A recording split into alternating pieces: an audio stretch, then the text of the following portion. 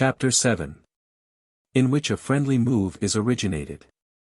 The arrangement between Mr. Boffin and his literary man, Mr. Silas Wegg, so far altered with the altered habits of Mr. Boffin's life. As that the Roman Empire usually declined in the morning and in the eminently aristocratic family mansion, rather than in the evening, as of yore, and in Boffin's bower. There were occasions, however, when Mr. Boffin, seeking a brief refuge from the blandishments of fashion, would present himself at the bower after dark, to anticipate the next sallying forth of Wegg, and would there, on the old settle, pursue the downward fortunes of those enervated and corrupted masters of the world who were by this time on their last legs. If Wegg had been worse paid for his office, or better qualified to discharge it, he would have considered these visits complimentary and agreeable, but, holding the position of a handsomely remunerated humbug, he resented them. This was quite according to rule, for the incompetent servant, by whomsoever employed, is always against his employer. Even those born governors, noble and right honorable creatures, who have been the most imbecile in high places, have uniformly shown themselves the most opposed, sometimes in belying distrust, sometimes in vapid insolence, to their employer. What is in such wise true of the public master and servant, is equally true of the private master and servant all the world over. When Mr. Silas Wegg did at last obtain free access to our house, as he had been wont to call the mansion outside which he had sat shelterless so long, and when he did at last find it in all particulars as different from his mental plans of it as according to the nature of things it well could be, that far-seeing and far-reaching character, by way of asserting himself and making out a case for compensation, affected to fall into a melancholy strain of musing over the mournful past. As if the house and he had had a fall in life together. And this, sir, Silas would say to his patron, sadly nodding his head in musing, was once our house. This, sir, is the building from which I have so often seen those great creatures, Miss Elizabeth, Master George, Aunt Jane, and Uncle Parker, whose very names were of his own inventing, pass and repass. And has it come to this, indeed? Ah, dear me, dear me. So tender were his lamentations, that the kindly Mr. Boffin was quite sorry for him, and almost felt mistrustful that in buying the house he had done him an irreparable injury. 2 or 3 diplomatic interviews, the result of great subtlety on Mr. Wegg's part, but assuming the mask of careless yielding to a fortuitous combination of circumstances impelling him towards Clerkenwell, had enabled him to complete his bargain with Mr. Venus. "Bring me round to the bower," said Silas, when the bargain was closed, "next Saturday evening, and if a sociable glass of old Jamaica warm should meet your views, I am not the man to begrudge it." "You are aware of my being poor company, sir," replied Mr. Venus, "but be it so. It being so, here is Saturday evening come, and here is Mr. Venus come, and ringing at the bower gate. Mr. Wegg opens the gate, descries a sort of brown paper truncheon under Mr. Venus's arm, and remarks, in a dry tone, 'Oh, I thought perhaps you might have come in a cab.' 'No, Mr. Wegg,' replies Venus. 'I am not above a parcel.' 'Above a parcel?' 'No,' says Wegg, with some dissatisfaction. 'But does not openly growl, a certain sort of parcel might be above you.' 'Here is your purchase, Mr. Wegg,' says Venus, politely handing it over, and I am glad to restore it to the source from whence it flowed. 'Thankee,' says Wegg. 'Now this affair is concluded, I may mention to you in a friendly way that I've my doubts whether, if I had consulted a lawyer, you could have kept this article back from me. I only throw it out as a legal point. Do you think so, Mr. Wegg? I bought you in open contract. You can't buy human flesh and blood in this country, sir, not alive, you can't,' says Wegg, shaking his head. 'Then query, bone?' 'As a legal point?' asks Venus. 'As a legal point.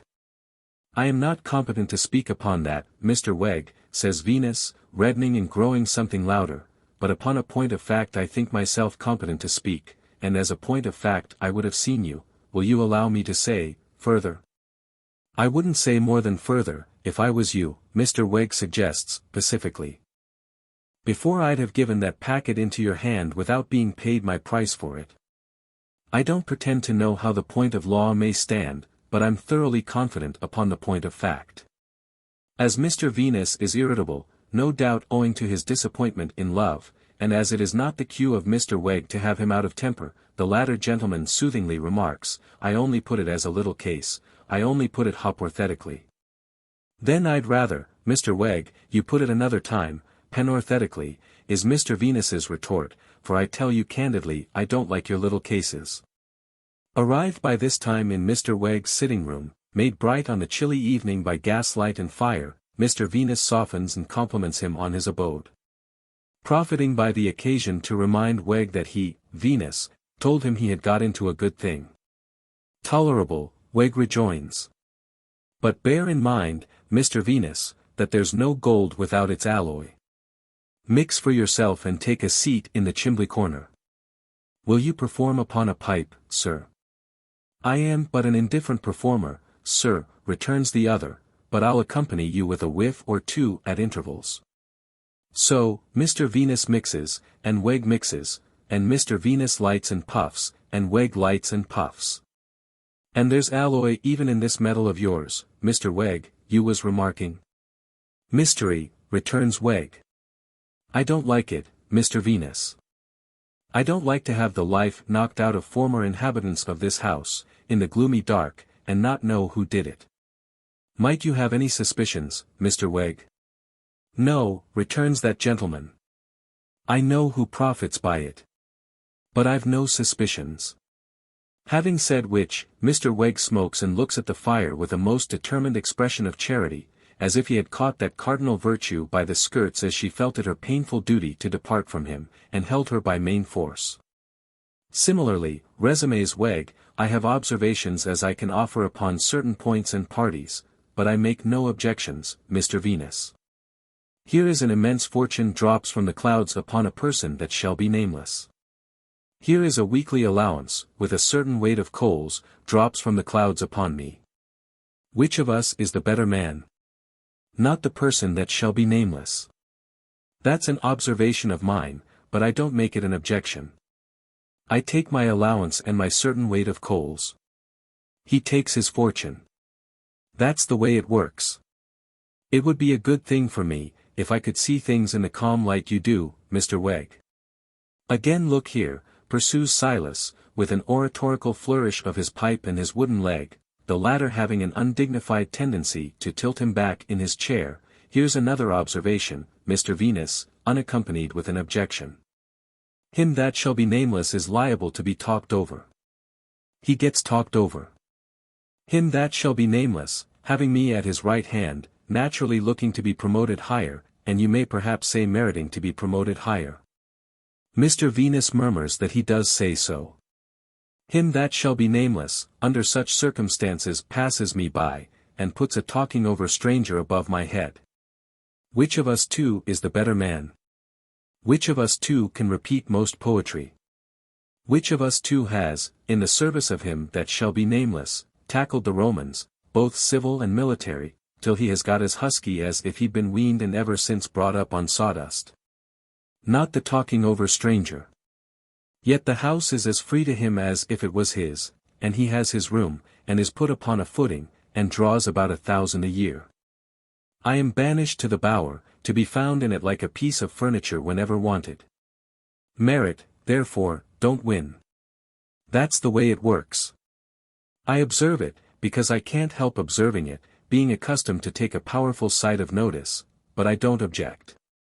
Ever here before, Mr. Venus? Not inside the gate, Mr. Wegg.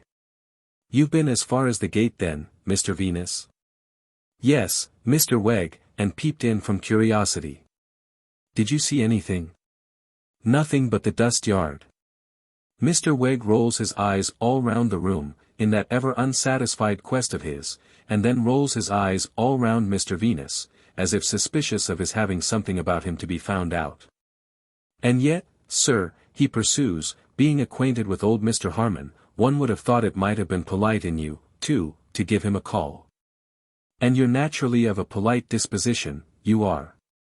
This last clause as a softening compliment to Mr. Venus.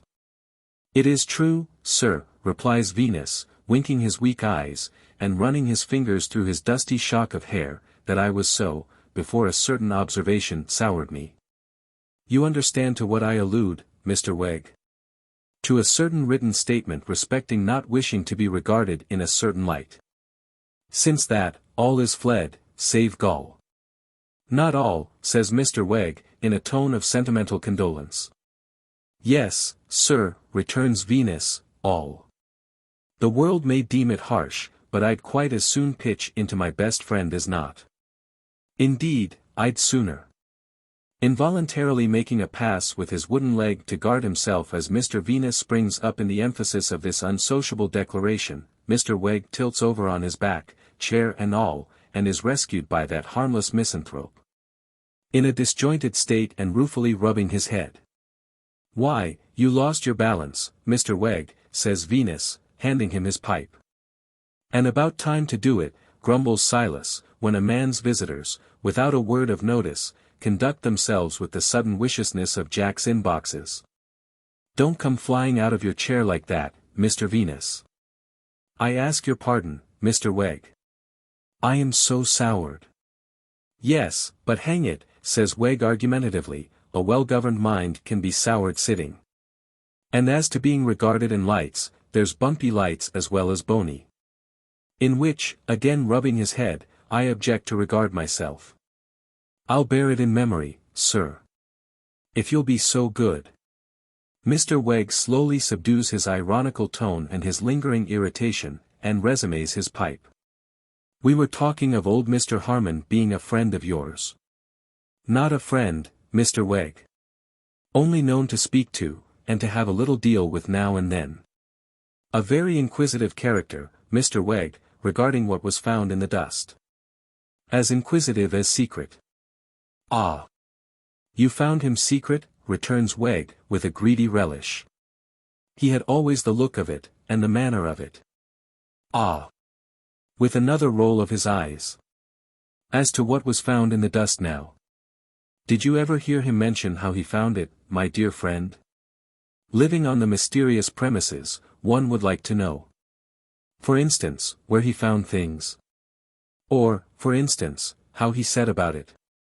Whether he began at the top of the mounds, or whether he began at the bottom. Whether he prodded, Mr. Wegg's pantomime is skillful and expressive here, or whether he scooped. Should you say scooped, my dear Mr. Venus, or should you as a man, say prodded? I should say neither, Mr. Wegg. As a fellow man, Mr. Venus, mix again, why neither? Because I suppose, sir, that what was found in the sorting and sifting. All the mounds are sorted and sifted. You shall see and pass your opinion. Mix again. On each occasion of his saying mix again, Mr. Wegg, with a hop on his wooden leg, hitches his chair a little nearer. More as if he were proposing that himself and Mr. Venus should mix again, than that they should replenish their glasses. Living, as I said before, on the mysterious premises, says Wegg when the other has acted on his hospitable entreaty, one likes to know. Would you be inclined to say now, as a brother, that he ever hid things in the dust, as well as found them? Mr. Wegg, on the whole I should say he might. Mr. Wegg claps on his spectacles, and admiringly surveys Mr. Venus from head to foot. As a mortal equally with myself, whose hand I take in mine for the first time this day, having unaccountably overlooked that act so full of boundless confidence binding a fellow creature to a fellow creature, says Wegg, holding Mr. Venus's palm out. Flat and ready for smiting, and now smiting it. As such, and no other, for I scorn all lowlier ties betwixt myself and the man walking with his face erect that alone I call my twin, regarded and regarding in this trustful bond. What do you think he might have hid? It is but a supposition, Mr. Wegg. As a being with his hand upon his heart, cries Wegg, and the apostrophe is not the less impressive for the being's hand being actually upon his rum and water. Put your supposition into language, and bring it out, Mr. Venus. He was the species of old gentleman, sir, slowly returns that practical anatomist, after drinking, that I should judge likely to take such opportunities as this place offered, of stowing away money, valuables, maybe papers. As one that was ever an ornament to human life, says Mr. Wegg, again holding out Mr. Venus's palm as if he were going to tell his fortune by chiromancy, and holding his own up ready for smiting it when the time should come. As one that the poet might have had his eye on, in writing the national naval words. Hell may weather, now lay her close. Yard arm she lies. Again, cried I, Mr. Venus, give her t'other dose. Man shrouds and grapple, sir, or she flies. That is to say, regarded in the light of true British oak, for such you are explain, Mr. Venus, the expression, papers.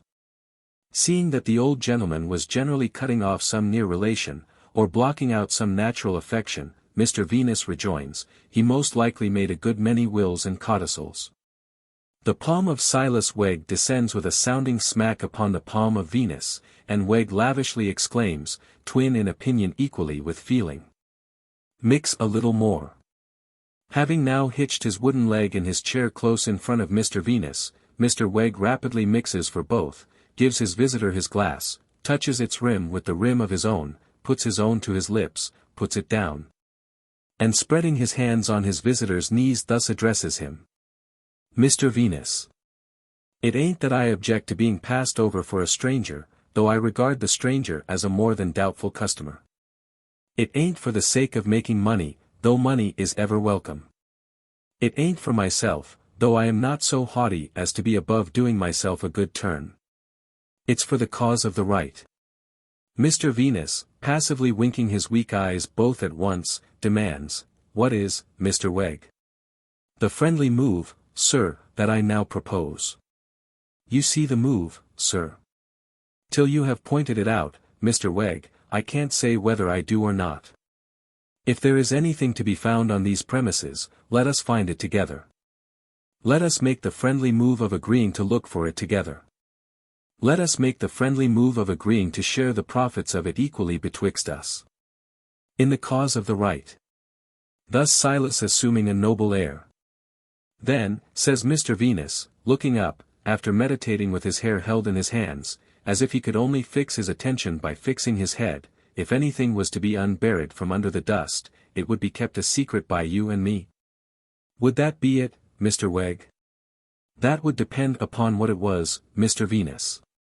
Say it was money, or plate, or jewelry, it would be as much ours as anybody else's. Mr. Venus rubs an eyebrow, interrogatively. In the cause of the right it would. Because it would be unknowingly sold with the mounds else, and the buyer would get what he was never meant to have, and never bought. And what would that be, Mr. Venus, but the cause of the wrong? Say it was papers, Mr. Venus propounds. According to what they contained we should offer to dispose of them to the parties most interested, replies Wegg, promptly. In the cause of the right, Mr. Wegg? Always so, Mr. Venus. If the parties should use them in the cause of the wrong, that would be their act and deed. Mr. Venus. I have an opinion of you, sir, to which it is not easy to give mouth. Since I called upon you that evening when you were, as I may say, floating your powerful mind in tea, I have felt that you required to be roused with an object. In this friendly move, sir, you will have a glorious object to rouse you. Mr. Wegg then goes on to enlarge upon what throughout has been uppermost in his crafty mind, the qualifications of Mr. Venus for such a search. He expatiates on Mr. Venus's patient habits and delicate manipulation. On his skill in piecing little things together, on his knowledge of various tissues and textures, on the likelihood of small indications leading him on to the discovery of great concealments. While as to myself, says Wegg, I am not good at it. Whether I gave myself up to prodding, or whether I gave myself up to scooping, I couldn't do it with that delicate touch so as not to show that I was disturbing the mounds. Quite different with you, going to work, as you would, in the light of a fellow man, holily pledged in a friendly move to his brother man. Mr. Wegg next modestly remarks on the want of adaptation in a wooden leg to ladders and such like airy perches, and also hints at an inherent tendency in that timber fiction, when called into action for the purposes of a promenade on an ashy slope, to stick itself into the yielding foothold, and peg its owner to one spot. Then, leaving this part of the subject, he remarks on the special phenomenon that before his installation in the Bower, it was from Mr. Venus that he first heard of the legend of hidden wealth in the mounds, which, he observes with a vaguely pious air, was surely never meant for nothing.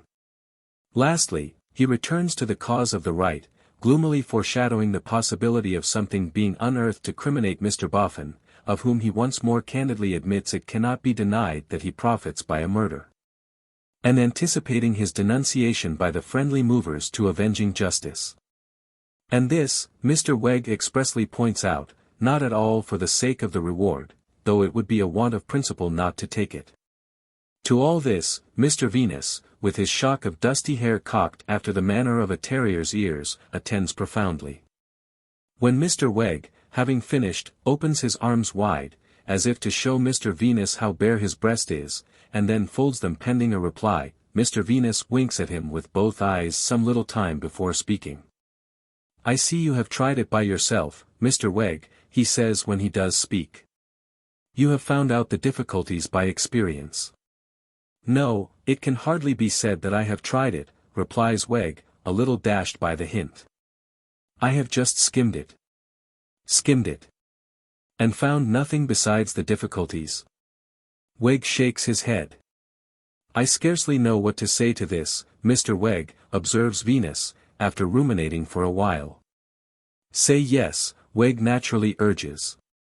"If I wasn't soured, my answer would be no. But being soured, Mr. Wegg, and driven to reckless madness and desperation, I suppose it's yes."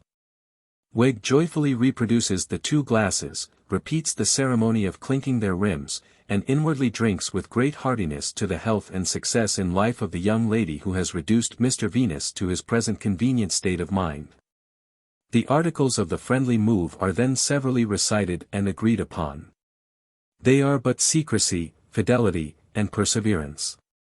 The Bower to be always free of access to Mr. Venus for his researches, and every precaution to be taken against their attracting observation in the neighborhood. "There's a footstep," exclaims Venus. "Where?" cries Wegg, starting. "Outside. St. They are in the act of ratifying the treaty of friendly move, by shaking hands upon it. They softly break off, light their pipes which have gone out, and lean back in their chairs. No doubt, a footstep. It approaches the window, and a hand taps at the glass. "Come in," calls Wegg, meaning come round by the door. But the heavy old-fashioned sash is slowly raised, and a head slowly looks in out of the dark background of night. "Pray, is Mr. Silas Wegg here?" "Oh. I see him." The friendly movers might not have been quite at their ease, even though the visitor had entered in the usual manner. But, leaning on the breast-high window, and staring in out of the darkness, they find the visitor extremely embarrassing. Especially Mr. Venus, who removes his pipe, draws back his head, and stares at the starer, as if it were his own Hindu baby come to fetch him home. "Good evening, Mr. Wegg. The yard gate lock should be looked to, if you please, it don't catch." "Is it Mr. Rokesmith?" falters Wegg. "It is Mr. Rokesmith. Don't let me disturb you. I am not coming in. I have only a message for you, which I undertook to deliver on my way home to my lodgings. I was in two minds about coming beyond the gate without ringing, not knowing but you might have a dog about."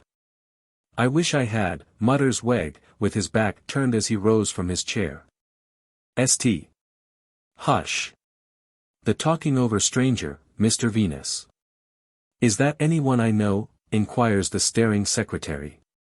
"No, Mr. Rokesmith. Friend of mine. Passing the evening with me." "Oh. I beg his pardon. Mr. Boffin wishes you to know that he does not expect you to stay at home any evening, on the chance of his coming. It has occurred to him that he may, without intending it, have been a tie upon you. In future, if he should come without notice, he will take his chance of finding you, and it will be all the same to him if he does not. I undertook to tell you on my way. That's all." With that, and "good night," the secretary lowers the window, and disappears. They listen, and hear his footsteps go back to the gate, and hear the gate close after him. And for that individual, Mr. Venus, remarks Wegg, when he is fully gone, I have been passed over. Let me ask you what you think of him. Apparently, Mr. Venus does not know what to think of him, for he makes sundry efforts to reply, without delivering himself of any other articulate utterance than that he has a singular look. A double look, you mean, sir, rejoins Wegg, playing bitterly upon the word. That's his look. Any amount of singular look for me, but not a double look. That's an underhanded mind, sir. Do you say there's something against him? Venus asks. Something against him, repeats Wegg. Something. What would the relief be to my feelings, as a fellow man, if I wasn't the slave of truth, and didn't feel myself compelled to answer, everything. See into what wonderful maudlin refuges, featherless ostriches plunge their heads. It is such unspeakable moral compensation to Wegg, to be overcome by the consideration that Mr. Rokesmith has an underhanded mind. On this starlight night, Mr. Venus, he remarks, when he is showing that friendly mover out across the yard, and both are something the worse for mixing again and again, on this starlight night to think that talking over strangers and underhanded minds, can go walking home under the sky, as if they was all square. The spectacle of those orbs, says Mr. Venus, gazing upward with his hat tumbling off, brings heavy on me her crushing words that she did not wish to regard herself nor yet to be regarded in that. I know. I know. You needn't repeat, says Wegg, pressing his hand. But think how those stars steady me in the cause of the right against some that shall be nameless. It isn't that I bear malice. But see how they glisten with old remembrances. Old remembrances of what, sir? Mr. Venus begins drearily replying, of her words, in her own handwriting, that she does not wish to regard herself, nor yet, when Silas cuts him short with dignity. No, sir. Remembrances of our house, of Master George, of Aunt Jane, of Uncle Parker, all laid waste. All offered up sacrifices to the minion of fortune and the worm of the hour. Chapter 8. In which an innocent elopement occurs. The minion of fortune and the worm of the hour, or in less cutting language, Nicodemus Boffin, Esquire, the Golden Dustman, had become as much at home in his eminently aristocratic family mansion as he was likely ever to be.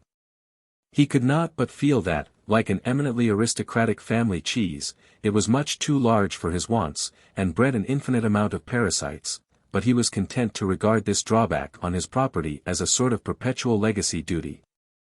He felt the more resigned to it, forasmuch as Mrs. Boffin enjoyed herself completely, and Miss Bella was delighted. That young lady was, no doubt, an acquisition to the Boffins.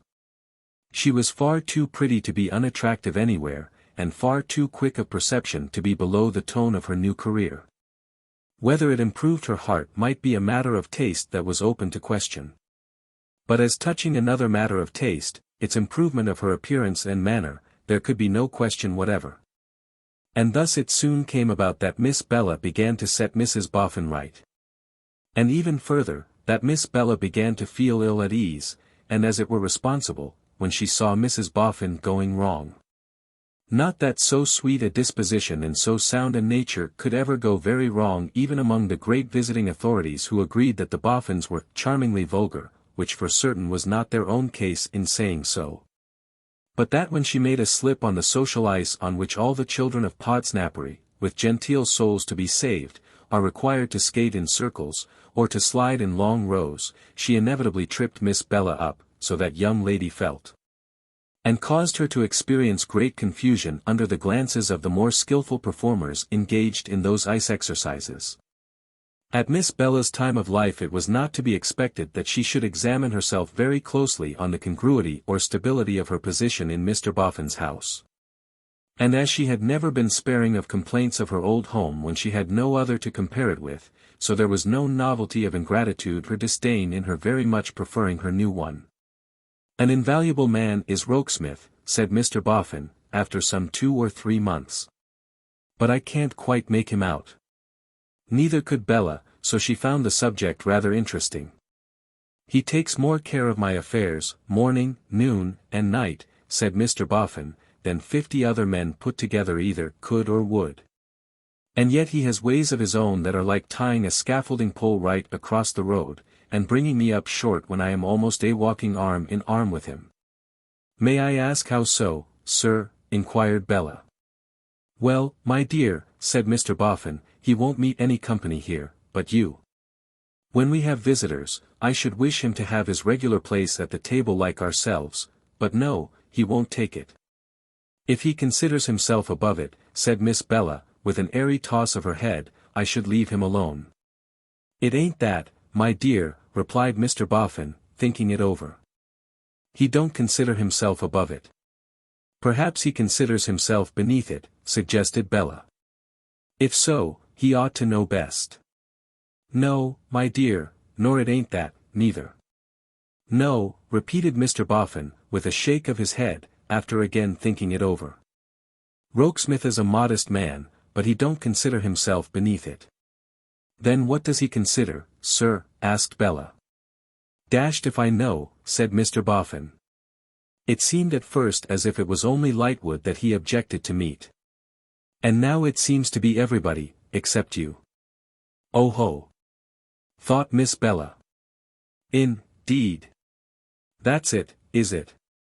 For Mr. Mortimer Lightwood had dined there 2 or 3 times, and she had met him elsewhere, and he had shown her some attention. Rather cool in a secretary, and Pa's lodger, to make me the subject of his jealousy. That Pa's daughter should be so contemptuous of Pa's lodger was odd. But there were odder anomalies than that in the mind of the spoilt girl, spoilt first by poverty, and then by wealth. Be it this history's part, however, to leave them to unravel themselves. A little too much, I think, Miss Bella reflected scornfully, to have Pa's lodger laying claim to me, and keeping eligible people off.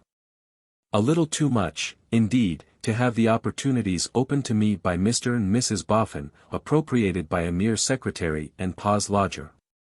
Yet it was not so very long ago that Bella had been fluttered by the discovery that this same secretary and lodger seemed to like her. Ah! But the eminently aristocratic mansion Mrs. Boffin's dressmaker had not come into play then. In spite of his seemingly retiring manners, a very intrusive person, this secretary and lodger, in Miss Bella's opinion. Always a light in his office room when we came home from the play or opera, and he always at the carriage door to hand us out. Always a provoking radiance too on Mrs. Boffin's face, and an abominably cheerful reception of him, as if it were possible seriously to approve what the man had in his mind. You never charge me, Miss Wilfer, said the secretary, encountering her by chance alone in the great drawing-room, with commissions for home. I shall always be happy to execute any commands you may have in that direction. Pray what may you mean, Mr. Rokesmith? Inquired Miss Bella, with languidly drooping eyelids. By home? I mean your father's house at Holloway. She colored under the retort, so skillfully thrust, that the words seemed to be merely a plain answer, given in plain good faith, and said, rather more emphatically and sharply. What commissions and commands are you speaking of? Only little words of remembrance, as I assume you sent somehow or other, replied the secretary with his former air. It would be a pleasure to me if you would make me the bearer of them. As you know, I come and go between the 2 houses every day. You needn't remind me of that, sir. She was too quick in this petulant sally against Pa's lodger, and she felt that she had been so when she met his quiet look. They don't send many. What was your expression? Words of remembrance to me, said Bella, making haste to take refuge in ill usage. They frequently ask me about you, and I give them such slight intelligence as I can. I hope it's truly given, exclaimed Bella. I hope you cannot doubt it, for it would be very much against you, if you could. No, I do not doubt it. I deserve the reproach, which is very just indeed. I beg your pardon, Mr. Rokesmith. I should beg you not to do so, but that it shows you to such admirable advantage, he replied with earnestness. Forgive me, I could not help saying that. To return to what I have digressed from, let me add that perhaps they think I report them to you, deliver little messages, and the like. But I forbear to trouble you, as you never ask me. I am going, sir," said Bella, looking at him as if he had reproved her, "to see them tomorrow." "Is that," he asked, hesitating, "said to me, or to them?" "To which you please." "To both. Shall I make it a message?" "You can if you like, Mr. Oaksmith." "Message or no message, I am going to see them tomorrow." "Then I will tell them so." He lingered a moment, as though to give her the opportunity of prolonging the conversation if she wished. As she remained silent, he left her. Two incidents of the little interview were felt by Miss Bella herself, when alone again, to be very curious. The first was, that he unquestionably left her with a penitent air upon her, and a penitent feeling in her heart. The second was, that she had not an intention or a thought of going home, until she had announced it to him as a settled design. "What can I mean by it, or what can he mean by it?" was her mental inquiry. "He has no right to any power over me, and how do I come to mind him when I don't care for him?" Mrs. Boffin, insisting that Bella should make tomorrow's expedition in the chariot, she went home in great grandeur. Mrs. Wilfer and Miss Lavinia had speculated much on the probabilities and improbabilities of her coming in this gorgeous state, and, on beholding the chariot from the window at which they were secreted to look out for it, agreed that it must be detained at the door as long as possible, for the mortification and confusion of the neighbors. Then they repaired to the usual family room, to receive Miss Bella with a becoming show of indifference. The family room looked very small and very mean, and the downward staircase by which it was attained looked very narrow and very crooked. The little house and all its arrangements were a poor contrast to the eminently aristocratic dwelling. "I can hardly believe," thought Bella, "that I ever did endure life in this place." Gloomy majesty on the part of Mrs. Wilfer, and native pertness on the part of Lavvy, did not mend the matter. Bella really stood in natural need of a little help, and she got none. "This," said Mrs. Wilfer, presenting a cheek to be kissed, as sympathetic and responsive as the back of the bowl of a spoon, "is quite an honor. You will probably find your sister Lavvy grown, Bella." "Ma," Miss Lavinia interposed, "there can be no objection to your being aggravating, because Bella richly deserves it, but I really must request that you will not drag in such ridiculous nonsense as my having grown when I am past the growing age. I grew, myself," Mrs. Wilfer sternly proclaimed, "after I was married."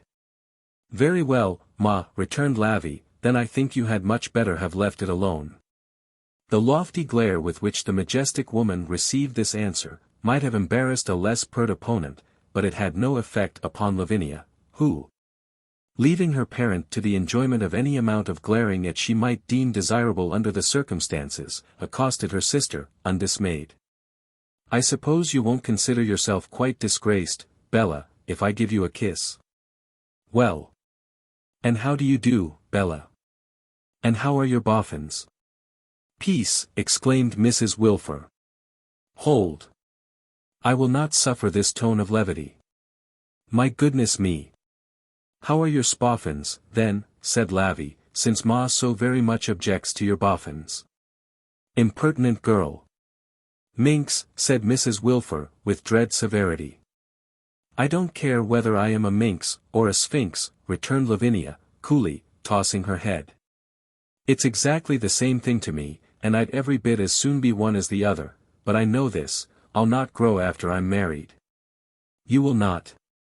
"You will not?" repeated Mrs. Wilfer, solemnly. "No, Ma, I will not. Nothing shall induce me." Mrs. Wilfer, having waved her gloves, became loftily pathetic. But it was to be expected, thus she spake.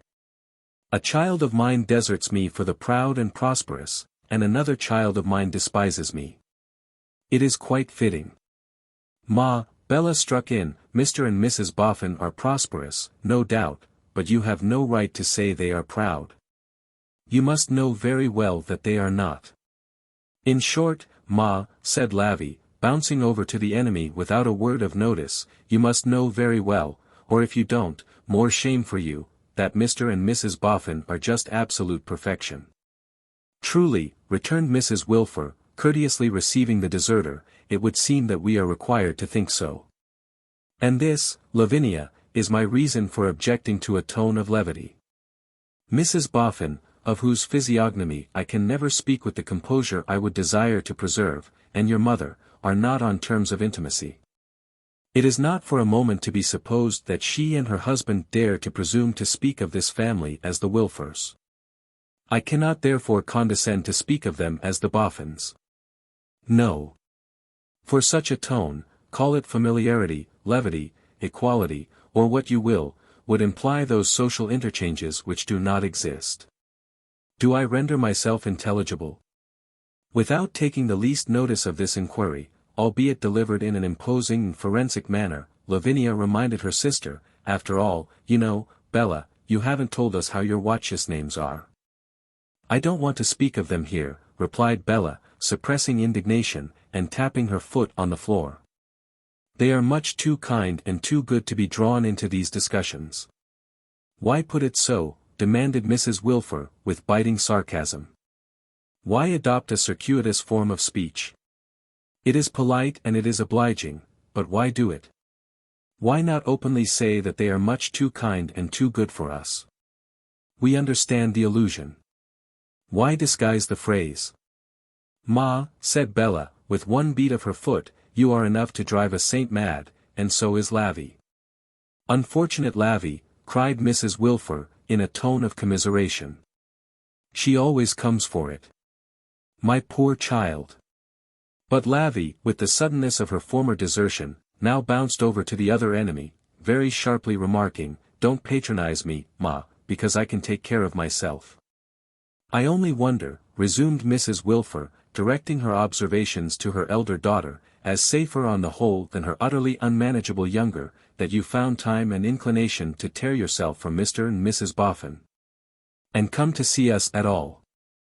I only wonder that our claims, contending against the superior claims of Mr. and Mrs. Boffin, had any weight. I feel I ought to be thankful for gaining so much, in competition with Mr. and Mrs. Boffin. The good lady bitterly emphasized the first letter of the word Boffin, as if it represented her chief objection to the owners of that name, and as if she could have borne Dauphin, Moffin, or Poffin much better. Ma, said Bella, angrily, you force me to say that I am truly sorry I did come home, and that I never will come home again, except when poor dear Pa is here. For, Pa is too magnanimous to feel envy and spite towards my generous friends, and Pa is delicate enough and gentle enough to remember the sort of little claim they thought I had upon them and the unusually trying position in which, through no act of my own, I had been placed. And I always did love poor dear Pa better than all the rest of you put together, and I always do and I always shall. Here Bella, deriving no comfort from her charming bonnet and her elegant dress, burst into tears. I think, R.W. cried Mrs. Wilfer, lifting up her eyes and apostrophizing the air, that if you were present, it would be a trial to your feelings to hear your wife and the mother of your family depreciated in your name. But fate has spared you this, R.W. whatever it may have thought proper to inflict upon her. Here Mrs. Wilfer burst into tears. I hate the Boffins, protested Miss Lavinia. I don't care who objects to their being called the Boffins. I will call them the Boffins. The Boffins, the Boffins, the Boffins. And I say they are mischief-making Boffins, and I say the Boffins have set Bella against me, and I tell the Boffins to their faces, which was not strictly the fact, but the young lady was excited, that they are detestable Boffins. Disreputable Boffins, odious Boffins, beastly Boffins. There. Here Miss Lavinia burst into tears. The front garden gate clanked, and the secretary was seen coming at a brisk pace up the steps.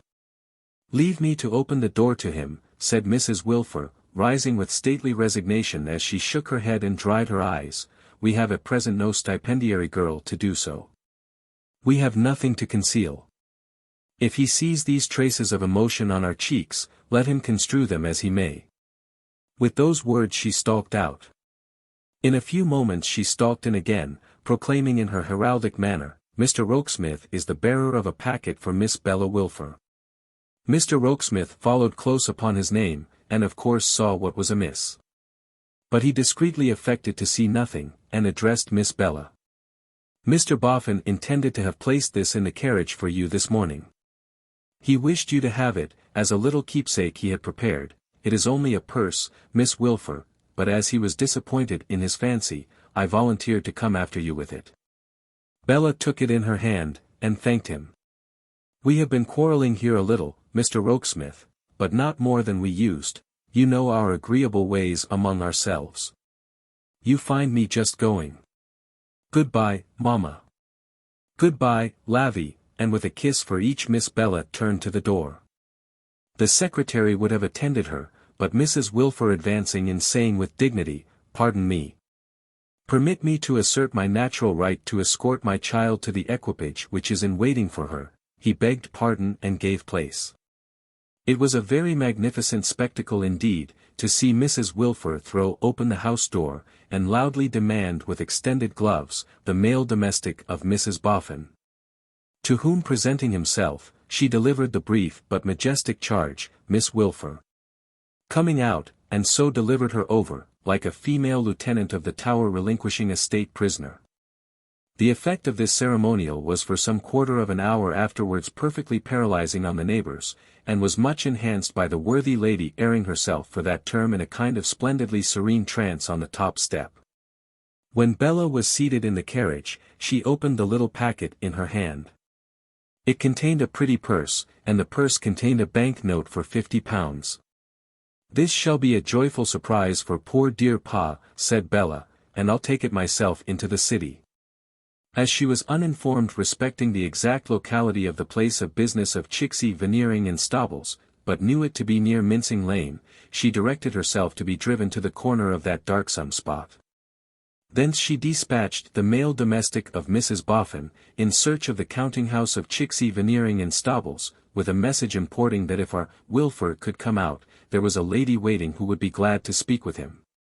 The delivery of these mysterious words from the mouth of a footman caused so great an excitement in the counting-house, that a youthful scout was instantly appointed to follow Rumty, observe the lady, and come in with his report. Nor was the agitation by any means diminished, when the scout rushed back with the intelligence that the lady was a slap-up gal in a bang-up chariot. Rumty himself, with his pen behind his ear under his rusty hat, arrived at the carriage door in a breathless condition, and had been fairly lugged into the vehicle by his cravat and embraced almost unto choking, before he recognized his daughter. "My dear child," he then panted, incoherently. "Good gracious me! What a lovely woman you are! I thought you had been unkind and forgotten your mother and sister. I have just been to see them, Pa dear." "Oh! And how did you find your mother?" asked R.W., dubiously. "Very disagreeable, Pa, and so was Lavvy." "They are sometimes a little liable to it," observed the patient cherub, "but I hope you made allowances, Bella, my dear." "No. I was disagreeable too, Pa. We were all of us disagreeable together. But I want you to come and dine with me somewhere, Pa." "Why, my dear, I have already partaken of if one might mention such an article in this superb chariot, of a saveloy," replied R. Wilfer, modestly dropping his voice on the word, as he eyed the canary-colored fittings. "Oh! That's nothing, Pa. Truly, it ain't as much as one could sometimes wish it to be, my dear," he admitted, drawing his hand across his mouth. "Still, when circumstances over which you have no control, interpose obstacles between yourself and small Germans, you can't do better than bring a contented mind to hear on," again dropping his voice in deference to the chariot, "Saveloys. You poor good Pa. Pa, do, I beg and pray, get leave for the rest of the day, and come and pass it with me." "Well, my dear, I'll cut back and ask for leave." "But before you cut back," said Bella, who had already taken him by the chin, pulled his hat off, and begun to stick up his hair in her old way, "do say that you are sure I am giddy and inconsiderate, but have never really slighted you, Pa." "My dear, I say it with all my heart." "And might I likewise observe," her father delicately hinted, with a glance out at window, "that perhaps it might be calculated to attract attention, having one's hair publicly done by a lovely woman in an elegant turnout in Fenchurch Street?" Bella laughed and put on his hat again.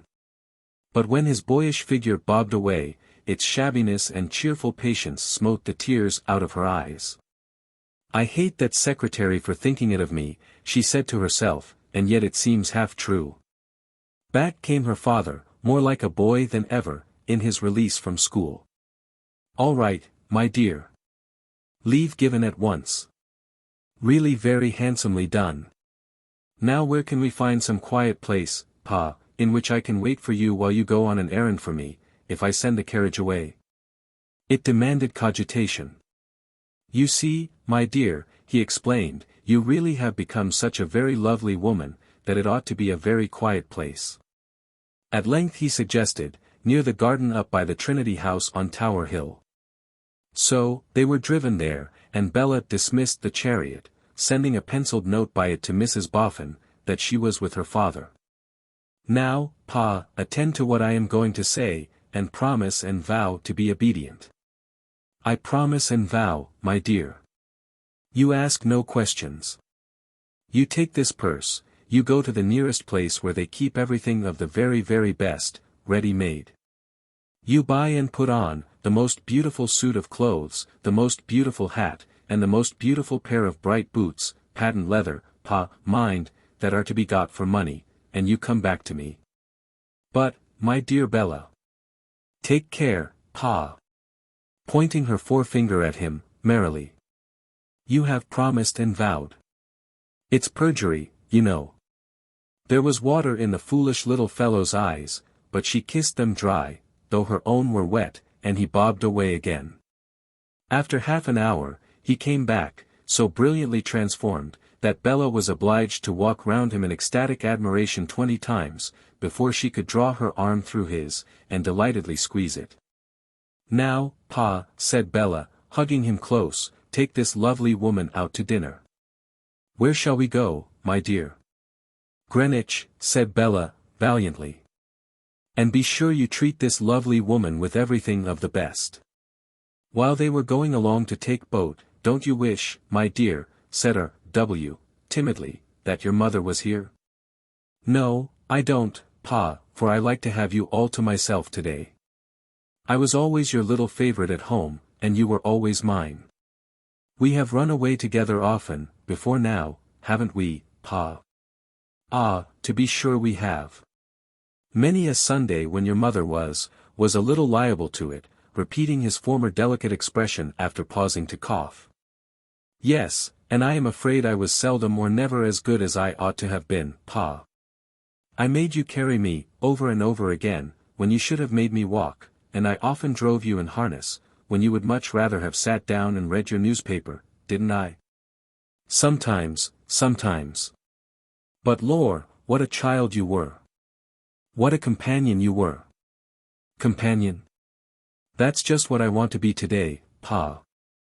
You are safe to succeed, my love. Your brothers and sisters have all in their turns been companions to me, to a certain extent, but only to a certain extent. Your mother has, throughout life, been a companion that any man might look up to, and commit the sayings of, to memory, and form himself upon, if he liked the model," suggested Bella. "Yes," he returned, thinking about it, not quite satisfied with the phrase, or perhaps I might say, if it was in him. "Supposing, for instance, that a man wanted to be always marching, he would find your mother an inestimable companion. But if he had any taste for walking, or should wish at any time to break into a trot, he might sometimes find it a little difficult to keep step with your mother. Or take it this way, Bella," he added, after a moment's reflection. "Supposing that a man had to go through life, we won't say with a companion, but we'll say to a tune." "Very good. Supposing that the tune allotted to him was the Dead March in Sol. Well, it would be a very suitable tune for particular occasions, none better, but it would be difficult to keep time within the ordinary run of domestic transactions.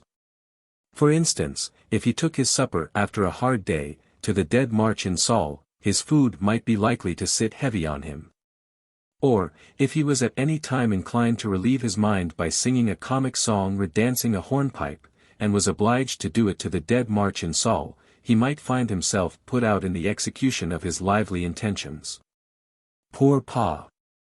Thought Bella, as she hung upon his arm.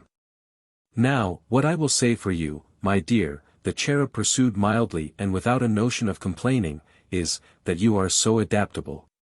So adaptable. Indeed, I am afraid I have shown a wretched temper, Pa. I am afraid I have been very complaining, and very capricious. I seldom or never thought of it before. But when I sat in the carriage just now and saw you coming along the pavement, I reproached myself. Not at all, my dear. Don't speak of such a thing. A happy and a chatty man was Pa in his new clothes that day. Take it for all in all, it was perhaps the happiest day he had ever known in his life. Not even excepting that on which his heroic partner had approached the nuptial altar to the tune of the Dead March in Saul. The little expedition down the river was delightful, and the little room overlooking the river into which they were shown for dinner was delightful. Everything was delightful. The park was delightful, the punch was delightful, the dishes of fish were delightful, the wine was delightful. Bella was more delightful than any other item in the festival, drawing Pa out in the gayest manner. Making a point of always mentioning herself as the lovely woman, stimulating Pa to order things, by declaring that the lovely woman insisted on being treated with them. And in short causing Pa to be quite enraptured with the consideration that he was the Pa of such a charming daughter. And then, as they sat looking at the ships and steamboats making their way to the sea with the tide that was running down, the lovely woman imagined all sorts of voyages for herself and Pa. Now, Pa, in the character of owner of a lumbering square-sailed collier, was tacking away to Newcastle, to fetch black diamonds to make his fortune with. Now, Pa was going to China in that handsome three-masted ship, to bring home opium, with which he would forever cut out Chixie veneering and staubles, and to bring home silks and shawls without end for the decoration of his charming daughter. Now, John Harmon's disastrous fate was all a dream, and he had come home and found the lovely woman just the article for him, and the lovely woman had found him just the article for her, and they were going away on a trip, in their gallant bark. To look after their vines, with streamers flying at all points, a band playing on deck and Pa established in the great cabin. Now, John Harmon was consigned to his grave again, and a merchant of immense wealth, name unknown, had courted and married the lovely woman, and he was so enormously rich that everything you saw upon the river sailing or steaming belonged to him. And he kept a perfect fleet of yachts for pleasure, and that little impudent yacht which you saw over there, with the great white sail, was called the Bella, in honor of his wife, and she held her state aboard when it pleased her. Like a modern Cleopatra. Anon, there would embark in that troop ship when she got to Gravesend, a mighty general, of large property, name also unknown, who wouldn't hear of going to victory without his wife, and whose wife was the lovely woman. And she was destined to become the idol of all the red coats and blue jackets alow and aloft. And then again, you saw that ship being towed out by a steam tug? Well, where did you suppose she was going to? She was going among the coral reefs and cocoa-nuts and all that sort of thing, and she was chartered for a fortunate individual of the name of Pa, himself on board, and much respected by all hands, and she was going, for his sole profit and advantage, to fetch a cargo of sweet-smelling woods, the most beautiful that ever were seen, and the most profitable that ever were heard of. And her cargo would be a great fortune, as indeed it ought to be, the lovely woman who had purchased her and fitted her expressly for this voyage, being married to an Indian prince, who was a something or other. And who wore cashmere shawls all over himself and diamonds and emeralds blazing in his turban, and was beautifully coffee-colored and excessively devoted, though a little too jealous. Thus Bella ran on merrily, in a manner perfectly enchanting to Pa, who was as willing to put his head into the Sultan's tub of water as the beggar boys below the window were to put their heads in the mud. I suppose, my dear, said Pa after dinner, we may come to the conclusion at home, that we have lost you for good? Bella shook her head. Didn't know. Couldn't say. All she was able to report was, that she was most handsomely supplied with everything she could possibly want, and that whenever she hinted at leaving Mr. and Mrs. Boffin, they wouldn't hear of it. And now, Pa, pursued Bella, I'll make a confession to you. I am the most mercenary little wretch that ever lived in the world. I should hardly have thought it of you, my dear, returned her father, first glancing at himself. And then at the dessert.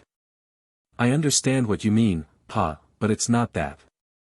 It's not that I care for money to keep as money, but I do care so much for what it will buy. Really I think most of us do, returned R.W. But not to the dreadful extent that I do, Pa oh, cried Bella, screwing the exclamation out of herself with a twist of her dimpled chin. I am so mercenary. With a wistful glance R.W. said, in default of having anything better to say, about when did you begin to feel it coming on, my dear? That's it, Pa. That's the terrible part of it. When I was at home, and only knew what it was to be poor, I grumbled but didn't so much mind. When I was at home expecting to be rich, I thought vaguely of all the great things I would do. But when I had been disappointed of my splendid fortune, and came to see it from day to day in other hands, and to have before my eyes what it could really do, then I became the mercenary little wretch I am. It's your fancy, my dear. I can assure you it's nothing of the sort, Pa, said Bella, nodding at him, with her very pretty eyebrows raised as high as they would go, and looking comically frightened. It's a fact. I am always avariciously scheming. Lor! But how? I'll tell you, Pa. I don't mind telling you, because we have always been favorites of each other's, and because you are not like a Pa, but more like a sort of a younger brother with a dear venerable chubbiness on him. And besides, added Bella, laughing as she pointed a rallying finger at his face, because I have got you in my power. This is a secret expedition. If ever you tell of me, I'll tell of you. I'll tell Ma that you dined at Greenwich. Well. Seriously, my dear, observed R.W., with some trepidation of manner, it might be as well not to mention it. Aha, laughed Bella. I knew you wouldn't like it, sir. So you keep my confidence, and I'll keep yours. But betray the lovely woman, and you shall find her a serpent. Now, you may give me a kiss, Pa, and I should like to give your hair a turn, because it has been dreadfully neglected in my absence. R.W. submitted his head to the operator, and the operator went on talking. At the same time putting separate locks of his hair through a curious process of being smartly rolled over her two revolving forefingers, which were then suddenly pulled out of it in opposite lateral directions. On each of these occasions the patient winced and winked. I have made up my mind that I must have money, Pa. I feel that I can't beg it, borrow it, or steal it, and so I have resolved that I must marry it. R.W. cast up his eyes towards her, as well as he could under the operating circumstances, and said in a tone of remonstrance, My dear Bella. Have resolved, I say, Pa, that to get money I must marry money. In consequence of which, I am always looking out for money to captivate. My dear Bella. Yes, Pa, that is the state of the case. If ever there was a mercenary plotter whose thoughts and designs were always in her mean occupation, I am the amiable creature. But I don't care. I hate and detest being poor, and I won't be poor if I can marry money. Now you are deliciously fluffy, Pa, and in a state to astonish the waiter and pay the bill. But, my dear Bella, this is quite alarming at your age. I told you so, Pa, but you wouldn't believe it, returned Bella, with a pleasant childish gravity. Isn't it shocking? It would be quite so, if you fully knew what you said, my dear, or meant it. Well, Pa, I can only tell you that I mean nothing else. Talk to me of love, said Bella, contemptuously, though her face and figure certainly rendered the subject no incongruous one. Talk to me of fiery dragons. But talk to me of poverty and wealth, and there indeed we touch upon realities. My dear, this is becoming awful, her father was emphatically beginning, when she stopped him. Pa, tell me. Did you marry money? You know I didn't, my dear. Bella hummed the Dead March in Saul, and said, after all it signified very little. But seeing him look grave and downcast, she took him round the neck and kissed him back to cheerfulness again. I didn't mean that last touch, Pa. It was only said in joke. Now mind. You are not to tell of me, and I'll not tell of you. And more than that. I promise to have no secrets from you, Pa, and you may make certain that, whatever mercenary things go on, I shall always tell you all about them in strict confidence. Fain to be satisfied with this concession from the lovely woman, R.W. rang the bell, and paid the bill. Now, all the rest of this, Pa, said Bella, rolling up the purse when they were alone again, hammering it small with her little fist on the table, and cramming it into one of the pockets of his new waistcoat, is for you. To buy presents with for them at home, and to pay bills with, and to divide as you like, and spend exactly as you think proper. Last of all take notice, Pa, that it's not the fruit of any avaricious scheme. Perhaps if it was, your little mercenary wretch of a daughter wouldn't make so free with it. After which, she tugged at his coat with both hands, and pulled him all askew in buttoning that garment over the precious waistcoat pocket, and then tied her dimples into her bonnet strings in a very knowing way, and took him back to London. Arrived at Mr. Boffin's door, she set him with his back against it, tenderly took him by the ears as convenient handles for her purpose, and kissed him until he knocked muffled double knocks at the door with the back of his head. That done, she once more reminded him of their compact and gaily parted from him. Not so gaily, however, but that tears filled her eyes as he went away down the dark street. Not so gaily, but that she several times said, "Ah, poor little Pa. Ah, poor dear struggling shabby little Pa," before she took heart to knock at the door. Not so gaily, but that the brilliant furniture seemed to stare her out of countenance as if it insisted on being compared with the dingy furniture at home. Not so gaily, but that she fell into very low spirits sitting late in her own room, and very heartily wept, as she wished, now that the deceased old John Harmon had never made a will about her. Now that the deceased young John Harmon had lived to marry her. Contradictory things to wish, said Bella, but my life and fortunes are so contradictory altogether that what can I expect myself to be? Chapter 9. In which the orphan makes his will. The secretary, working in the dismal swamp betimes next morning, was informed that a youth waited in the hall who gave the name of Sloppy. The footman who communicated this intelligence made a decent pause before uttering the name, to express that it was forced on his reluctance by the youth in question. And that if the youth had had the good sense and good taste to inherit some other name it would have spared the feelings of him the bearer. Mrs. Boffin will be very well pleased, said the secretary in a perfectly composed way. Show him in. Mr. Sloppy being introduced, remained close to the door, revealing in various parts of his form many surprising, confounding, and incomprehensible buttons. I am glad to see you, said John Rokesmith, in a cheerful tone of welcome. I have been expecting you. Sloppy explained that he had meant to come before, but that the orphan, of whom he made mention as our Johnny, had been ailing, and he had waited to report him well. Then he is well now, said the secretary. No he ain't, said Sloppy. Mr. Sloppy having shaken his head to a considerable extent, proceeded to remark that he thought Johnny must have took M from the Minders. Being asked what he meant, he answered, them that come out upon him and particular his chest. Being requested to explain himself, he stated that there was some of M what you couldn't kiver with a sixpence. Pressed to fall back upon a nominative case, he opined that they was about as red as ever red could be. But as long as they strikes out ards, sir, continued Sloppy, they ain't so much. It's their striking in ards that's to be kept off. John Rokesmith hoped the child had had medical attendance.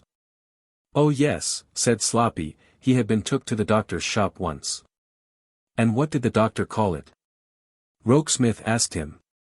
After some perplexed reflection, Sloppy answered, brightening, he called it something as was wery long for spots. Rokesmith suggested measles. No, said Sloppy with confidence, ever so much longer than them, sir. Mr. Sloppy was elevated by this fact, and seemed to consider that it reflected credit on the poor little patient. Mrs. Boffin will be sorry to hear this, said Rokesmith. Mrs. Higden said so, sir, when she kept it from her, hoping as our Johnny would work round. But I hope he will, said Rokesmith, with a quick turn upon the messenger. "I hope so," answered Sloppy. "It all depends on their striking innards." He then went on to say that whether Johnny had took M from the Minders, or whether the Minders had took M from Johnny, the Minders had been sent home and had got M.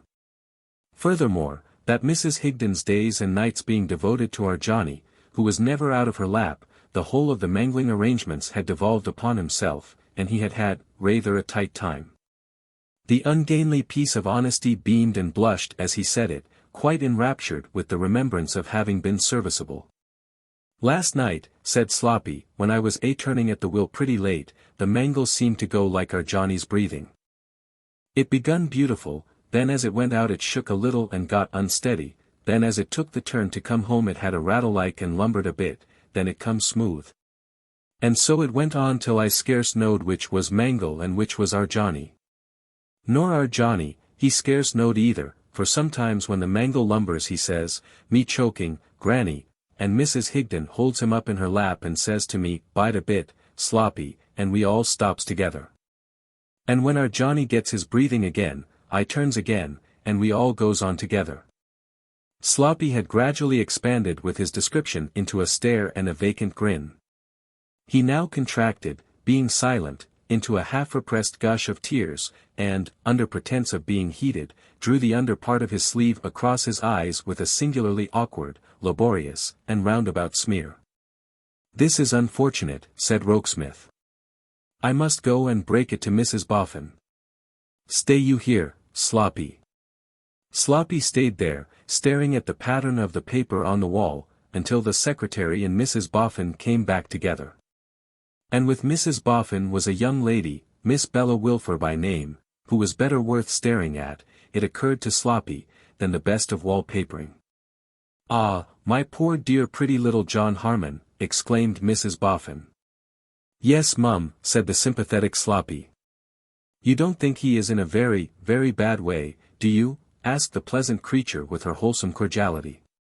Put upon his good faith, and finding it in collision with his inclinations, Sloppy threw back his head and uttered a mellifluous howl, rounded off with a sniff. "So bad as that," cried Mrs. Boffin. "And Betty Higden not to tell me of it sooner." "I think she might have been mistrustful, mum," answered Sloppy, hesitating. "Of what, for heaven's sake?" "I think she might have been mistrustful, mum," returned Sloppy with submission, "of standing in our Johnny's light. There's so much trouble in illness, and so much expense, and she's seen such a lot of its being objected to." "But she never can have thought," said Mrs. Boffin, "that I would grudge the dear child anything." "No, mum, but she might have thought, as a habit like, of it standing in Johnny's light, and might have tried to bring him through it unbeknownst."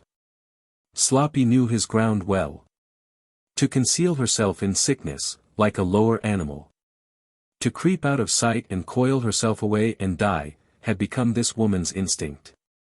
To catch up in her arms the sick child who was dear to her, and hide it as if it were a criminal, and keep off all ministration but such as her own ignorant tenderness and patience could supply, had become this woman's idea of maternal love, fidelity, and duty. The shameful accounts we read, every week in the Christian year, my lords and gentlemen in honorable boards, the infamous records of small official inhumanity, do not pass by the people as they pass by us. And hence these irrational, blind, and obstinate prejudices, so astonishing to our magnificence, and having no more reason in them, God save the Queen and confound their politics, no, than smoke has in coming from fire. "It's not a right place for the poor child to stay in," said Mrs. Boffin. "Tell us, dear Mr. Rokesmith, what to do for the best." He had already thought what to do, and the consultation was very short.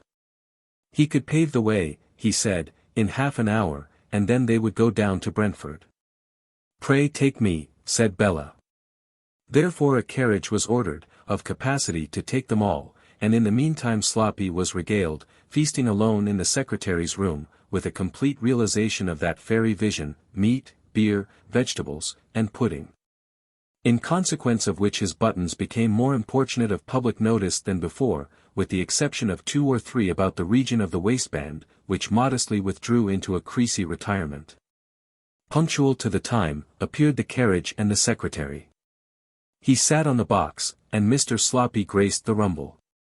So, to the three magpies as before, where Mrs. Boffin and Miss Bella were handed out, and whence they all went on foot to Mrs. Betty Higden's.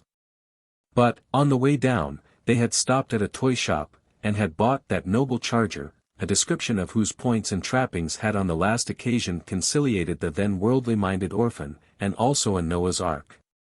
And also a yellow bird with an artificial voice in him, and also a military doll so well dressed that if he had only been of life-size his brother officers in the guards might never have found him out. Bearing these gifts, they raised the latch of Betty Higden's door, and saw her sitting in the dimmest and furthest corner with poor Johnny in her lap. "And how's my boy, Betty?" asked Mrs. Boffin, sitting down beside her. "He's bad. He's bad," said Betty. "I begin to be afeard he'll not be yours any more than mine. All others belonging to him have gone to the power and the glory, and I have a mind that they're drawing him to them, leading him away." "No, no, no," said Mrs. Boffin. "I don't know why else he clenches his little hand as if it had hold of a finger that I can't see." "Look at it," said Betty, opening the wrappers in which the flushed child lay, and showing his small right hand lying closed upon his breast. "It's always so. It don't mind me." "Is he asleep?" "No, I think not." "You're not asleep, my Johnny?" "No," said Johnny, with a quiet air of pity for himself, and without opening his eyes. "Here's the lady, Johnny." "And the horse." Johnny could bear the lady, with complete indifference, but not the horse. Opening his heavy eyes, he slowly broke into a smile on beholding that splendid phenomenon, and wanted to take it in his arms. As it was much too big, it was put upon a chair where he could hold it by the mane and contemplate it. Which he soon forgot to do. But, Johnny murmuring something with his eyes closed, and Mrs. Boffin not knowing what, old Betty bent her ear to listen and took pains to understand. Being asked by her to repeat what he had said, he did so 2 or 3 times, and then it came out that he must have seen more than they supposed when he looked up to see the horse, for the murmur was, "Who is the Wilfer lady?"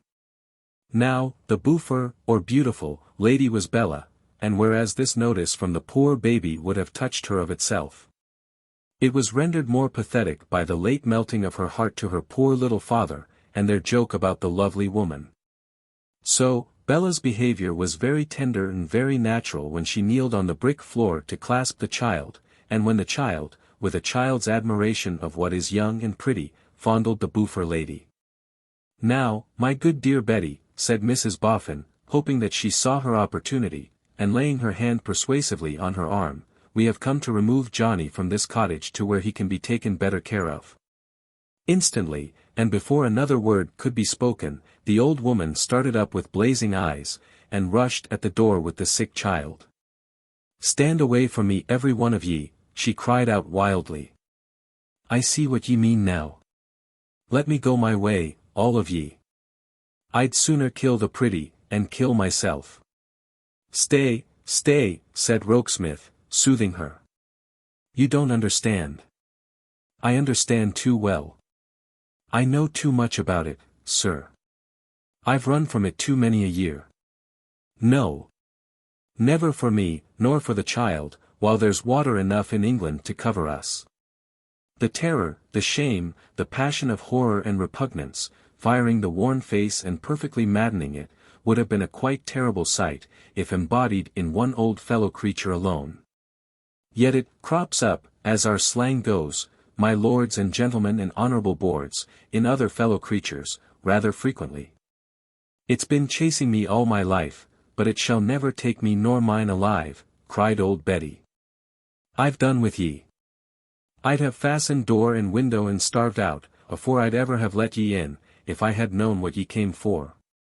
But, catching sight of Mrs. Boffin's wholesome face, she relented, and crouching down by the door and bending over her burden to hush it, said humbly, "Maybe my fears has put me wrong. If they have so, tell me, and the good Lord forgive me. I'm quick to take this fright, I know, and my head is somewhat light with wearying and watching. There, returned Mrs. Boffin. Come, come. Say no more of it, Betty. It was a mistake, a mistake. Any one of us might have made it in your place, and felt just as you do. The Lord bless ye, said the old woman, stretching out her hand. Now, see, Betty, pursued the sweet compassionate soul, holding the hand kindly, what I really did mean, and what I should have begun by saying out, if I had only been a little wiser and handier. We want to move Johnny to a place where there are none but children, a place set up on purpose for sick children. Where the good doctors and nurses pass their lives with children, talk to none but children, touch none but children, comfort and cure none but children. Is there really such a place? Asked the old woman, with a gaze of wonder. Yes, Betty, on my word, and you shall see it.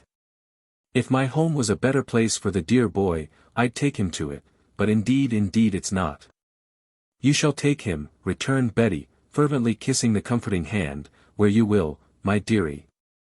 I am not so hard, but that I believe your face and voice, and I will, as long as I can see and hear. This victory gained, Rokesmith made haste to profit by it, for he saw how woefully time had been lost. He dispatched Sloppy to bring the carriage to the door, caused the child to be carefully wrapped up, bade old Betty get her bonnet on, collected the toys, enabling the little fellow to comprehend that his treasures were to be transported with him. And had all things prepared so easily that they were ready for the carriage as soon as it appeared, and in a minute afterwards were on their way. Sloppy they left behind, relieving his overcharged breast with a paroxysm of mangling. At the children's hospital, the gallant steed, the Noah's Ark, Yellow Bird, and the officer in the guards, were made as welcome as their child owner. But the doctor said aside to Rokesmith, this should have been days ago. Too late. However, they were all carried up into a fresh airy room, and there Johnny came to himself, out of a sleep or a swoon or whatever it was, to find himself lying in a little quiet bed, with a little platform over his breast, on which were already arranged, to give him heart and urge him to cheer up, the Noah's Ark, the noble steed, and the yellow bird. With the officer and the guards doing duty over the whole, quite as much to the satisfaction of his country as if he had been upon parade. And at the bed's head was a colored picture beautiful to see, representing as it were another Johnny seated on the knee of some angel surely who loved little children. And, marvelous fact, to lie and stare at, Johnny had become one of a little family. All in little quiet beds, except two playing dominoes in little armchairs at a little table on the hearth, and on all the little beds were little platforms whereon were to be seen dolls' houses. Woolly dogs with mechanical barks in them not very dissimilar from the artificial voice pervading the bowels of the yellow bird, tin armies, Moorish tumblers, wooden tea-things, and the riches of the earth. As Johnny murmured something in his placid admiration, the ministering women at his bed's head asked him what he said. It seemed that he wanted to know whether all these were brothers and sisters of his. So they told him yes. It seemed then, that he wanted to know whether God had brought them all together there. So they told him yes again. They made out then, that he wanted to know whether they would all get out of pain. So they answered yes to that question likewise, and made him understand that the reply included himself. Johnny's powers of sustaining conversation were as yet so very imperfectly developed, even in a state of health, that in sickness they were little more than monosyllabic. But, he had to be washed and tended, and remedies were applied, and though those offices were far more skillfully and lightly done than ever anything had been done for him in his little life, so rough and short, they would have hurt and tired him but for an amazing circumstance which laid hold of his attention. This was no less than the appearance on his own little platform in pairs, of all creation, on its way into his own particular ark, the elephant leading, and the fly, with a diffident sense of his size, politely bringing up the rear. A very little brother lying in the next bed with a broken leg, was so enchanted by this spectacle that his delight exalted its enthralling interest, and so came rest and sleep. "I see you are not afraid to leave the dear child here, Betty," whispered Mrs. Boffin. "No, ma'am. Most willingly, most thankfully, with all my heart and soul." So, they kissed him, and left him there, and old Betty was to come back early in the morning, and nobody but Rokesmith knew for certain how that the doctor had said, this should have been days ago. Too late. But, Rokesmith knowing it, and knowing that his bearing it in mind would be acceptable thereafter to that good woman who had been the only light in the childhood of desolate John Harmon dead and gone, resolved that late at night he would go back to the bedside of John Harmon's namesake, and see how it fared with him. The family whom God had brought together were not all asleep, but were all quiet. From bed to bed, a light womanly tread and a pleasant fresh face passed in the silence of the night. A little head would lift itself up into the softened light here and there, to be kissed as the face went by, for these little patients are very loving, and would then submit itself to be composed to rest again. The mite with the broken leg was restless, and moaned, but after a while turned his face towards Johnny's bed, to fortify himself with a view of the ark, and fell asleep. Over most of the beds, the toys were yet grouped as the children had left them when they last laid themselves down, and, in their innocent grotesqueness and incongruity, they might have stood for the children's dreams. The doctor came in too, to see how it fared with Johnny. And he and Rokesmith stood together, looking down with compassion on him. "What is it, Johnny?" Rokesmith was the questioner, and put an arm round the poor baby as he made a struggle. "Him," said the little fellow. "Those." The doctor was quick to understand children, and, taking the horse, the ark, the yellow bird, and the man in the guards, from Johnny's bed, softly placed them on that of his next neighbor, the mite with the broken leg. With a weary and yet a pleased smile, and with an action as if he stretched his little figure out to rest, the child heaved his body on the sustaining arm, and seeking Rokesmith's face with his lips, said, "A kiss for the Wilfer lady." Having now bequeathed all he had to dispose of, and arranged his affairs in this world, Johnny, thus speaking, left it. Chapter 10. A Successor. Some of the Reverend Frank Milvy's brethren had found themselves exceedingly uncomfortable in their minds, because they were required to bury the dead too hopefully. But, the Reverend Frank, inclining to the belief that they were required to do one or two other things, say out of 9 and 30, calculated to trouble their consciences rather more if they would think as much about them, held his peace. Indeed, the Reverend Frank Milvy was a forbearing man, who noticed many sad warps and blights in the vineyard wherein he worked, and did not profess that they made him savagely wise.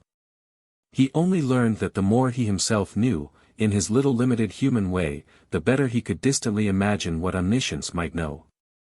Wherefore, if the Reverend Frank had had to read the words that troubled some of his brethren, and profitably touched innumerable hearts, in a worse case than Johnny's, he would have done so out of the pity and humility of his soul.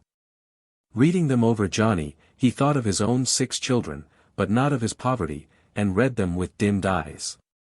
And very seriously did he and his bright little wife, who had been listening, look down into the small grave and walk home arm in arm. There was grief in the aristocratic house, and there was joy in the bower. Mr. Wegg argued, if an orphan were wanted, was he not an orphan himself, and could a better be desired? And why go beating about Brentford bushes, seeking orphans forsooth who had established no claims upon you and made no sacrifices for you, when here was an orphan ready to your hand who had given up in your cause, Miss Elizabeth, Master George, Aunt Jane, and Uncle Parker? Mr. Wegg chuckled, consequently, when he heard the tidings. Nay, it was afterwards affirmed by a witness who shall at present be nameless, that in the seclusion of the bower he poked out his wooden leg, in the stage ballet manner, and executed a taunting or triumphant pirouette on the genuine leg remaining to him. John Rokesmith's manner towards Mrs. Boffin at this time, was more the manner of a young man towards a mother, than that of a secretary towards his employer's wife. It had always been marked by a subdued affectionate deference that seemed to have sprung up on the very day of his engagement. Whatever was odd in her dress or her ways had seemed to have no oddity for him. He had sometimes borne a quietly amused face in her company, but still it had seemed as if the pleasure her genial temper and radiant nature yielded him, could have been quite as naturally expressed in a tear as in a smile. The completeness of his sympathy with her fancy for having a little John Harmon to protect and rear, he had shown in every act and word, and now that the kind fancy was disappointed, he treated it with a manly tenderness and respect for which she could hardly thank him enough. "But I do thank you, Mr. Rokesmith," said Mrs. Boffin, "and I thank you most kindly. You love children. I hope everybody does." "They ought," said Mrs. Boffin, "but we don't all of us do what we ought, do us?" John Rokesmith replied, "Some among us supply the shortcomings of the rest. You have loved children well, Mr. Boffin has told me. Not a bit better than he has, but that's his way, he puts all the good upon me." "You speak rather sadly, Mr. Rokesmith." "Do I? It sounds to me so. Were you one of many children?" He shook his head. "An only child?" "No, there was another. Dead long ago." "Father or mother alive?" "Dead." "And the rest of your relations?" "Dead, if I ever had any living." "I never heard of any." At this point of the dialogue Bella came in with a light step. She paused at the door a moment, hesitating whether to remain or retire, perplexed by finding that she was not observed. "Now, don't mind an old lady's talk," said Mrs. Boffin, "but tell me. Are you quite sure, Mr. Rokesmith, that you have never had a disappointment in love?" "Quite sure." "Why do you ask me?" "Why, for this reason. Sometimes you have a kind of kept-down manner with you, which is not like your age. You can't be 30. I am not yet 30. Deeming it high time to make her presence known, Bella coughed here to attract attention, begged pardon, and said she would go, fearing that she interrupted some matter of business. "No, don't go," rejoined Mrs. Boffin, "because we are coming to business, instead of having begun it, and you belong to it as much now, my dear Bella, as I do. But I want my Noddy to consult with us. Would somebody be so good as find my Noddy for me?" Rokesmith departed on that errand, and presently returned accompanied by Mr. Boffin at his jog-trot. Bella felt a little vague trepidation as to the subject matter of this same consultation, until Mrs. Boffin announced it. "Now, you come and sit by me, my dear," said that worthy soul, taking her comfortable place on a large ottoman in the center of the room, and drawing her arm through Bella's, "and Noddy, you sit here, and Mr. Rokesmith you sit there. Now, you see, what I want to talk about, is this. Mr. and Mrs. Milvey have sent me the kindest note possible, which Mr. Rokesmith just now read to me out aloud, for I ain't good at handwritings, offering to find me another little child to name and educate and bring up. Well, this has set me thinking. And she is a steam Injian at it," murmured Mr. Boffin, in an admiring parenthesis, "when she once begins. It mayn't be so easy to start her, but once started, she's a Injian." "This has set me thinking, I say," repeated Mrs. Boffin, cordially beaming under the influence of her husband's compliment, "and I have thought two things. First of all, that I have grown timid of reviving John Harmon's name. It's an unfortunate name, and I fancy I should reproach myself if I gave it to another dear child, and it proved again unlucky. Now, whether," said Mr. Boffin, gravely propounding a case for his secretary's opinion, "whether one might call that a superstition?" "It is a matter of feeling with Mrs. Boffin," said Rokesmith, gently. "The name has always been unfortunate. It has now this new unfortunate association connected with it. The name has died out. Why revive it? Might I ask Miss Wilfer what she thinks?" "It has not been a fortunate name for me," said Bella, coloring, "or at least it was not, until it led to my being here, but that is not the point in my thoughts. As we had given the name to the poor child, and as the poor child took so lovingly to me, I think I should feel jealous of calling another child by it. I think I should feel as if the name had become endeared to me, and I had no right to use it so." "And that's your opinion," remarked Mr. Boffin, observant of the secretary's face and again addressing him. "I say again, it is a matter of feeling," returned the secretary. "I think Miss Wilfer's feeling very womanly and pretty." "Now, give us your opinion, Noddy," said Mrs. Boffin. "My opinion, old lady," returned the Golden Dustman, "is your opinion." "Then," said Mrs. Boffin, "we agree not to revive John Harmon's name, but to let it rest in the grave. It is, as Mr. Rokesmith says, a matter of feeling, but lore how many matters are matters of feeling." "Well, And so I come to the second thing I have thought of. You must know, Bella, my dear, and Mr. Rokesmith, that when I first named to my husband my thoughts of adopting a little orphan boy in remembrance of John Harmon, I further named to my husband that it was comforting to think that how the poor boy would be benefited by John's own money, and protected from John's own forlornness. Here, here, cried Mr. Boffin. So she did. Encore. No, not encore, naughty, my dear, returned Mrs. Boffin, because I am going to say something else. I meant that, I am sure, as much as I still mean it. But this little death has made me ask myself the question, seriously, whether I wasn't too bent upon pleasing myself. Else why did I seek out so much for a pretty child, and a child quite to my liking? Wanting to do good, why not do it for its own sake, and put my tastes and likings by? Perhaps, said Bella, and perhaps she said it with some little sensitiveness arising out of those old curious relations of hers towards the murdered man.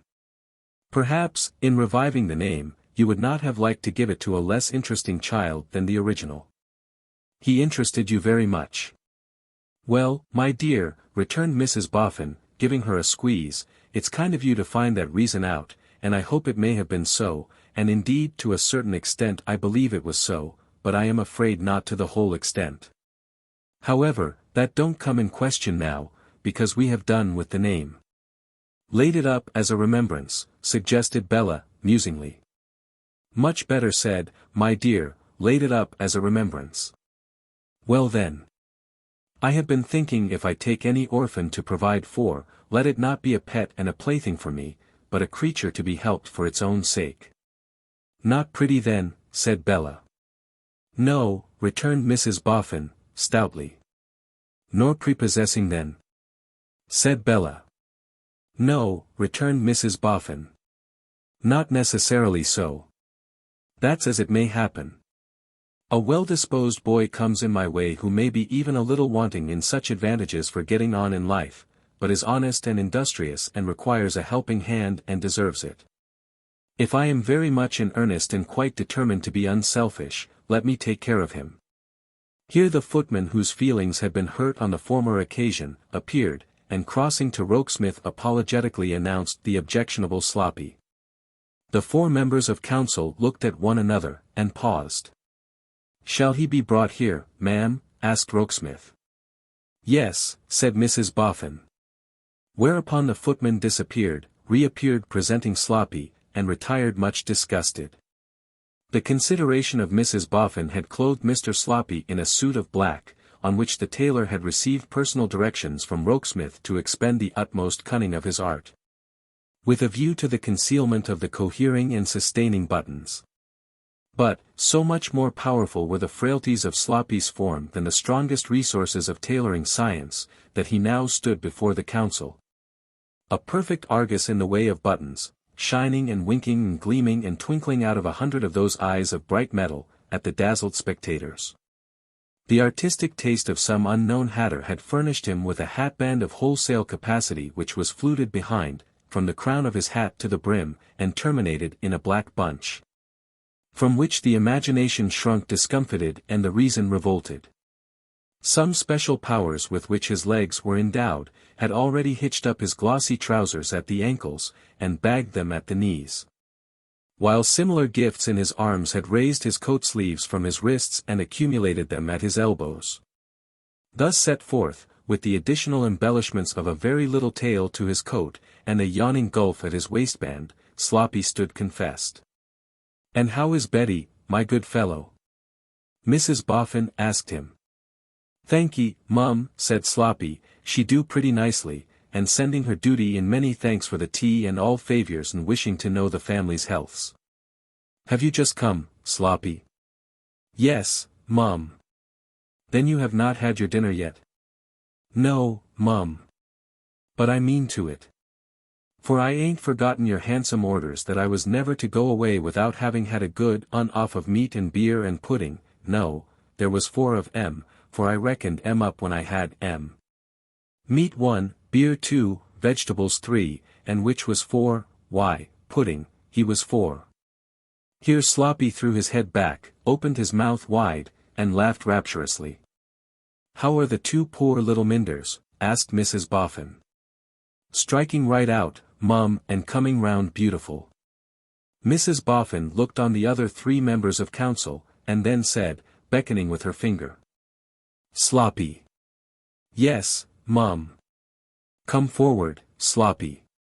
Should you like to dine here every day?" "Off of all four on, Mum." "Oh, Mum." Sloppy's feelings obliged him to squeeze his hat, and contract one leg at the knee. "Yes. And should you like to be always taken care of here, if you were industrious and deserving?" "Oh, Mum." "But there's Mrs. Higden," said Sloppy, checking himself in his raptures, drawing back, and shaking his head with very serious meaning. "There's Mrs. Higden. Mrs. Higden goes before all. None can ever be better friends to me than Mrs. Higden's been. And she must be turned for, must Mrs. Higden. Where would Mrs. Higden be if she warn't turned for?" At the mere thought of Mrs. Higden in this inconceivable affliction, Mr. Sloppy's countenance became pale, and manifested the most distressful emotions. "You are as right can be, Sloppy," said Mrs. Boffin, "and far be it from me to tell you otherwise. It shall be seen to. If Betty Higden can be turned for all the same, you shall come here and be taken care of for life, and be made able to keep her in other ways than the turning." "Even as to that, Mum," answered the ecstatic Sloppy, "the turning might be done in the night, don't you see? I could be here in the day, and turn in the night. I don't want no sleep, I don't. Or even if I any ways should want a wink or two," added Sloppy, after a moment's apologetic reflection, "I could take turning. I've took turning many a time, and enjoyed wonderful." On the grateful impulse of the moment, Mr. Sloppy kissed Mrs. Boffin's hand, and then detaching himself from that good creature that he might have room enough for his feelings, threw back his head, opened his mouth wide, and uttered a dismal howl. It was creditable to his tenderness of heart, but suggested that he might on occasion give some offence to the neighbours, the rather, as the footman looked in, and begged pardon, finding he was not wanted, but excused himself, on the ground that he thought it was cats. Chapter 11. Some Affairs of the Heart. Little Miss P-Share, from her little official dwelling-house, with its little windows like the eyes in needles, and its little doors like the covers of schoolbooks, was very observant indeed of the object of her quiet affections. Love, though said to be afflicted with blindness, is a vigilant watchman, and Miss P-Share kept him on double duty over Mr. Bradley Headstone. It was not that she was naturally given to playing the spy, it was not that she was at all secret, plotting, or mean, it was simply that she loved the irresponsive Bradley with all the primitive and homely stock of love that had never been examined or certificated out of her. If her faithful slate had had the latent qualities of sympathetic paper, and its pencil those of invisible ink, many a little treatise calculated to astonish the pupils would have come bursting through the dry sums in schooltime under the warming influence of Miss Peacher's bosom. For, oftentimes when school was not, and her calm leisure and calm little house were her own, Miss P-Share would commit to the confidential slate an imaginary description of how, upon a balmy evening at dusk, two figures might have been observed in the market garden ground round the corner, of whom one, being a manly form, bent over the other, being a womanly form of short stature and some compactness, and breathed in a low voice the words, "Emma P-Share, wilt thou be my own?" After which the womanly form's head reposed upon the manly form's shoulder, and the nightingales tuned up. Though all unseen, and unsuspected by the pupils, Bradley Headstone even pervaded the school exercises. Was geography in question? He would come triumphantly flying out of Vesuvius and Etna ahead of the lava, and would boil unharmed in the hot springs of Iceland, and would float majestically down the Ganges and the Nile. Did history chronicle a king of men? Behold him in pepper-and-salt pantaloons, with his watch-guard round his neck. Were copies to be written? In capital B's and H's most of the girls under Miss Peacher's tuition were half a year ahead of every other letter in the alphabet. And mental arithmetic, administered by Miss P-Share, often devoted itself to providing Bradley Headstone with a wardrobe of fabulous extent, fourscore and 4 neckties at 2 and 9pence halfpenny. 2 gross of silver watches at £4 15 and 6pence, 74 black hats at 18 shillings. And many similar superfluities. The vigilant watchman, using his daily opportunities of turning his eyes in Bradley's direction, soon apprised Miss P-Share that Bradley was more preoccupied than had been his wont, and more given to strolling about with a downcast and reserved face, turning something difficult in his mind that was not in the scholastic syllabus. Putting this and that together, combining under the head this, present appearances and the intimacy with Charlie Hexam, and ranging under the head that, the visit to his sister. The watchman reported to Miss P-Share his strong suspicions that the sister was at the bottom of it. "I wonder," said Miss P-Share, as she sat making up her weekly report on a half-holiday afternoon, "what they call Hexam's sister." Mary Ann, at her needlework, attendant and attentive, held her arm up. "Well, Mary Ann. She is named Lizzie, ma'am." "She can hardly be named Lizzie, I think, Mary Ann," returned Miss P-Share, in a tunefully instructive voice. "Is Lizzie a Christian name, Mary Ann?" Mary Ann laid down her work, rose, hooked herself behind, as being under catechization, and replied, "No, it is a corruption, Miss P-Share." "Who gave her that name?" Miss P-Share was going on, from the mere force of habit, when she checked herself, on Mary Ann's evincing theological impatience to strike in with her godfathers and her godmothers, and said, "I mean, of what name is it a corruption?" "Elizabeth, or Eliza, Miss P-Share." "Right, Mary Ann." Whether there were any Lizzies in the early Christian church must be considered very doubtful, very doubtful. Miss P-Share was exceedingly sage here. "Speaking correctly, we say, then, that Hexam's sister is called Lizzie, not that she is named so. Do we not, Mary Ann?" "We do, Miss P-Share." "And where," pursued Miss P-Share, complacent in her little transparent fiction of conducting the examination in a semi-official manner for Mary Ann's benefit, not her own, "where does this young woman, who is called but not named Lizzie, live? Think, now, before answering." "In Church Street, Smith Square, by Mill Bank, ma'am." "In Church Street, Smith Square, by Mill Bank," repeated Miss P-Share, as if possessed beforehand of the book in which it was written. "Exactly so. And what occupation does this young woman pursue, Mary Ann?" "Take time." "She has a place of trust at an outfitter's in the city, ma'am." "Oh," said Miss P-Share, pondering on it. But smoothly added, in a confirmatory tone, "at an outfitter's in the city." "Yes." "And Charlie," Mary Ann was proceeding, when Miss P-Share stared. "I mean Hexam, Miss P-Share." "I should think you did, Mary Ann." "I am glad to hear you do." "And Hexam says," Mary Ann went on, "that he is not pleased with his sister, and that his sister won't be guided by his advice, and persists in being guided by somebody else's, and that Mr. Headstone coming across the garden," exclaimed Miss P-Share, with a flushed glance at the looking-glass. "You have answered very well, Mary Ann. You are forming an excellent habit of arranging your thoughts clearly. That will do." The discreet Mary Ann resumed her seat and her silence, and stitched, and was stitching when the schoolmaster's shadow came in before him, announcing that he might be instantly expected. "Good evening, Miss P-Share," he said, pursuing the shadow, and taking its place. "Good evening, Mr. Headstone." "Mary Ann, a chair." "Thank you," said Bradley, seating himself in his constrained manner. "This is but a flying visit. I have looked in, on my way, to ask a kindness of you as a neighbor." "Did you say on your way, Mr. Headstone?" asked Miss P-Share. "On my way to, where I am going." "Church Street, Smith Square, by Mill Bank," repeated Miss P-Share, in her own thoughts. "Charlie Hexam has gone to get a book or two he wants, and will probably be back before me. As we leave my house empty, I took the liberty of telling him I would leave the key here. Would you kindly allow me to do so?" "Certainly, Mr. Headstone." "Going for an evening walk, sir?" Partly for a walk, and partly on business. Business in Church Street, Smith Square, by Mill Bank, repeated Miss Peashare to herself.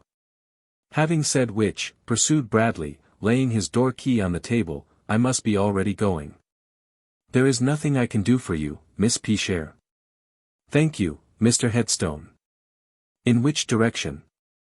In the direction of Westminster. Mill Bank, Miss Peashare repeated in her own thoughts once again. No, thank you, Mr. Headstone, I'll not trouble you. You couldn't trouble me, said the schoolmaster. Ah, returned Miss Peashare, though not aloud, but you can trouble me. And for all her quiet manner, and her quiet smile, she was full of trouble as he went his way. She was right touching his destination.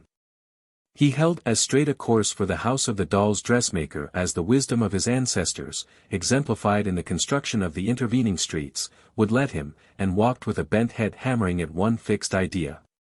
It had been an immovable idea since he first set eyes upon her. It seemed to him as if all that he could suppress in himself he had suppressed, as if all that he could restrain in himself he had restrained, and the time had come, in a rush, in a moment, when the power of self-command had departed from him. Love at first sight is a trite expression quite sufficiently discussed. Enough that in certain smouldering natures like this man's, that passion leaps into a blaze, and makes such head as fire does in a rage of wind, when other passions, but for its mastery, could be held in chains. As a multitude of weak, imitative natures are always lying by, ready to go mad upon the next wrong idea that may be broached, in these times, generally some form of tribute to somebody for something that never was done, or, if ever done, that was done by somebody else, so these less ordinary natures may lie by for years, ready on the touch of an instant to burst into flame. The schoolmaster went his way, brooding, and a sense of being vanquished in a struggle might have been pieced out of his worried face. Truly, in his breast there lingered a resentful shame to find himself defeated by this passion for Charlie Hexam's sister. Though in the very self-same moments he was concentrating himself upon the object of bringing the passion to a successful issue. He appeared before the doll's dressmaker, sitting alone at her work. "Oh ho," thought that sharp young personage, "it's you, is it? I know your tricks and your manners, my friend." "Hexam's sister," said Bradley Headstone, "is not come home yet." "You are quite a conjurer," returned Miss Wren. "I will wait, if you please, for I want to speak to her." "Do you?" returned Miss Wren. "Sit down. I hope it's mutual." Bradley glanced distrustfully at the shrewd face again bending over the work, and said, trying to conquer doubt and hesitation, "I hope you don't imply that my visit will be unacceptable to Hexam's sister." "There. Don't call her that." "I can't bear you to call her that," returned Miss Wren, snapping her fingers in a volley of impatient snaps, "for I don't like Hexam." "Indeed?" "No," Miss Wren wrinkled her nose, to express dislike. "Selfish. Thinks only of himself. The way with all of you. The way with all of us. Then you don't like me?" "So," replied Miss Wren, with a shrug and a laugh. "Don't know much about you." "But I was not aware it was the way with all of us," said Bradley, returning to the accusation, a little injured. "Won't you say, some of us?" "Meaning," returned the little creature, "every one of you, but you." "Ha! Now look this lady in the face. This is Mrs. Truth. The Honorable. Full-dressed." Bradley glanced at the doll she held up for his observation, which had been lying on its face on her bench, while with a needle and thread she fastened the dress on at the back, and looked from it to her. "I stand the Honorable Mrs. T. on my bench in this corner against the wall, where her blue eyes can shine upon you," pursued Miss Wren, doing so, and making two little dabs at him in the air with her needle, as if she pricked him with it in his own eyes. "And I defy you to tell me, with Mrs. T. for a witness, what you have come here for." "To see Hexam's sister." "You don't say so," retorted Miss Wren, hitching her chin. "But on whose account?" "Her own." "Oh, Mrs. T," exclaimed Miss Wren. "You hear him. To reason with her, pursued Bradley, half humoring what was present, and half angry with what was not present, for her own sake. "Oh, Mrs. T," exclaimed the dressmaker. "For her own sake," repeated Bradley, warming, "and for her brother's, and as a perfectly disinterested person." "Really, Mrs. T," remarked the dressmaker, "since it comes to this, we must positively turn you with your face to the wall." She had hardly done so, when Lizzie Hexam arrived, and showed some surprise on seeing Bradley Headstone there, and Jenny shaking her little fist at him close before her eyes, and the Honourable Mrs. T with her face to the wall. "Here's a perfectly disinterested person, Lizzie dear," said the knowing Miss Wren, "come to talk with you, for your own sake and your brother's. Think of that. I am sure there ought to be no third party present at anything so very kind and so very serious, and so, if you'll remove the third party upstairs, my dear, the third party will retire." Lizzie took the hand which the doll's dressmaker held out to her for the purpose of being supported away, but only looked at her with an inquiring smile, and made no other movement. "The third party hobbles awfully, you know, when she's left to herself," said Miss Wren, "her back being so bad, and her legs so queer, so she can't retire gracefully unless you help her, Lizzie." "She can do no better than stay where she is," returned Lizzie, releasing the hand, and laying her own lightly on Miss Jenny's curls. And then to Bradley, "From Charlie, sir." In an irresolute way, and stealing a clumsy look at her, Bradley rose to place a chair for her, and then returned to his own. "Strictly speaking," said he, "I come from Charlie, because I left him only a little while ago. But I am not commissioned by Charlie. I come of my own spontaneous act." With her elbows on her bench, and her chin upon her hands, Miss Jenny Wren sat looking at him with a watchful sidelong look. Lizzie, in her different way, sat looking at him too. "The fact is," began Bradley, with a mouth so dry that he had some difficulty in articulating his words, the consciousness of which rendered his manner still more ungainly and undecided. "The truth is, that Charlie, having no secrets from me, to the best of my belief, has confided the whole of this matter to me." He came to a stop, and Lizzie asked, "What matter, sir?" "I thought," returned the schoolmaster, stealing another look at her, and seeming to try in vain to sustain it. For the look dropped as it lighted on her eyes, that it might be so superfluous as to be almost impertinent, to enter upon a definition of it. "My allusion was to this matter of your having put aside your brother's plans for you, and given the preference to those of Mr., I believe the name is Mr. Eugene Wrayburn." He made this point of not being certain of the name, with another uneasy look at her, which dropped like the last. Nothing being said on the other side, he had to begin again, and began with new embarrassment. "Your brother's plans were communicated to me when he first had them in his thoughts. In point of fact he spoke to me about them when I was last here, when we were walking back together, and when the impression was fresh upon me of having seen his sister."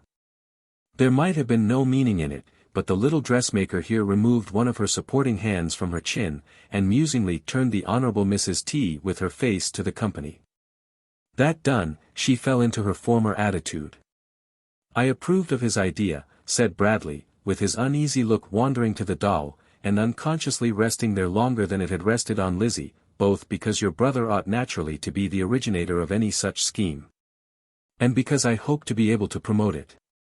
I should have had inexpressible pleasure, I should have taken inexpressible interest, in promoting it. Therefore I must acknowledge that when your brother was disappointed, I too was disappointed. I wish to avoid reservation or concealment, and I fully acknowledge that."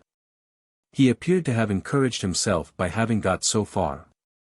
At all events he went on with much greater firmness and force of emphasis, though with a curious disposition to set his teeth, and with a curious tight-screwing movement of his right hand in the clenching palm of his left. Like the action of one who was being physically hurt, and was unwilling to cry out. "I am a man of strong feelings, and I have strongly felt this disappointment. I do strongly feel it. I don't show what I feel, some of us are obliged habitually to keep it down. To keep it down. But to return to your brother. He has taken the matter so much to heart that he has remonstrated, in my presence he remonstrated, with Mr. Eugene Wrayburn, if that be the name. He did so, quite ineffectually. As anyone not blinded to the real character of Mr. Eugene Wrayburn, would readily suppose. He looked at Lizzie again, and held the look. And his face turned from burning red to white, and from white back to burning red, and so for the time to lasting deadly white. Finally, I resolved to come here alone, and appeal to you. I resolved to come here alone, and entreat you to retract the course you have chosen, and instead of confiding in a mere stranger, a person of most insolent behavior to your brother and others, to prefer your brother and your brother's friend. Lizzie Hexam had changed color when those changes came over him, and her face now expressed some anger, more dislike, and even a touch of fear. But she answered him very steadily. I cannot doubt, Mr. Headstone, that your visit is well meant. You have been so good a friend to Charlie that I have no right to doubt it. I have nothing to tell Charlie, but that I accepted the help to which he so much objects before he made any plans for me, or certainly before I knew of any. It was considerately and delicately offered, and there were reasons that had weight with me which should be as dear to Charlie as to me.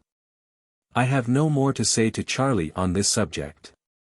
His lips trembled and stood apart, as he followed this repudiation of himself, and limitation of her words to her brother. I should have told Charlie, if he had come to me, she resumed, as though it were an afterthought, that Jenny and I find our teacher very able and very patient, and that she takes great pains with us. So much so, that we have said to her we hope in a very little while to be able to go on by ourselves. Charlie knows about teachers, and I should also have told him, for his satisfaction, that ours comes from an institution where teachers are regularly brought up. I should like to ask you, said Bradley Headstone, grinding his words slowly out, as though they came from a rusty mill, I should like to ask you, if I may without offense, whether you would have objected, no. Rather, I should like to say, if I may without offense, that I wish I had had the opportunity of coming here with your brother and devoting my poor abilities and experience to your service. Thank you, Mr. Headstone. But I fear, he pursued, after a pause, furtively wrenching at the seat of his chair with one hand, as if he would have wrenched the chair to pieces, and gloomily observing her while her eyes were cast down, that my humble services would not have found much favor with you. She made no reply, and the poor stricken wretch sat contending with himself in a heat of passion and torment. After a while he took out his handkerchief and wiped his forehead and hands. There is only one thing more I had to say, but it is the most important. There is a reason against this matter, there is a personal relation concerned in this matter, not yet explained to you. It might, I don't say it would, it might, induce you to think differently. To proceed under the present circumstances is out of the question. Will you please come to the understanding that there shall be another interview on the subject? With Charlie, Mr. Headstone. Well, he answered, breaking off, yes. Say with him too. Will you please come to the understanding that there must be another interview under more favorable circumstances, before the whole case can be submitted? I don't, said Lizzie, shaking her head, understand your meaning, Mr. Headstone. Limit my meaning for the present, he interrupted, to the whole case being submitted to you in another interview. What case, Mr. Headstone? What is wanting to it? You shall be informed in the other interview. Then he said, as if in a burst of irrepressible despair, I leave it all incomplete. There is a spell upon me, I think. And then added, almost as if he asked for pity, good night. He held out his hand. As she, with manifest hesitation, not to say reluctance, touched it, a strange tremble passed over him, and his face, so deadly white, was moved as by a stroke of pain. Then he was gone. The doll's dressmaker sat with her attitude unchanged, eyeing the door by which he had departed, until Lizzie pushed her bench aside and sat down near her. Then, eyeing Lizzie as she had previously eyed Bradley and the door, Miss Wren chopped that very sudden and keen chop in which her jaws sometimes indulged, leaned back in her chair with folded arms, and thus expressed herself. Humph. If he, I mean, of course, my dear, the party who is coming to court me when the time comes, should be that sort of man, he may spare himself the trouble. He wouldn't do to be trotted about and made useful. He'd take fire and blow up while he was about it. And so you would be rid of him, said Lizzie, humoring her. Not so easily, returned Miss Wren. He wouldn't blow up alone. He'd carry me up with him. I know his tricks and his manners. Would he want to hurt you, do you mean? Asked Lizzie. Mightn't exactly want to do it, my dear, returned Miss Wren, but a lot of gunpowder among lighted lucifer matches in the next room might almost as well be here. He is a very strange man, said Lizzie, thoughtfully. I wish he was so very strange a man as to be a total stranger, answered the sharp little thing. It being Lizzie's regular occupation when they were alone of an evening to brush out and smooth the long fair hair of the doll's dressmaker, she unfastened a ribbon that kept it back while the little creature was at her work. And it fell in a beautiful shower over the poor shoulders that were much in need of such adorning rain. Not now, Lizzie, dear, said Jenny, let us have a talk by the fire. With those words, she in her turn loosened her friend's dark hair, and it dropped of its own weight over her bosom, in two rich masses. Pretending to compare the colors and admire the contrast, Jenny so managed a mere touch or two of her nimble hands, as that she herself laying a cheek on one of the dark folds, seemed blinded by her own clustering curls to all but the fire. While the fine handsome face and brow of Lizzie were revealed without obstruction in the sombre light. Let us have a talk, said Jenny, about Mr. Eugene Wrayburn. Something sparkled down among the fair hair resting on the dark hair, and if it were not a star, which it couldn't be, it was an eye. And if it were an eye, it was Jenny Wren's eye, bright and watchful as the bird's whose name she had taken. Why about Mr. Wrayburn? Lizzie asked. For no better reason than because I'm in the humor. I wonder whether he's rich. No, not rich. Poor. I think so, for a gentleman. Ah. To be sure. Yes, he's a gentleman. Not of our sort, is he? A shake of the head, a thoughtful shake of the head, and the answer, softly spoken, oh no, oh no. The doll's dressmaker had an arm round her friend's waist. Adjusting the arm, she slyly took the opportunity of blowing at her own hair where it fell over her face. Then the eye down there, under lighter shadows sparkled more brightly and appeared more watchful. When he turns up, he shan't be a gentleman, I'll very soon send him packing, if he is. However, he's not Mr. Wrayburn, I haven't captivated him. I wonder whether anybody has, Lizzie. It is very likely. Is it very likely? I wonder who. Is it not very likely that some lady has been taken by him, and that he may love her dearly? Perhaps. I don't know. What would you think of him, Lizzie, if you were a lady? I a lady, she repeated, laughing. Such a fancy. Yes. But say, just as a fancy, and for instance. I a lady. I, a poor girl who used to row poor father on the river. I, who had rowed poor father out and home on the very night when I saw him for the first time.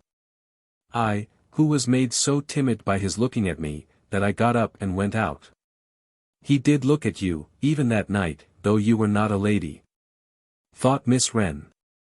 I a lady. Lizzie went on in a low voice, with her eyes upon the fire. I, with poor father's grave not even cleared of undeserved stain and shame, and he trying to clear it for me. I a lady. Only as a fancy, and for instance, urged Miss Wren. Too much, Jenny, dear, too much. My fancy is not able to get that far. As the low fire gleamed upon her, it showed her smiling, mournfully and abstractedly. But I am in the humor, and I must be humored, Lizzie, because after all I am a poor little thing, and have had a hard day with my bad child. Look in the fire, as I like to hear you tell how you used to do when you lived in that dreary old house that had once been a windmill. Look in the, what was its name when you told fortunes with your brother that I don't like? The hollow down by the flare. Ah. That's the name. You can find a lady there, I know. More easily than I can make one of such material as myself, Jenny. The sparkling eye looked steadfastly up as the musing face looked thoughtfully down. "Well," said the doll's dressmaker, "we have found our lady." Lizzie nodded, and asked, "Shall she be rich?" "She had better be, as he's poor." "She is very rich." "Shall she be handsome?" "Even you can be that, Lizzie, so she ought to be." "She is very handsome."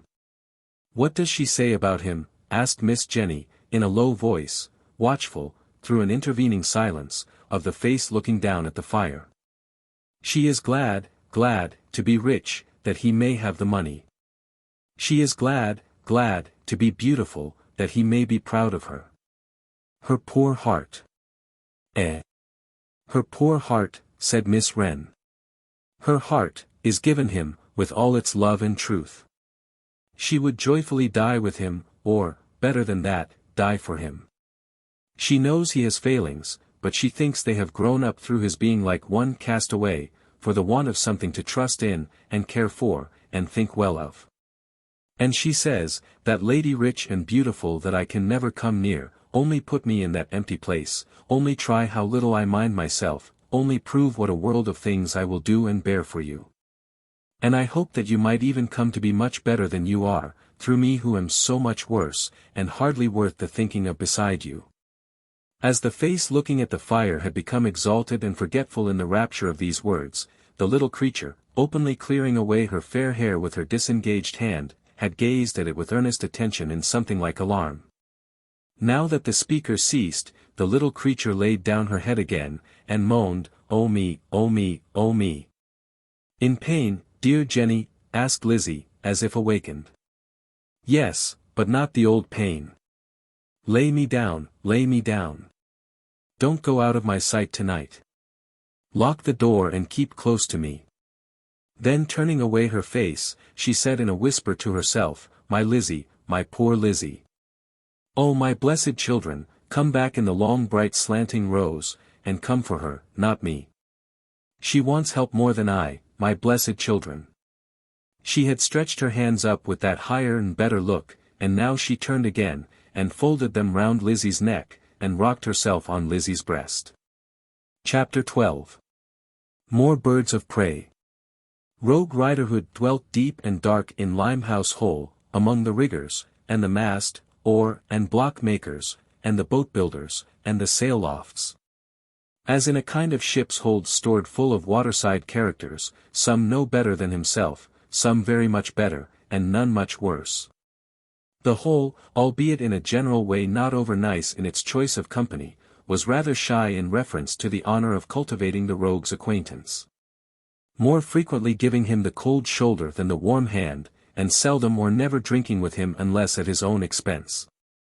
A part of the whole, indeed, contained so much public spirit and private virtue that not even this strong leverage could move it to good fellowship with a tainted accuser. But, there may have been the drawback on this magnanimous morality, that its exponents held a true witness before justice to be the next unneighborly and accursed character to a false one. Had it not been for the daughter whom he often mentioned, Mr. Riderhood might have found the whole a mere grave as to any means it would yield him of getting a living. But Miss Pleasant Riderhood had some little position and connection in Limehouse Hole. Upon the smallest of small scales, she was an unlicensed pawnbroker, keeping what was popularly called a leaving shop, by lending insignificant sums on insignificant articles of property deposited with her as security. In her 24th year of life, Pleasant was already in her 5th year of this way of trade. Her deceased mother had established the business, and on that parent's demise she had appropriated a secret capital of 15 shillings to establishing herself in it. The existence of such capital in a pillow being the last intelligible confidential communication made to her by the departed, before succumbing to dropsical conditions of snuff and gin, incompatible equally with coherence and existence. Why christened Pleasant, the late Mrs. Riderhood might possibly have been at some time able to explain, and possibly not. Her daughter had no information on that point. Pleasant she found herself, and she couldn't help it. She had not been consulted on the question, any more than on the question of her coming into these terrestrial parts, to want a name. Similarly, she found herself possessed of what is colloquially termed a swivel eye, derived from her father, which she might perhaps have declined if her sentiments on the subject had been taken. She was not otherwise positively ill-looking, though anxious, meagre, of a muddy complexion, and looking as old again as she really was. As some dogs have it in the blood, or are trained to worry certain creatures to a certain point, so, not to make the comparison disrespectfully, Pleasant Riderhood had it in the blood, or had been trained to regard seamen, within certain limits, as her prey. Show her a man in a blue jacket, and, figuratively speaking, she pinned him instantly. Yet, all things considered, she was not of an evil mind or an unkindly disposition. For, observe how many things were to be considered according to her own unfortunate experience. Show Pleasant Riderhood a wedding in the street, and she only saw two people taking out a regular license to quarrel and fight. Show her a christening, and she saw a little heathen personage having a quite superfluous name bestowed upon it, inasmuch as it would be commonly addressed by some abusive epithet, which little personage was not in the least wanted by anybody, and would be shoved and banged out of everybody's way, until it should grow big enough to shove and bang. Show her a funeral, and she saw an unremunerative ceremony in the nature of a black masquerade, conferring a temporary gentility on the performers, at an immense expense, and representing the only formal party ever given by the deceased. Show her a live father, and she saw but a duplicate of her own father, who from her infancy had been taken with fits and starts of discharging his duty to her, which duty was always incorporated in the form of a fist or a leathern strap. And being discharged hurt her. All things considered, therefore, Pleasant Riderhood was not so very, very bad. There was even a touch of romance in her, of such romance as could creep into Limehouse Hole, and maybe sometimes of a summer evening, when she stood with folded arms at her shop door, looking from the reeking street to the sky where the sun was setting. She may have had some vaporous visions of far-off islands in the southern seas or elsewhere, not being geographically particular, where it would be good to roam with a congenial partner among groves of breadfruit, waiting for ships to be wafted from the hollow ports of civilization. For, sailors to be got the better of, were essential to Miss Pleasant's Eden. Not on a summer evening did she come to her little shop door, when a certain man standing over against the house on the opposite side of the street took notice of her. That was on a cold shrewd windy evening, after dark. Pleasant Riderhood shared with most of the lady inhabitants of the Hole, the peculiarity that her hair was a ragged knot, constantly coming down behind, and that she never could enter upon any undertaking without first twisting it into place. At that particular moment, being newly come to the threshold to take a look out of doors, she was winding herself up with both hands after this fashion. And so prevalent was the fashion, that on the occasion of a fight or other disturbance in the Hole, the ladies would be seen flocking from all quarters universally twisting their back hair as they came along, and many of them, in the hurry of the moment, carrying their back combs in their mouths. It was a wretched little shop, with a roof that any man standing in it could touch with his hand, little better than a cellar or cave, down 3 steps.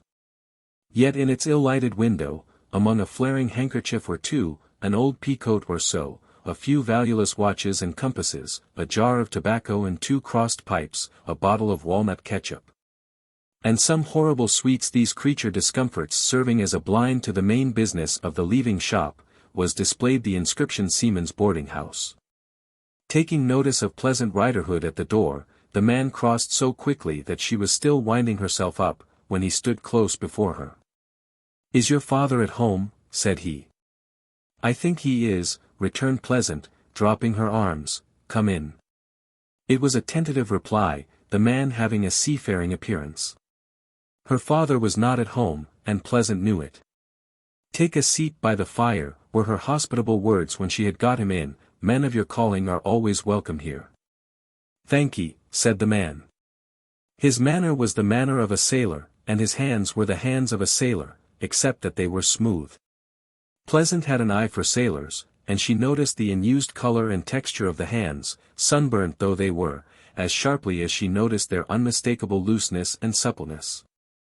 As he sat himself down with his left arm carelessly thrown across his left leg a little above the knee, and the right arm as carelessly thrown over the elbow of the wooden chair, with the hand curved, half open and half shut, as if it had just let go a rope, Might you be looking for a boarding house? Pleasant inquired, taking her observant stand on one side of the fire. I don't rightly know my plans yet, returned the man. You ain't looking for a leaving shop? No, said the man. No, assented Pleasant, you've got too much of an outfit on you for that. But if you should want either, this is both. Aye, said the man, glancing round the place. I know. I've been here before. Did you leave anything when you were here before? Asked Pleasant, with a view to principle and interest. No, the man shook his head. I am pretty sure you never boarded here. No, the man again shook his head. What did you do here when you were here before? Asked Pleasant. For I don't remember you. It's not at all likely you should. I only stood at the door, one night, on the lower step there, while a shipmate of mine looked in to speak to your father. I remember the place well. Looking very curiously round it. Might that have been long ago? Aye, a goodish bit ago. When I came off my last voyage. Then you have not been to sea lately? No. Been in the sick bay since then, and been employed ashore. Then, to be sure, that accounts for your hands. The man with a keen look, a quick smile, and a change of manner, caught her up. You're a good observer. Yes. That accounts for my hands. Pleasant was somewhat disquieted by his look, and returned it suspiciously. Not only was his change of manner, though very sudden, quite collected, but his former manner, which he resumed, had a certain suppressed confidence and sense of power in it that were half-threatening. Will your father be long? He inquired. I don't know. I can't say. As you supposed he was at home, it would seem that he has just gone out. How's that? I supposed he had come home, Pleasant explained. Oh. You supposed he had come home? Then he has been some time out. How's that? I don't want to deceive you. Father's on the river in his boat. At the old work? Asked the man. I don't know what you mean, said Pleasant, shrinking a step back. What on earth do you want? I don't want to hurt your father. I don't want to say I might, if I chose. I want to speak to him. Not much in that, is there? There shall be no secrets from you, you shall be by. And plainly, Miss Riderhood, there's nothing to be got out of me, or made of me. I am not good for the leaving shop, I am not good for the boarding house, I am not good for anything in your way to the extent of sixpenn'orth of halfpence. Put the idea aside, and we shall get on together. But you're a seafaring man. Argued Pleasant, as if that were a sufficient reason for his being good for something in her way. Yes and no. I have been, and I may be again. But I am not for you. Won't you take my word for it? The conversation had arrived at a crisis to justify Miss Pleasant's hair in tumbling down. It tumbled down accordingly, and she twisted it up, looking from under her bent forehead at the man. In taking stock of his familiarly worn rough-weather nautical clothes, piece by piece, she took stock of a formidable knife in a sheath at his waist ready to his hand, and of a whistle hanging round his neck. And of a short jagged knotted club with a loaded head that peeped out of a pocket of his loose outer jacket or frock. He sat quietly looking at her, but, with these appendages partially revealing themselves, and with a quantity of bristling oakum-colored head and whisker, he had a formidable appearance. Won't you take my word for it? He asked again. Pleasant answered with a short dumb nod. He rejoined with another short dumb nod.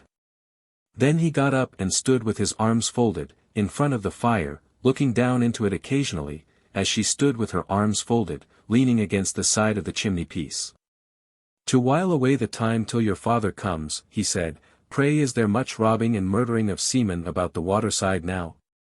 No, said Pleasant. Any complaints of that sort are sometimes made, about Ratcliffe and Wapping and up that way. But who knows how many are true? To be sure. And it don't seem necessary. That's what I say, observed Pleasant. Where's the reason for it? Bless the sailors, it ain't as if they ever could keep what they have, without it. You're right. Their money may be soon got out of them, without violence, said the man. Of course it may, said Pleasant, and then they ship again and get more. And the best thing for them, too, to ship again as soon as ever they can be brought to it. They're never so well off as when they're afloat. I'll tell you why I ask, pursued the visitor, looking up from the fire. I was once beset that way myself, and left for dead. No, said Pleasant. Where did it happen? It happened, returned the man, with a ruminative air, as he drew his right hand across his chin, and dipped the other in the pocket of his rough outer coat. It happened somewhere about here as I reckon.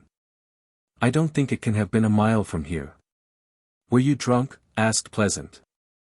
I was muddled, but not with fair drinking.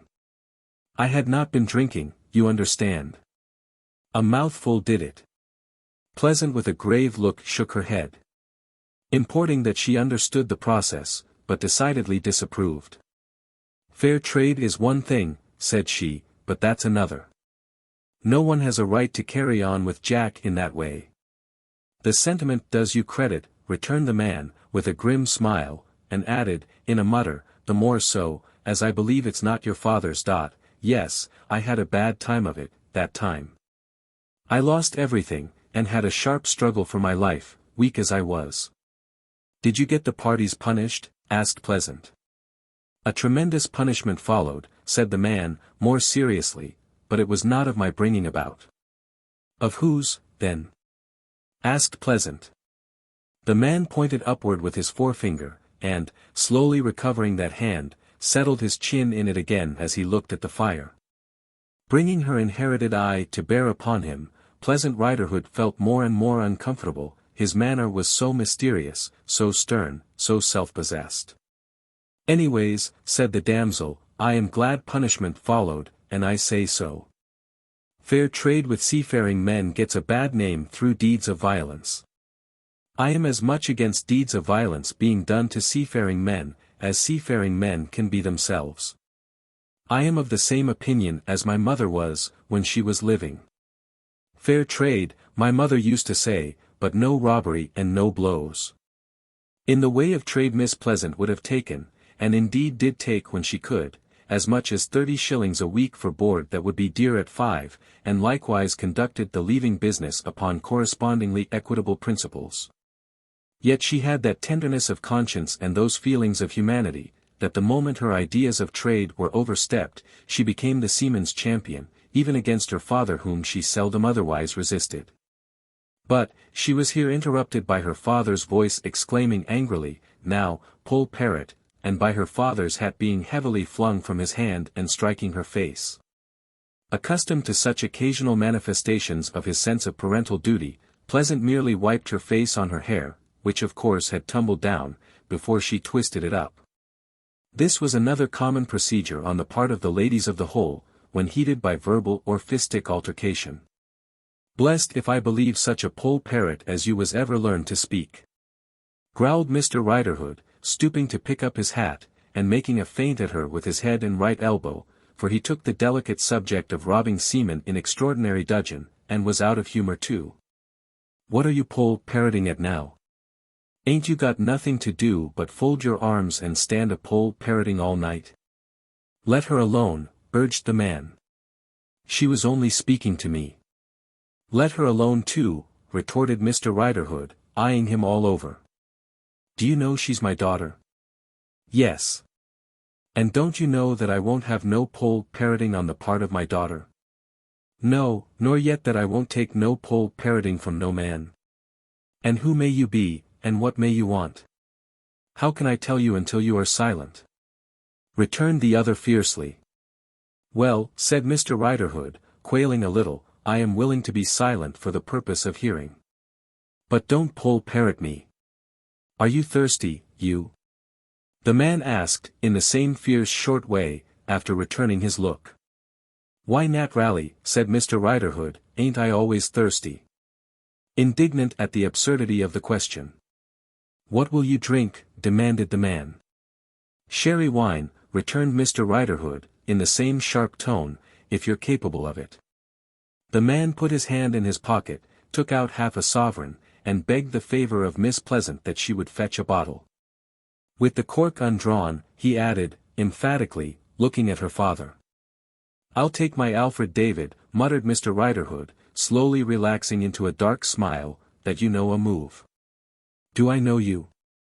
No, I don't know you." The man replied, "No, you don't know me." And so they stood looking at one another surlily enough, until Pleasant came back.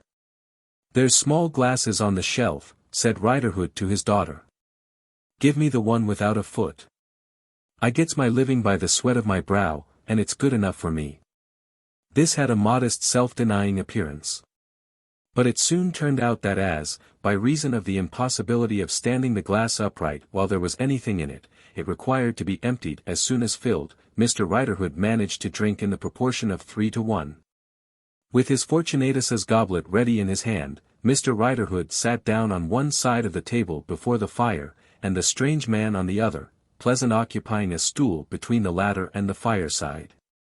The background, composed of handkerchiefs, coats, shirts, hats, and other old articles, on leaving, had a general dim resemblance to human listeners. Especially where a shiny black sou'wester suit and hat hung, looking very like a clumsy mariner with his back to the company, who was so curious to overhear, that he paused for the purpose with his coat half pulled on, and his shoulders up to his ears in the uncompleted action. The visitor first held the bottle against the light of the candle, and next examined the top of the cork. Satisfied that it had not been tampered with, he slowly took from his breast pocket a rusty clasp knife, and, with a corkscrew in the handle, opened the wine. That done, he looked at the cork, unscrewed it from the corkscrew, laid each separately on the table, and, with the end of the sailor's knot of his neckerchief, dusted the inside of the neck of the bottle. All this with great deliberation. At first Riderhood had sat with his footless glass extended at arm's length for filling, while the very deliberate stranger seemed absorbed in his preparations. But, gradually his arm reverted home to him, and his glass was lowered and lowered until he rested it upside down upon the table. By the same degrees his attention became concentrated on the knife. And now, as the man held out the bottle to fill all round, Riderhood stood up, leaned over the table to look closer at the knife, and stared from it to him. "What's the matter?" asked the man. "Why, I know that knife," said Riderhood. "Yes, I dare say you do." He motioned to him to hold up his glass, and filled it. Riderhood emptied it to the last drop and began again. "That there knife." "Stop," said the man, composedly. "I was going to drink to your daughter." "Your health, Miss Riderhood." "That knife was the knife of a seaman named George Radfoot." "It was." "That seaman was well beknown to me." "He was." "What's come to him?" "Death has come to him." "Death came to him in an ugly shape." "He looked," said the man, "very horrible after it." "Arter what?" said Riderhood, with a frowning stare. "After he was killed." "Killed? Who killed him?"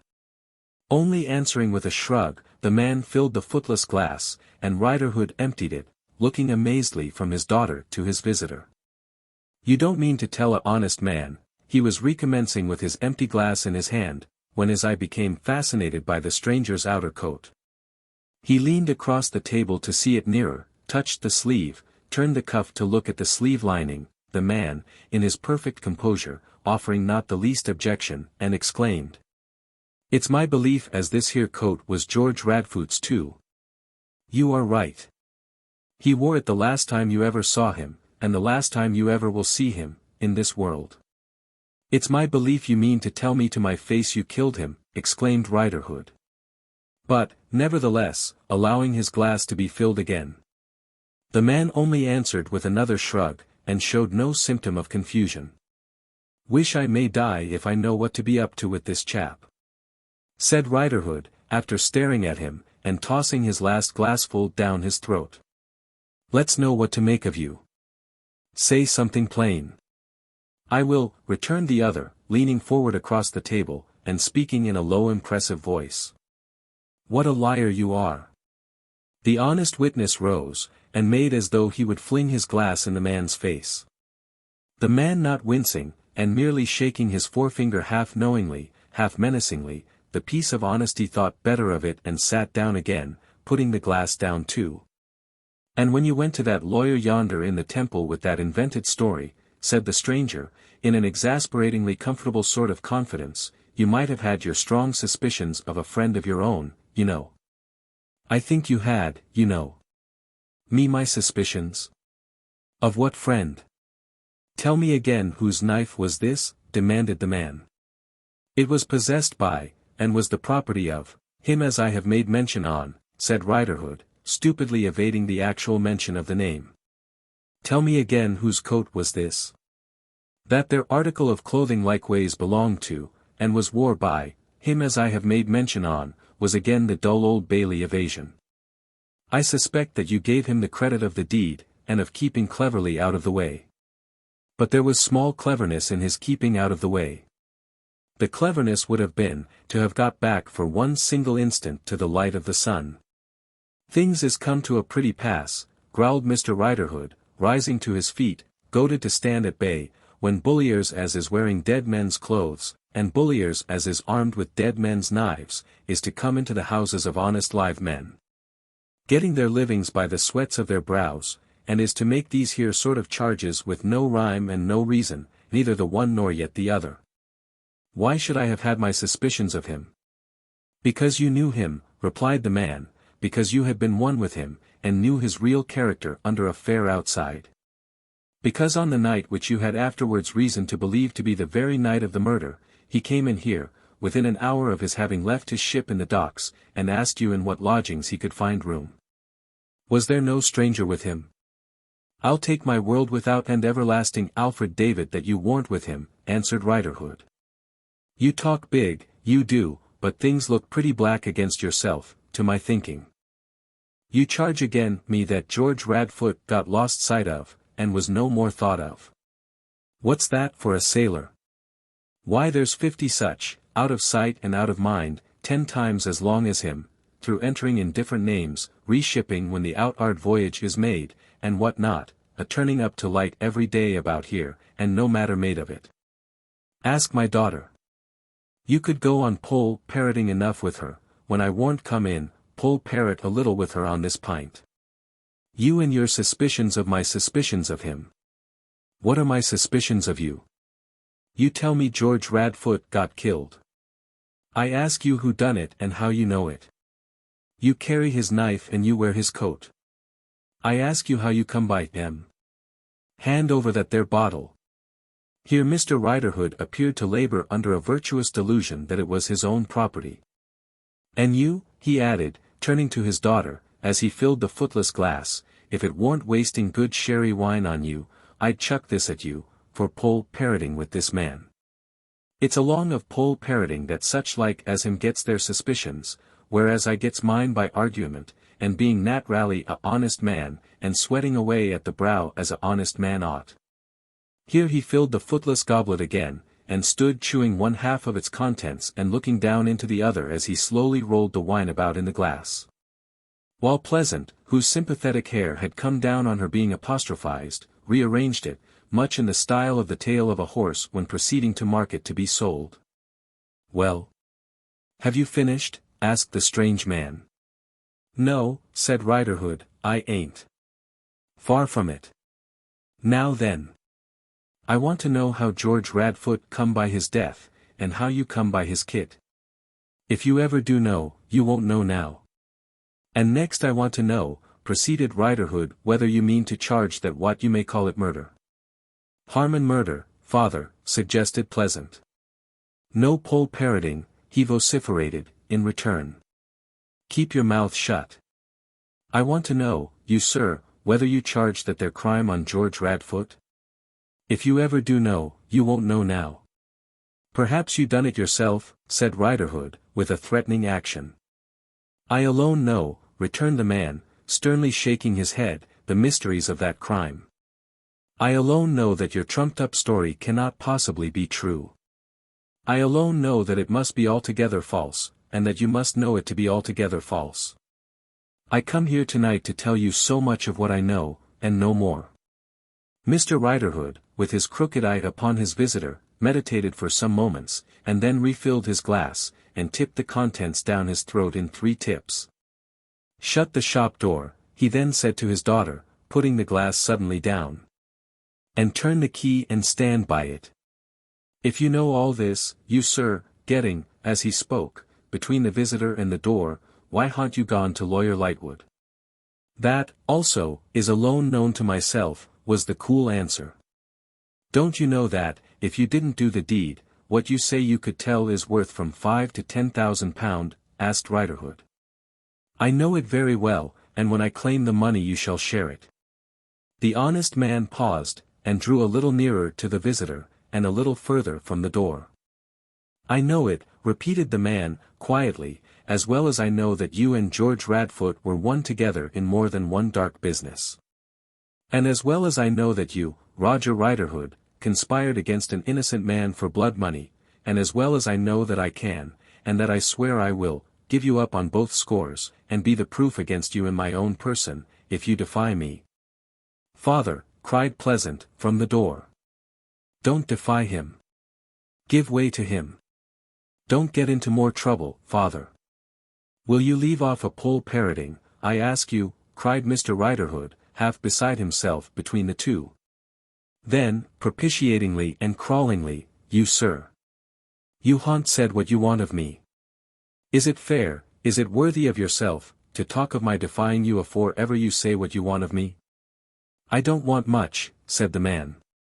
This accusation of yours must not be left half made and half unmade. What was done for the blood money must be thoroughly undone. Well, but shipmate. Don't call me shipmate, said the man. Captain, then, urged Mr. Riderhood, there. You won't object to captain. It's a honorable title, and you fully look it. Captain. Ain't the man dead? Now I ask you fair. Ain't Gaffer dead? Well, returned the other, with impatience, yes, he is dead. What then? Can words hurt a dead man, captain?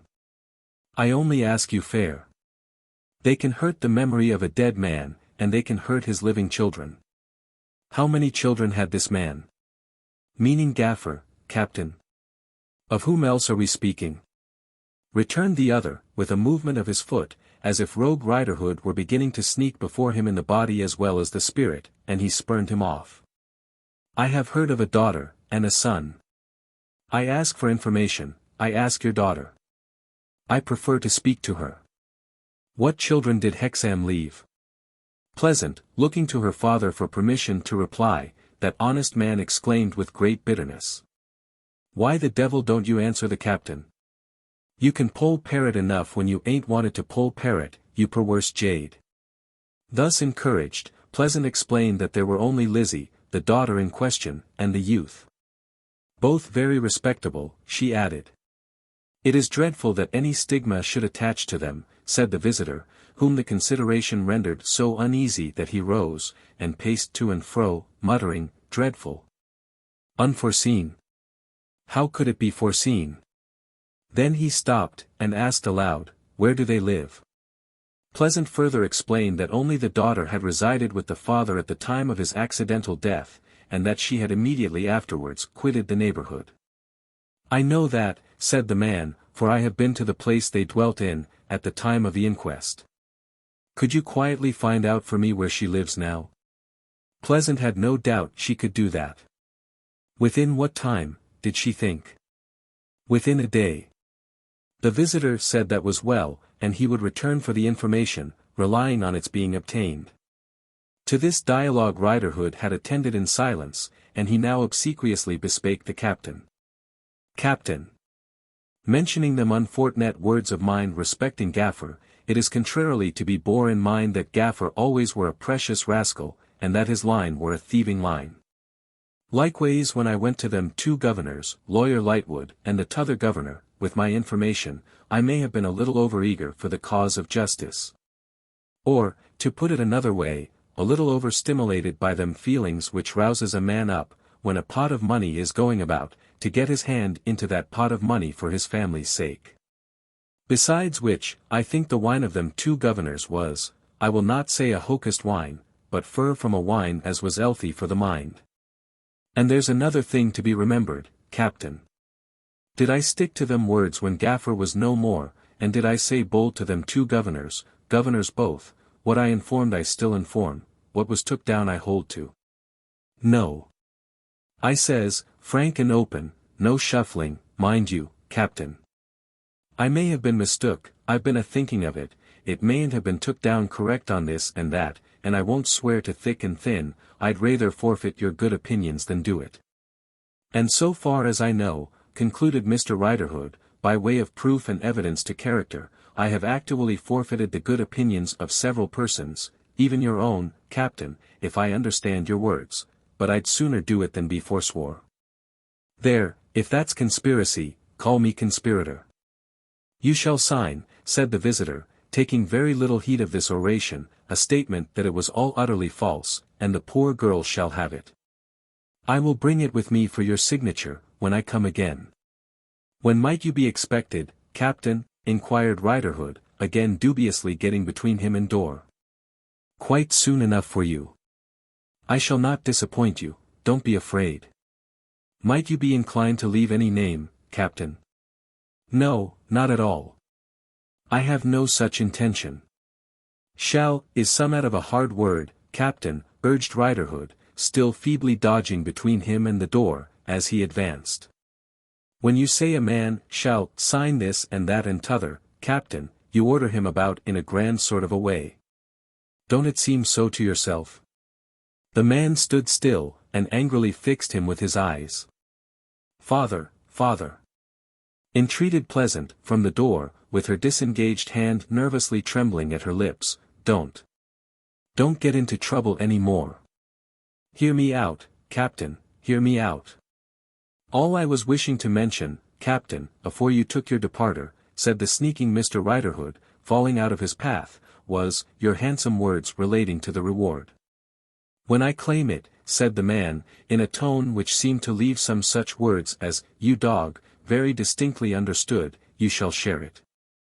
Looking steadfastly at Riderhood, he once more said in a low voice, this time with a grim sort of admiration of him as a perfect piece of evil, what a liar you are, and, nodding his head twice or thrice over the compliment, passed out of the shop. But, to Pleasant he said good night kindly. The honest man who gained his living by the sweat of his brow remained in a state akin to stupefaction, until the footless glass and the unfinished bottle conveyed themselves into his mind.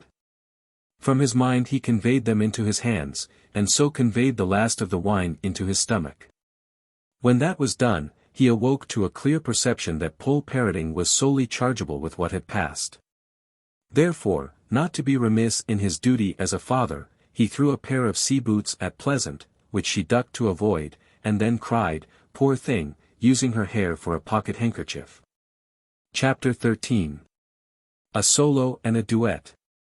The wind was blowing so hard and the visitor came out at the shop door into the darkness and dirt of Limehouse Hole, that it almost blew him in again.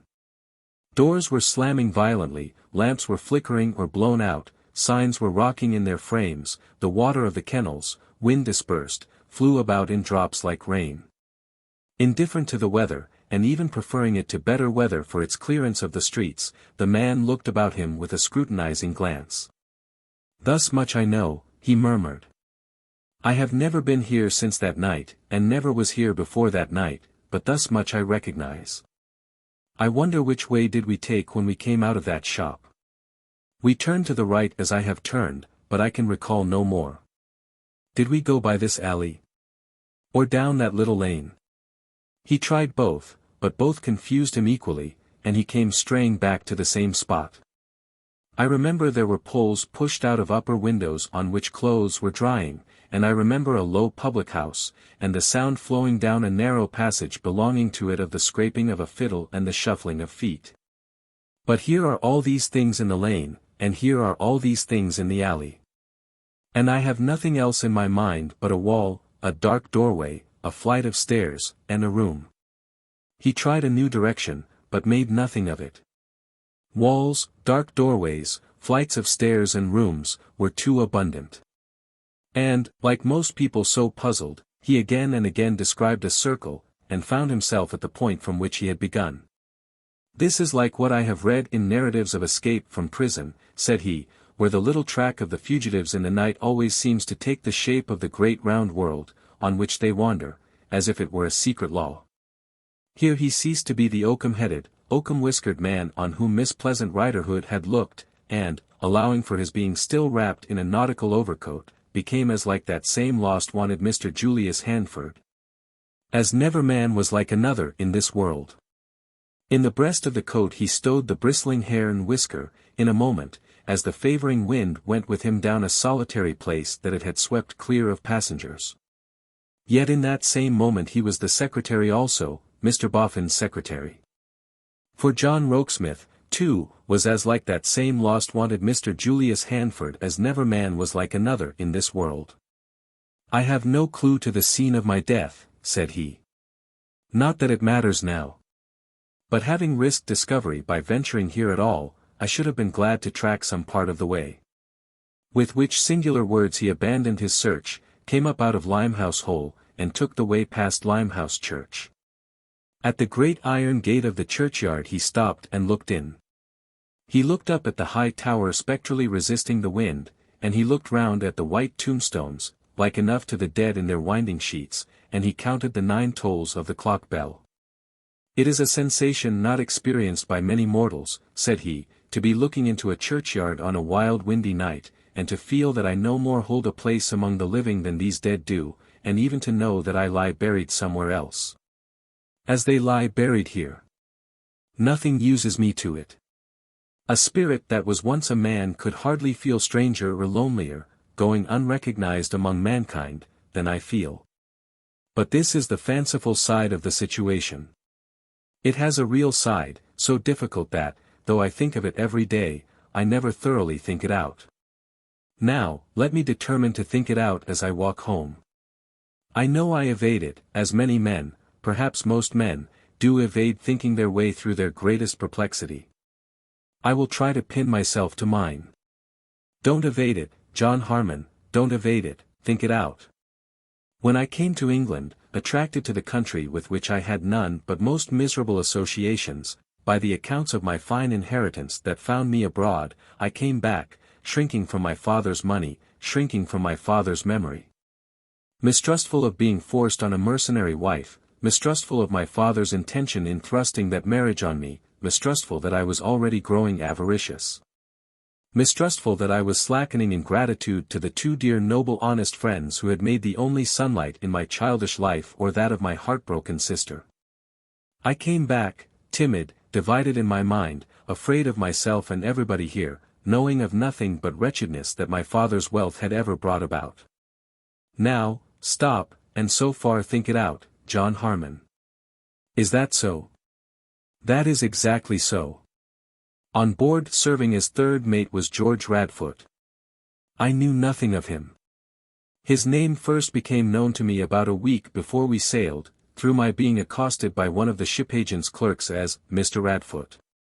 It was one day when I had gone aboard to look to my preparations, and the clerk, coming behind me as I stood on deck, tapped me on the shoulder, and said, "Mr. Radfoot, look here," referring to some papers that he had in his hand. And my name first became known to Radfoot, through another clerk within a day or two, and while the ship was yet in port, coming up behind him, tapping him on the shoulder and beginning, "I beg your pardon, Mr. Harmon." I believe we were alike in bulk and stature but not otherwise, and that we were not strikingly alike, even in those respects, when we were together and could be compared. However, a sociable word or two on these mistakes became an easy introduction between us, and the weather was hot, and he helped me to a cool cabin on deck alongside his own, and his first school had been at Brussels as mine had been. And he had learnt French as I had learnt it, and he had a little history of himself to relate, God only knows how much of it true, and how much of it false, that had its likeness to mine. I had been a seaman too. So we got to be confidential together, and the more easily yet, because he and every one on board had known by general rumour what I was making the voyage to England for. By such degrees and means, he came to the knowledge of my uneasiness of mind, and of its setting at that time in the direction of desiring to see and form some judgment of my allotted wife, before she could possibly know me for myself. Also to try Mrs. Boffin and give her a glad surprise. So the plot was made out of our getting common sailors' dresses, as he was able to guide me about London, and throwing ourselves in Bella Wilfer's neighbourhood, and trying to put ourselves in her way. And doing whatever chance might favour on the spot, and seeing what came of it. If nothing came of it, I should be no worse off, and there would merely be a short delay in my presenting myself to Lightwood. I have all these facts right? Yes. They are all accurately right. His advantage in all this was, that for a time I was to be lost. It might be for a day or for 2 days, but I must be lost sight of on landing, or there would be recognition, anticipation, and failure. Therefore, I disembarked with my valise in my hand, as Potterson the steward and Mr. Jacob Kibble my fellow passenger afterwards remembered, and waited for him in the dark by that very Limehouse church which is now behind me. As I had always shunned the port of London, I only knew the church through his pointing out its spire from on board. Perhaps I might recall, if it were any good to try, the way by which I went to it alone from the river. But how we two went from it to Riderhood's shop, I don't know, any more than I know what turns we took and doubles we made, after we left it. The way was purposely confused, no doubt. But let me go on thinking the facts out, and avoid confusing them with my speculations. Whether he took me by a straight way or a crooked way, what is that to the purpose now? Steady, John Harmon. When we stopped at Riderhood's, and he asked that scoundrel a question or two, purporting to refer only to the lodging-houses in which there was accommodation for us, had I the least suspicion of him? None. Certainly none until afterwards when I held the clue. I think he must have got from Riderhood in a paper, the drug, or whatever it was, that afterwards stupefied me, but I am far from sure. All I felt safe in charging on him tonight, was old companionship in villainy between them. Their undisguised intimacy, and the character I now know Riderhood to bear, made that not at all adventurous. But I am not clear about the drug. Thinking out the circumstances on which I found my suspicion, they are only 2. 1. I remember his changing a small folded paper from one pocket to another, after we came out, which he had not touched before. 2. I now know Riderhood to have been previously taken up for being concerned in the robbery of an unlucky seaman, to whom some such poison had been given. It is my conviction that we cannot have gone a mile from that shop, before we came to the wall, the dark doorway, the flight of stairs, and the room. The night was particularly dark and it rained hard. As I think the circumstances back, I hear the rain splashing on the stone pavement of the passage, which was not under cover. The room overlooked the river, or a dock, or a creek, and the tide was out. Being possessed of the time down to that point, I know by the hour that it must have been about low water.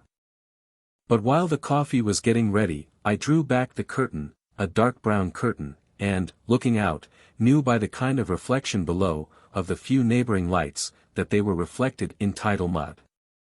He had carried under his arm a canvas bag, containing a suit of his clothes. I had no change of outer clothes with me, as I was to buy slops. "You are very wet, Mr. Harmon," I can hear him saying, "and I am quite dry under this good waterproof coat. Put on these clothes of mine. You may find on trying them that they will answer your purpose tomorrow, as well as the slops you mean to buy, or better.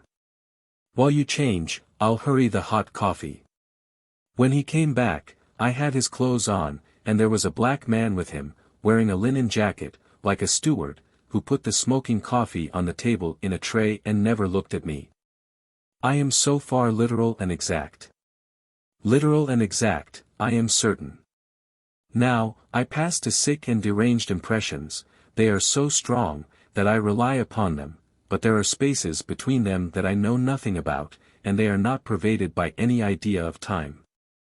I had drank some coffee, when to my sense of sight he began to swell immensely, and something urged me to rush at him.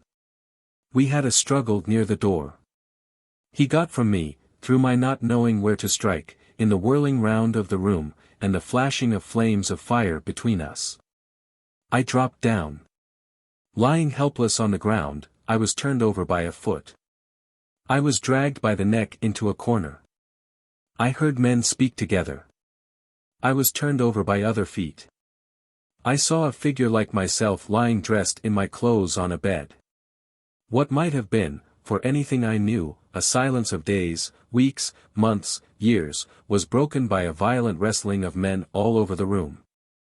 The figure like myself was assailed, and my valise was in its hand. I was trodden upon and fallen over. I heard a noise of blows, and thought it was a woodcutter cutting down a tree. I could not have said that my name was John Harmon, I could not have thought it, I didn't know it, but when I heard the blows, I thought of the woodcutter and his axe, and had some dead idea that I was lying in a forest. This is still correct. Still correct, with the exception that I cannot possibly express it to myself without using the word I. But it was not I. There was no such thing as I, within my knowledge. It was only after a downward slide through something like a tube, and then a great noise and a sparkling and crackling as of fires, that the consciousness came upon me, this is John Harmon drowning. John Harmon, struggle for your life. John Harmon, call on heaven and save yourself. I think I cried it out aloud in a great agony, and then a heavy horrid unintelligible something vanished, and it was I who was struggling there alone in the water. I was very weak and faint, frightfully oppressed with drowsiness, and driving fast with the tide. Looking over the black water, I saw the lights racing past me on the two banks of the river, as if they were eager to be gone and leave me dying in the dark. The tide was running down, but I knew nothing of up or down then. When, guiding myself safely with heaven's assistance before the fierce set of the water, I at last caught at a boat moored, one of a tier of boats at a causeway, I was sucked under her, and came up, only just alive, on the other side. Was I long in the water? Long enough to be chilled to the heart, but I don't know how long. Yet the cold was merciful, for it was the cold night air and the rain that restored me from a swoon on the stones of the causeway. They naturally supposed me to have toppled in, drunk, when I crept to the public house it belonged to. For I had no notion where I was, and could not articulate, through the poison that had made me insensible having affected my speech, and I supposed the night to be the previous night, as it was still dark and raining. But I had lost 24 hours. I have checked the calculation often, and it must have been 2 nights that I lay recovering in that public house. Let me see. Yes. I am sure it was while I lay in that bed there, that the thought entered my head of turning the danger I had passed through, to the account of being for some time supposed to have disappeared mysteriously, and of proving Bella. The dread of our being forced on one another. And perpetuating the fate that seemed to have fallen on my father's riches, the fate that they should lead to nothing but evil, was strong upon the moral timidity that dates from my childhood with my poor sister. As to this hour I cannot understand that side of the river where I recovered the shore, being the opposite side to that on which I was ensnared, I shall never understand it now. Even at this moment, while I leave the river behind me, going home, I cannot conceive that it rolls between me and that spot, or that the sea is where it is. But this is not thinking it out, this is making a leap to the present time. I could not have done it, but for the fortune in the waterproof belt round my body. Not a great fortune, 40 and odd pounds for the inheritor of 100 and odd thousand. But it was enough. Without it I must have disclosed myself. Without it, I could never have gone to that Exchequer coffee house, or taken Mrs. Wilfer's lodgings. Some 12 days I lived at that hotel, before the night when I saw the corpse of Radfoot at the police station. The inexpressible mental horror that I labored under, as one of the consequences of the poison, makes the interval seem greatly longer, but I know it cannot have been longer. That suffering has gradually weakened and weakened since, and has only come upon me by starts, and I hope I am free from it now. But even now, I have sometimes to think, constrain myself, and stop before speaking, or I could not say the words I want to say. Again I ramble away from thinking it out to the end. It is not so far to the end that I need be tempted to break off. Now, on straight. I examined the newspapers every day for tidings that I was missing, but saw none. Going out that night to walk, for I kept retired while it was light, I found a crowd assembled round a placard posted at Whitehall. It described myself, John Harmon, as found dead and mutilated in the river under circumstances of strong suspicion, described my dress, described the papers in my pockets, and stated where I was lying for recognition. In a wild incautious way I hurried there, and there, with the horror of the death I had escaped, before my eyes in its most appalling shape. Added to the inconceivable horror tormenting me at that time when the poisonous stuff was strongest on me, I perceived that Radfoot had been murdered by some unknown hands for the money for which he would have murdered me. And that probably we had both been shot into the river from the same dark place into the same dark tide, when the stream ran deep and strong. That night I almost gave up my mystery, though I suspected no one, could offer no information, knew absolutely nothing save that the murdered man was not I, but Radfoot. Next day while I hesitated, and next day while I hesitated, it seemed as if the whole country were determined to have me dead. The inquest declared me dead, the government proclaimed me dead.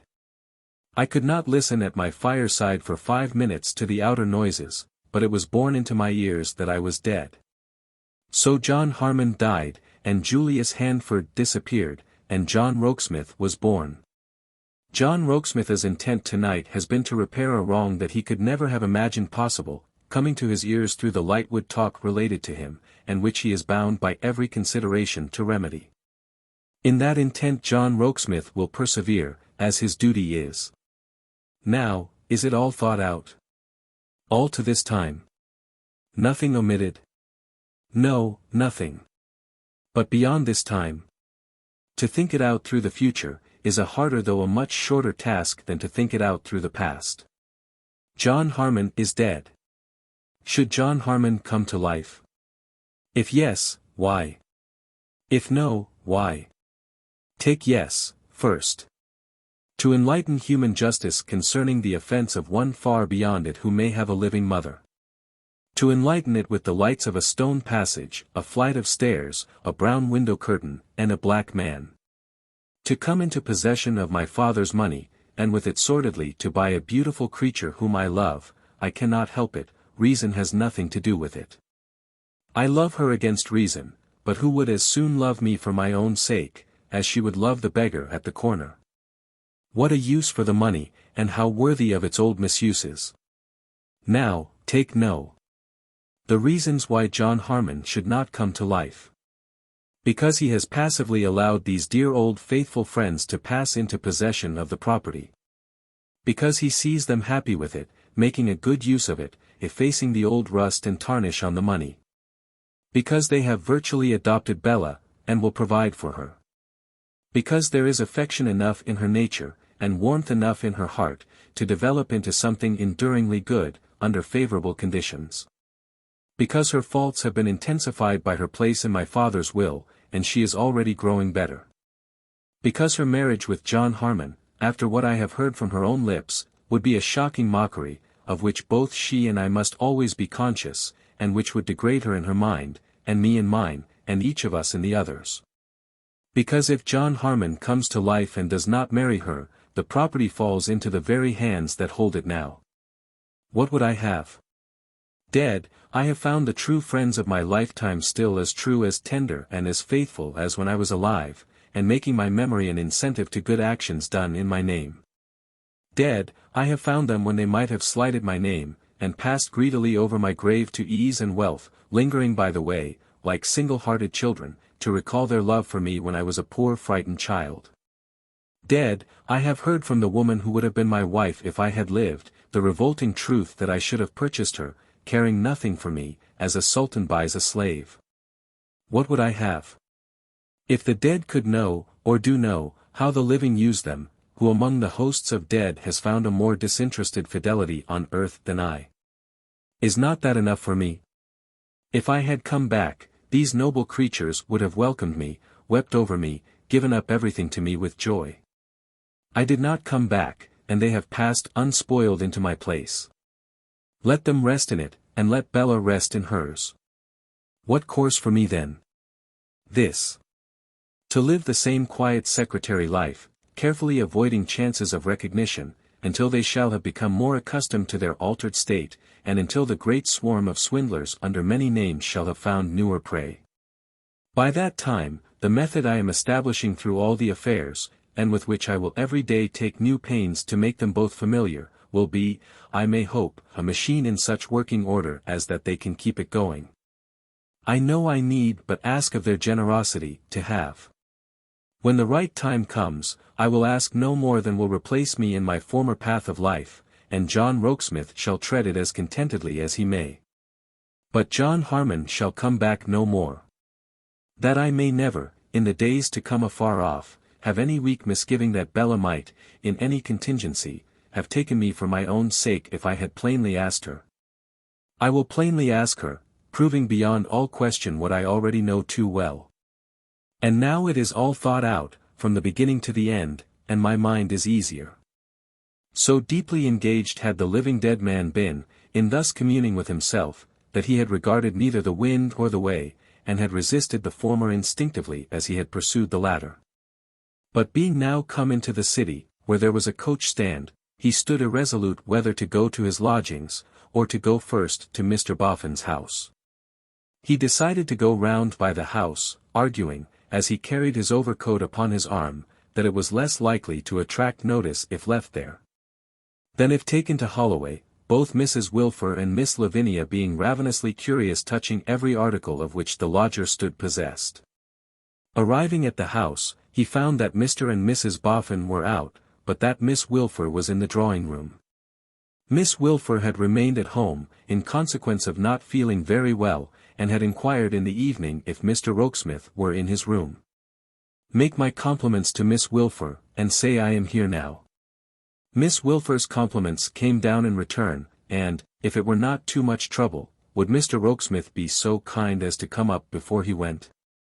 It was not too much trouble, and Mr. Rokesmith came up. Oh, she looked very pretty, she looked very, very pretty. If the father of the late John Harmon had but left his money unconditionally to his son, and if his son had but lighted on this lovable girl for himself, and had the happiness to make her loving as well as lovable. Dear me! Are you not well, Mr. Rokesmith? Yes, quite well. I was sorry to hear, when I came in, that you were not. A mere nothing. I had a headache, gone now, and was not quite fit for a hot theatre, so I stayed at home. I asked you if you were not well, because you look so white. Do I? I have had a busy evening. She was on a low ottoman before the fire, with a little shining jewel of a table, and her book and her work, beside her. Ah! What a different life the late John Harmon's, if it had been his happy privilege to take his place upon that ottoman, and draw his arm about that waist, and say, I hope the time has been long without me. What a home goddess you look, my darling. But, the present John Rokesmith, far removed from the late John Harmon, remained standing at a distance. A little distance in respect of space, but a great distance in respect of separation. Mr. Rokesmith, said Bella, taking up her work, and inspecting it all round the corners, I wanted to say something to you when I could have the opportunity, as an explanation why I was rude to you the other day. You have no right to think ill of me, sir. The sharp little way in which she darted a look at him, half sensitively injured, and half pettishly, would have been very much admired by the late John Harmon. You don't know how well I think of you, Miss Wilfer. Truly, you must have a very high opinion of me, Mr. Rokesmith, when you believe that in prosperity I neglect and forget my old home. Do I believe so? You did, sir, at any rate, returned Bella. I took the liberty of reminding you of a little omission into which you had fallen, insensibly and naturally fallen. It was no more than that. And I beg leave to ask you, Mr. Rokesmith, said Bella, why you took that liberty.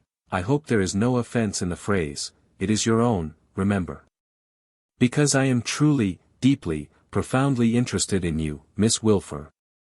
Because I wish to see you always at your best. Because shall I go on? No, sir, returned Bella, with a burning face, you have said more than enough. I beg that you will not go on. If you have any generosity, any honor, you will say no more. The late John Harmon, looking at the proud face with the downcast eyes, and at the quick breathing as it stirred the fall of bright brown hair over the beautiful neck, would probably have remained silent. "I wish to speak to you, sir," said Bella, "once for all, and I don't know how to do it. I have sat here all this evening, wishing to speak to you, and determining to speak to you, and feeling that I must. I beg for a moment's time." He remained silent, and she remained with her face averted, sometimes making a slight movement as if she would turn and speak. At length she did so. "You know how I am situated here, sir, and you know how I am situated at home. I must speak to you for myself, since there is no one about me whom I could ask to do so. It is not generous in you, it is not honorable in you, to conduct yourself towards me as you do. Is it ungenerous or dishonorable to be devoted to you? Fascinated by you?" "Preposterous," said Bella. The late John Harmon might have thought it rather a contemptuous and lofty word of repudiation. "I now feel obliged to go on," pursued the secretary, though it were only in self-explanation and self-defense. "I hope, Miss Wilfer, that it is not unpardonable, even in me, to make an honest declaration of an honest devotion to you." "An honest declaration," repeated Bella, with emphasis. "Is it otherwise?" "I must request, sir," said Bella, taking refuge in a touch of timely resentment, "that I may not be questioned. You must excuse me if I decline to be cross-examined." "Oh, Miss Wilfer, this is hardly charitable. I ask you nothing but what your own emphasis suggests. However, I waive even that question. But what I have declared, I take my stand by. I cannot recall the avowal of my earnest and deep attachment to you, and I do not recall it." "I reject it, sir," said Bella. "I should be blind and deaf if I were not prepared for the reply. Forgive my offense, for it carries its punishment with it." "What punishment?" asked Bella. "Is my present endurance none? But excuse me, I did not mean to cross-examine you again." "You take advantage of a hasty word of mine," said Bella with a little sting of self-reproach, "to make me seem, I don't know what. I spoke without consideration when I used it. If that was bad, I am sorry. But you repeat it after consideration, and that seems to me to be at least no better.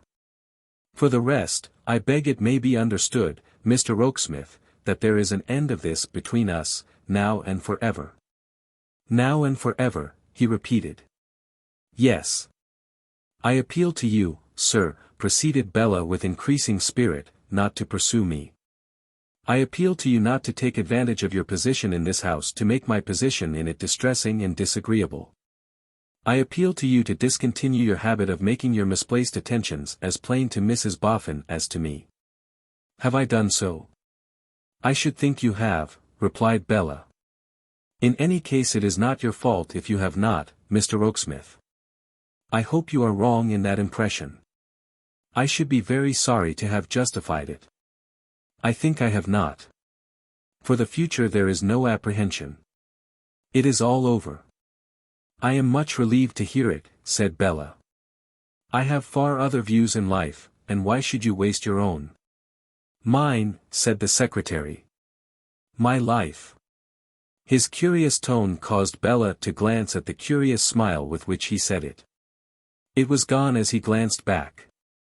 "Pardon me, Miss Wilfer," he proceeded, when their eyes met, "you have used some hard words, for which I do not doubt you have a justification in your mind, that I do not understand. Ungenerous and dishonorable. In what?" "I would rather not be asked," said Bella, haughtily looking down. "I would rather not ask, but the question is imposed upon me. Kindly explain, or if not kindly, justly."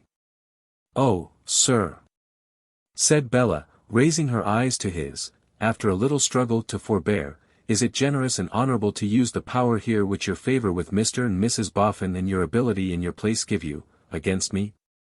Against you? Is it generous and honorable to form a plan for gradually bringing their influence to bear upon a suit which I have shown you that I do not like, and which I tell you that I utterly reject?" The late John Harmon could have borne a good deal, but he would have been cut to the heart by such a suspicion as this. Would it be generous and honorable to step into your place, if you did so, for I don't know that you did, and I hope you did not, anticipating, or knowing beforehand, that I should come here, and designing to take me at this disadvantage? This mean and cruel disadvantage, said the secretary. Yes, assented Bella. The secretary kept silence for a little while, then merely said, You are wholly mistaken, Miss Wilfer, wonderfully mistaken. I cannot say, however, that it is your fault. If I deserve better things of you, you do not know it. At least, sir, retorted Bella, with her old indignation rising, you know the history of my being here at all. I have heard Mr. Boffin say that you are master of every line and word of that will, as you are master of all his affairs. And was it not enough that I should have been willed away, like a horse, or a dog, or a bird? But must you too begin to dispose of me in your mind, and speculate in me, as soon as I had ceased to be the talk and the laugh of the town? Am I forever to be made the property of strangers? Believe me, returned the secretary, you are wonderfully mistaken. I should be glad to know it, answered Bella. I doubt if you ever will. Good night. Of course I shall be careful to conceal any traces of this interview from Mr. and Mrs. Boffin, as long as I remain here. Trust me, what you have complained of is at an end forever. I am glad I have spoken, then, Mr. Rokesmith. It has been painful and difficult, but it is done. If I have hurt you, I hope you will forgive me. I am inexperienced and impetuous, and I have been a little spoilt, but I really am not so bad as I dare say I appear, or as you think me. He quitted the room when Bella had said this, relenting in her wilful inconsistent way. Left alone, she threw herself back on her ottoman, and said, I didn't know the lovely woman was such a dragon. Then, she got up and looked in the glass, and said to her image, You have been positively swelling your features, you little fool. Then, she took an impatient walk to the other end of the room and back, and said, I wish Pa was here to have a talk about an avaricious marriage, but he is better away, poor dear, for I know I should pull his hair if he was here. And then she threw her work away, and threw her book after it, and sat down and hummed a tune, and hummed it out of tune, and quarrelled with it. And John Rokesmith, what did he? He went down to his room, and buried John Harmon many additional fathoms deep.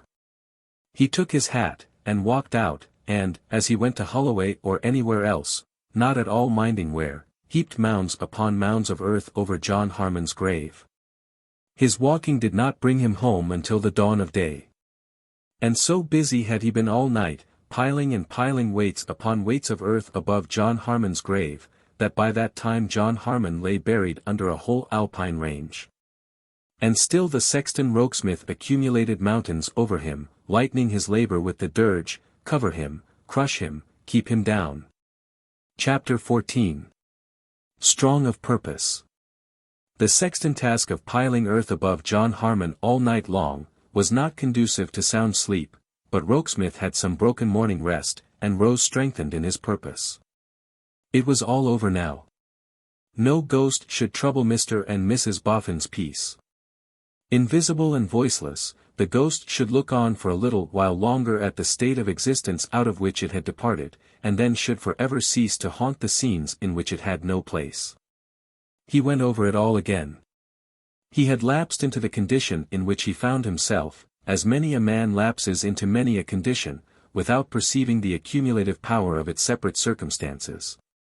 When in the distrust engendered by his wretched childhood and the action for evil, never yet for good within his knowledge then, of his father and his father's wealth on all within their influence, he conceived the idea of his first deception.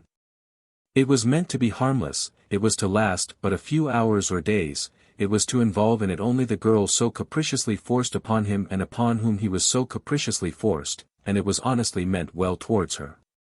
For, if he had found her unhappy in the prospect of that marriage, through her heart inclining to another man or for any other cause, he would seriously have said, This is another of the old perverted uses of the misery-making money. I will let it go to my and my sister's only protectors and friends. When the snare into which he fell so outstripped his first intention as that he found himself placarded by the police authorities upon the London walls for dead, he confusedly accepted the aid that fell upon him, without considering how firmly it must seem to fix the Boffins in their accession to the fortune.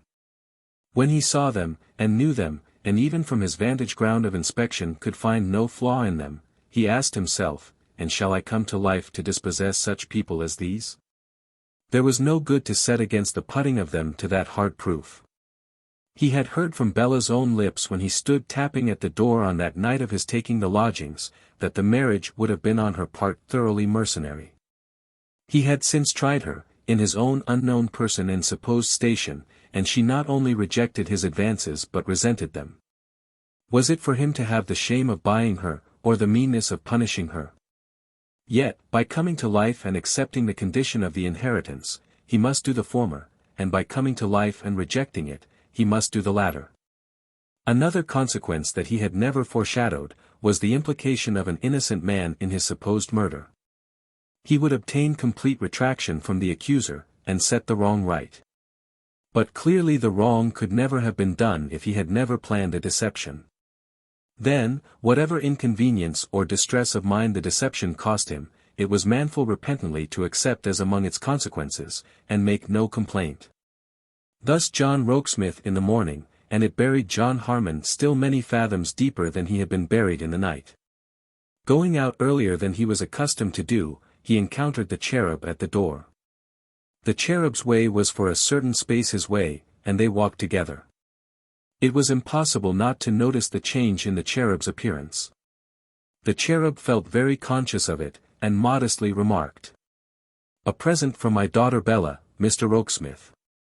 The words gave the secretary a stroke of pleasure, for he remembered the £50, and he still loved the girl. No doubt it was very weak, it always is very weak, some authorities hold, but he loved the girl. "I don't know whether you happen to have read many books of African travel, Mr. Rokesmith," said R.W. "I have read several." "Well, you know, there's usually a King George, or a King Boy, or a King Sambo, or a King Bill, or Bull, or Rum, or Junk, or whatever name the sailors may have happened to give him." "Where?" asked Rokesmith. "Anywhere. Anywhere in Africa, I mean." "Pretty well everywhere, I may say, for black kings are cheap, and I think," said R.W., with an apologetic air, "nasty." "I am much of your opinion, Mr. Wilfer." "You were going to say?" "I was going to say, the king is generally dressed in a London hat only, or a Manchester pair of braces, or one epaulette, or an uniform coat with his legs in the sleeves, or something of that kind." "Just so," said the secretary. "In confidence, I assure you, Mr. Rokesmith," observed the cheerful cherub, "that when more of my family were at home and to be provided for, I used to remind myself immensely of that king. You have no idea, as a single man, of the difficulty I have had in wearing more than one good article at a time." "I can easily believe it, Mr. Wilfer." "I only mention it," said R.W., "in the warmth of his heart, as a proof of the amiable, delicate, and considerate affection of my daughter Bella. If she had been a little spoilt, I couldn't have thought so very much of it, under the circumstances. But no, not a bit. And she is so very pretty. I hope you agree with me in finding her very pretty, Mr. Rokesmith." "Certainly I do. Every one must." "I hope so," said the cherub. "Indeed, I have no doubt of it. This is a great advancement for her in life, Mr. Rokesmith. A great opening of her prospects. Miss Wilfer could have no better friends than Mr. and Mrs. Boffin." "Impossible," said the gratified cherub. "Really I begin to think things are very well as they are. If Mr. John Harmon had lived—" "He is better dead," said the secretary. "No, I won't go so far as to say that," urged the cherub, a little remonstrant against the very decisive and unpitying tone. "But he mightn't have suited Bella, or Bella mightn't have suited him, or 50 things, whereas now I hope she can choose for herself." "Has she, as you place the confidence in me of speaking on the subject, you will excuse my asking, has she, perhaps, chosen?" faltered the secretary. "Oh dear no," returned R.W. Young ladies sometimes, Rokesmith hinted, choose without mentioning their choice to their fathers. Not in this case, Mr. Rokesmith. Between my daughter Bella and me there is a regular league and covenant of confidence. It was ratified only the other day. The ratification dates from these, said the cherub, giving a little pull at the lapels of his coat and the pockets of his trousers. Oh no, she has not chosen. To be sure, young George Sampson, in the days when Mr. John Harmon, who I wish had never been born, said the secretary, with a gloomy brow. R.W. looked at him with surprise, as thinking he had contracted an unaccountable spite against the poor deceased, and continued, in the days when Mr. John Harmon was being sought out, young George Sampson certainly was hovering about Bella. And Bella let him hover. But it never was seriously thought of, and it's still less than ever to be thought of now. For Bella is ambitious, Mr. Rokesmith, and I think I may predict will marry fortune. This time, you see, she will have the person and the property before her together, and will be able to make her choice with her eyes open. This is my road. I am very sorry to part company so soon. Good morning, sir. The secretary pursued his way, not very much elevated in spirits by this conversation, and, arriving at the Boffin mansion, found Betty Higden waiting for him. I should thank you kindly, sir, said Betty, if I might make so bold as have a word or two. Why, you. She should have as many words as she liked, he told her, and took her into his room, and made her sit down. 'Tis concerning Sloppy, sir, said Betty. And that's how I come here by myself. Not wishing him to know what I may going to say to you, I got the start of him early and walked up. You have wonderful energy, returned Rokesmith. You are as young as I am. Betty Higden gravely shook her head. I am strong for my time of life, sir, but not young, thank the Lord. Are you thankful for not being young? Yes, sir. If I was young, it would all have to be gone through again, and the end would be a weary way off, don't you see? But never mind me, 'tis concerning Sloppy. And what about him, Betty? 'Tis just this, sir. It can't be reasoned out of his head by any powers of mine but what that he can do right by your kind lady and gentleman and do his work for me, both together. Now he can't. To give himself up to being put in the way of earning a good living and getting on, he must give me up. Well, he won't. I respect him for it, said Rokesmith. Do ye, sir? I don't know but what I do myself. Still that don't make it right to let him have his way. So as he won't give me up, I may going to give him up. How, Betty? I may going to run away from him. With an astonished look at the indomitable old face and the bright eyes, the secretary repeated, run away from him. Yes, sir, said Betty, with one nod. And in the nod and in the firm set of her mouth, there was a vigor of purpose not to be doubted. Come, come, said the secretary. We must talk about this. Let us take our time over it, and try to get at the true sense of the case and the true course, by degrees. Now, look ye here, my dear, returned old Betty, asking your excuse for being so familiar, but being of a time of life a'most to be your grandmother twice over. Now, look ye, here. 'Tis a poor living and a hard as is to be got out of this work that I'm a-doing now, and but for Sloppy I don't know as I should have held to it this long. But it did just keep us on, the two together. Now that I'm alone, with even Johnny gone, I'd far sooner be upon my feet and tiring of myself out, than a sitting folding and folding by the fire. And I'll tell you why. There's a deadness steals over me at times, that the kind of life favors and I don't like. Now, I seem to have Johnny in my arms, now, his mother, now, his mother's mother, now, I seem to be a child myself, lying once again in the arms of my own mother, then I get numbed, thought and sense, till I start out of my seat. Afeard that I'm a-growing like the poor old people that they brick up in the unions, as you may sometimes see when they let 'em out of the four walls to have a warm in the sun, crawling quite scared about the streets. I was a nimble girl, and have always been a active body, as I told your lady, first time ever I see her good face. I can still walk 20 mile if I am put to it. I'd far better be a walking than a getting numbed and dreary.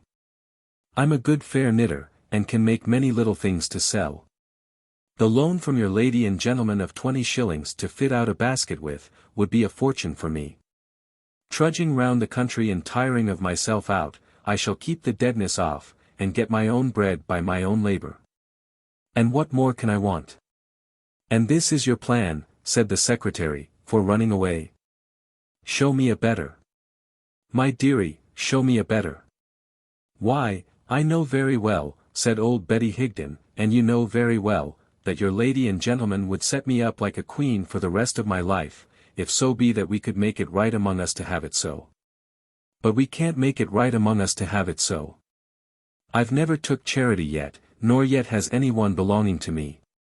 And it would be forsaking of myself indeed, and forsaking of my children dead and gone, and forsaking of their children dead and gone, to set up a contradiction now at last. It might come to be justifiable and unavoidable at last, the secretary gently hinted, with a slight stress on the word. I hope it never will. It ain't that I mean to give offense by being anyways proud, said the old creature simply, but that I want to be of a piece like, and helpful of myself right through to my death. And to be sure, added the secretary, as a comfort for her, Sloppy will be eagerly looking forward to his opportunity of being to you what you have been to him. Trust him for that, sir, said Betty, cheerfully. Though he had need to be something quick about it, for I'm a-getting to be an old one.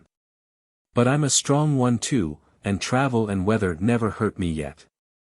Now, be so kind as speak for me to your lady and gentleman, and tell 'em what I ask of their good friendliness to let me do, and why I ask it. The secretary felt that there was no gainsaying what was urged by this brave old heroine, and he presently repaired to Mrs. Boffin and recommended her to let Betty Higden have her way, at all events for the time. It would be far more satisfactory to your kind heart, I know, he said, to provide for her, but it may be a duty to respect this independent spirit. Mrs. Boffin was not proof against the consideration set before her. She and her husband had worked too, and had brought their simple faith and honor clean out of dust heaps. If they owed a duty to Betty Higden, of a surety that duty must be done. But, Betty, said Mrs. Boffin, when she accompanied John Rokesmith back to his room, and shone upon her with the light of her radiant face, granted all else, I think I wouldn't run away. 'Twould come easier to Sloppy, said Mrs. Higden, shaking her head. 'Twould come easier to me too. But 'tis as you please. When would you go? Now, was the bright and ready answer. Today, my dearie, tomorrow. Bless ye, I am used to it. I know many parts of the country well. When nothing else was to be done, I have worked in many a market garden afore now, and in many a hop garden too. If I give my consent to your going, Betty, which Mr. Rokesmith thinks I ought to do. Betty thanked him with a grateful curtsy. We must not lose sight of you. We must not let you pass out of our knowledge. We must know all about you. Yes, my dearie, but not through letter writing, because letter writing, indeed, writing of most sorts hadn't much come up for such as me when I was young. But I shall be to and fro. No fear of my missing a chance of giving myself a sight of your reviving face. Besides, said Betty, with logical good faith, I shall have a debt to pay off, by littles, and naturally that would bring me back, if nothing else would. Must it be done? Asked Mrs. Boffin, still reluctant, of the secretary. I think it must. After more discussion it was agreed that it should be done, and Mrs. Boffin summoned Bella to note down the little purchases that were necessary to set Betty up in trade. Don't ye be timorous for me, my dear, said the stanch old heart, observant of Bella's face, when I take my seat with my work, clean and busy and fresh, in a country marketplace, I shall turn a sixpence as sure as ever a farmer's wife there. The secretary took that opportunity of touching on the practical question of Mr. Sloppy's capabilities. He would have made a wonderful cabinet maker, said Mrs. Higden, if there had been the money to put him to it. She had seen him handle tools that he had borrowed to mend the mangle, or to knock a broken piece of furniture together, in a surprising manner. As to constructing toys for the Minders, out of nothing, he had done that daily. And once as many as a dozen people had got together in the lane to see the neatness with which he fitted the broken pieces of a foreign monkey's musical instrument. "That's well," said the secretary. "It will not be hard to find a trade for him." John Harmon being buried under mountains now, the secretary that very same day set himself to finish his affairs and have done with him.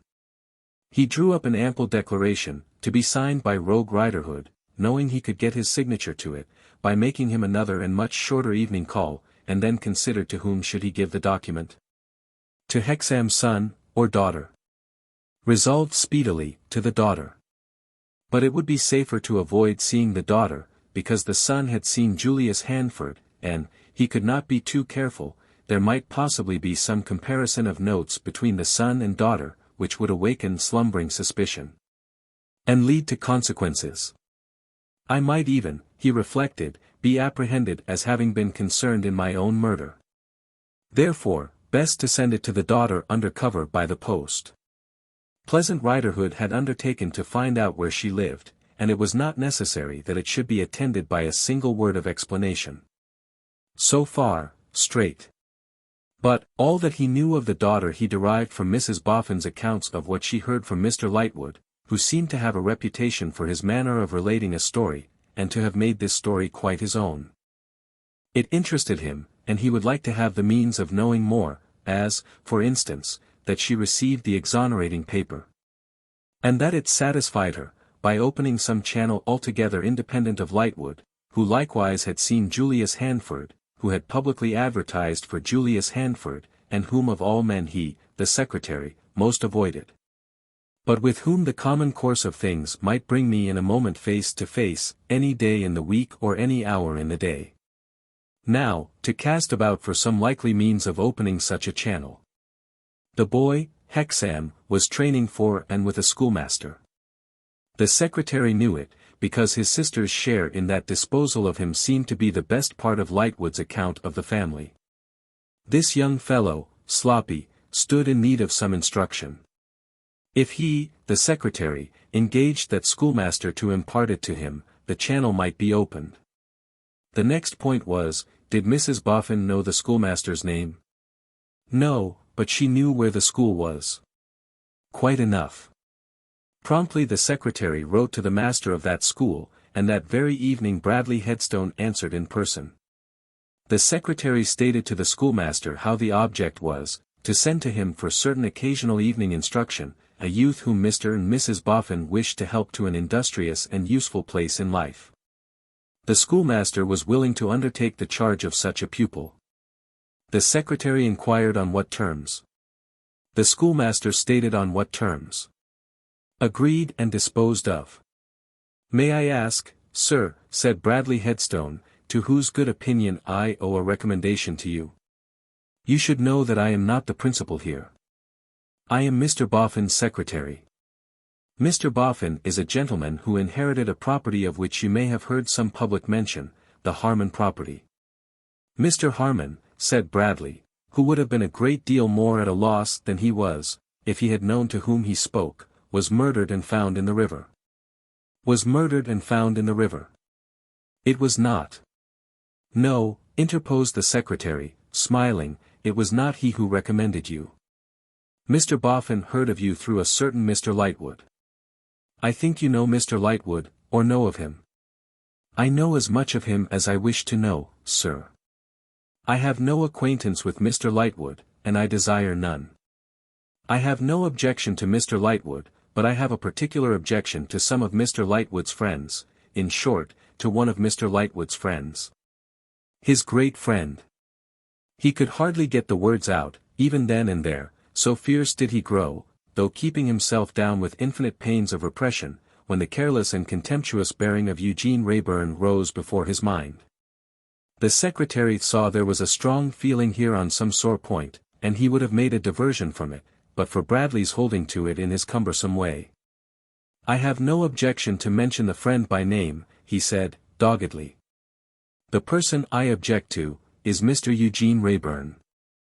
The secretary remembered him. In his disturbed recollection of that night when he was striving against the drug drink, there was but a dim image of Eugene's person. But he remembered his name, and his manner of speaking, and how he had gone with them to view the body, and where he had stood, and what he had said. "Pray, Mr. Headstone, what is the name," he asked, again trying to make a diversion, "of young Hexam's sister?" "Her name is Lizzie," said the schoolmaster, with a strong contraction of his whole face. "She is a young woman of a remarkable character." "Is she not?" "She is sufficiently remarkable to be very superior to Mr. Eugene Wrayburn, though an ordinary person might be that," said the schoolmaster.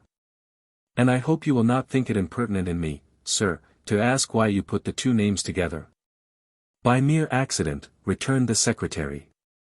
"Observing that Mr. Wrayburn was a disagreeable subject with you, I tried to get away from it, though not very successfully, it would appear." "Do you know Mr. Wrayburn, sir?" "No." "Then perhaps the names cannot be put together on the authority of any representation of his?" "Certainly not." "I took the liberty to ask," said Bradley, after casting his eyes on the ground, "because he is capable of making any representation, in the swaggering levity of his insolence." I hope you will not misunderstand me, sir. I am much interested in this brother and sister, and the subject awakens very strong feelings within me. Very, very, strong feelings." With a shaking hand, Bradley took out his handkerchief and wiped his brow. The secretary thought, as he glanced at the schoolmaster's face, that he had opened a channel here indeed, and that it was an unexpectedly dark and deep and stormy one, and difficult to sound. All at once, in the midst of his turbulent emotions, Bradley stopped and seemed to challenge his look. Much as though he suddenly asked him, "What do you see in me?"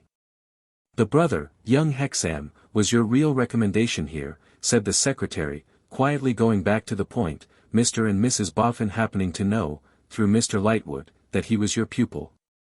Anything that I ask respecting the brother and sister, or either of them, I ask for myself out of my own interest in the subject, and not in my official character, or on Mr. Boffin's behalf. How I come to be interested, I need not explain. You know the father's connection with the discovery of Mr. Harmon's body." "Sir," replied Bradley, very restlessly indeed, "I know all the circumstances of that case." "Pray tell me, Mr. Headstone," said the secretary. "Does the sister suffer under any stigma because of the impossible accusation, groundless would be a better word, that was made against the father, and substantially withdrawn?" "No, sir," returned Bradley, with a kind of anger. "I am very glad to hear it." "The sister," said Bradley, separating his words over carefully, and speaking as if he were repeating them from a book, "suffers under no reproach that repels a man of unimpeachable character who had made for himself every step of his way in life. From placing her in his own station. I will not say, raising her to his own station, I say, placing her in it. The sister labors under no reproach, unless she should unfortunately make it for herself. When such a man is not deterred from regarding her as his equal, and when he has convinced himself that there is no blemish on her, I think the fact must be taken to be pretty expressive." "And there is such a man," said the secretary. Bradley Headstone knotted his brows, and squared his large lower jaw, and fixed his eyes on the ground with an air of determination that seemed unnecessary to the occasion, as he replied, "And there is such a man." The secretary had no reason or excuse for prolonging the conversation, and it ended here. Within 3 hours the oakum-headed apparition once more dived into the leaving shop, and that night Rogue Riderhood's recantation lay in the post office, addressed under cover to Lizzie Hexam at her right address. All these proceedings occupied John Rokesmith so much, that it was not until the following day that he saw Bella again. It seemed then to be tacitly understood between them that they were to be as distantly easy as they could, without attracting the attention of Mr. and Mrs. Boffin to any marked change in their manner. The fitting out of old Betty Higden was favourable to this, as keeping Bella engaged and interested, and as occupying the general attention. "I think," said Rokesmith, when they all stood about her, while she packed her tidy basket, except Bella, who was busily helping on her knees at the chair on which it stood, "that at least you might keep a letter in your pocket, Mrs. Higden, which I would write for you and date from here, merely stating, in the names of Mr. and Mrs. Boffin, that they are your friends, I won't say patrons, because they wouldn't like it. No, no, no, said Mr. Boffin, no patronizing. Let's keep out of that, whatever we come to. There's more than enough of that about, without us, ain't there, naughty, said Mrs. Boffin. I believe you, old lady, returned the Golden Dustman. Overmuch indeed. But people sometimes like to be patronized, don't they, sir? Asked Bella, looking up. I don't. And if they do, my dear, they ought to learn better, said Mr. Boffin. Patrons and patronesses, and vice-patrons and vice-patronesses, and deceased patrons and deceased patronesses, and ex-vice-patrons and ex-vice-patronesses. What does it all mean in the books of the charities that come pouring in on Rokesmith as he sits among them pretty well up to his neck? If Mr. Tom Noakes gives his 5 shillings ain't he a patron, and if Mrs. Jack Stiles gives her 5 shillings ain't she a patroness? What the deuce is it all about? If it ain't stark staring impudence, what do you call it? Don't be warm, naughty, Mrs. Boffin urged. Warm, cried Mr. Boffin. It's enough to make a man smoking hot. I can't go anywhere without being patronized. I don't want to be patronized. If I buy a ticket for a flower show, or a music show, or any sort of show, and pay pretty heavy for it, why am I to be patronied and patronized as if the patrons and patronesses treated me? If there's a good thing to be done, can't it be done on its own merits? If there's a bad thing to be done, can it ever be patronied and patronized right? Yet when a new institution's going to be built, it seems to me that the bricks and mortar ain't made of half so much consequence as the patrons and patronesses, no, nor yet the objects. I wish somebody would tell me whether other countries get patronized to anything like the extent of this one. And as to the patrons and patronesses themselves, I wonder they're not ashamed of themselves. They ain't pills, or hair washes, or invigorating nervous essences, to be puffed in that way. Having delivered himself of these remarks, Mr. Boffin took a trot, according to his usual custom, and trotted back to the spot from which he had started. As to the letter, Rokesmith, said Mr. Boffin, you're as right as a trivet. Give her the letter, make her take the letter, put it in her pocket by violence. She might fall sick. You know you might fall sick, said Mr. Boffin. Don't deny it, Mrs. Higden, in your obstinacy, you know you might. Old Betty laughed, and said that she would take the letter and be thankful. That's right, said Mr. Boffin. Come. That's sensible. And don't be thankful to us, for we never thought of it, but to Mr. Rokesmith. The letter was written, and read to her, and given to her. Now, how do you feel, said Mr. Boffin. Do you like it? The letter, sir, said Betty. It's a beautiful letter. No, no, no, not the letter, said Mr. Boffin, the idea. Are you sure you're strong enough to carry out the idea? I shall be stronger, and keep the deadness off better, this way, than any way left open to me, sir. Don't say than any way left open, you know, urged Mr. Boffin, because there are ways without end. A housekeeper would be acceptable over yonder at the Bower, for instance. Wouldn't you like to see the Bower, and know a retired literary man of the name of Wegg that lives there, with a wooden leg? Old Betty was proof even against this temptation, and fell to adjusting her black bonnet and shawl. I wouldn't let you go, now it comes to this, after all, said Mr. Boffin, if I didn't hope that it may make a man and a workman of Sloppy, in as short a time as ever a man and workman was made yet. Why, what have you got there, Betty? Not a doll. It was the man in the guards who had been on duty over Johnny's bed. The solitary old woman showed what it was, and put it up quietly in her dress. Then, she gratefully took leave of Mrs. Boffin, and of Mr. Boffin, and of Rokesmith, and then put her old withered arms round Bella's young and blooming neck, and said, repeating Johnny's words, a kiss for the Buffer lady. The secretary looked on from a doorway at the Buffer lady thus encircled, and still looked on at the Buffer lady standing alone there, when the determined old figure with its steady bright eyes was trudging through the streets. Away from paralysis and pauperism. Chapter 15. The whole case so far. Bradley Headstone held fast by that other interview he was to have with Lizzie Hexam. In stipulating for it, he had been impelled by a feeling little short of desperation, and the feeling abided by him.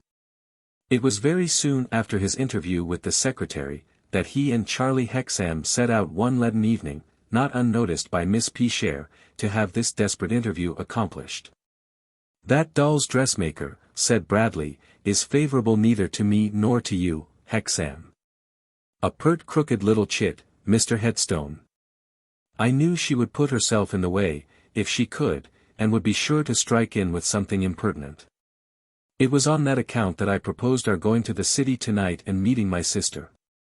"So I supposed," said Bradley, getting his gloves on his nervous hands as he walked. "So I supposed. Nobody but my sister," pursued Charlie, "would have found out such an extraordinary companion. She has done it in a ridiculous fancy of giving herself up to another. She told me so, that night when we went there." "Why should she give herself up to the dressmaker?" asked Bradley. "Oh," said the boy, coloring. "One of her romantic ideas. I tried to convince her so, but I didn't succeed. However, what we have got to do, is, to succeed tonight, Mr. Headstone, and then all the rest follows." "You are still sanguine, Hexam." "Certainly I am, sir." "Why, we have everything on our side." "Except your sister, perhaps," thought Bradley. But he only gloomily thought it, and said nothing. "Everything on our side," repeated the boy with boyish confidence. "Respectability, an excellent connection for me, common sense, everything." "To be sure, your sister has always shown herself a devoted sister," said Bradley, willing to sustain himself on even that low ground of hope. "Naturally, Mr. Headstone, I have a good deal of influence with her. And now that you have honored me with your confidence and spoken to me first, I say again, we have everything on our side." And Bradley thought again, "except your sister, perhaps." A grey dusty withered evening in London City has not a hopeful aspect. The closed warehouses and offices have an air of death about them, and the national dread of colour has an air of mourning. The towers and steeples of the many house-encompassed churches, dark and dingy as the sky that seems descending on them, are no relief to the general gloom. A sundial on a church wall has the look, in its useless black shade, of having failed in its business enterprise and stopped payment for ever. Melancholy waifs and strays of housekeepers and porters sweep melancholy waifs and strays of papers and pins into the kennels, and other more melancholy waifs and strays explore them, searching and stooping and poking for anything to sell. The set of humanity outward from the city is as a set of prisoners departing from jail, and dismal Newgate seems quite as fit a stronghold for the mighty Lord Mayor as his own state dwelling. On such an evening, when the city grit gets into the hair and eyes and skin, and when the fallen leaves of the few unhappy city trees grind down in corners under wheels of wind, the schoolmaster and the pupil emerged upon the Leadenhall Street region, spying eastward for Lizzie. Being something too soon in their arrival, they lurked at a corner, waiting for her to appear. The best-looking among us will not look very well, lurking at a corner, and Bradley came out of that disadvantage very poorly indeed. "Here she comes, Mr. Headstone. Let us go forward and meet her." As they advanced, she saw them coming, and seemed rather troubled. But she greeted her brother with the usual warmth, and touched the extended hand of Bradley. "Why, where are you going, Charlie, dear?" she asked him then. "Nowhere. We came on purpose to meet you." "To meet me, Charlie?" "Yes. We are going to walk with you. But don't let us take the great leading streets where every one walks, and we can't hear ourselves speak. Let us go by the quiet backways. Here's a large paved court by this church, and quiet, too. Let us go up here." "But it's not in the way, Charlie." "Yes it is," said the boy, petulantly. "It's in my way, and my way is yours." She had not released his hand, and, still holding it, looked at him with a kind of appeal. He avoided her eyes, under pretence of saying, "Come along, Mr. Headstone." Bradley walked at his side, not at hers, and the brother and sister walked hand in hand. The court brought them to a churchyard. A paved square court, with a raised bank of earth about breast high, in the middle, enclosed by iron rails. Here, conveniently and healthfully elevated above the level of the living, were the dead, and the tombstones. Some of the latter droopingly inclined from the perpendicular, as if they were ashamed of the lies they told. They paced the whole of this place once, in a constrained and uncomfortable manner, when the boy stopped and said, "Lizzie, Mr. Headstone has something to say to you." "I don't wish to be an interruption either to him or to you, and so I'll go and take a little stroll and come back. I know in a general way what Mr. Headstone intends to say, and I very highly approve of it, as I hope, and indeed I do not doubt, you will. I needn't tell you, Lizzie, that I am under great obligations to Mr. Headstone, and that I am very anxious for Mr. Headstone to succeed in all he undertakes. As I hope, and as, indeed, I don't doubt, you must be." "Charlie," returned his sister, detaining his hand as he withdrew it, "I think you had better stay. I think Mr. Headstone had better not say what he thinks of saying." "Why, how do you know what it is?" returned the boy. "Perhaps I don't, but—" "Perhaps you don't." "No, Liz, I should think not. If you knew what it was, you would give me a very different answer. There, let go, be sensible. I wonder you don't remember that Mr. Headstone is looking on."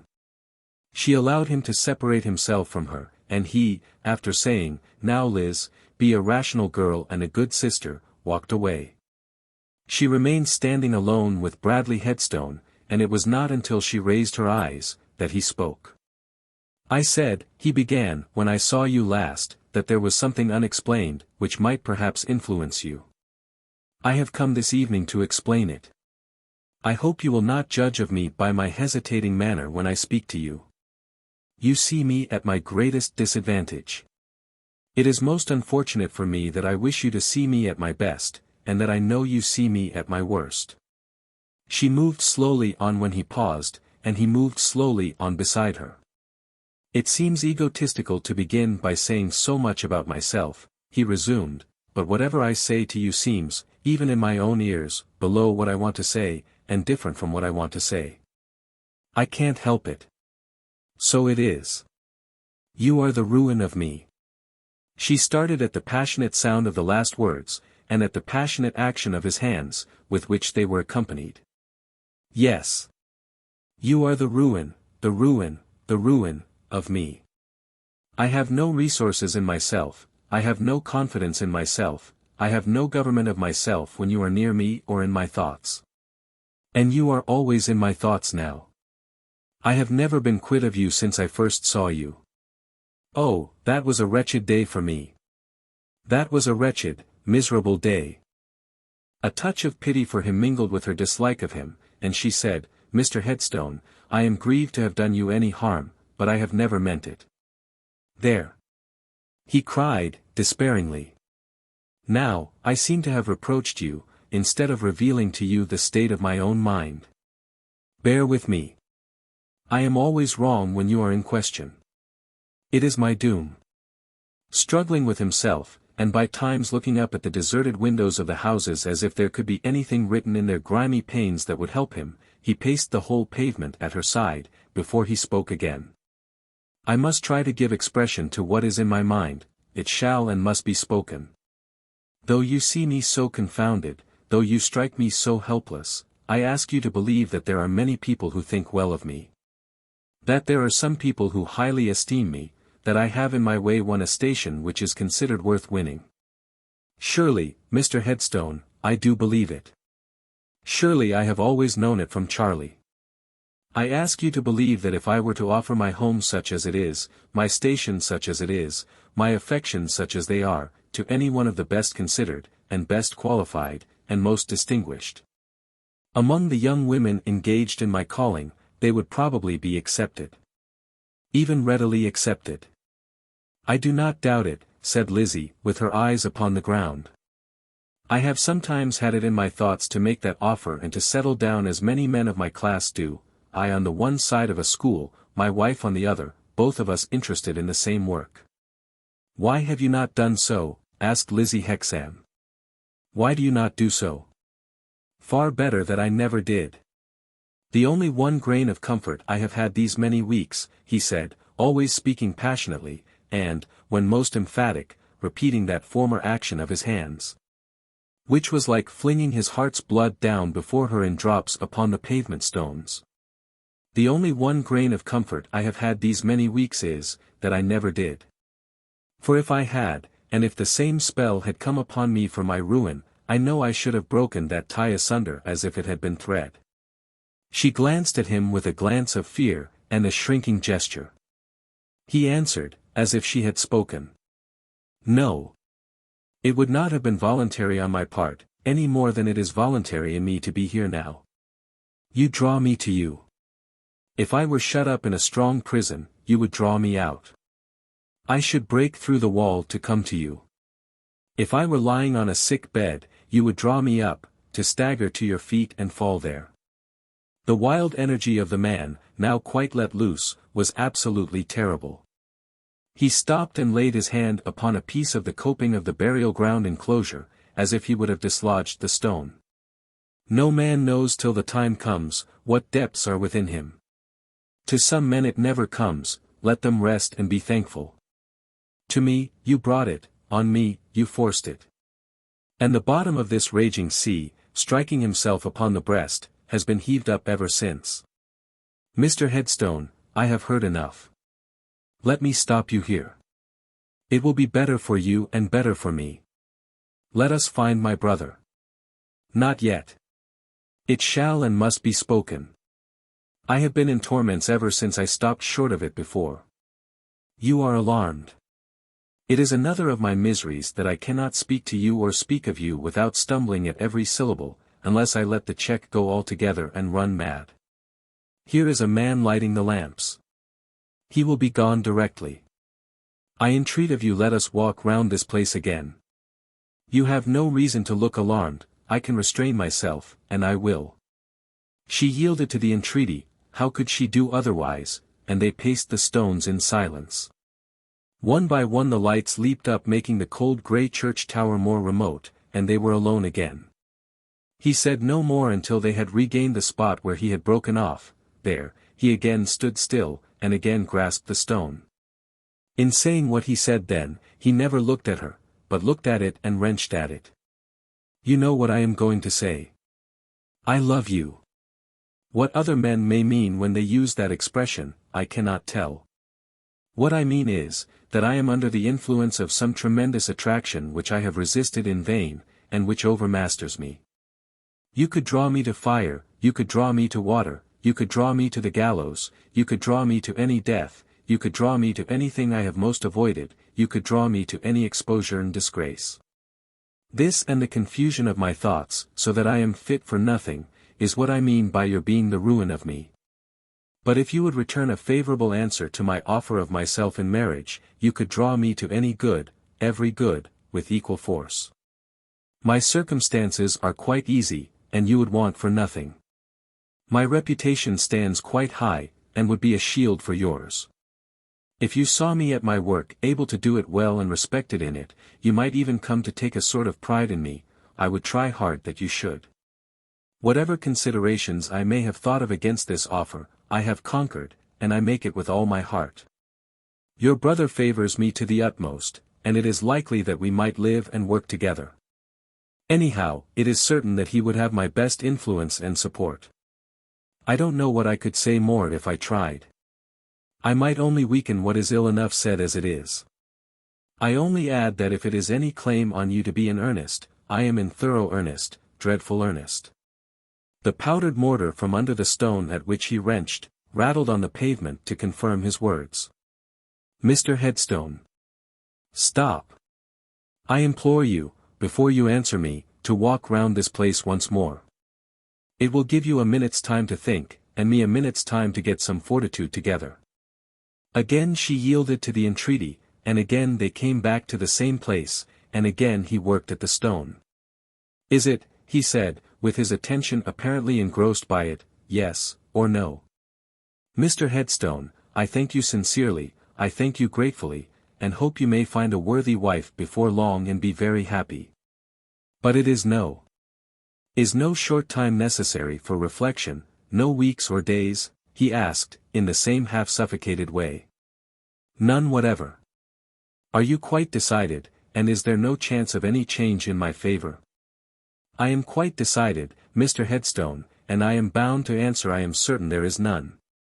Then, said he, suddenly changing his tone and turning to her, and bringing his clenched hand down upon the stone with a force that laid the knuckles raw and bleeding, then I hope that I may never kill him.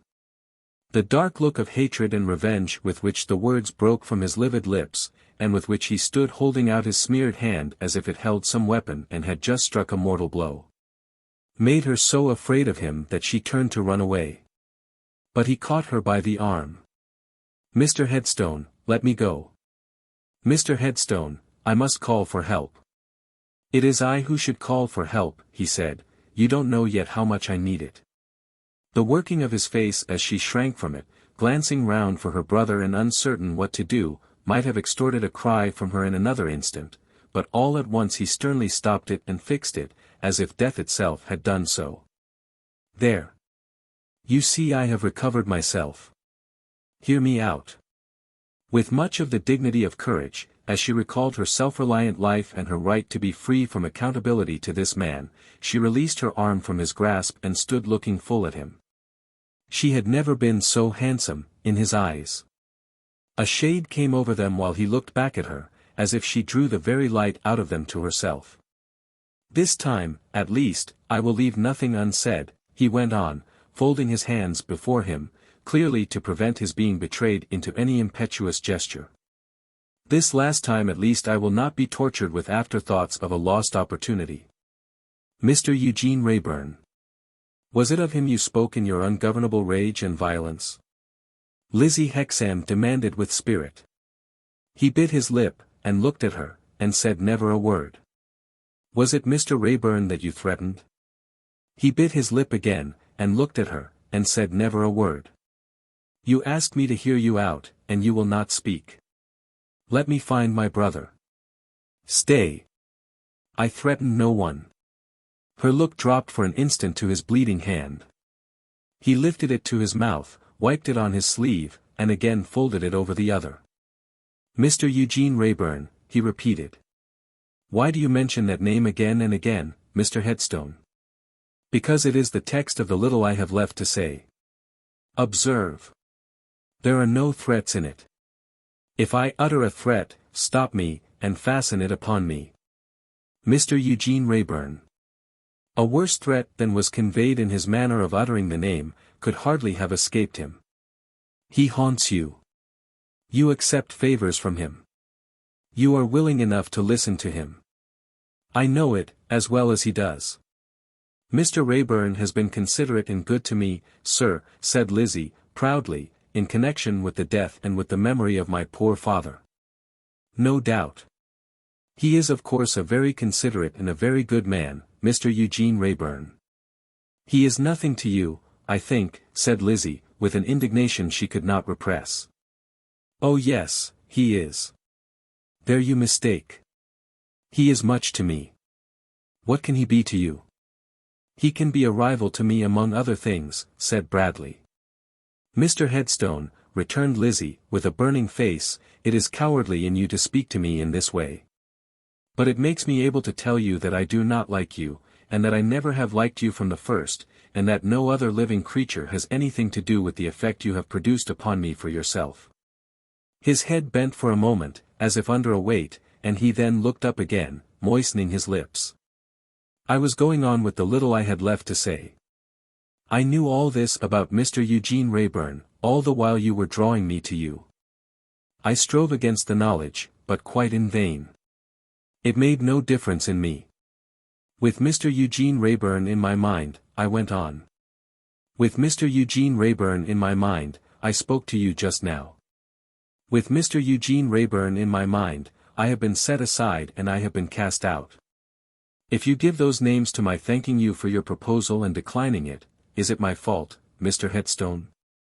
Said Lizzie, compassionating the bitter struggle he could not conceal, almost as much as she was repelled and alarmed by it.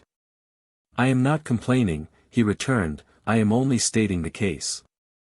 I had to wrestle with my self-respect when I submitted to be drawn to you in spite of Mr. Raeburn. You may imagine how low my self-respect lies now.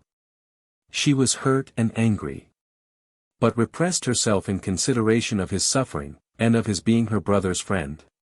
And it lies under his feet, said Bradley, unfolding his hands in spite of himself, and fiercely motioning with them both towards the stones of the pavement. Remember that. It lies under that fellow's feet, and he treads upon it and exults above it. He does not, said Lizzie. He does, said Bradley. I have stood before him face to face, and he crushed me down in the dirt of his contempt, and walked over me. Why? Because he knew with triumph what was in store for me tonight. Oh, Mr. Headstone, you talk quite wildly. Quite collectedly. I know what I say too well. Now I have said all. I have used no threat, remember. I have done no more than show you how the case stands, so far. At this moment her brother sauntered into view close by. She darted to him, and caught him by the hand. Bradley followed, and laid his heavy hand on the boy's opposite shoulder. Charlie Hexam, I am going home. I must walk home by myself tonight, and get shut up in my room without being spoken to. Give me half an hour's start, and let me be, till you find me at my work in the morning. I shall be at my work in the morning just as usual. Clasping his hands, he uttered a short unearthly broken cry, and went his way. The brother and sister were left looking at one another near a lamp in the solitary churchyard, and the boy's face clouded and darkened, as he said in a rough tone, "What is the meaning of this? What have you done to my best friend? Out with the truth." "Charlie," said his sister. "Speak a little more considerately." "I am not in the humor for consideration, or for nonsense of any sort," replied the boy. "What have you been doing? Why has Mr. Headstone gone from us in that way?"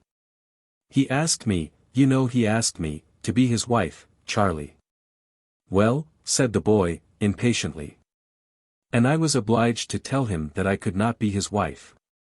"You were obliged to tell him," repeated the boy angrily, between his teeth, and rudely pushing her away. "You were obliged to tell him. Do you know that he is worth 50 of you?" "It may easily be so, Charlie, but I cannot marry him." "You mean that you are conscious that you can't appreciate him, and don't deserve him, I suppose?" "I mean that I do not like him, Charlie, and that I will never marry him." "Upon my soul," exclaimed the boy, "you are a nice picture of a sister. Upon my soul, you are a pretty piece of disinterestedness. And so all my endeavors to cancel the past and to raise myself in the world, and to raise you with me, are to be beaten down by your low whims, are they? I will not reproach you, Charlie." "Hear her," exclaimed the boy, looking round at the darkness. "She won't reproach me. She does her best to destroy my fortunes and her own, and she won't reproach me. Why, you'll tell me, next, that you won't reproach Mr. Headstone for coming out of the sphere to which he is an ornament, and putting himself at your feet, to be rejected by you. No, Charlie. I will only tell you, as I told himself, that I thank him for doing so, that I am sorry he did so, and that I hope he will do much better, and be happy." Some touch of compunction smote the boy's hardening heart as he looked upon her, his patient little nurse in infancy, his patient friend, adviser, and reclaimer in boyhood, the self-forgetting sister who had done everything for him. His tone relented, and he drew her arm through his. "Now, come, Liz, don't let us quarrel, let us be reasonable and talk this over like brother and sister. Will you listen to me?" "Oh, Charlie," she replied through her starting tears. "Do I not listen to you, and hear many hard things? Then I am sorry. There, Liz. I am unfeignedly sorry. Only you do put me out so. Now see. Mr. Headstone is perfectly devoted to you. He has told me in the strongest manner that he has never been his old self for one single minute since I first brought him to see you. Miss P. Share, our schoolmistress, pretty and young, and all that, is known to be very much attached to him, and he won't so much as look at her or hear of her. Now, his devotion to you must be a disinterested one, mustn't it? If he married Miss Peashare, he would be a great deal better off in all worldly respects, than in marrying you. Well then, he has nothing to get by it, has he? Nothing, heaven knows. Very well then, said the boy. That's something in his favor, and a great thing. Then I come in. Mr. Headstone has always got me on, and he has a good deal in his power, and of course if he was my brother-in-law he wouldn't get me on less, but would get me on more. Mr. Headstone comes and confides in me, in a very delicate way, and says, I hope my marrying your sister would be agreeable to you, Hexam, and useful to you. I say, there's nothing in the world, Mr. Headstone, that I could be better pleased with. Mr. Headstone says, then I may rely upon your intimate knowledge of me for your good word with your sister, Hexam. And I say, certainly, Mr. Headstone, and naturally I have a good deal of influence with her. So I have, haven't I, Liz? Yes, Charlie. Well said.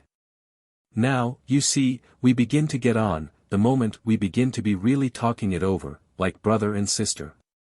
Very well. Then you come in.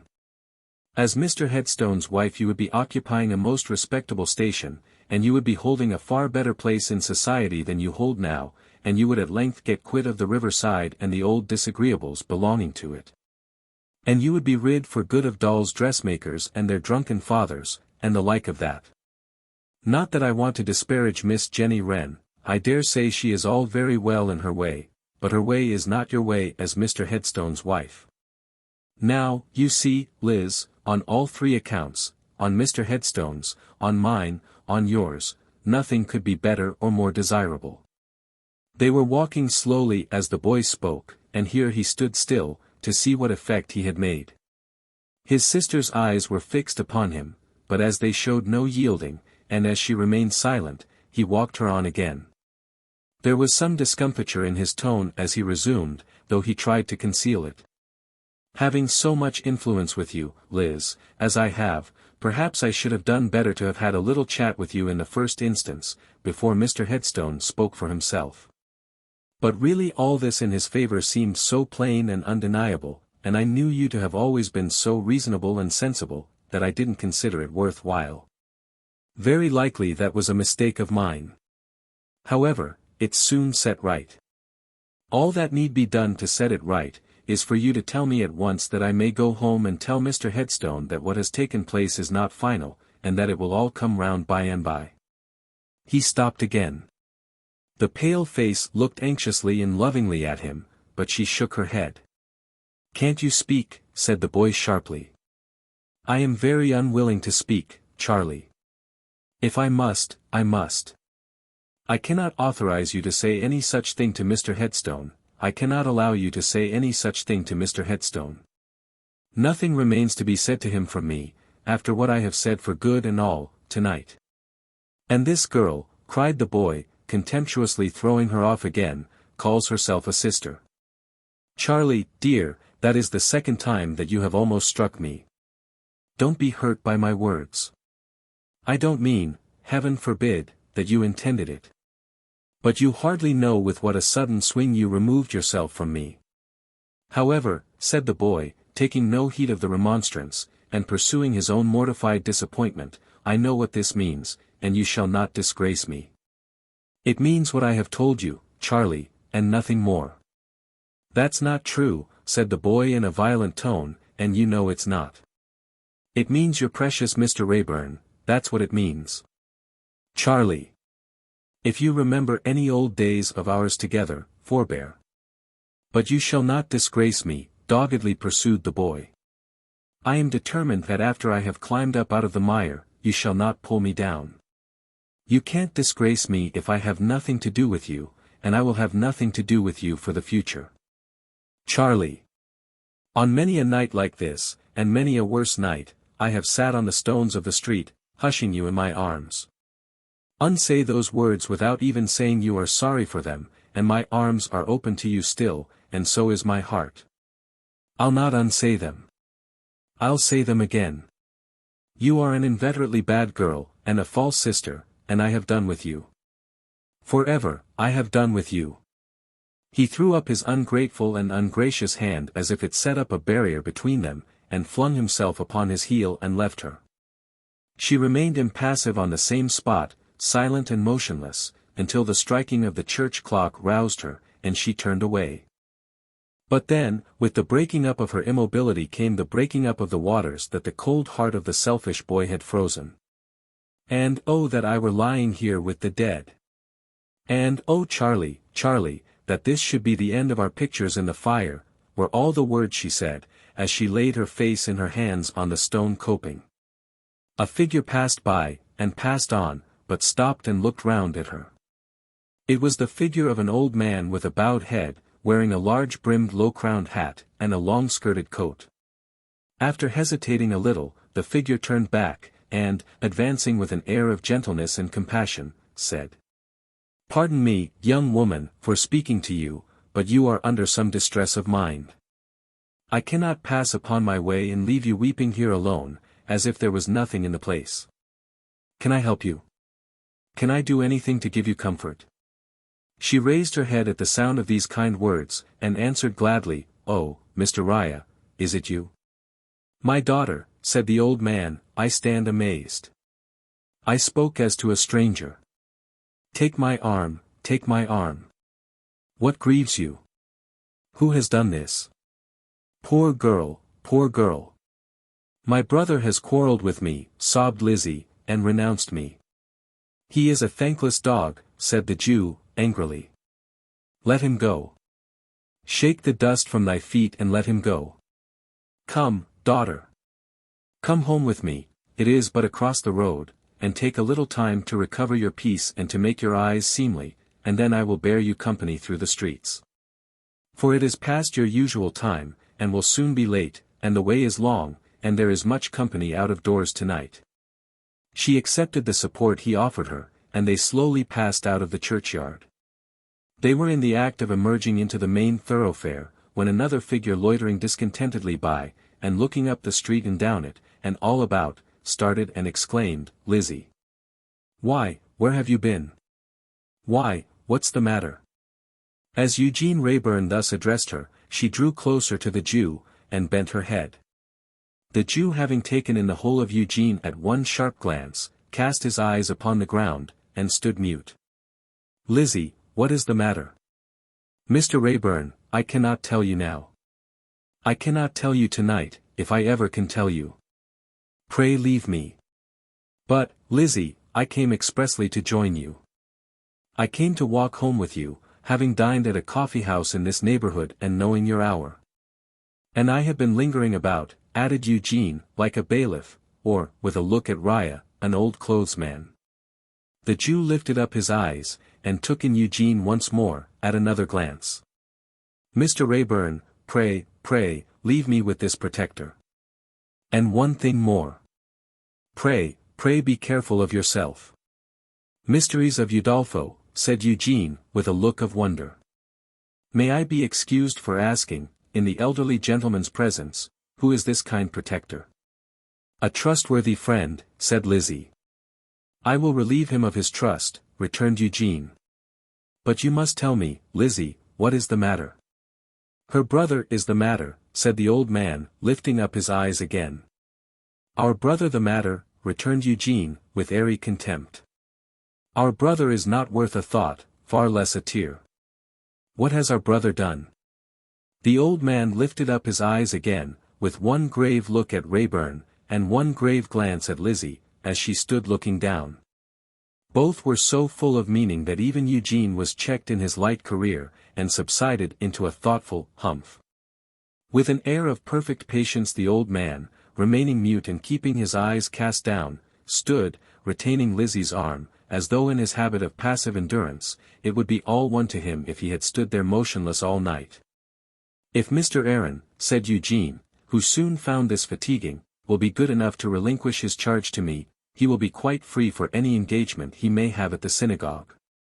Mr. Aaron, will you have the kindness?" But the old man stood stock still. "Good evening, Mr. Aaron," said Eugene, politely, "we need not detain you." Then turning to Lizzie, "Is our friend Mr. Aaron a little deaf?" "My hearing is very good, Christian gentleman," replied the old man, calmly, "but I will hear only one voice tonight, desiring me to leave this damsel before I have conveyed her to her home. If she requests it, I will do it. I will do it for no one else."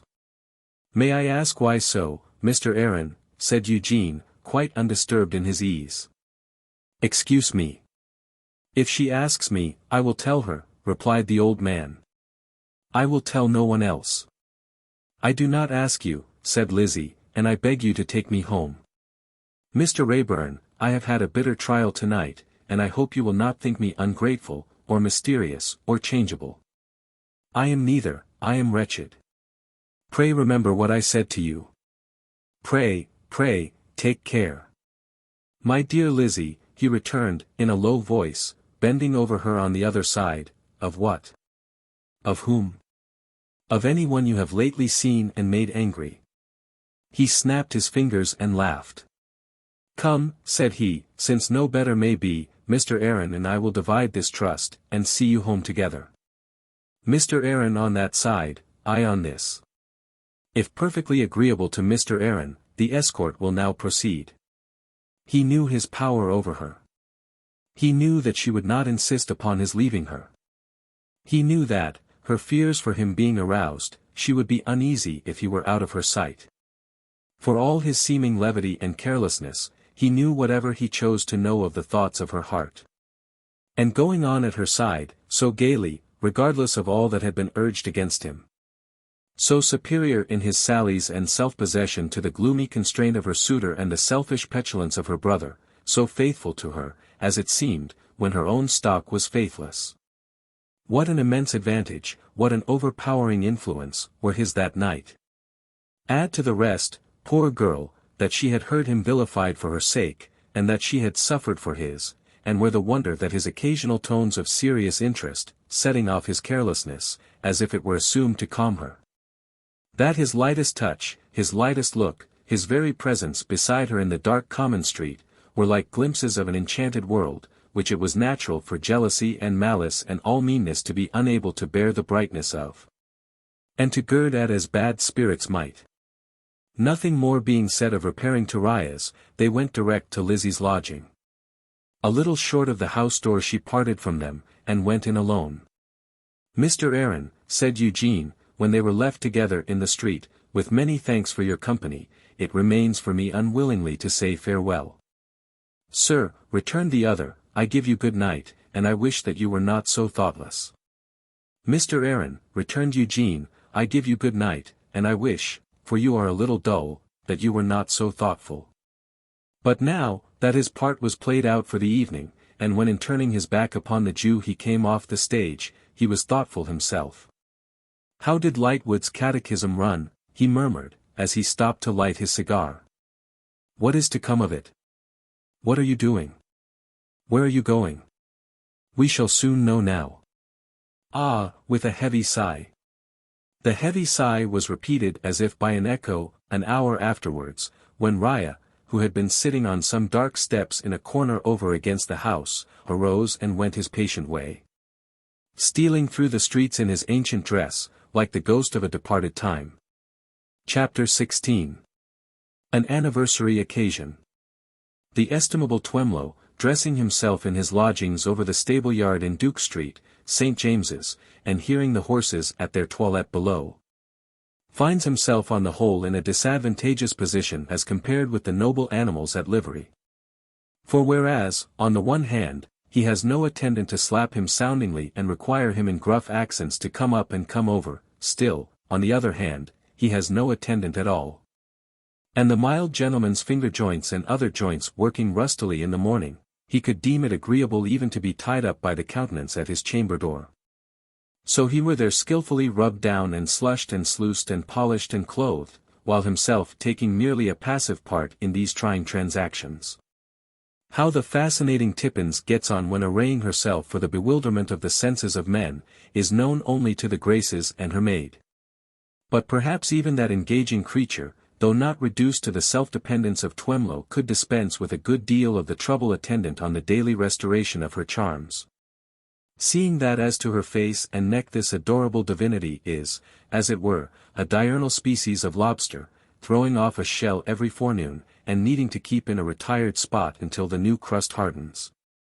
Howbeit, Twemlow doth at length invest himself with collar and cravat and wristbands to his knuckles, and goeth forth to breakfast.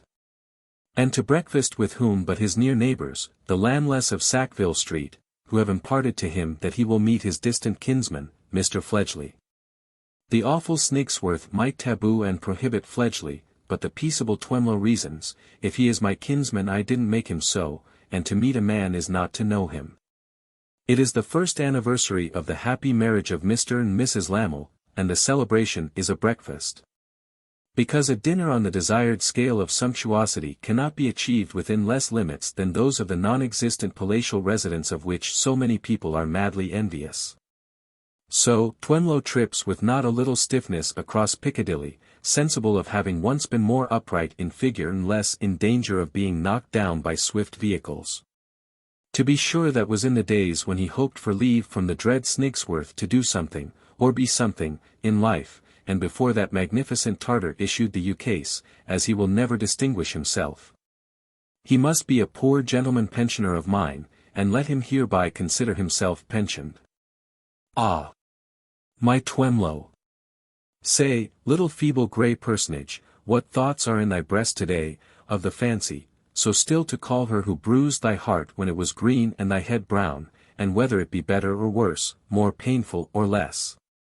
To believe in the fancy to this hour, than to know her for a greedy armour-plated crocodile, with no more capacity of imagining the delicate and sensitive and tender spot behind thy waistcoat, than of going straight at it with a knitting needle.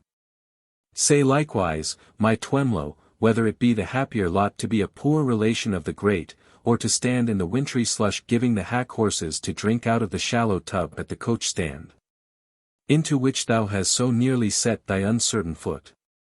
Twemlow says nothing, and goes on. As he approaches the Lamels' door, drives up a little one-horse carriage, containing Tippins the divine.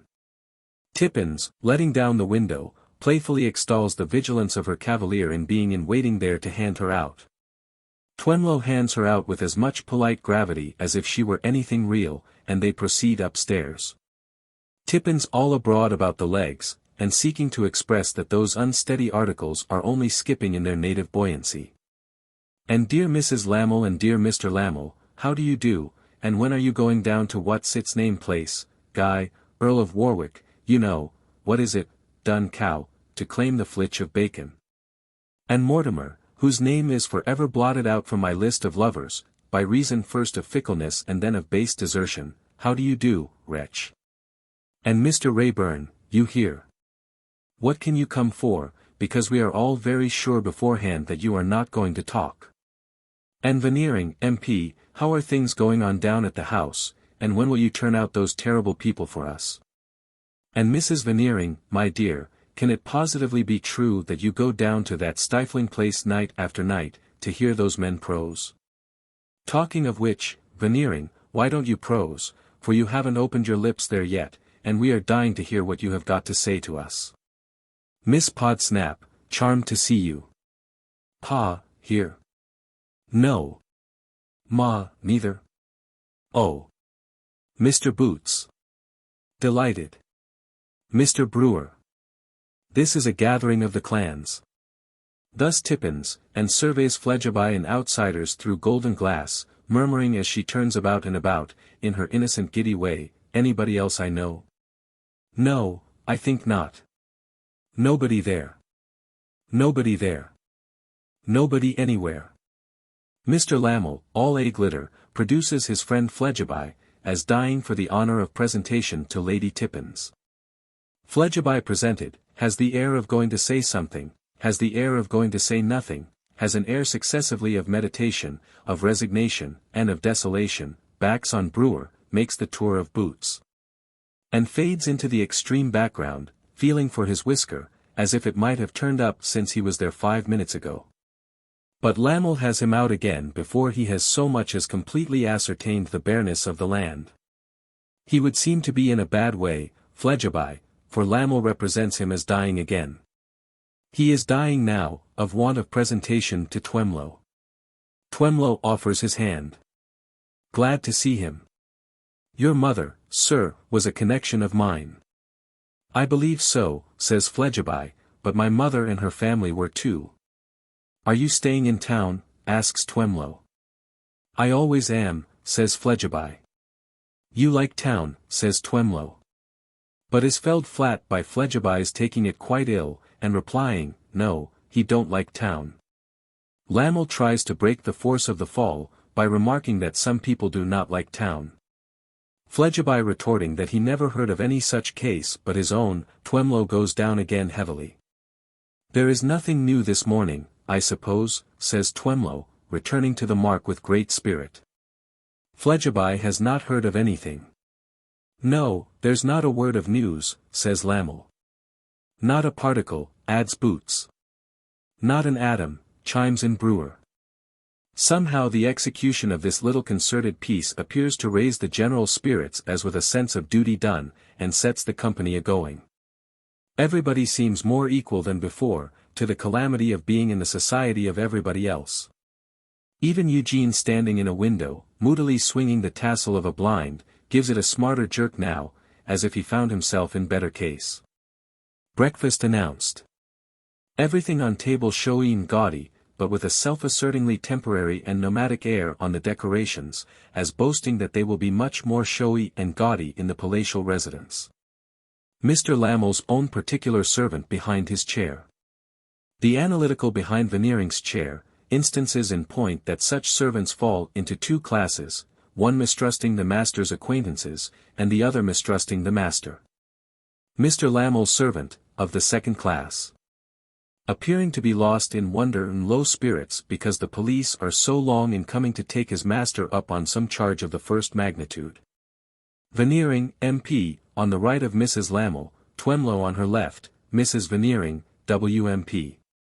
Wife of Member of Parliament, and Lady Tippins on Mr. Lamel's right and left. But be sure that well within the fascination of Mr. Lamel's eye and smile sits little Georgiana. And be sure that close to little Georgiana, also under inspection by the same gingerous gentleman, sits Fledgeby. Oftener than twice or thrice while breakfast is in progress, Mr. Twemlow gives a little sudden turn towards Mrs. Lamel, and then says to her, I beg your pardon. This not being Twemlow's usual way, why is it his way today? Why, the truth is, Twemlow repeatedly labors under the impression that Mrs. Lamel is going to speak to him, and turning finds that it is not so, and mostly that she has her eyes upon Veneering. Strange that this impression so abides by Twemlow after being corrected, yet so it is. Lady Tippins partaking plentifully of the fruits of the earth, including grape juice in the category, becomes livelier, and applies herself to elicit sparks from Mortimer Lightwood. It is always understood among the initiated, that faithless lover must be planted at table opposite to Lady Tippins, who will then strike conversational fire out of him.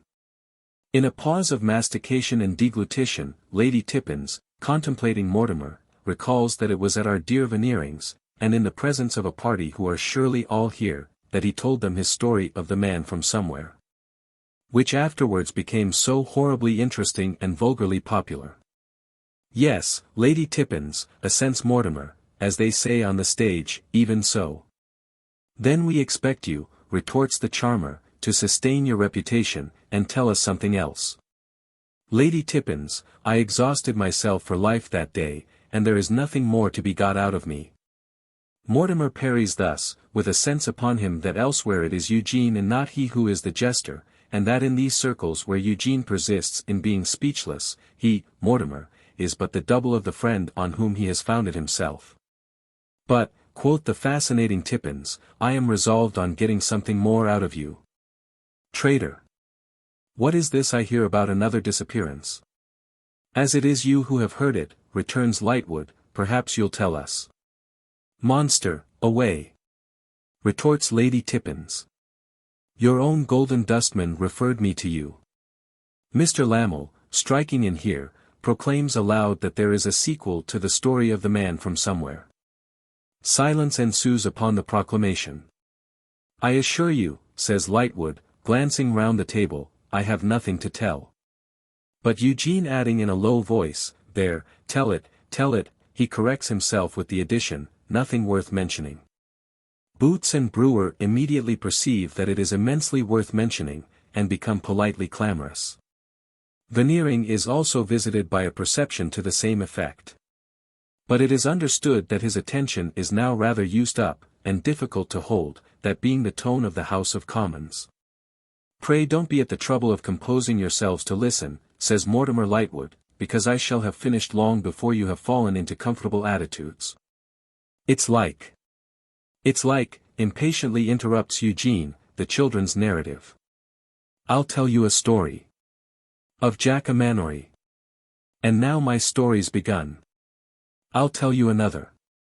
Of Jack and his brother. And now my story is done. Get on, and get it over." Eugene says this with a sound of vexation in his voice, leaning back in his chair and looking balefully at Lady Tippins, who nods to him as her dear bear, and playfully insinuates that she, a self-evident proposition, is beauty, and he beast. "The reference," proceeds Mortimer, "which I suppose to be made by my honourable and fair enslaver opposite, is to the following circumstance. Very lately, the young woman, Lizzie Hexam, daughter of the late Jessie Hexam, otherwise Gaffer, who will be remembered to have found the body of the man from somewhere, mysteriously received, she knew not from whom, an explicit retraction of the charges made against her father, by another waterside character of the name of Riderhood. Nobody believed them. Because little rogue Riderhood, I am tempted into the paraphrase by remembering the charming wolf who would have rendered society a great service if he had devoured Mr. Riderhood's father and mother in their infancy, had previously played fast and loose with the said charges. And, in fact, abandoned them. However, the retraction I have mentioned found its way into Lizzie Hexam's hands, with a general flavour on it of having been favoured by some anonymous messenger in a dark cloak and slouched hat, and was by her forwarded. In her father's vindication, to Mr. Boffin, my client.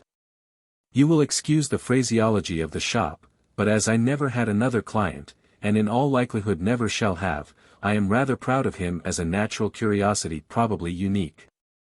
Although as easy as usual on the surface, Lightwood is not quite as easy as usual below it. With an air of not minding Eugene at all, he feels that the subject is not altogether a safe one in that connection. The natural curiosity which forms the sole ornament of my professional museum, he resumes, hereupon desires his secretary, an individual of the hermit crab or oyster species, and whose name, I think, is Choke Smith, but it doesn't in the least matter, say Artichoke, to put himself in communication with Lizzie Hexam. Artichoke professes his readiness so to do, endeavours to do so, but fails. Why fails? Asks Boots. How fails? Asks Brewer. Pardon me, returns Lightwood, I must postpone the reply for one moment, or we shall have an anticlimax. Artichoke failing signally, my client refers the task to me, his purpose being to advance the interests of the object of his search. I proceed to put myself in communication with her. I even happen to possess some special means, with a glance at Eugene, of putting myself in communication with her, but I fail too, because she has vanished. Vanished, is the general echo. Disappeared, says Mortimer. Nobody knows how, nobody knows when, nobody knows where. And so ends the story to which my honourable and fair enslaver opposite referred. Tippins, with a bewitching little scream, opines that we shall every one of us be murdered in our beds. Eugene eyes her as if some of us would be enough for him. Mrs. Veneering, WMP, remarks that these social mysteries make one afraid of leaving baby. Veneering, MP. Wishes to be informed, with something of a second-hand air of seeing the right honourable gentleman at the head of the Home Department in his place, whether it is intended to be conveyed that the vanished person has been spirited away or otherwise harmed. Instead of Lightwood's answering, Eugene answers, and answers hastily and vexedly, no, no, no, he doesn't mean that, he means voluntarily vanished, but utterly, completely. However, the great subject of the happiness of Mr. and Mrs. Lamel must not be allowed to vanish with the other vanishments, with the vanishing of the murderer, the vanishing of Julius Handford, the vanishing of Lizzie Hexam. And therefore Veneering must recall the present sheep to the pen from which they have strayed. Who's so fit to discourse of the happiness of Mr. and Mrs. Lamel, they being the dearest and oldest friends he has in the world? Or what audience so fit for him to take into his confidence as that audience, a noun of multitude or signifying many, who are all the oldest and dearest friends he has in the world?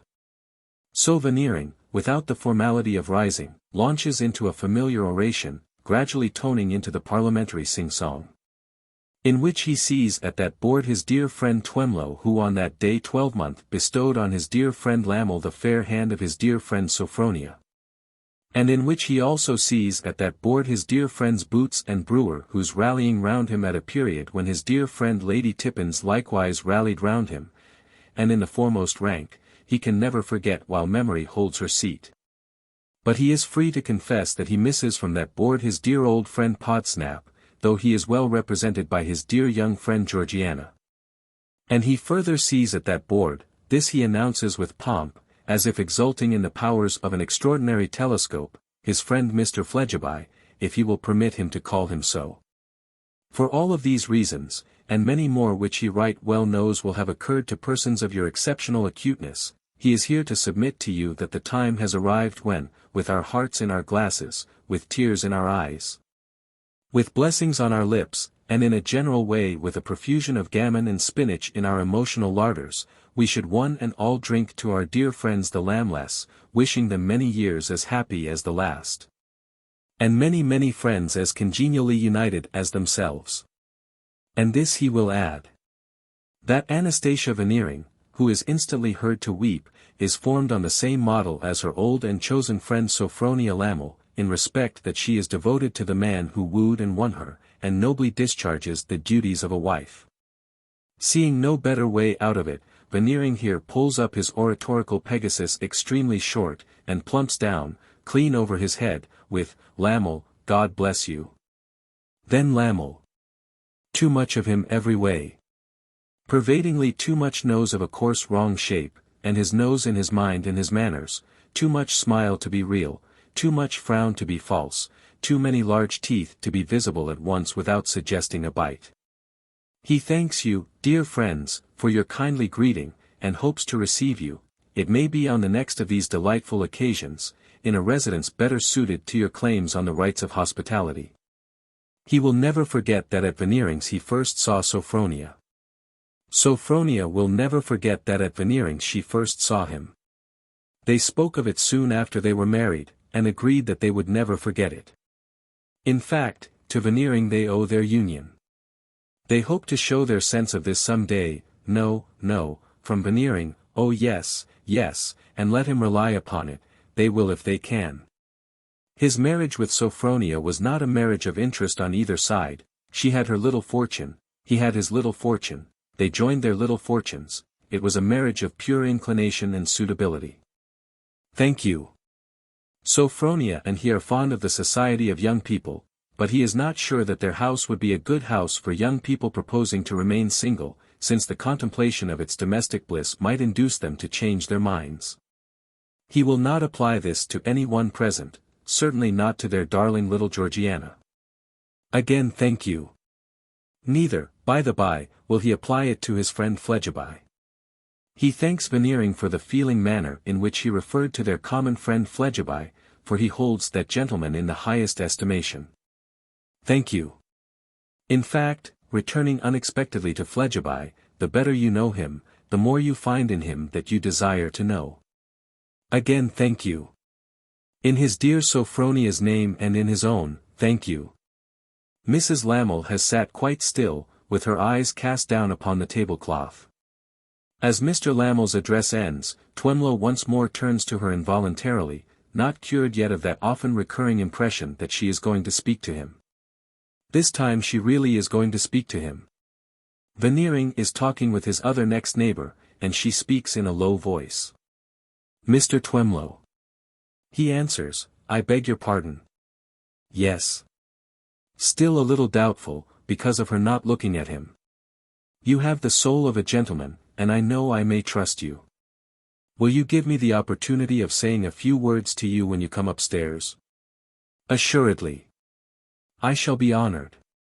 Don't seem to do so, if you please, and don't think it inconsistent if my manner should be more careless than my words. I may be watched. Intensely astonished, Twemlow puts his hand to his forehead, and sinks back in his chair meditating. Mrs. Lamell rises. All rise. The ladies go upstairs. The gentlemen soon saunter after them. Fledgeby has devoted the interval to taking an observation of Boots's whiskers, Brewer's whiskers, and Lamell's whiskers, and considering which pattern of whisker he would prefer to produce out of himself by friction. If the genie of the cheek would only answer to his rubbing. In the drawing-room, groups form as usual. Lightwood, Boots, and Brewer flutter like moths around that yellow wax candle, guttering down, and with some hint of a winding sheet in it, Lady Tippins. Outsiders cultivate Veneering, MP. And Mrs. Veneering, W.M.P. Lamell stands with folded arms, Mephistophelian in a corner, with Georgiana and Fledgeby. Mrs. Lamell, on a sofa by a table, invites Mr. Twemlow's attention to a book of portraits in her hand. Mr. Twemlow takes his station on a settee before her, and Mrs. Lamell shows him a portrait. You have reason to be surprised, she says softly, but I wish you wouldn't look so. Disturbed Twemlow, making an effort not to look so, looks much more so. I think, Mr. Twemlow, you never saw that distant connection of yours before today. No, never. Now that you do see him, you see what he is. You are not proud of him. To say the truth, Mrs. Lamell, no. If you knew more of him, you would be less inclined to acknowledge him. Here is another portrait. What do you think of it? Twemlow has just presence of mind enough to say aloud, very like. Uncommonly like. You have noticed, perhaps, whom he favors with his attentions. You notice where he is now, and how engaged. Yes. But Mr. Lamell. She darts a look at him which he cannot comprehend, and shows him another portrait. Very good, is it not? Charming, says Twemlow. So like as to be almost a caricature, Mr. Twemlow, it is impossible to tell you what the struggle in my mind has been, before I could bring myself to speak to you as I do now. It is only in the conviction that I may trust you never to betray me, that I can proceed. Sincerely promise me that you never will betray my confidence, that you will respect it, even though you may no longer respect me, and I shall be as satisfied as if you had sworn it. Madam, on the honor of a poor gentleman. Thank you. I can desire no more. Mr. Twemlow, I implore you to save that child. That child? Georgiana.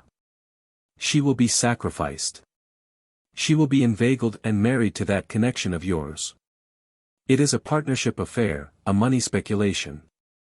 She has no strength of will or character to help herself, and she is on the brink of being sold into wretchedness for life. Amazing. But what can I do to prevent it? Demands Twemlow, shocked and bewildered to the last degree. Here is another portrait. And not good, is it? Aghast at the light manner of her throwing her head back to look at it critically, Twemlow still dimly perceives the expediency of throwing his own head back, and does so. Though he no more sees the portrait than if it were in China. Decidedly not good, says Mrs. Lamell. Stiff and exaggerated. An X, but Twemlow, in his demolished state, cannot command the word, and trails off into, actly so. Mr. Twemlow, your word will have weight with her pompous, self-blinded father. You know how much he makes of your family. Lose no time. Warn him. But warn him against whom? Against me. By great good fortune Twemlow receives a stimulant at this critical instant. The stimulant is Lamell's voice. Sophronia, my dear, what portraits are you showing Twemlow? Public characters, Alfred. Show him the last of me. Yes, Alfred. She puts the book down, takes another book up, turns the leaves, and presents the portrait to Twemlow. That is the last of Mr. Lamell. Do you think it good? Warn her father against me. I deserve it, for I have been in the scheme from the first. It is my husband's scheme, your connections, and mine. I tell you this, only to show you the necessity of the poor little foolish affectionate creatures being befriended and rescued. You will not repeat this to her father. You will spare me so far, and spare my husband. For, though this celebration of today is all a mockery, he is my husband, and we must live. Do you think it like? Twemlow, in a stunned condition, feigns to compare the portrait in his hand with the original looking towards him from his Mephistophelian corner. Very well indeed, are at length the words which Twemlow with great difficulty extracts from himself. I am glad you think so. On the whole, I myself consider it the best. The others are so dark. Now here, for instance, is another of Mr. Lamel. But I don't understand. I don't see my way, Twemlow stammers, as he falters over the book with his glass at his eye. How warn her father, and not tell him? Tell him how much? Tell him how little? I am getting lost. Tell him I am a matchmaker. Tell him I am an artful and designing woman, tell him you are sure his daughter is best out of my house and my company. Tell him any such things of me, they will all be true. You know what a puffed-up man he is, and how easily you can cause his vanity to take the alarm. Tell him as much as will give him the alarm and make him careful of her, and spare me the rest. Mr. Twemlow, I feel my sudden degradation in your eyes. Familiar as I am with my degradation in my own eyes, I keenly feel the change that must have come upon me in yours, in these last few moments. But I trust to your good faith with me as implicitly as when I began. If you knew how often I have tried to speak to you today, you would almost pity me. I want no new promise from you on my own account, for I am satisfied, and I always shall be satisfied, with the promise you have given me. I can venture to say no more, for I see that I am watched. If you would set my mind at rest with the assurance that you will interpose with the father and save this harmless girl, close that book before you return it to me, and I shall know what you mean, and deeply thank you in my heart. Alfred, Mr. Twemlow thinks the last one the best, and quite agrees with you and me. Alfred advances. The groups break up. Lady Tippins rises to go, and Mrs. Veneering follows her leader. For the moment, Mrs. Lamel does not turn to them, but remains looking at Twemlow looking at Alfred's portrait through his eyeglass. The moment past, Twemlow drops his eyeglass at its ribbon's length, rises, and closes the book with an emphasis which makes that fragile nursling of the fairies, Tippins, start. Then goodbye, and charming occasion worthy of the golden age, and more about the flitch of bacon, and the like of that. And Twemlow goes staggering across Piccadilly with his hand to his forehead, and is nearly run down by a flushed letter cart, and at last drops safe in his easy chair, innocent good gentleman, with his hand to his forehead still. And his head in a whirl. Book the Third, A Long Lane. Chapter 1. Lodgers in Queer Street. It was a foggy day in London, and the fog was heavy and dark. Animate London, with smarting eyes and irritated lungs, was blinking, wheezing, and choking. Inanimate London was a sooty spectre, divided in purpose between being visible and invisible, and so being wholly neither. Gaslights flared in the shops with a haggard and unblessed air, as knowing themselves to be night creatures that had no business abroad under the sun. While the sun itself, when it was for a few moments dimly indicated through circling eddies of fog, showed as if it had gone out and were collapsing flat and cold. Even in the surrounding country it was a foggy day, but there the fog was grey, whereas in London it was, at about the boundary line, dark yellow, and a little within it brown, and then browner, and then browner. Until at the heart of the city, which calls St. Mary Axe, it was rusty black. From any point of the high ridge of land northward, it might have been discerned that the loftiest buildings made an occasional struggle to get their heads above the foggy sea, and especially that the great dome of St. Paul's seemed to die hard. But this was not perceivable in the streets at their feet, where the whole metropolis was a heap of vapor charged with muffled sound of wheels, and enfolding a gigantic catarrh. At 9 o'clock on such a morning, the place of business of Pubsey and Company was not the liveliest object even in St. Mary Axe, which is not a very lively spot, with a sobbing gaslight in the counting-house window, and a burglarious stream of fog creeping in to strangle it through the keyhole of the main door. But the light went out, and the main door opened, and Raya came forth with a bag under his arm. Almost in the act of coming out at the door, Raya went into the fog, and was lost to the eyes of St. Mary Axe. But the eyes of this history can follow him westward, by Cornhill, Cheapside, Fleet Street, and the Strand, to Piccadilly and the Albany. Thither he went at his grave and measured pace, staff in hand, skirt at heel. And more than one head, turning to look back at his venerable figure already lost in the mist, supposed it to be some ordinary figure indistinctly seen, which fancy and the fog had worked into that passing likeness. Arrived at the house in which his master's chambers were on the second floor, Raya proceeded up the stairs, and paused at Fascination Flegiby's door. Making free with neither bell nor knocker, he struck upon the door with the top of his staff, and, having listened, sat down on the threshold.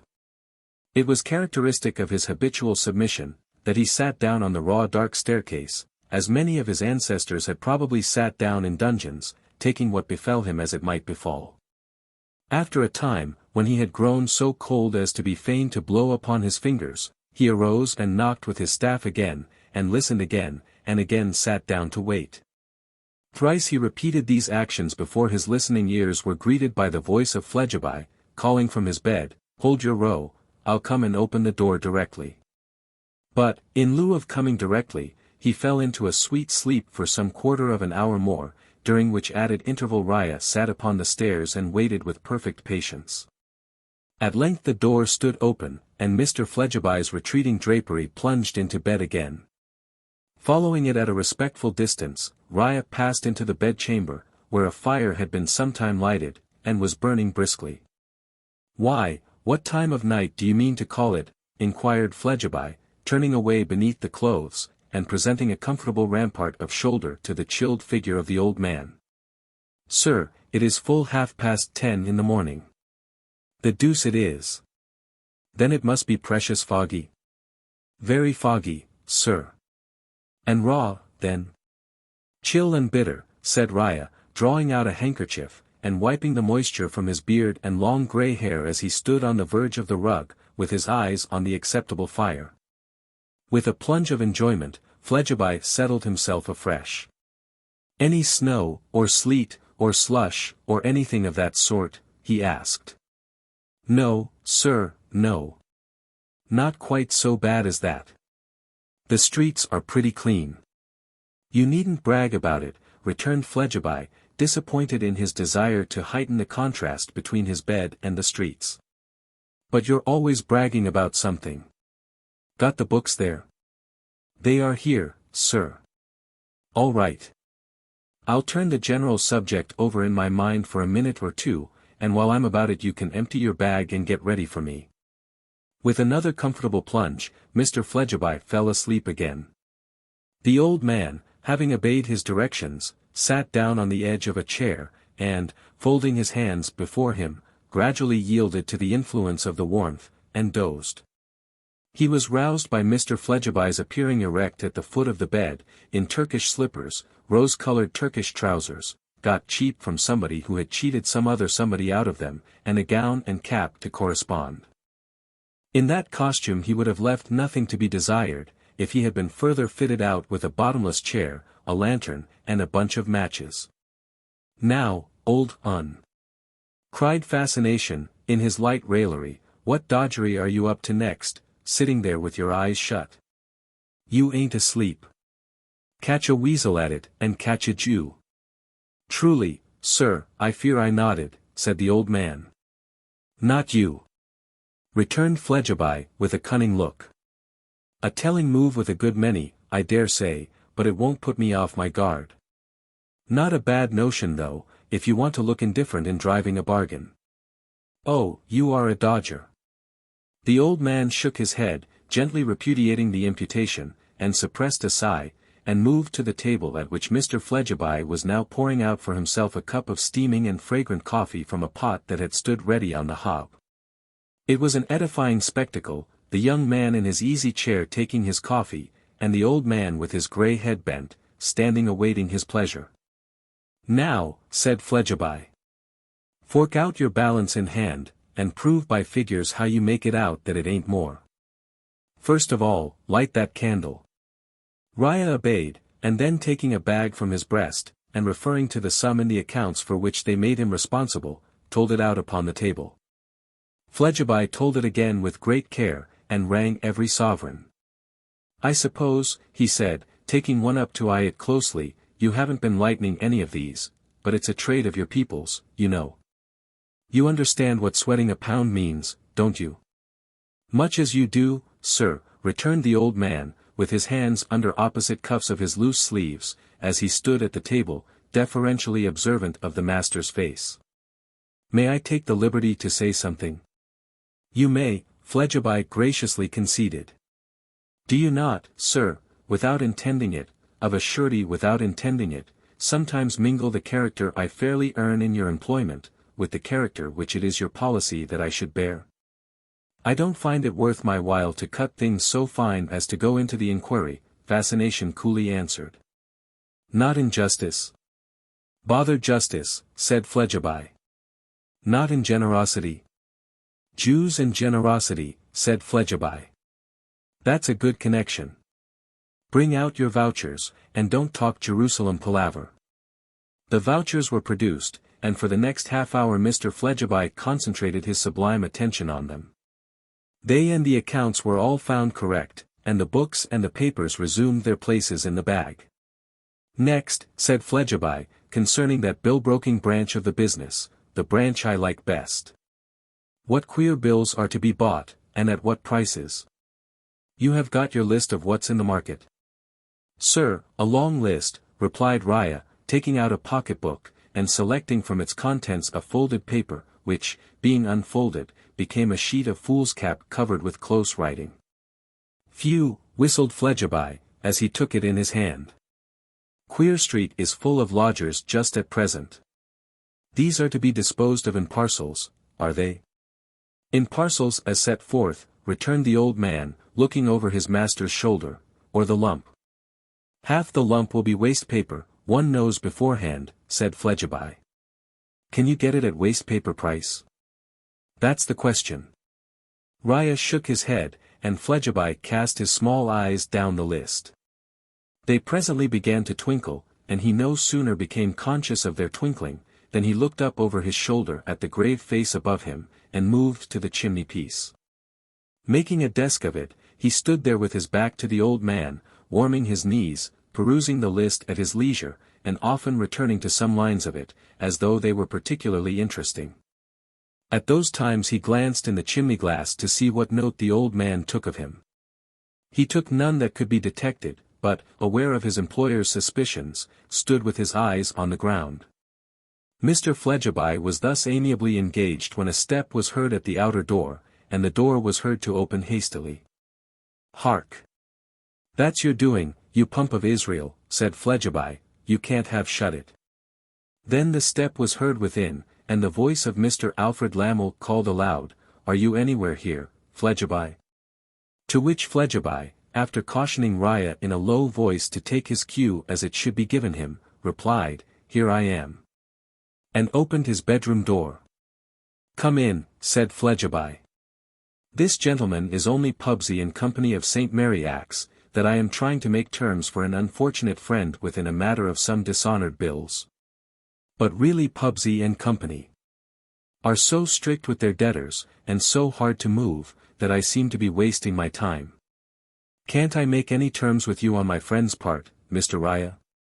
I am but the representative of another, sir, returned the Jew in a low voice. I do as I am bidden by my principal. It is not my capital that is invested in the business. It is not my profit that arises therefrom. Ha ha, laughed Fledgeby. Lamel? Ha ha, laughed Lamel. Yes. Of course. We know. Devilish good, ain't it, Lamel, said Fledgeby, unspeakably amused by his hidden joke. Always the same, said Lamel. Mr. Riah, Pubsey and company. St. Mary Axe, Fledgeby put in, as he wiped away the tears that trickled from his eyes, so rare was his enjoyment of his secret joke. Mr. Raya is bound to observe the invariable forms for such cases made and provided, said Lamel. He is only the representative of another, cried Fledgeby. Does as he is told by his principal. Not his capital that's invested in the business. Oh, that's good. Ha ha ha ha. Mr. Lamel joined in the laugh and looked knowing. And the more he did both, the more exquisite the secret joke became for Mr. Fledgeby. However, said that fascinating gentleman, wiping his eyes again, if we go on in this way, we shall seem to be almost making game of Mr. Raya, or of Pubsy and Company.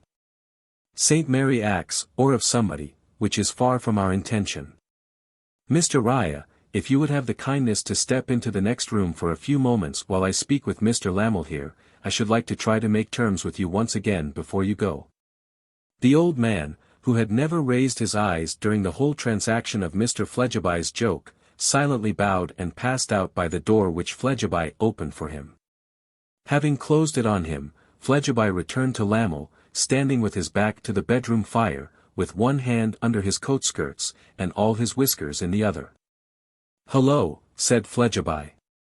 "There's something wrong." "How do you know it?" demanded Lamel. "Because you show it," replied Fledgeby in unintentional rhyme. "Well then, there is," said Lamel, "there is something wrong, the whole thing's wrong."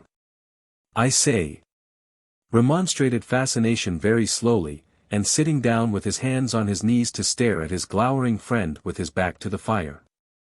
"I tell you, Fledgeby," repeated Lamel, with a sweep of his right arm, "the whole thing's wrong. The game's up." "What game's up?" demanded Fledgeby, as slowly as before, and more sternly. "The game. Our game. Read that." Fledgeby took a note from his extended hand and read it aloud. "Alfred Lamel, Esquire. Sir, allow Mrs. Podsnap and myself to express our united sense of the polite attentions of Mrs. Alfred Lamel and yourself towards our daughter, Georgiana. Allow us also, wholly to reject them for the future, and to communicate our final desire that the two families may become entire strangers. I have the honor to be, Sir, your most obedient and very humble servant, John Podsnap." Fledgeby looked at the 3 blank sides of this note, quite as long and earnestly as at the first expressive side, and then looked at Lamel, who responded with another extensive sweep of his right arm. "Whose doing is this?" said Fledgeby. "Impossible to imagine," said Lamel. "Perhaps," suggested Fledgeby, after reflecting with a very discontented brow, "somebody has been giving you a bad character." "Or you," said Lamel, with a deeper frown. Mr. Fledgeby appeared to be on the verge of some mutinous expressions, when his hand happened to touch his nose. A certain remembrance connected with that feature operating as a timely warning, he took it thoughtfully between his thumb and forefinger, and pondered, Lamel meanwhile eyeing him with furtive eyes. "Well," said Fledgeby, "this won't improve with talking about. If we ever find out who did it, we'll mark that person. There's nothing more to be said, except that you undertook to do what circumstances prevent your doing. And that you undertook to do what you might have done by this time, if you had made a prompter use of circumstances," snarled Lamel. "Ha! That," remarked Fledgeby, with his hands in the Turkish trousers, "is matter of opinion." "Mr. Fledgeby," said Lamel, in a bullying tone, "am I to understand that you in any way reflect upon me, or hint dissatisfaction with me, in this affair?" "No," said Fledgeby. "Provided you have brought my promissory note in your pocket, and now hand it over." Lamel produced it, not without reluctance. Fledgeby looked at it, identified it, twisted it up, and threw it into the fire. They both looked at it as it blazed, went out, and flew in feathery ash up the chimney. "Now, Mr. Fledgeby," said Lamel, as before, "am I to understand that you in any way reflect upon me, or hint dissatisfaction with me, in this affair?" "No," said Fledgeby. "Finally and unreservedly no?" "Yes." "Fledgeby, my hand." Mr. Fledgeby took it, saying, "And if we ever find out who did this, we'll mark that person. And in the most friendly manner, let me mention one thing more. I don't know what your circumstances are, and I don't ask. You have sustained a loss here. Many men are liable to be involved at times, and you may be, or you may not be. But whatever you do, Lamel, don't, I beg of you, ever fall into the hands of Pubsey and Company in the next room, for they are grinders. Regular flayers and grinders, my dear Lamel, repeated Fledgeby with a peculiar relish, and they'll skin you by the inch, from the nape of your neck to the sole of your foot, and grind every inch of your skin to tooth powder. You have seen what Mr. Riah is. Never fall into his hands, Lamel, I beg of you as a friend. Mr. Lamel, disclosing some alarm at the solemnity of this affectionate adjuration, demanded why the devil he ever should fall into the hands of Pubsey and Company. To confess the fact, I was made a little uneasy, said the candid Fledgeby, by the manner in which that Jew looked at you when he heard your name. I didn't like his eye. But it may have been the heated fancy of a friend. Of course, if you are sure that you have no personal security out, which you may not be quite equal to meeting, and which can have got into his hands, it must have been fancy. Still, I didn't like his eye.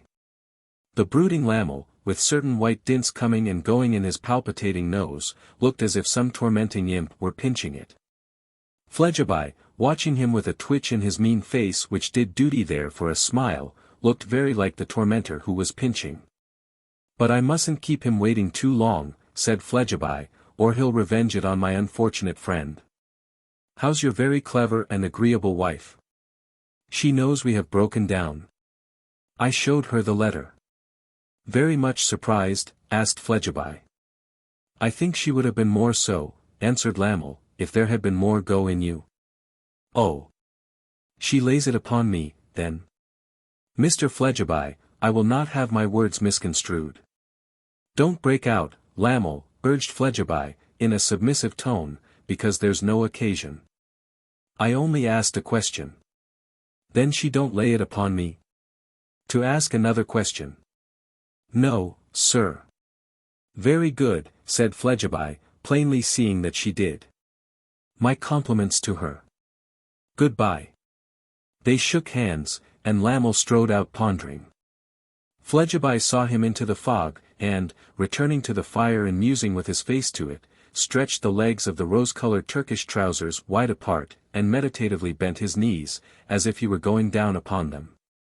You have a pair of whiskers, Lamel, which I never liked, murmured Fledgeby, and which money can't produce.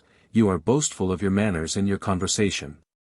You wanted to pull my nose, and you have let me in for a failure, and your wife says I am the cause of it. I'll bowl you down.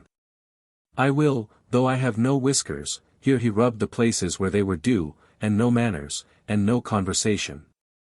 Having thus relieved his noble mind, he collected the legs of the Turkish trousers, straightened himself on his knees, and called out to Riah in the next room, "Hello, you sir."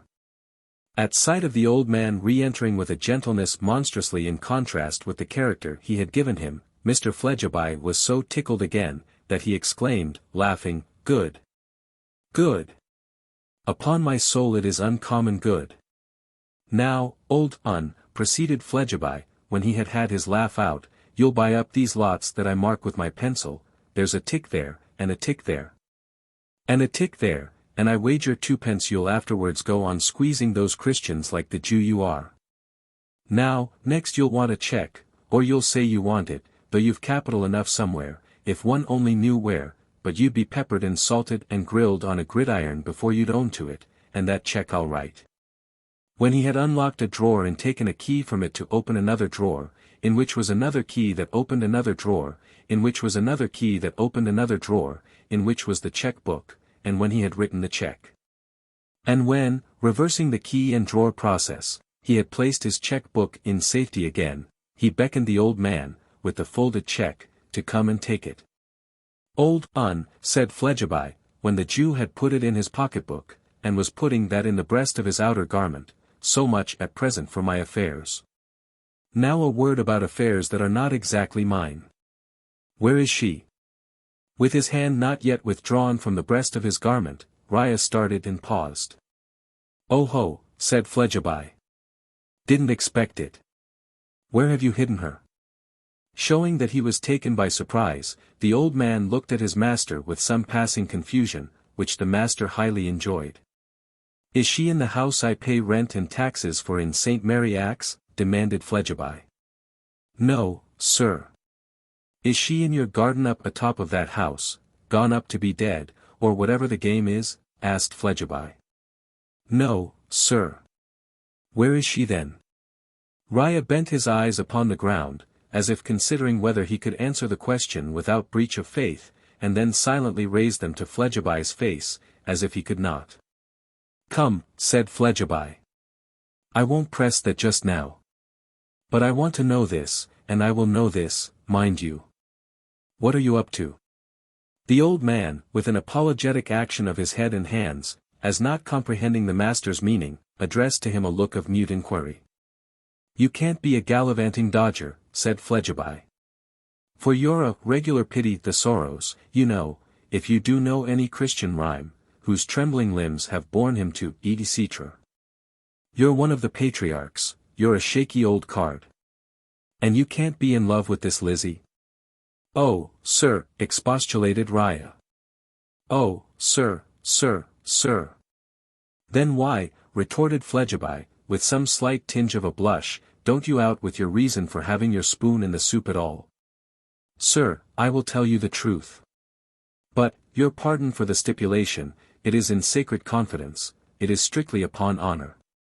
"Honor too," cried Fledgeby, with a mocking lip. "Honor among Jews. Well. Cut away. It is upon honor, sir." The other still stipulated, with respectful firmness. "Oh, certainly. Honor bright," said Fledgeby. The old man, never bidden to sit down, stood with an earnest hand laid on the back of the young man's easy chair. The young man sat looking at the fire with a face of listening curiosity, ready to check him off and catch him tripping. "Cut away," said Fledgeby. "Start with your motive." "Sir, I have no motive but to help the helpless." Mr. Fledgeby could only express the feelings to which this incredible statement gave rise in his breast, by a prodigiously long derisive sniff. "How I came to know, and much to esteem and to respect, this damsel, I mentioned when you saw her in my poor garden on the housetop," said the Jew. "Did you?" said Fledgeby, distrustfully. "Well. Perhaps you did, though. The better I knew her, the more interest I felt in her fortunes. They gathered to a crisis. I found her beset by a selfish and ungrateful brother, beset by an unacceptable wooer, beset by the snares of a more powerful lover, beset by the wiles of her own heart. She took to one of the chaps then. Sir, it was only natural that she should incline towards him, for he had many and great advantages. But he was not of her station, and to marry her was not in his mind. Perils were closing round her, and the circle was fast darkening, when I, being as you have said, sir, too old and broken to be suspected of any feeling for her but a father's, stepped in, and counselled flight. I said, my daughter, there are times of moral danger when the hardest virtuous resolution to form is flight, and when the most heroic bravery is flight. She answered, she had had this in her thoughts. But whither to fly without help she knew not, and there were none to help her. I showed her there was one to help her, and it was I. And she is gone. What did you do with her? Asked Fledgeby, feeling his cheek.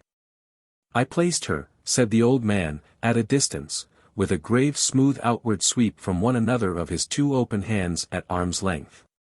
At a distance, among certain of our people, where her industry would serve her, and where she could hope to exercise it, unassailed from any quarter. Fledgeby's eyes had come from the fire to notice the action of his hands when he said, at a distance. Fledgeby now tried, very unsuccessfully, to imitate that action, as he shook his head and said, placed her in that direction, did you? Oh, you circular old dodger. With one hand across his breast and the other on the easy chair, Riah, without justifying himself, waited for further questioning. But, that it was hopeless to question him on that one reserved point, Fledgeby, with his small eyes too near together, saw full well. Lizzie, said Fledgeby, looking at the fire again, and then looking up. Humph, Lizzie. You didn't tell me the other name in your garden atop of the house. I'll be more communicative with you. The other name's Hexam. Raya bent his head in assent. Look here, you sir, said Fledgeby. I have a notion I know something of the inveigling chap, the powerful one. Has he anything to do with the law? Nominally, I believe it is calling. I thought so. Name anything like Lightwood? Sir, not at all like. Come, old un, said Fledgeby, meeting his eyes with a wink, say the name. Rayburn. By Jupiter, cried Fledgeby. That one, is it? I thought it might be the other, but I never dreamt of that one. I shouldn't object to your balking either of the pair, Dodger, for they are both conceited enough, but that one is as cool a customer as ever I met with. Got a beard besides, and presumes upon it. Well done, old un. Go on and prosper. Brightened by this unexpected commendation, Raya asked her there more instructions for him. No, said Fledgeby, you may toddle now, Judah, and grope about on the orders you have got. Dismissed with those pleasing words, the old man took his broad hat and staff, and left the great presence, more as if he were some superior creature benignantly blessing Mr. Fledgeby, than the poor dependent on whom he set his foot. Left alone, Mr. Fledgeby locked his outer door, and came back to his fire. Well done you, said Fascination to himself. Slow, you may be, sure, you are. This he twice or thrice repeated with much complacency, as he again dispersed the legs of the Turkish trousers and bent the knees. A tidy shot that, I flatter myself, he then soliloquized. And a Jew brought down with it. Now, when I heard the story told at Lammel's, I didn't make a jump at Raya. Not a hit of it, I got at him by degrees. Herein he was quite accurate. It being his habit, not to jump, or leap, or make an upward spring, at anything in life, but to crawl at everything. I got at him, pursued Fledgeby, feeling for his whisker, by degrees. If your Lamless or your Lightwoods had got at him anyhow, they would have asked him the question whether he hadn't something to do with that gal's disappearance.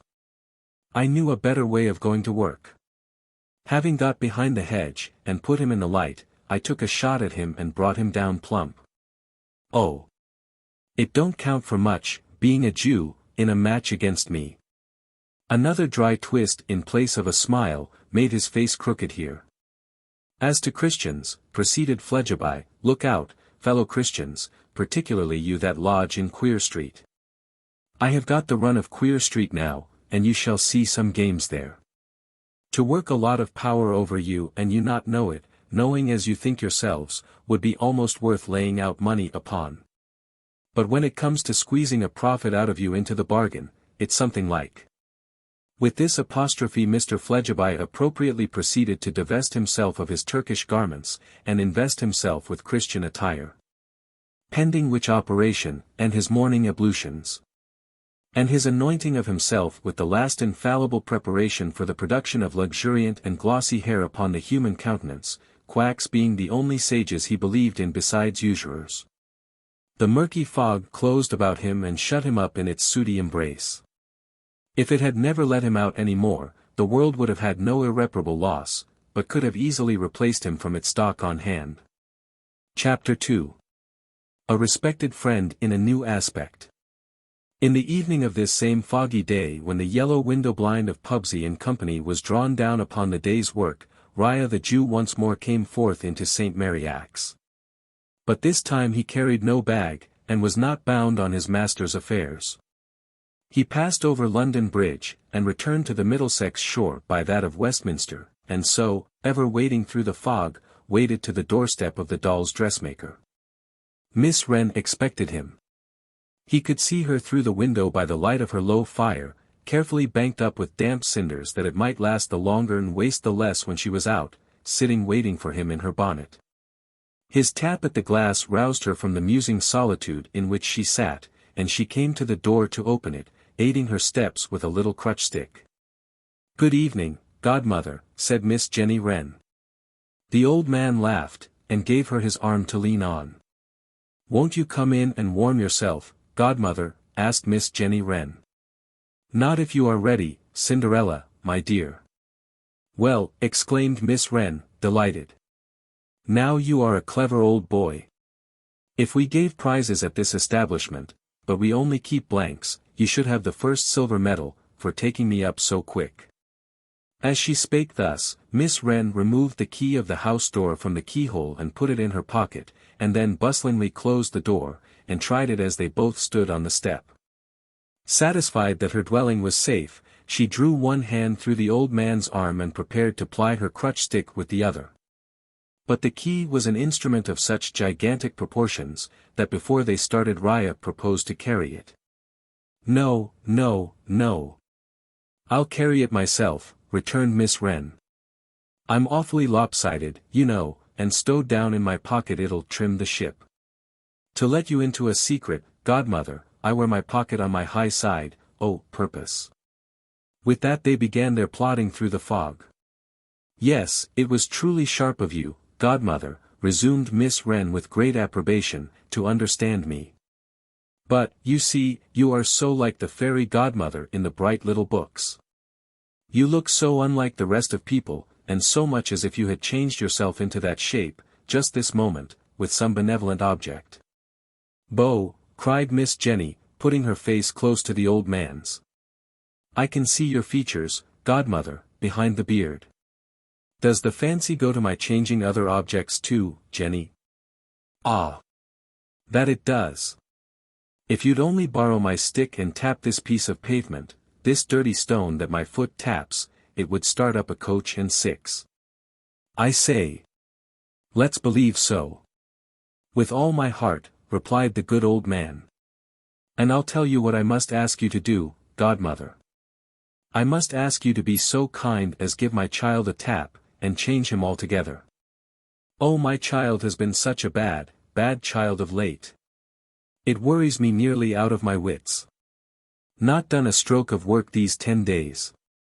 Has had the horrors, too, and fancied that 4 copper-colored men in red wanted to throw him into a fiery furnace. But that's dangerous, Jenny. Dangerous, godmother? My child is always dangerous, more or less. He might, here the little creature glanced back over her shoulder at the sky, be setting the house on fire at this present moment. I don't know who would have a child, for my part. It's no use shaking him. I have shaken him till I have made myself giddy. Why don't you mind your commandments and honor your parent, you naughty old boy? I said to him all the time. But he only whimpered and stared at me. What shall be changed, after him? Asked Raya in a compassionately playful voice. Upon my word, godmother, I am afraid I must be selfish next, and get you to set me right in the back and the legs. It's a little thing to you with your power, godmother, but it's a great deal to poor weak aching me. There was no querulous complaining in the words, but they were not the less touching for that. And then? Yes, and then, you know, godmother. We'll both jump up into the coach and six and go to Lizzie. This reminds me, godmother, to ask you a serious question. You are as wise can be, having been brought up by the fairies, and you can tell me this, is it better to have had a good thing and lost it, or never to have had it? Explain, goddaughter. I feel so much more solitary and helpless without Lizzie now, than I used to feel before I knew her. Tears were in her eyes as she said so. Some beloved companionship fades out of most lives, my dear, said the Jew, that of a wife, and a fair daughter, and a son of promise, has faded out of my own life, but the happiness was. Ah! Said Miss Wren thoughtfully, by no means convinced, and chopping the exclamation with that sharp little hatchet of hers, then I tell you what change I think you had better begin with, godmother. You had better change is into was and was into is, and keep them so. Would that suit your case? Would you not be always in pain then? Asked the old man tenderly. Right, exclaimed Miss Wren with another chop. You have changed me wiser, godmother. Not, she added with the quaint hitch of her chin and eyes, that you need be a very wonderful godmother to do that deed. Thus conversing, and having crossed Westminster Bridge, they traversed the ground that Ria had lately traversed, and new ground likewise. For, when they had recrossed the Thames by way of London Bridge, they struck down by the river and held their still foggier course that way. But previously, as they were going along, Jenny twisted her venerable friend aside to a brilliantly lighted toy-shop window, and said, "Now look at all my work." This referred to a dazzling semicircle of dolls in all the colors of the rainbow, who were dressed for presentation at court, for going to balls, for going out driving, for going out on horseback, for going out walking, for going to get married, for going to help other dolls to get married, for all the gay events of life. "Pretty, pretty, pretty," said the old man with a clap of his hands. "Most elegant taste." "Glad you like, returned Miss Wren, loftily. "But the fun is, godmother, how I make the great ladies try my dresses on. Though it's the hardest part of my business, and would be, even if my back were not bad and my legs queer." He looked at her as not understanding what she said. "Bless you, godmother," said Miss Wren, "I have to scud about town at all hours. If it was only sitting at my bench, cutting out and sewing, it would be comparatively easy work, but it's the trying on by the great ladies that takes it out of me." "How, the trying on?" asked Ria. "What a moony godmother you are, after all," returned Miss Wren. "Look here. There's a drawing room, or a grand day in the park, or a show, or a fete, or what you like. Very well. I squeeze among the crowd, and I look about me.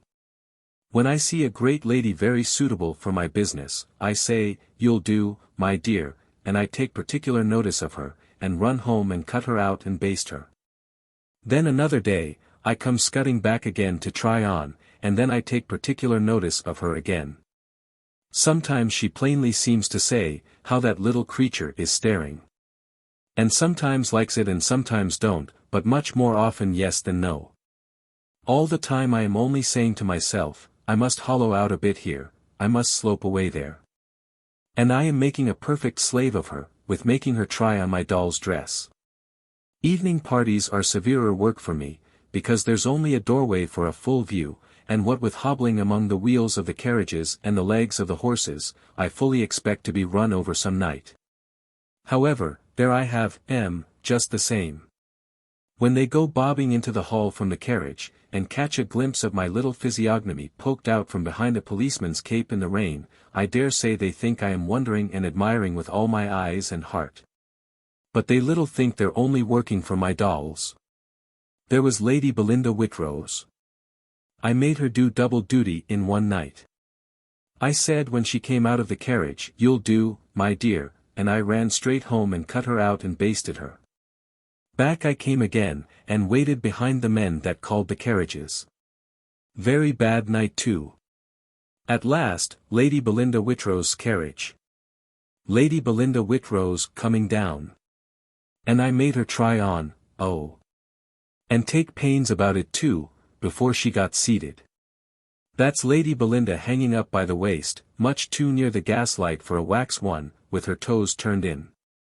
When they had plodded on for some time nigh the river, Ria asked the way to a certain tavern called the Six Jolly Fellowship Porters. Following the directions he received, they arrived, after 2 or 3 puzzled stoppages for consideration, and some uncertain looking about them, at the door of Miss Abby Potterson's dominions.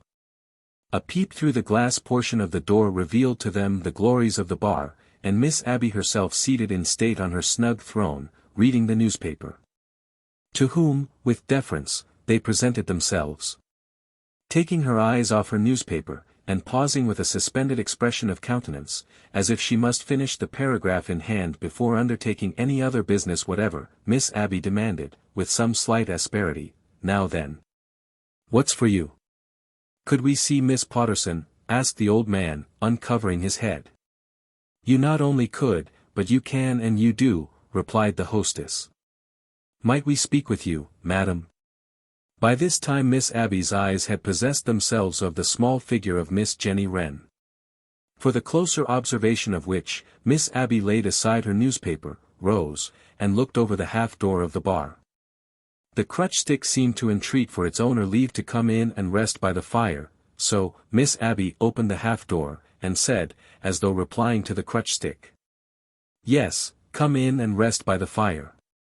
"My name is Raya," said the old man, with courteous action, "and my avocation is in London City. This, my young companion—" "Stop a bit," interposed Miss Wren. "I'll give the lady my card." She produced it from her pocket with an air, after struggling with the gigantic door key which had got upon the top of it and kept it down. Miss Abby, with manifest tokens of astonishment, took the diminutive document, and found it to run concisely thus. Miss Jenny Wren. Dolls dressmaker. Dolls attended at their own residences. "Lud!" exclaimed Miss Potterson, staring. And dropped the card. "We take the liberty of coming, my young companion and I, madam," said Raya, on behalf of Lizzie Hexam. Miss Potterson was stooping to loosen the bonnet strings of the doll's dressmaker. She looked round rather angrily, and said, "Lizzie Hexam is a very proud young woman." "She would be so proud," returned Raya, dexterously, "to stand well in your good opinion, that before she quitted London for—" "For where, in the name of the Cape of Good Hope?" asked Miss Potterson, as though supposing her to have emigrated. "For the country," was the cautious answer. "She made us promise to come and show you a paper, which she left in our hands for that special purpose. I am an unserviceable friend of hers, who began to know her after her departure from this neighborhood. She has been for some time living with my young companion, and has been a helpful and a comfortable friend to her. Much needed, madam," he added, in a lower voice. "Believe me, if you knew all, much needed." "I can believe that," said Miss Abby, with a softening glance at the little creature. "And if it's proud to have a heart that never hardens, and a temper that never tires, and a touch that never hurts," Miss Jenny struck in, flushed, "she is proud. And if it's not, she is not." Her set purpose of contradicting Miss Abby point blank, was so far from offending that dread authority, as to elicit a gracious smile. "You do right, child," said Miss Abby, "to speak well of those who deserve well of you." "Right or wrong," muttered Miss Wren, inaudibly, with a visible hitch of her chin, "I mean to do it, and you may make up your mind to that, old lady." "Here is the paper, madam," said the Jew, delivering into Miss Potterson's hands the original document drawn up by Rokesmith, and signed by Riderhood. "Will you please to read it?" "But first of all," said Miss Abby, "did you ever taste shrub, child?" Miss Wren shook her head. "Should you like to?" "Should if it's good," returned Miss Wren.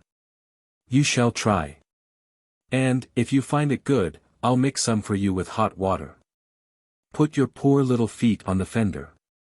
It's a cold, cold night, and the fog clings so."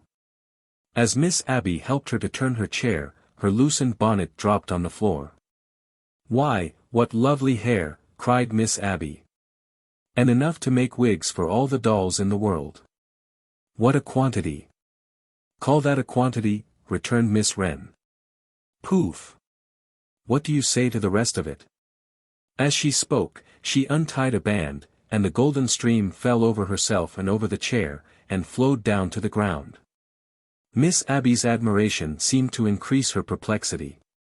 She beckoned the Jew towards her, as she reached down the shrub bottle from its niche, and whispered, "Child, or woman?" "Child in years," was the answer, "woman in self-reliance and trial." "You are talking about me, good people," thought Miss Jenny, sitting in her golden bower, warming her feet. "I can't hear what you say, but I know your tricks and your manners." The shrub, when tasted from a spoon, perfectly harmonizing with Miss Jenny's palate, a judicious amount was mixed by Miss Potterson's skilful hands, whereof Raya too partook. After this preliminary, Miss Abby read the document. And, as often as she raised her eyebrows in so doing, the watchful Miss Jenny accompanied the action with an expressive and emphatic sip of the shrub and water. "As far as this goes," said Miss Abby Potterson, when she had read it several times, and thought about it, "it proves, what didn't much need proving, that Rogue Riderhood is a villain.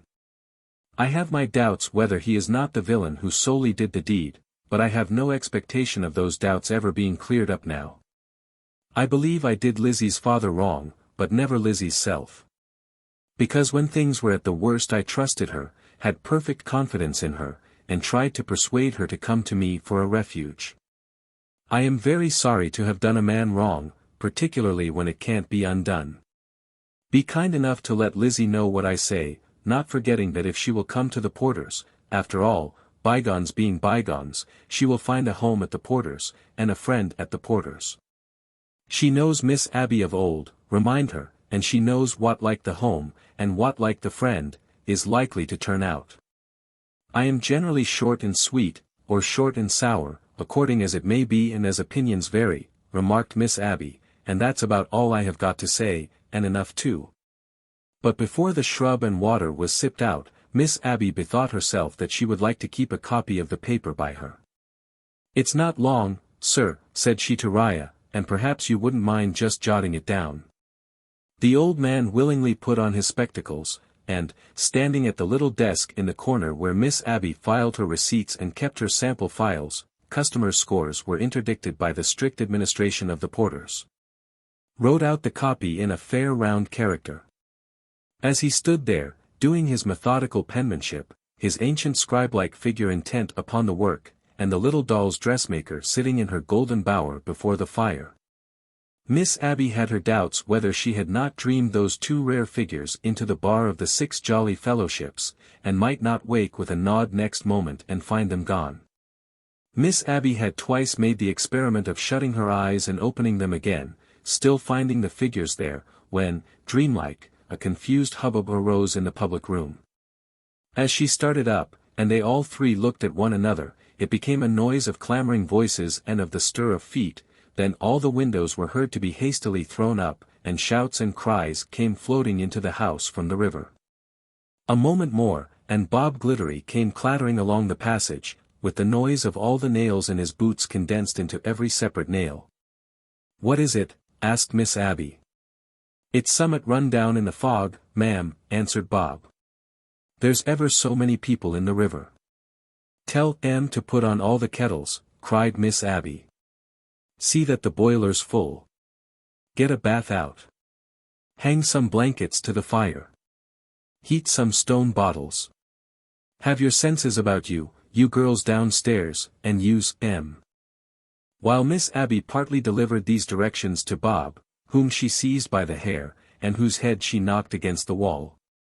As a general injunction to vigilance and presence of mind, and partly hailed the kitchen with them, the company in the public room, jostling one another, rushed out to the causeway, and the outer noise increased. "Come and look," said Miss Abby to her visitors. They all three hurried to the vacated public room, and passed by one of the windows into the wooden veranda overhanging the river. "Does anybody down there know what has happened?" demanded Miss Abby, in her voice of authority. "It's a steamer, Miss Abby," cried one blurred figure in the fog. "It always is a steamer, Miss Abby," cried another. "Them's her lights, Miss Abby, what you see blinking yonder," cried another. "She's blowing off her steam, Miss Abby, and that's what makes the fog and the noise worse, don't you see," explained another. Boats were putting off, torches were lighting up, people were rushing tumultuously to the water's edge. Some man fell in with a splash, and was pulled out again with a roar of laughter. The drags were called for. A cry for the life buoy passed from mouth to mouth. It was impossible to make out what was going on upon the river, for every boat that put off sculled into the fog and was lost to view at a boat's length. Nothing was clear but that the unpopular steamer was assailed with reproaches on all sides. She was the murderer, bound for Gallows Bay; she was the manslaughterer, bound for penal settlement; her captain ought to be tried for his life; her crew ran down men in rowboats with a relish; she mashed up Thames lightermen with her paddles. She fired property with her funnels; she always was, and she always would be, wreaking destruction upon somebody or something, after the manner of all her kind. The whole bulk of the fog teemed with such taunts, uttered in tones of universal hoarseness. All the while, the steamer's lights moved spectrally a very little, as she lay to, waiting the upshot of whatever accident had happened. Now, she began burning blue lights. These made a luminous patch about her, as if she had set the fog on fire, and in the patch, the cries changing their note, and becoming more fitful and more excited, shadows of men and boats could be seen moving, while voices shouted, "There! There again! A couple more strokes ahead! Hurrah! Look out! Hold on! Haul in," and the like. Lastly, with a few tumbling clots of blue fire, the night closed in dark again, the wheels of the steamer were heard revolving, and her lights glided smoothly away in the direction of the sea. It appeared to Miss Abby and her two companions that a considerable time had been thus occupied. There was now as eager a set towards the shore beneath the house as there had been from it. And it was only on the first boat of the rush coming in that it was known what had occurred. "If that's Tom Tootle," Miss Abby made proclamation, in her most commanding tones, "let him instantly come underneath here."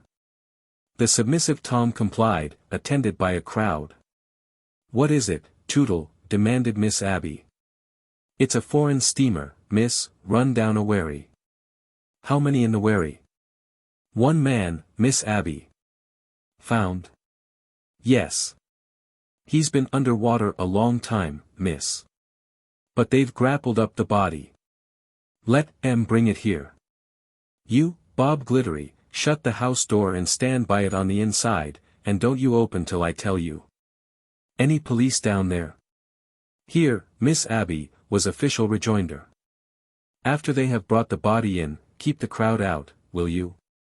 And help Bob Glittery to shut 'em out." "All right, Miss Abby." The autocratic landlady withdrew into the house with Rhea and Miss Jenny, and disposed those forces, one on either side of her, within the half-door of the bar, as behind a breastwork. "You two stand close here," said Miss Abby, "and you'll come to no hurt, and see it brought in. Bob, you stand by the door." That sentinel, smartly giving his rolled shirt-sleeves an extra and a final tuck on his shoulders, obeyed. Sound of advancing voices, sound of advancing steps. Shuffle and talk without. Momentary pause. Two peculiarly blunt knocks or pokes at the door, as if the dead man arriving on his back were striking at it with the soles of his motionless feet. "That's the stretcher, or the shutter, whichever of the two they are carrying," said Miss Abby, with experienced ear. "Open, you Bob." Door opened. Heavy tread of laden men. A halt. A rush. Stoppage of rush. Door shut. Baffled boots from the vexed souls of disappointed outsiders. "Come on, men," said Miss Abby, for so potent was she with her subjects that even then the bearers awaited her permission. First floor. The entry being low, and the staircase being low, they so took up the burden they had set down, as to carry that low. The recumbent figure, in passing, lay hardly as high as the half-door. Miss Abby started back at sight of it. "Why, good God!" said she, turning to her two companions, "that's the very man who made the declaration we have just had in our hands. That's Riderhood." Chapter 3. The same respected friend in more aspects than one. In sooth, it is Riderhood and no other, or it is the outer husk and shell of Riderhood and no other, that is born into Miss Abby's first-floor bedroom. Supple to twist and turn as the rogue has ever been, he is sufficiently rigid now. And not without much shuffling of attendant feet, and tilting of his bier this way and that way, and peril even of his sliding off it and being tumbled in a heap over the balustrades, can he be got upstairs. "Fetch a doctor," quoth Miss Abby. "And then, fetch his daughter." On both of which errands, quick messengers depart. The doctor-seeking messenger meets the doctor halfway, coming under convoy of police. Doctor examines the dank carcass, and pronounces, not hopefully, that it is worth while trying to reanimate the same. All the best means are at once in action, and everybody present lends a hand, and a heart and soul. No one has the least regard for the man. With them all, he has been an object of avoidance, suspicion, and aversion. But the spark of life within him is curiously separable from himself now, and they have a deep interest in it, probably because it is life, and they are living and must die. In answer to the doctor's inquiry how did it happen, and was anyone to blame, Tom Tootle gives in his verdict, unavoidable accident and no one to blame but the sufferer. He was slinking about in his boat, says Tom, which slinking were, not to speak ill of the dead, the manner of the man, when he come right athwart the steamer's bows and she cut him in two. Mr. Tootle is so far figurative, touching the dismemberment, as that he means the boat, and not the man. For, the man lies whole before them. Captain Joey, the bottle-nosed regular customer in the glazed hat, is a pupil of the much-respected old school, and, having insinuated himself into the chamber, in the execution of the important service of carrying the drowned man's neck-kerchief, favors the doctor with a sagacious old scholastic suggestion that the body should be hung up by the heels, simlar, says Captain Joey, to mutton in a butcher's shop, and should then, as a particularly choice maneuver for promoting easy respiration, be rolled upon casks. These scraps of the wisdom of the captain's ancestors are received with such speechless indignation by Miss Abby, that she instantly seizes the captain by the collar, and without a single word ejects him, not presuming to remonstrate. From the scene. There then remain, to assist the doctor and Tom, only those three other regular customers, Bob Glamour, William Williams, and Jonathan, family name of the latter, if any, unknown to mankind, who are quite enough. Miss Abby, having looked in to make sure that nothing is wanted, descends to the bar, and there awaits the result, with the gentle Jew and Miss Jenny Wren. If you are not gone for good, Mr. Riderhood, it would be something to know where you are hiding at present. This flabby lump of mortality that we work so hard at with such patient perseverance, yields no sign of you. If you are gone for good, rogue, it is very solemn, and if you are coming back, it is hardly less so. Nay, in the suspense and mystery of the latter question, involving that of where you may be now, there is a solemnity even added to that of death, making us who are in attendance alike afraid to look on you and to look off you, and making those below start at the least sound of a creaking plank in the floor. Stay! Did that eyelid tremble? So the doctor, breathing low, and closely watching, asks himself. No. Did that nostril twitch? No. This artificial respiration ceasing, do I feel any faint flutter under my hand upon the chest? No. Over and over again no. No. But try over and over again, nevertheless. See. A token of life. An indubitable token of life. The spark may smolder and go out, or it may glow and expand, but see. The four rough fellows, seeing, shed tears. Neither riderhood in this world, nor riderhood in the other, could draw tears from them, but a striving human soul between the two can do it easily. He is struggling to come back.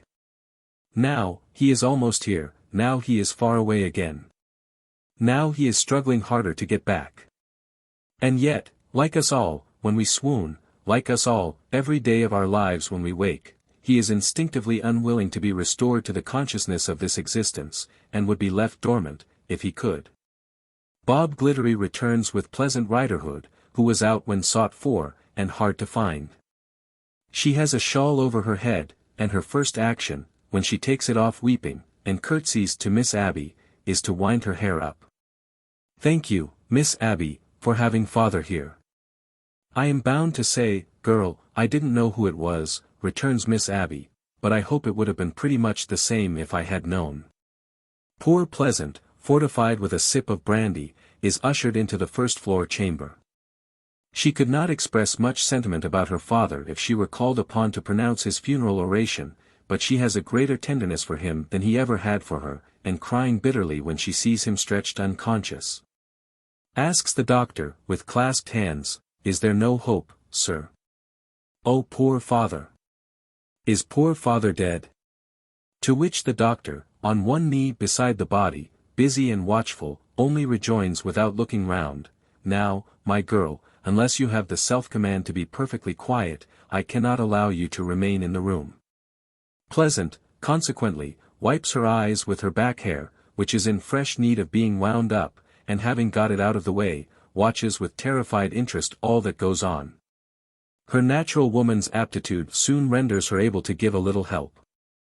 Anticipating the doctor's want of this or that, she quietly has it ready for him, and so by degrees is entrusted with the charge of supporting her father's head upon her arm. It is something so new to Pleasant to see her father an object of sympathy and interest, to find any one very willing to tolerate his society in this world, not to say pressingly and soothingly entreating him to belong to it. That it gives her a sensation she never experienced before.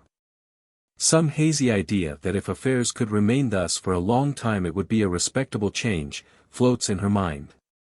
Also some vague idea that the old evil is drowned out of him, and that if he should happily come back to resume his occupation of the empty form that lies upon the bed, his spirit will be altered. In which state of mind she kisses the stony lips, and quite believes that the impassive hand she chafes will revive a tender hand, if it revive ever. Sweet delusion for pleasant riderhood! But they minister to him with such extraordinary interest, their anxiety is so keen, their vigilance is so great, their excited joy grows so intense as the signs of life strengthen, that how can she resist it, poor thing? And now he begins to breathe naturally, and he stirs, and the doctor declares him to have come back from that inexplicable journey where he stopped on the dark road, and to be here. Tom Tootle, who is nearest to the doctor when he says this, grasps the doctor fervently by the hand.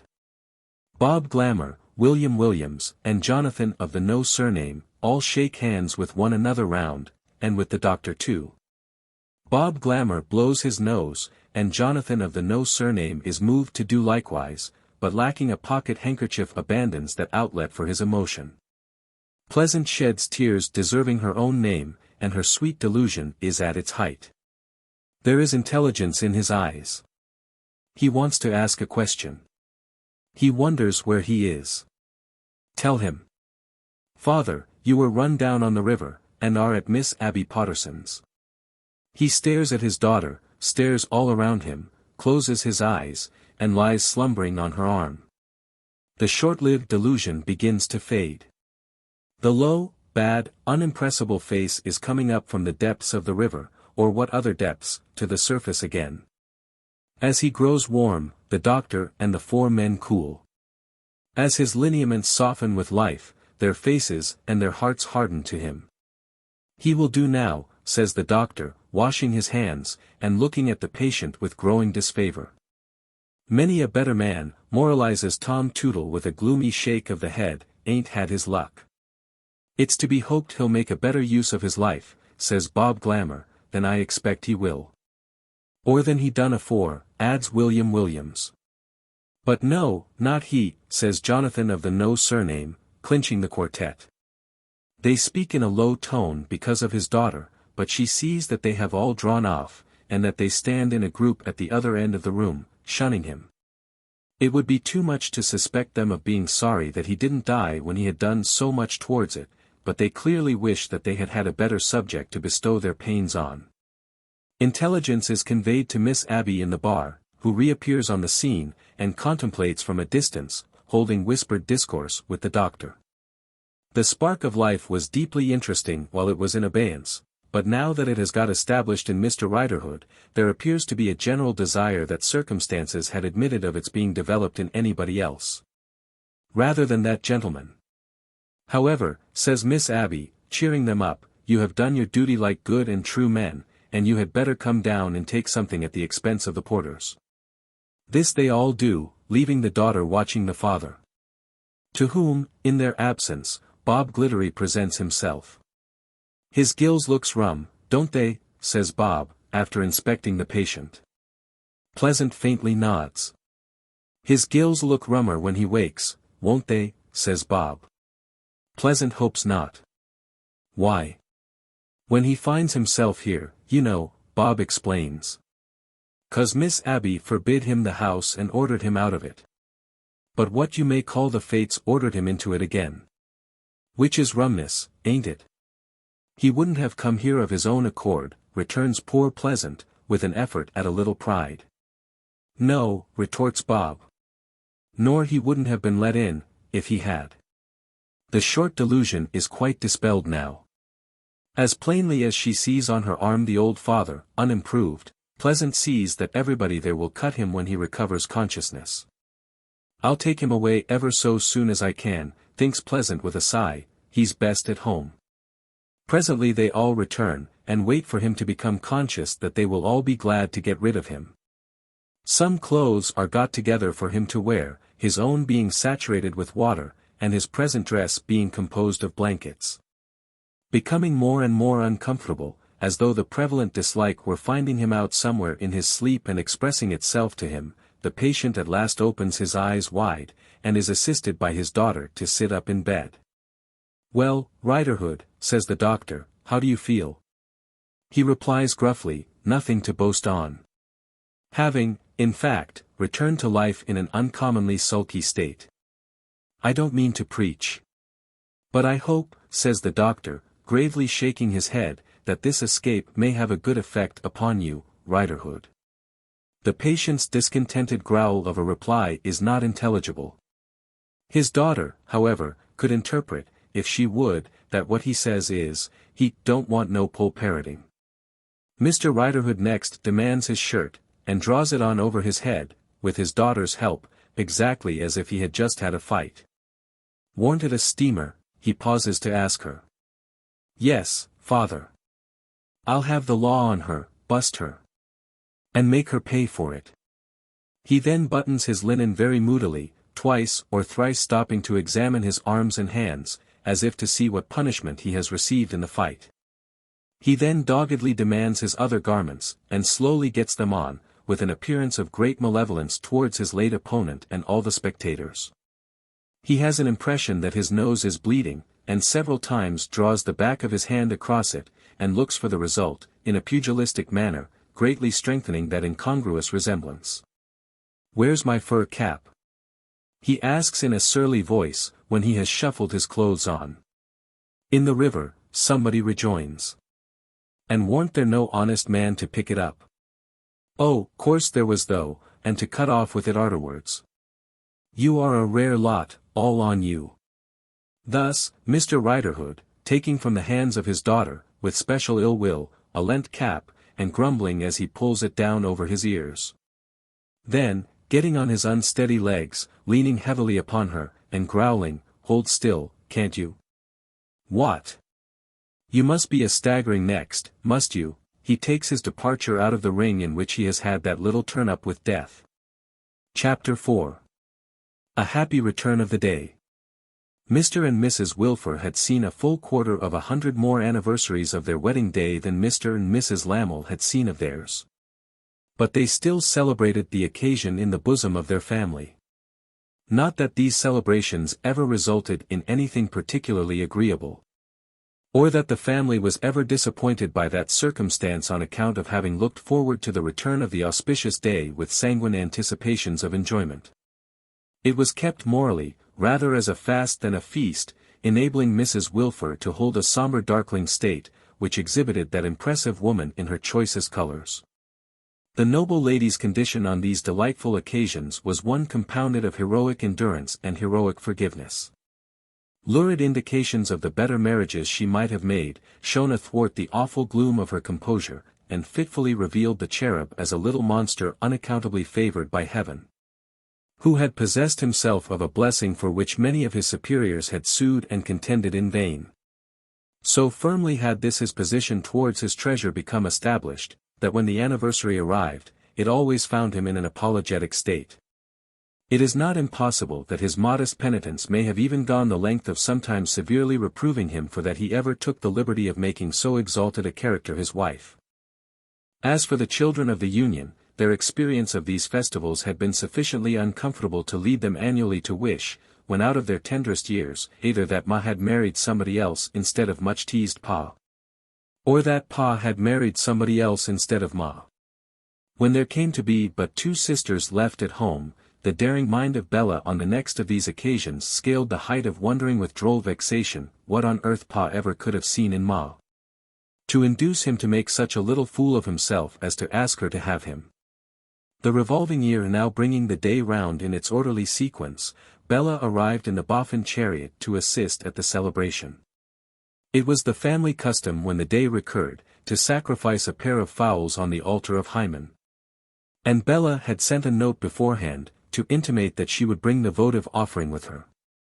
So, Bella and the fowls, by the united energies of 2 horses, 2 men, 4 wheels, and a plum-pudding carriage dog with as uncomfortable a collar on as if he had been George IV, were deposited at the door of the parental dwelling. They were there received by Mrs. Wilfer in person, whose dignity on this, as on most special occasions, was heightened by a mysterious toothache. "I shall not require the carriage at night," said Bella. "I shall walk back." The male domestic of Mrs. Boffin touched his hat, and in the act of departure had an awful glare bestowed upon him by Mrs. Wilfer, intended to carry deep into his audacious soul the assurance that, whatever his private suspicions might be, male domestics in livery were no rarity there. "Well, dear Ma," said Bella, "and how do you do?" "I am as well, Bella," replied Mrs. Wilfer, "as can be expected." "Dear me, Ma," said Bella, "you talk as if one was just born." "That's exactly what Ma has been doing," interposed Lavvy, over the maternal shoulder, "ever since we got up this morning." "It's all very well to laugh, Bella, but anything more exasperating it is impossible to conceive." Mrs. Wilfer, with a look too full of majesty to be accompanied by any words, attended both her daughters to the kitchen, where the sacrifice was to be prepared. "Mr. Rokesmith," said she, resignedly, "has been so polite as to place his sitting-room at our disposal today.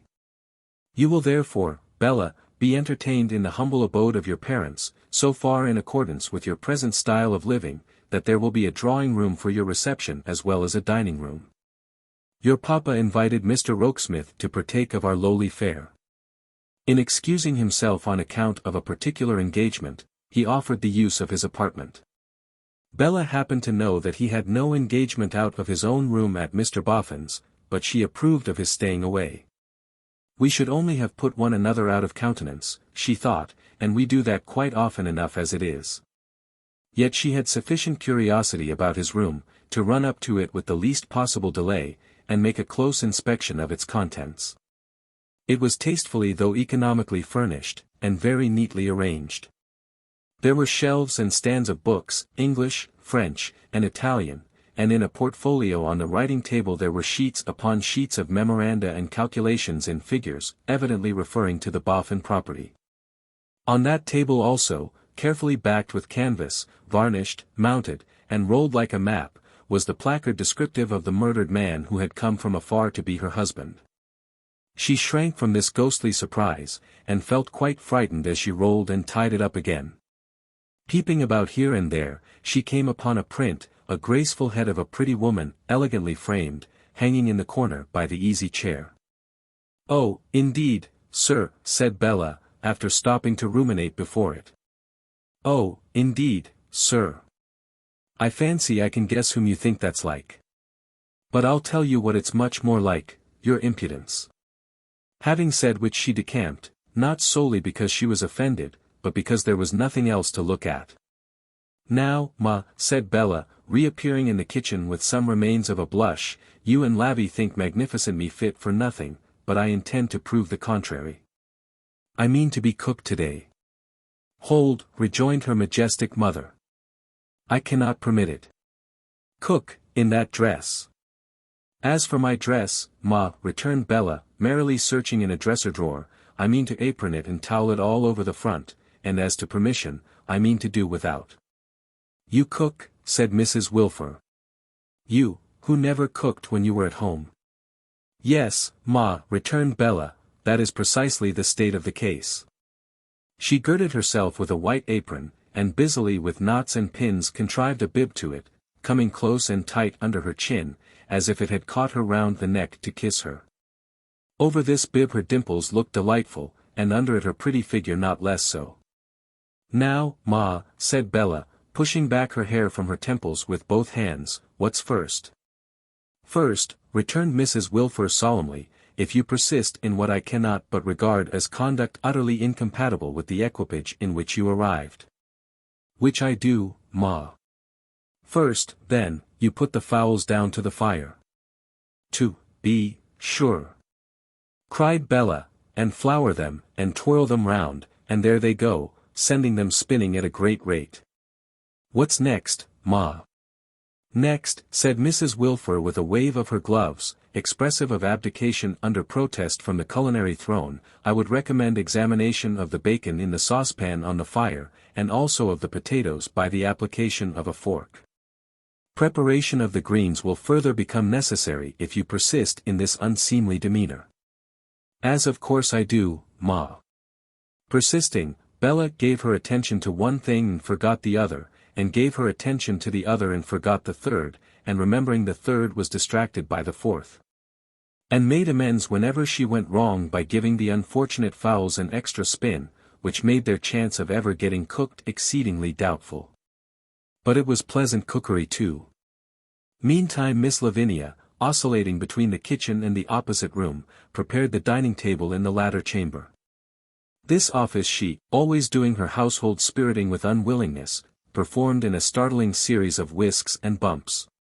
Laying the tablecloth as if she were raising the wind, putting down the glasses and salt cellars as if she were knocking at the door, and clashing the knives and forks in a skirmishing manner suggestive of hand-to-hand conflict.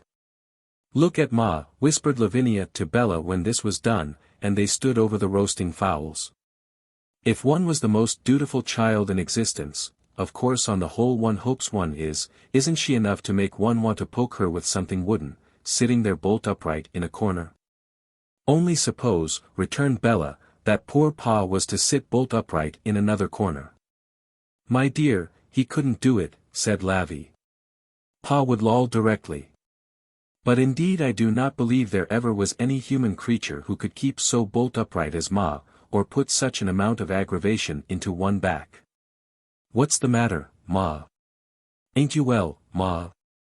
Doubtless I am very well, returned Mrs. Wilfer, turning her eyes upon her youngest born, with scornful fortitude.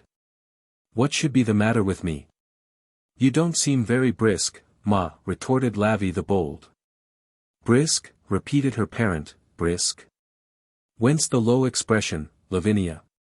If I am uncomplaining, if I am silently contented with my lot, let that suffice for my family. Well, Ma, returned Lavvy, since you will force it out of me, I must respectfully take leave to say that your family are no doubt under the greatest obligations to you for having an annual toothache on your wedding day. And that it's very disinterested in you, and an immense blessing to them. Still, on the whole, it is possible to be too boastful even of that boon. You incarnation of sauciness, said Mrs. Wilfer, do you speak like that to me? On this day, of all days in the year. Pray do you know what would have become of you, if I had not bestowed my hand upon your father, on this day? No, Ma, replied Lavvy, I really do not. And, with the greatest respect for your abilities and information, I very much doubt if you do either. Whether or no the sharp vigor of this sally on a weak point of Mrs. Wilfer's entrenchments might have routed that heroine for the time, is rendered uncertain by the arrival of a flag of truce in the person of Mr. George Sampson, bidden to the feast as a friend of the family, whose affections were now understood to be in course of transference from Bella to Lavinia. And whom Lavinia kept, possibly in remembrance of his bad taste in having overlooked her in the first instance, under a course of stinging discipline. I congratulate you, Mrs. Wilfer, said Mr. George Sampson, who had meditated this neat address while coming along, on the day. Mrs. Wilfer thanked him with a magnanimous sigh, and again became an unresisting prey to that inscrutable toothache. I am surprised, said Mr. Sampson feebly, that Miss Bella condescends to cook. Here Miss Lavinia descended on the ill-starred young gentleman with a crushing supposition that at all events it was no business of his. This disposed of Mr. Sampson in a melancholy retirement of spirit, until the cherub arrived, whose amazement at the lovely woman's occupation was great. However, she persisted in dishing the dinner as well as cooking it, and then sat down, bibless and apronless, to partake of it as an illustrious guest, Mrs. Wilfer first responding to her husband's cheerful, for what we are about to receive, with a sepulchral amen, calculated to cast a damp upon the stoutest appetite. But what, said Bella, as she watched the carving of the fowls, makes them pink inside, I wonder, Pa? Is it the breed? No, I don't think it's the breed, my dear, returned Pa, I rather think it is because they are not done. They ought to be, said Bella. Yes, I am aware they ought to be, my dear, rejoined her father, but they ain't. So, the gridiron was put in requisition, and the good-tempered cherub, who was often as uncherubically employed in his own family as if he had been in the employment of some of the old masters, undertook to grill the fowls. Indeed, except in respect of staring about him, a branch of the public service to which the pictorial cherub is much addicted, this domestic cherub discharged as many odd functions as his prototype. With the difference, say, that he performed with a blacking brush on the family's boots, instead of performing on enormous wind instruments and double basses, and that he conducted himself with cheerful alacrity to much useful purpose. Instead of foreshortening himself in the air with the vaguest intentions. Bella helped him with his supplemental cookery, and made him very happy, but put him in mortal terror too by asking him when they sat down at table again, how he supposed they cooked fowls at the Greenwich dinners. And whether he believed they really were such pleasant dinners as people said. His secret winks and nods of remonstrance, in reply, made the mischievous Bella laugh until she choked, and then Lavinia was obliged to slap her on the back, and then she laughed the more. But her mother was a fine corrective at the other end of the table, to whom her father, in the innocence of his good fellowship, at intervals appealed with, "My dear, I am afraid you are not enjoying yourself." "Why so, R.W.?" she would sonorously reply. "Because, my dear, you seem a little out of sorts." "Not at all," would be the rejoinder, in exactly the same tone. "Would you take a merry thought, my dear?" "Thank you. I will take whatever you please, R.W." "Well, but my dear, do you like it?" "I like it as well as I like anything, R.W." The stately woman would then, with a meritorious appearance of devoting herself to the general good, pursue her dinner as if she were feeding somebody else on high public grounds. Bella had brought dessert and 2 bottles of wine, thus shedding unprecedented splendor on the occasion. Mrs. Wilfer did the honors of the first glass by proclaiming, "R.W. I drink to you." "Thank you, my dear." "And I to you." "Pa and Ma," said Bella. "Permit me," Mrs. Wilfer interposed, with outstretched glove. "No. I think not. I drank to your papa. If, however, you insist on including me, I can in gratitude offer no objection." "Why, lor, Ma," interposed Lavvy the bold, "isn't it the day that made you and Pa one and the same? I have no patience. By whatever other circumstance the day may be marked, it is not the day, Lavinia, on which I will allow a child of mine to pounce upon me. I beg, nay, command, that you will not pounce. R.W. It is appropriate to recall that it is for you to command and for me to obey. It is your house, and you are master at your own table. Both our healths." Drinking the toast with tremendous stiffness. "I really am a little afraid, my dear," hinted the cherub meekly, "that you are not enjoying yourself." "On the contrary," returned Mrs. Wilfer, "quite so. Why should I not? I thought, my dear, that perhaps your face might." "My face might be a martyrdom, but what would that import, or who should know it, if I smiled?" And she did smile, manifestly freezing the blood of Mr. George Sampson by so doing.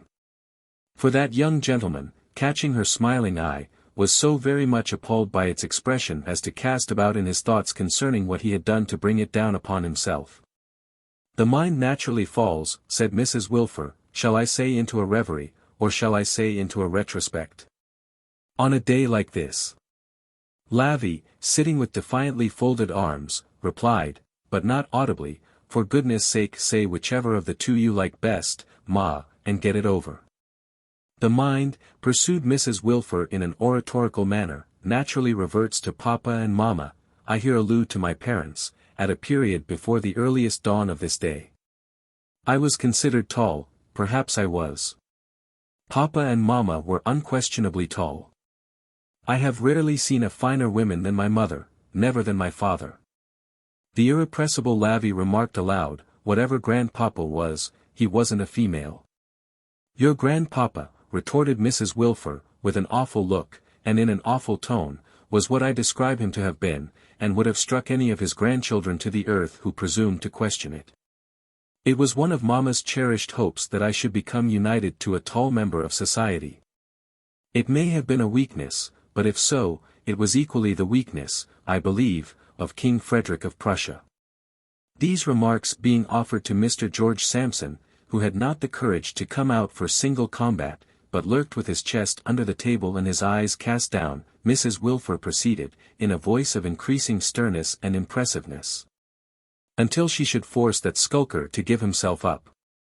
Mamma would appear to have had an indefinable foreboding of what afterwards happened, for she would frequently urge upon me, not a little man. Promise me, my child, not a little man. Never, never, never, marry a little man. Papa also would remark to me, he possessed extraordinary humor, that a family of whales must not ally themselves with sprats. His company was eagerly sought, as may be supposed, by the wits of the day, and our house was their continual resort. I have known as many as 3 copperplate engravers exchanging the most exquisite sallies and retorts there, at one time. Here Mr. Sampson delivered himself captive, and said, with an uneasy movement on his chair, that 3 was a large number, and it must have been highly entertaining. Among the most prominent members of that distinguished circle, was a gentleman measuring 6 feet 4 in height. He was not an engraver. Here Mr. Sampson said, with no reason whatever, of course not. This gentleman was so obliging as to honor me with attentions which I could not fail to understand. Here Mr. Sampson murmured that when it came to that, you could always tell. I immediately announced to both my parents that those attentions were misplaced, and that I could not favor his suit. They inquired was he too tall. I replied it was not the stature, but the intellect was too lofty. At our house, I said, the tone was too brilliant, the pressure was too high, to be maintained by me, a mere woman, in everyday domestic life. I well remember Mamma's clasping her hands, and exclaiming, this will end in a little man. Here Mr. Sampson glanced at his host and shook his head with despondency. She afterwards went so far as to predict that it would end in a little man whose mind would be below the average, but that was in what I may denominate a paroxysm of maternal disappointment. Within a month, said Mrs. Wilfer, deepening her voice, as if she were relating a terrible ghost story, within a month, I first saw R.W., my husband. Within a year, I married him. It is natural for the mind to recall these dark coincidences on the present day. Mr. Sampson at length released from the custody of Mrs. Wilfer's eye, now drew a long breath, and made the original and striking remark that there was no accounting for these sort of presentiments. R.W. scratched his head and looked apologetically all round the table until he came to his wife, when observing her as it were shrouded in a more sombre veil than before, he once more hinted, my dear. I am really afraid you are not altogether enjoying yourself. To which she once more replied, on the contrary, R.W. quite so. The wretched Mr. Sampson's position at this agreeable entertainment was truly pitiable. For, not only was he exposed defenceless to the harangues of Mrs. Wilfer, but he received the utmost contumely at the hands of Lavinia. Who, partly to show Bella that she, Lavinia, could do what she liked with him, and partly to pay him off for still obviously admiring Bella's beauty, led him the life of a dog. Illuminated on the one hand by the stately graces of Mrs. Wilfer's oratory, and shadowed on the other by the checks and frowns of a young lady to whom he had devoted himself in his destitution. The sufferings of this young gentleman were distressing to witness. If his mind for the moment reeled under them, it may be urged, in extenuation of its weakness, that it was constitutionally a knock-kneed mind and never very strong upon its legs. The rosy hours were thus beguiled until it was time for Bella to have Pa's escort back. The dimples duly tied up in the bonnet strings and the leave-taking done, they got out into the air, and the cherub drew a long breath as if he found it refreshing. Well, dear Pa, said Bella, the anniversary may be considered over. Yes, my dear, returned the cherub, there's another of M gone. Bella drew his arm closer through hers as they walked along, and gave it a number of consolatory pats. Thank you, my dear, he said, as if she had spoken, I am all right, my dear. Well, And how do you get on, Bella? I am not at all improved, Pa. Ain't you really though? No, Pa. On the contrary, I am worse. Lor, said the cherub. I am worse, Pa. I make so many calculations how much a year I must have when I marry, and what is the least I can manage to do with, that I am beginning to get wrinkles over my nose. Did you notice any wrinkles over my nose this evening, Pa? Pa laughing at this, Bella gave him 2 or 3 shakes. You won't laugh, sir, when you see your lovely woman turning haggard. You had better be prepared in time, I can tell you. I shall not be able to keep my greediness for money out of my eyes long, and when you see it there you'll be sorry, and serve you right for not being warned in time. Now, sir, we entered into a bond of confidence. Have you anything to impart? I thought it was you who was to impart, my love. Oh. Did you indeed, sir? Then why didn't you ask me, the moment we came out? The confidences of lovely women are not to be slighted. However, I forgive you this once, and look here, Pa. That's, Bella laid the little forefinger of her right glove on her lip, and then laid it on her father's lip, that's a kiss for you. And now I am going seriously to tell you, let me see how many, for secrets. Mind. Serious, grave, weighty secrets. Strictly between ourselves. Number 1, my dear, said her father, settling her arm comfortably and confidentially. Number 1, said Bella, will electrify you, Pa. Who do you think has, she was confused here in spite of her merry way of beginning, has made an offer to me? Pa looked in her face, and looked at the ground, and looked in her face again, and declared he could never guess. Mr. Rokesmith. You don't tell me so, my dear. Ms. Roke, Smith, Pa, said Bella, separating the syllables for emphasis. What do you say to that? Pa answered quietly with the counter-question, what did you say to that, my love? I said no, returned Bella sharply. Of course. Yes. Of course, said her father, meditating. And I told him why I thought it a betrayal of trust on his part, and an affront to me, said Bella. Yes. To be sure. I am astonished indeed. I wonder he committed himself without seeing more of his way first. Now I think of it, I suspect he always has admired you though, my dear. A hackney coachman may admire me, remarked Bella, with a touch of her mother's loftiness. It's highly probable, my love. Number 2, my dear. Number 2, Pa, is much to the same purpose, though not so preposterous. Mr. Lightwood would propose to me, if I would let him. Then I understand, my dear, that you don't intend to let him? Bella again saying, with her former emphasis, why, of course not, her father felt himself bound to echo, of course not. I don't care for him, said Bella. That's enough, her father interposed. No, Pa, it's not enough, rejoined Bella, giving him another shake or 2. Haven't I told you what a mercenary little wretch I am?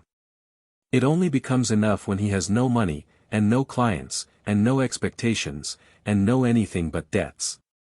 Ha! Said the cherub, a little depressed. Number 3, my dear. Number 3, Pa, is a better thing. A generous thing, a noble thing, a delightful thing. Mrs. Boffin has herself told me, as a secret, with her own kind lips, and truer lips never opened or closed in this life, I am sure, that they wish to see me well married, and that when I marry with their consent they will portion me most handsomely. Here the grateful girl burst out crying very heartily. Don't cry, my darling, said her father, with his hand to his eyes. It's excusable in me to be a little overcome when I find that my dear favorite child is, after all disappointments, to be so provided for and so raised in the world, but don't you cry, don't you cry. I am very thankful. I congratulate you with all my heart, my dear. The good soft little fellow, drying his eyes, here, Bella put her arms round his neck and tenderly kissed him on the high road, passionately telling him he was the best of fathers and the best of friends. And that on her wedding morning she would go down on her knees to him and beg his pardon for having ever teased him or seemed insensible to the worth of such a patient, sympathetic, genial, fresh young heart.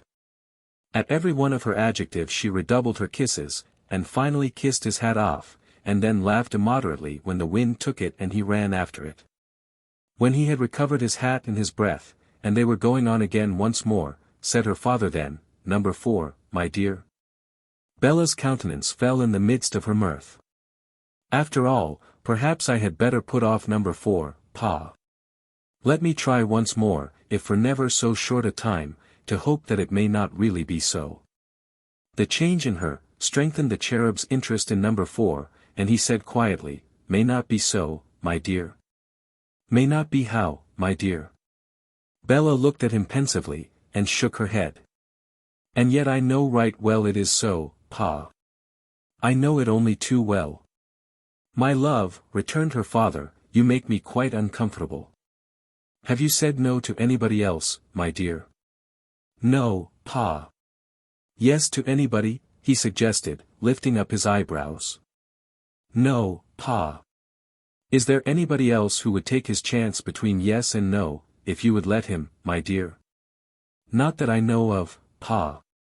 "There can't be somebody who won't take his chance when you want him to," said the cherub, as a last resource. "Why, of course not, Pa," said Bella, giving him another shake or two. "No, of course not," he assented. "Bella, my dear, I am afraid I must either have no sleep tonight, or I must press for number 4. "Oh, Pa, there is no good in number 4. I am so sorry for it, I am so unwilling to believe it, I have tried so earnestly not to see it, that it is very hard to tell, even to you. But Mr. Boffin is being spoilt by prosperity, and is changing every day. My dear Bella, I hope and trust not." "I have hoped and trusted not too, Pa, but every day he changes for the worse, and for the worse.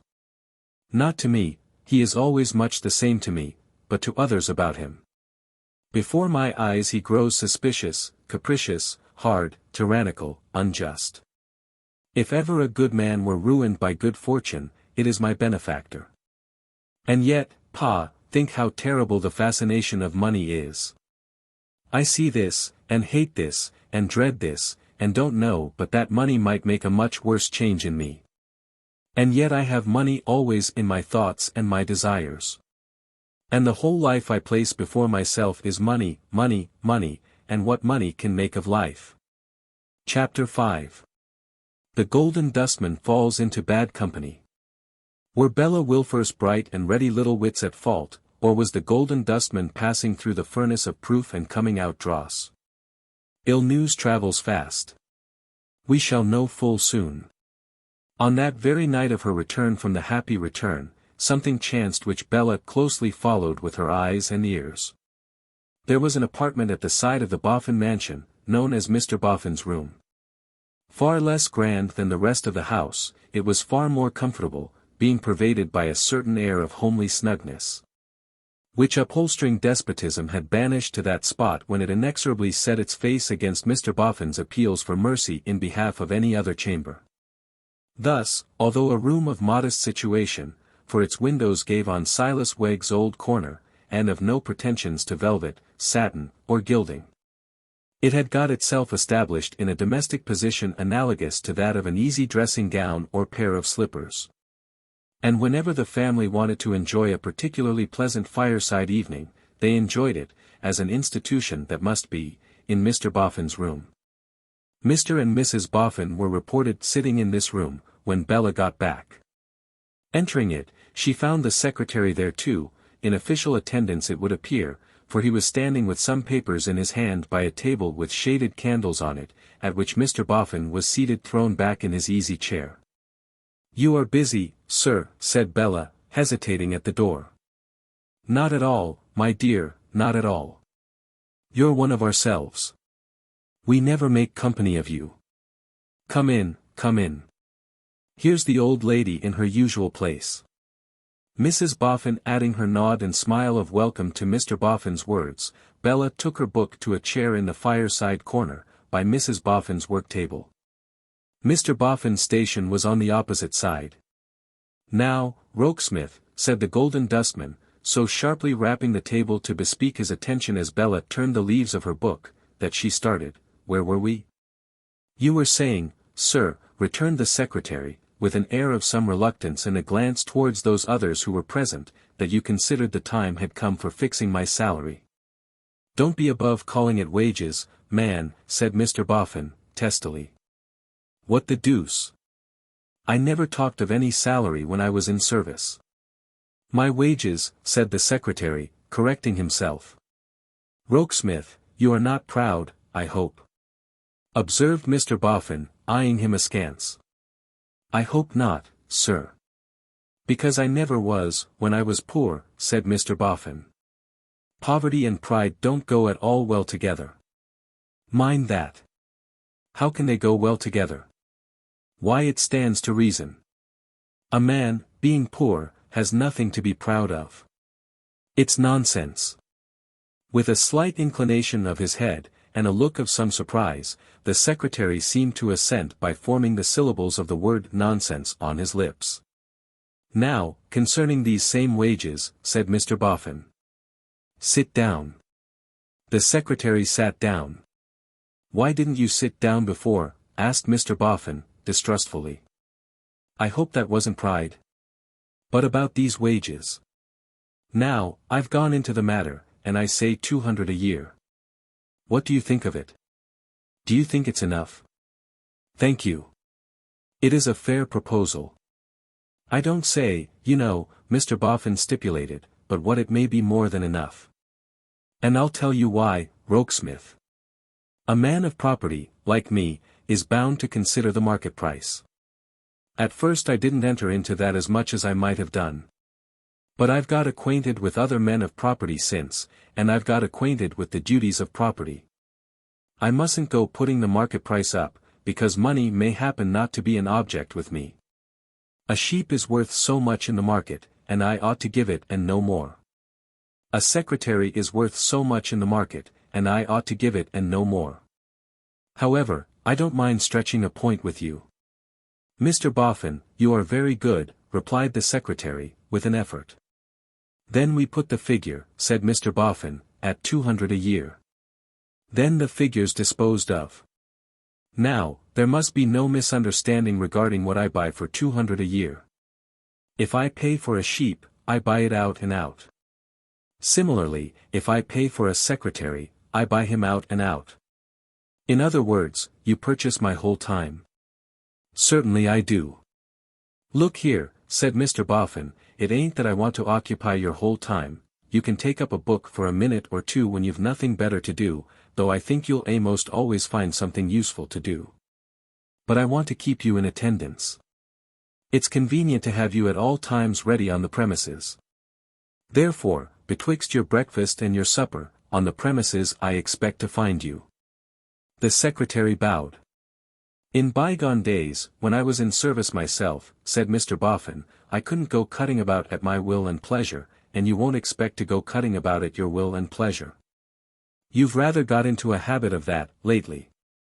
But perhaps it was for want of a right specification betwixt us. Now, let there be a right specification betwixt us, and let it be this. If you want leave, ask for it." Again the secretary bowed. His manner was uneasy and astonished, and showed a sense of humiliation. "I'll have a bell," said Mr. Boffin, "hung from this room to yours, and when I want you, I'll touch it. I don't call to mind that I have anything more to say at the present moment." The secretary rose, gathered up his papers, and withdrew. Bella's eyes followed him to the door, lighted on Mr. Boffin complacently thrown back in his easy chair, and drooped over her book. "I have let that chap, that young man of mine," said Mr. Boffin, taking a trot up and down the room, "get above his work. It won't do. I must have him down a peg. A man of property owes a duty to other men of property, and must look sharp after his inferiors." Bella felt that Mrs. Boffin was not comfortable, and that the eyes of that good creature sought to discover from her face what attention she had given to this discourse, and what impression it had made upon her. For which reason Bella's eyes drooped more engrossly over her book, and she turned the page with an air of profound absorption in it. "Naughty," said Mrs. Boffin, after thoughtfully pausing in her work. "My dear," returned the Golden Dustman, stopping short in his trot. "Excuse my putting it to you, naughty, but now really. Haven't you been a little strict with Mr. Rokesmith tonight? Haven't you been a little, just a little, not quite like your old self?" "Why, old woman, I hope so," returned Mr. Boffin, cheerfully, if not boastfully. "Hope so, dearie. Our old selves wouldn't do here, old lady. Haven't you found that out yet? Our old selves would be fit for nothing here but to be robbed and imposed upon. Our old selves weren't people of fortune, our new selves are, it's a great difference." "Ah," said Mrs. Boffin, pausing in her work again, softly to draw a long breath and to look at the fire. "A great difference. And we must be up to the difference," pursued her husband, "we must be equal to the change, that's what we must be. We've got to hold our own now, against everybody, for everybody's hand is stretched out to be dipped into our pockets, and we have got to recollect that money makes money, as well as makes everything else." "Mentioning recollecting," said Mrs. Boffin, with her work abandoned, her eyes upon the fire, and her chin upon her hand, "do you recollect, naughty, how you said to Mr. Rokesmith when he first came to see us at the Bower? And you engaged him, how you said to him that if it had pleased heaven to send John Harmon to his fortune safe, we could have been content with the one mound which was our legacy, and should never have wanted the rest?" I remember, old lady. But we hadn't tried what it was to have the rest then. Our new shoes had come home, but we hadn't put them on. We're wearing 'em now, we're wearing 'em, and must step out accordingly." Mrs. Boffin took up her work again, and plied her needle in silence. "As to Rokesmith, that young man of mine," said Mr. Boffin, dropping his voice and glancing towards the door with an apprehension of being overheard by some eavesdropper there, "it's the same with him as with the footmen. I have found out that you must either scrunch them, or let them scrunch you. If you ain't imperious with 'em, they won't believe in your being any better than themselves, if as good, after the stories, lies mostly, that they have heard of your beginnings. There's nothing betwixt stiffening yourself up, and throwing yourself away, take my word for that, old lady." Bella ventured for a moment to look stealthily towards him under her eyelashes, and she saw a dark cloud of suspicion, covetousness, and conceit, overshadowing the once open face. "Hows'ever," said he, "this isn't entertaining to Miss Bella." "Is it, Bella?" A deceiving Bella she was, to look at him with that pensively abstracted air, as if her mind were full of her book, and she had not heard a single word. "Ha! Better employed than to attend to it," said Mr. Boffin. That's right, that's right. Especially as you have no call to be told how to value yourself, my dear." Coloring a little under this compliment, Bella returned, "I hope, sir, you don't think me vain." "Not a bit, my dear," said Mr. Boffin. "But I think it's very creditable in you, at your age, to be so well up with the pace of the world, and to know what to go in for." "You are right. Go in for money, my love. Money's the article. You'll make money of your good looks, and of the money Mrs. Boffin and me will have the pleasure of settling upon you, and you'll live and die rich." "That's the state to live and die in," said Mr. Boffin, in an unctuous manner. Rich." There was an expression of distress in Mrs. Boffin's face, as, after watching her husband's, she turned to their adopted girl, and said, "Don't mind him, Bella, my dear."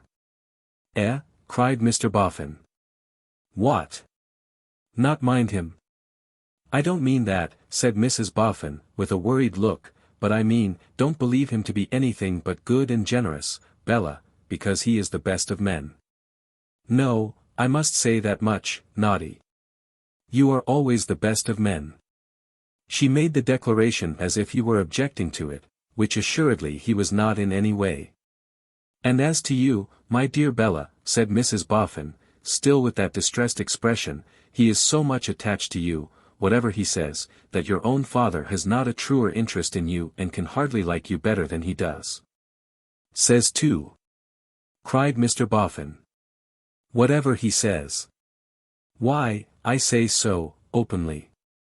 Give me a kiss, my dear child, in saying good night, and let me confirm what my old lady tells you. I am very fond of you, my dear, and I am entirely of your mind, and you and I will take care that you shall be rich. These good looks of yours, which you have some right to be vain of, my dear, though you are not, you know, are worth money, and you shall make money of them. The money you will have, will be worth money, and you shall make money of that too. There's a golden ball at your feet. Good night, my dear." Somehow, Bella was not so well pleased with this assurance and this prospect as she might have been. Somehow, when she put her arms round Mrs. Boffin's neck and said good night, she derived a sense of unworthiness from the still anxious face of that good woman and her obvious wish to excuse her husband. Why, what need to excuse him? Thought Bella, sitting down in her own room.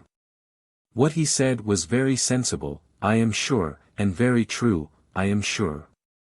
It is only what I often say to myself. Don't I like it then? No, I don't like it, and, though he is my liberal benefactor, I disparage him for it. Then pray, said Bella, sternly putting the question to herself in the looking-glass as usual, what do you mean by this, you inconsistent little beast? The looking-glass preserving a discreet ministerial silence when thus called upon for explanation, Bella went to bed with a weariness upon her spirit which was more than the weariness of want of sleep. And again in the morning, she looked for the cloud, and for the deepening of the cloud, upon the golden dustman's face. She had begun by this time to be his frequent companion in his morning strolls about the streets, and it was at this time that he made her a party to his engaging in a curious pursuit. Having been hard at work in one dull enclosure all his life, he had a child's delight in looking at shops. It had been one of the first novelties and pleasures of his freedom, and was equally the delight of his wife. For many years their only walks in London had been taken on Sundays when the shops were shut.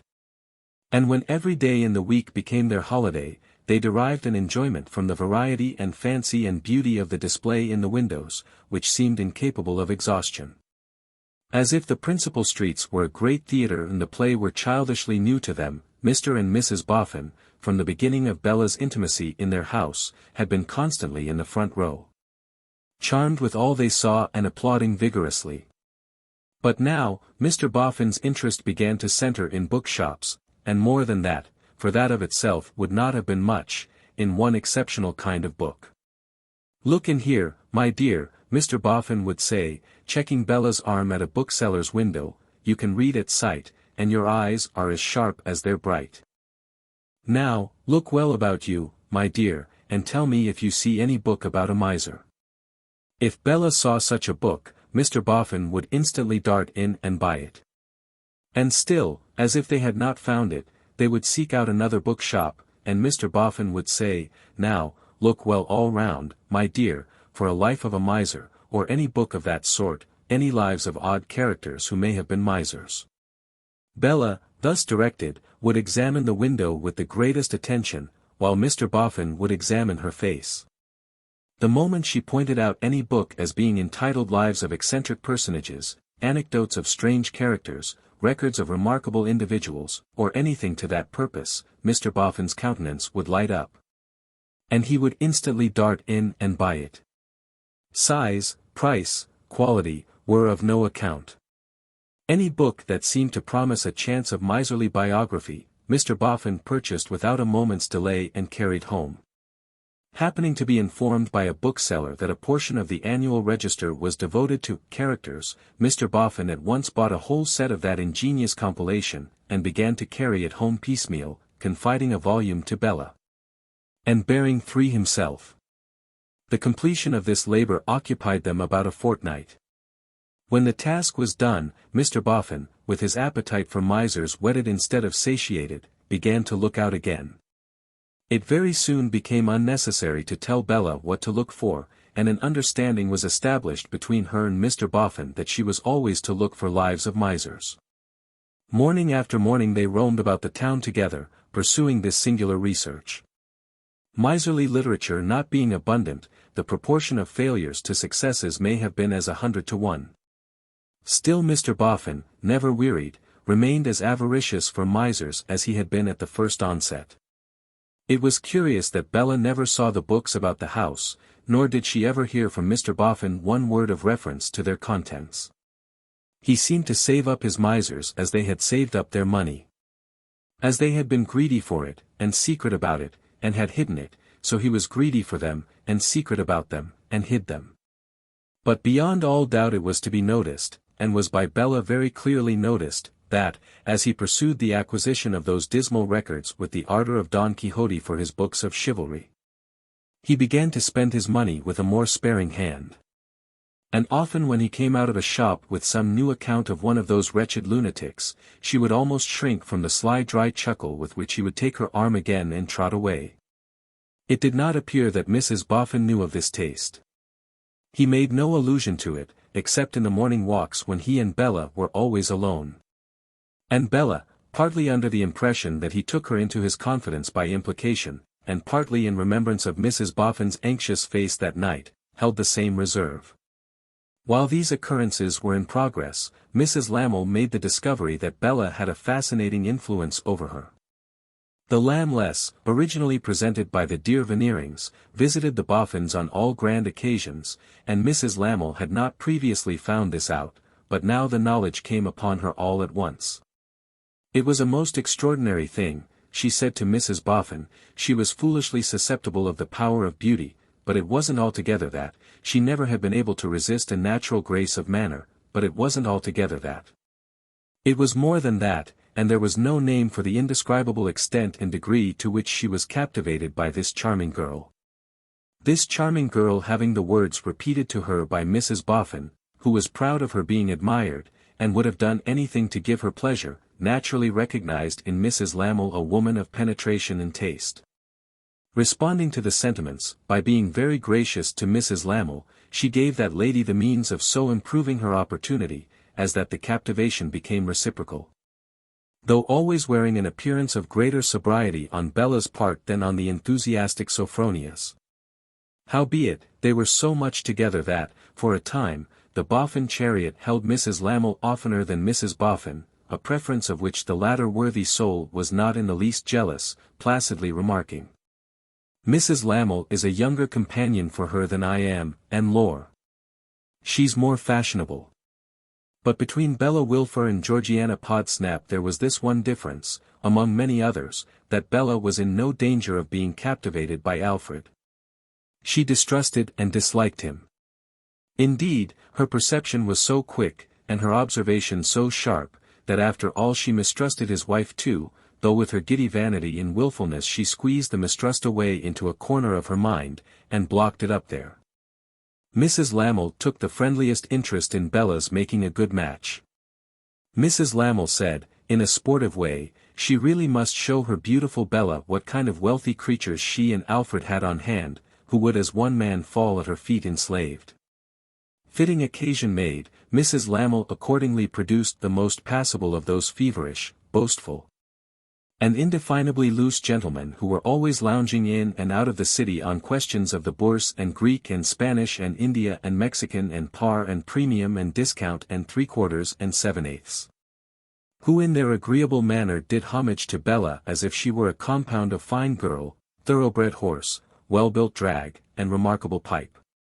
But without the least effect, though even Mr. Fledgeby's attractions were cast into the scale. "I fear, Bella dear," said Mrs. Lamel one day in the chariot, "that you will be very hard to please." "I don't expect to be pleased, dear," said Bella, with a languid turn of her eyes. "Truly, my love," returned Sophronia, shaking her head, and smiling her best smile, "it would not be very easy to find a man worthy of your attractions."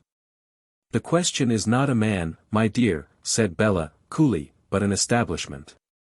"My love," returned Mrs. Lamel, "your prudence amazes me. Where did you study life so well? You are right. In such a case as yours, the object is a fitting establishment. You could not descend to an inadequate one from Mr. Boffin's house, and even if your beauty alone could not command it, it is to be assumed that Mr. and Mrs. Boffin will." "Oh! They have already," Bella interposed. "No. Have they really? A little vexed by a suspicion that she had spoken precipitately, and withal a little defiant of her own vexation, Bella determined not to retreat. That is to say, she explained, they have told me they mean to portion me as their adopted child, if you mean that. But don't mention it. Mention it, replied Mrs. Lamel, as if she were full of awakened feeling at the suggestion of such an impossibility. Mention it. I don't mind telling you, Mrs. Lamel, Bella began again.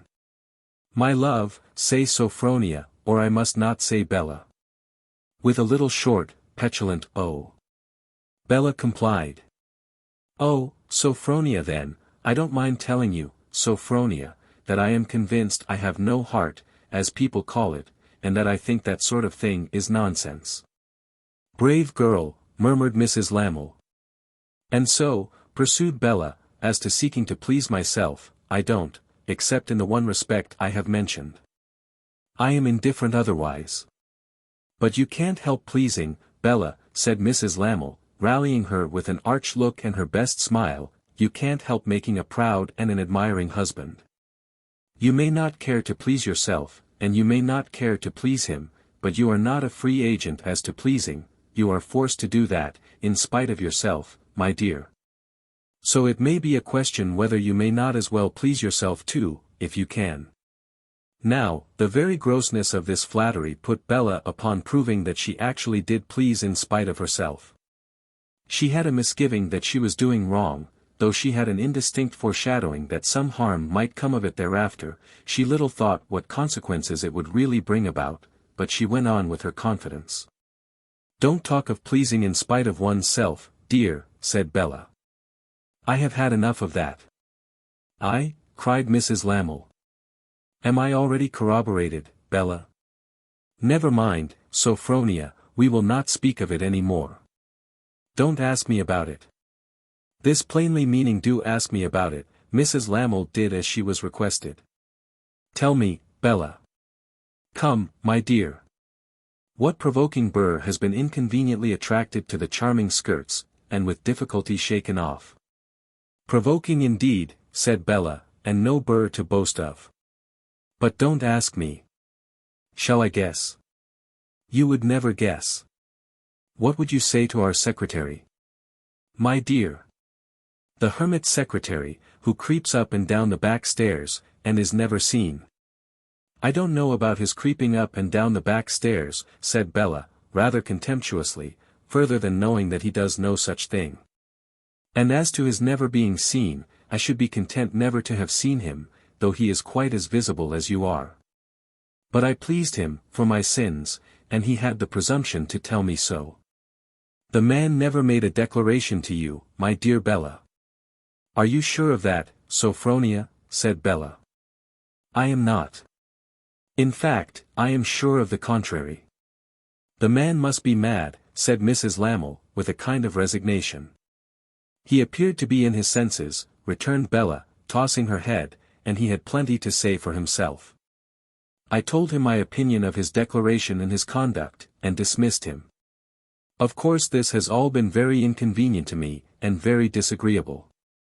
It has remained a secret, however. That word reminds me to observe, Sophronia, that I have glided on into telling you the secret, and that I rely upon you never to mention it. Mention it, repeated Mrs. Lamel with her former feeling. Mention it. This time Sophronia was so much in earnest that she found it necessary to bend forward in the carriage and give Bella a kiss. A Judas order of kiss. For she thought, while she yet pressed Bella's hand after giving it, upon your own showing, you vain heartless girl, puffed up by the doting folly of a dustman, I need have no relenting towards you. If my husband, who sends me here, should form any schemes for making you a victim, I should certainly not cross him again. In those very same moments, Bella was thinking, why am I always at war with myself? Why have I told, as if upon compulsion, what I knew all along I ought to have withheld? Why am I making a friend of this woman beside me, in spite of the whispers against her that I hear in my heart? As usual, there was no answer in the looking-glass when she got home and referred these questions to it. Perhaps if she had consulted some better oracle, the result might have been more satisfactory. But she did not, and all things consequent marched the march before them. On one point connected with the watch she kept on Mr. Boffin, she felt very inquisitive, and that was the question whether the secretary watched him too, and followed the sure and steady change in him, as she did. Her very limited intercourse with Mr. Rokesmith rendered this hard to find out.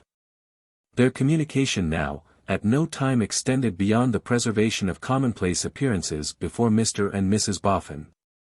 And if Bella and the secretary were ever left alone together by any chance, he immediately withdrew. She consulted his face when she could do so covertly, as she worked or read, and could make nothing of it. He looked subdued. But he had acquired a strong command of feature, and, whenever Mr. Boffin spoke to him in Bella's presence, or whatever revelation of himself Mr. Boffin made, the secretary's face changed no more than a wall. A slightly knitted brow, that expressed nothing but an almost mechanical attention, and a compression of the mouth, that might have been a guard against a scornful smile, these she saw from morning to night, from day to day, from week to week. Monotonous, unvarying, set as in a piece of sculpture. The worst of the matter was, that it thus fell out insensibly, and most provokingly, as Bella complained to herself, in her impetuous little manner, that her observation of Mr. Boffin involved a continual observation of Mr. Rokesmith. Won't that extract a look from him? Can it be possible that makes no impression on him? Such questions Bella would propose to herself, often as many times in a day as there were hours in it. Impossible to know. Always the same fixed face. Can he be so base as to sell his very nature for 200 a year? Bella would think. And then, but why not? It's a mere question of price with others besides him. I suppose I would sell mine, if I could get enough for it. And so she would come round again to the war with herself. A kind of illegibility, though a different kind, stole over Mr. Boffin's face. Its old simplicity of expression got masked by a certain craftiness that assimilated even his good humor to itself. His very smile was cunning, as if he had been studying smiles among the portraits of his misers.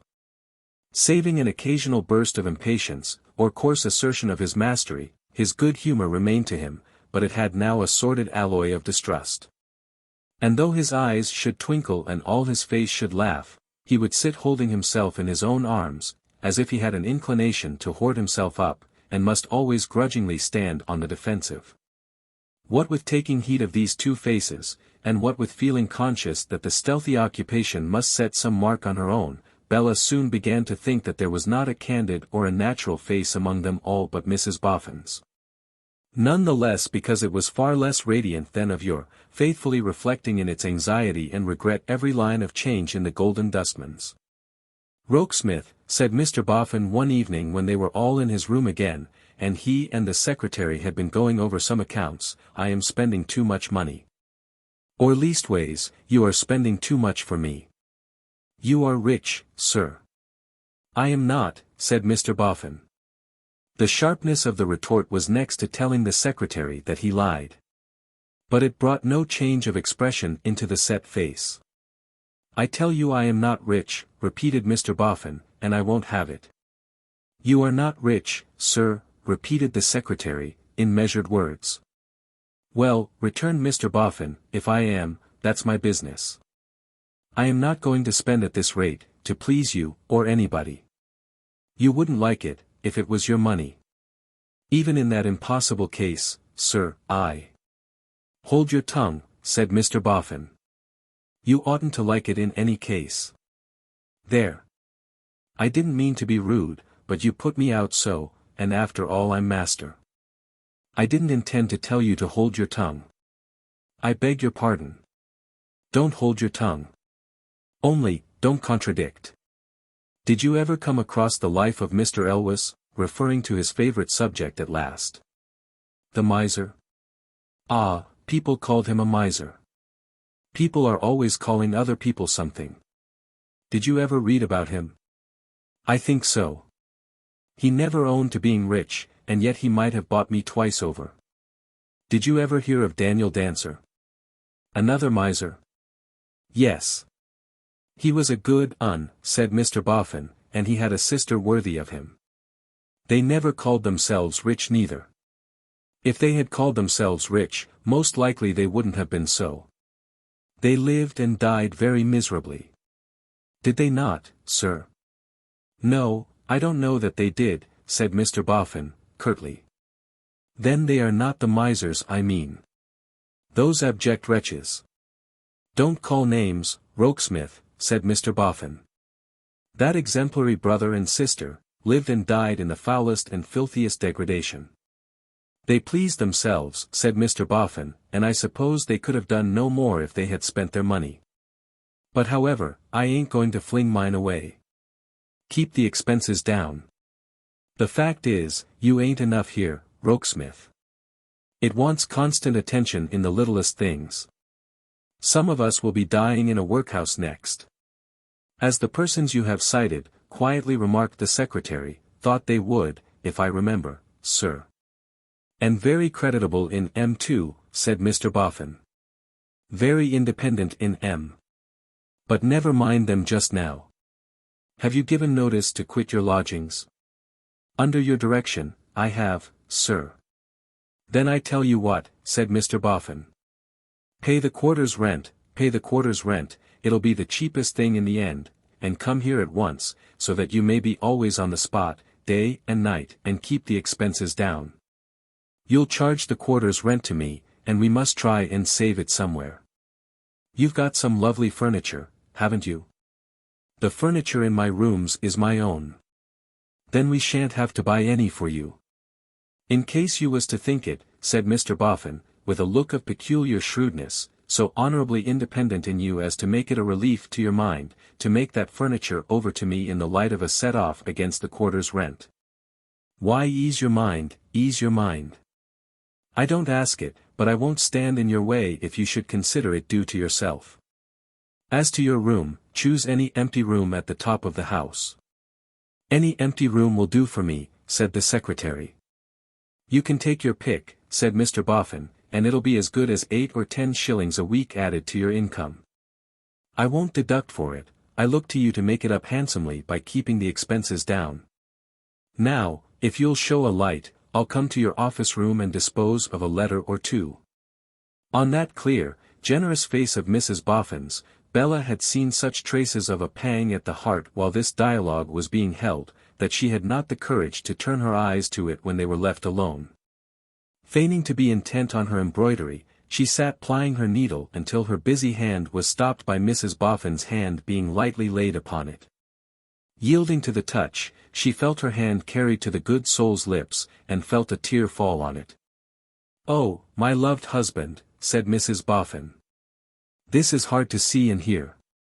But my dear Bella, believe me that in spite of all the change in him, he is the best of men." He came back, at the moment when Bella had taken the hand comfortingly between her own.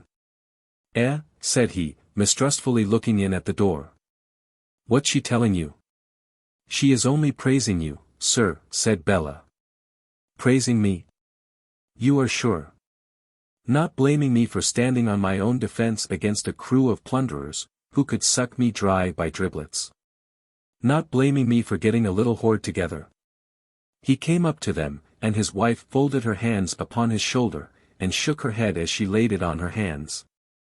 There, urged Mr. Boffin, not unkindly. "Don't take on, old lady. But I can't bear to see you so, my dear. Nonsense.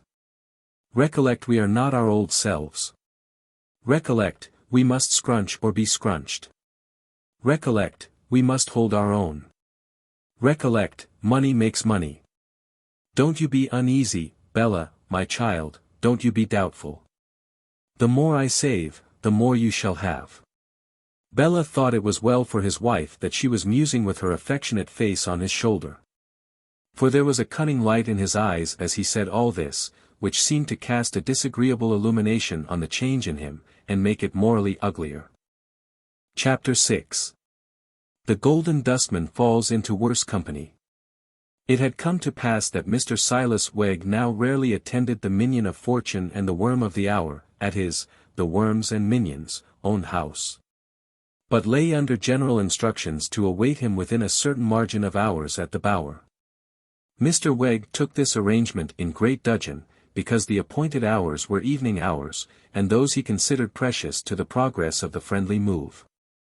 But it was quite in character, he bitterly remarked to Mr. Venus, that the upstart who had trampled on those eminent creatures, Miss Elizabeth, Master George, Aunt Jane, and Uncle Parker, should oppress his literary man. The Roman Empire having worked out its destruction, Mr. Boffin next appeared in a cab with Rollin's Ancient History, which valuable work being found to possess lethargic properties, broke down. At about the period when the whole of the army of Alexander the Macedonian, at that time about 40,000 strong, burst into tears simultaneously, on his being taken with a shivering fit after bathing. The wars of the Jews, likewise languishing under Mr. Wegg's generalship, Mr. Boffin arrived in another cab with Plutarch, whose lives he found in the sequel extremely entertaining, though he hoped Plutarch might not expect him to believe them all. What to believe, in the course of his reading, was Mr. Boffin's chief literary difficulty indeed. For some time he was divided in his mind between half, all, or none. At length, when he decided, as a moderate man, to compound with half, the question still remained, which half? And that stumbling block he never got over. One evening, when Silas Wegg had grown accustomed to the arrival of his patron in a cab, accompanied by some profane historian charged with unutterable names of incomprehensible peoples, of impossible descent, waging wars any number of years and syllables long, and carrying illimitable hosts and riches about, with the greatest ease, beyond the confines of geography, one evening the usual time passed by, and no patron appeared. After half an hour's grace, Mr. Wegg proceeded to the outer gate, and there executed a whistle, conveying to Mr. Venus, if perchance within hearing, the tidings of his being at home and disengaged. Forth from the shelter of a neighboring wall, Mr. Venus then emerged. "Brother in arms," said Mr. Wegg, in excellent spirits, "welcome." In return, Mr. Venus gave him a rather dry good evening. "Walk in, brother," said Silas, clapping him on the shoulder, "and take your seat in my chimney corner, for what says the ballad? No malice to dread, sir. And no falsehood to fear. But truth to delight me, Mr. Venus. And I forgot what to cheer. Lee toddle de omd. And something to guide. My ein fireside, sir. My ein fireside." With this quotation, depending for its neatness rather on the spirit than the words, Mr. Wegg conducted his guest to his hearth. "And you come, brother," said Mr. Wegg, in a hospitable glow, "you come like I don't know what, exactly like it, I shouldn't know you from it, shedding a halo all around you." "What kind of halo?" asked Mr. Venus. "Ope, sir," replied Silas. "That's your halo." Mr. Venus appeared doubtful on the point, and looked rather discontentedly at the fire. "We'll devote the evening, brother," exclaimed Wegg, "to prosecute our friendly move. And arterwards, crushing a flowing wine cup, which I allude to brewing rum and water, we'll pledge one another. For what says the poet? And you needn't Mr. Venus be your black bottle. For surely I'll be mine. And we'll take a glass with a slice of lemon in it to which you're partial. For auld lang syne." This flow of quotation and hospitality in Wegg indicated his observation of some little querulousness on the part of Venus. "Why, as to the friendly move," observed the last-named gentleman, rubbing his knees peevishly, "one of my objections to it is, that it don't move." "Rome, brother," returned Wegg, "a city which, it may not be generally known, originated in twins and a wolf, and ended in imperial marble, wasn't built in a day." "Did I say it was?" asked Venus. "No, you did not, brother." "Well inquired. But I do say," proceeded Venus, "that I am taken from among my trophies of anatomy, and called upon to exchange my human warriors for mere collages warriors, and nothing comes of it. I think I must give up." "No, sir," remonstrated Wegg, enthusiastically. "No, sir. Charge, Chester, charge. On, Mr. Venus, on. Never say die, sir. A man of your mark." It's not so much saying it that I object to, returned Mr. Venus, as doing it. And having got to do it whether or no, I can't afford to waste my time on groping for nothing in cinders. But think how little time you have given to the move, sir, after all, urged Wegg. Add the evenings so occupied together, and what do they come to? And you, sir, harmonizer with myself in opinions, views, and feelings, you with the patience to fit together on wires the whole framework of society, I allude to the human skeleton, you to give in so soon. I don't like it, returned Mr. Venus moodily, as he put his head between his knees and stuck up his dusty hair. And there's no encouragement to go on. Not them mounds without, said Mr. Wegg, extending his right hand with an air of solemn reasoning, encouragement. Not them mounds now looking down upon us. They're too big, grumbled Venus. What's a scratch here and a scrape there, a poke in this place and a dig in the other, to them? Besides, what have we found? What have we found? Cried Wegg, delighted to be able to acquiesce. Ah! There I grant you, comrade. Nothing. But on the contrary, comrade, what may we find? There you'll grant me. Anything. I don't like it, pettishly returned Venus as before. I came into it without enough consideration. And besides again. Isn't your own Mr. Boffin well acquainted with the mounds? And wasn't he well acquainted with the deceased and his ways? And has he ever showed any expectation of finding anything? At that moment wheels were heard. Now, I should be loath, said Mr. Wegg, with an air of patient injury, to think so ill of him as to suppose him capable of coming at this time of night. And yet it sounds like him. A ring at the yard bell. It is him, said Mr. Wegg, and he is capable of it. I am sorry, because I could have wished to keep up a little lingering fragment of respect for him. Here Mr. Boffin was heard lustily calling at the yard gate, "Hullo! Wegg! Hullo! Keep your seat, Mr. Venus," said Wegg. He may not stop. And then called out, "Hullo, sir! Hullo! I'm with you directly, sir. Half a minute, Mr. Boffin.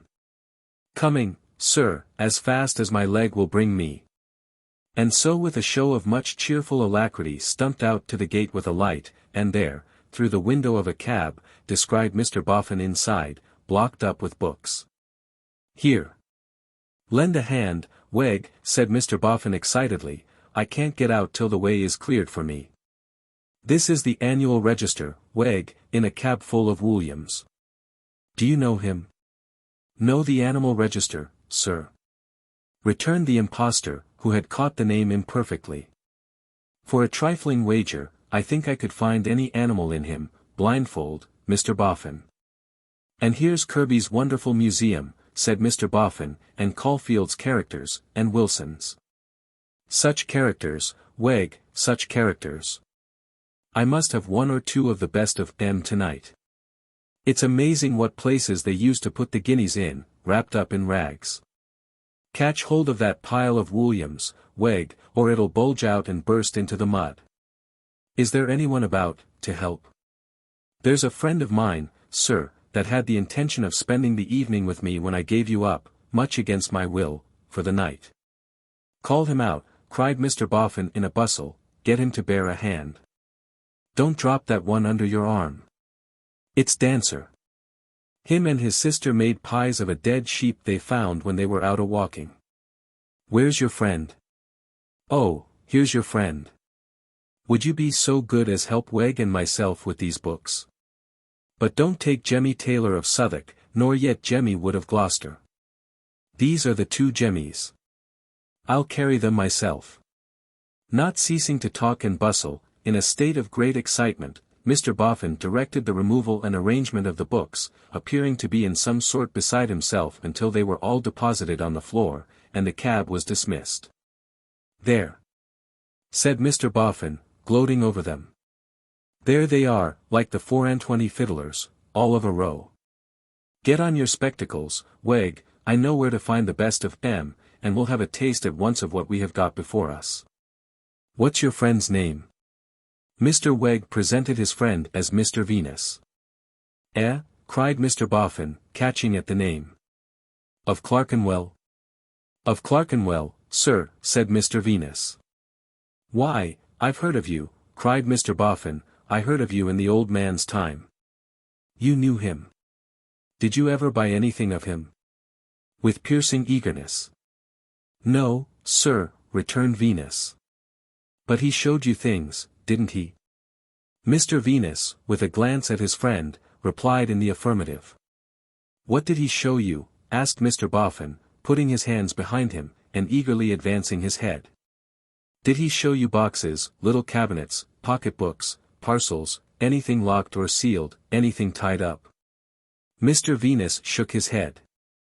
"Are you a judge of china?" Mr. Venus again shook his head. "Because if he had ever showed you a teapot, I should be glad to know of it," said Mr. Boffin. And then, with his right hand at his lips, repeated thoughtfully, a teapot," and glanced over the books on the floor, as if he knew there was something interesting connected with a teapot, somewhere among them. Mr. Wegg and Mr. Venus looked at one another wonderingly, and Mr. Wegg, in fitting on his spectacles, opened his eyes wide, over their rims, and tapped the side of his nose, as an admonition to Venus to keep himself generally wide awake. "A teapot," repeated Mr. Boffin, continuing to muse and survey the books, "a teapot, a teapot. Are you ready, Wegg?" "I am at your service, sir," replied that gentleman, taking his usual seat on the usual settle, and poking his wooden leg under the table before it. "Mr. Venus, would you make yourself useful, and take a seat beside me, sir, for the conveniency of snuffing the candles?" Venus complying with the invitation while it was yet being given, Silas pegged at him with his wooden leg, to call his particular attention to Mr. Boffin standing musing before the fire, in the space between the two settles. "Hem! Ahem!" coughed Mr. Wegg to attract his employer's attention. "Would you wish to commence with an animal, sir, from the register?" "No," said Mr. Boffin, "no, Wegg." With that, producing a little book from his breast pocket, he handed it with great care to the literary gentleman, and inquired, "What do you call that, Wegg?" "This, sir," replied Silas, adjusting his spectacles, and referring to the title page, "is Merryweather's Lives and Anecdotes of Misers." "Mr. Venus, would you make yourself useful and draw the candles a little nearer, sir?" This to have a special opportunity of bestowing a stare upon his comrade. "Which of 'em have you got in that lot?" asked Mr. Boffin. "Can you find out pretty easy?" "Well, sir," replied Silas, turning to the table of contents and slowly fluttering the leaves of the book, "I should say they must be pretty well all here, sir. Here's a large assortment, sir.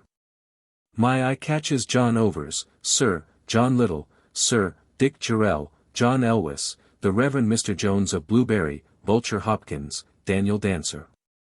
"Give us Dancer, Wegg," said Mr. Boffin. With another stare at his comrade, Silas sought and found the place. Page 109, Mr. Boffin. Chapter 8.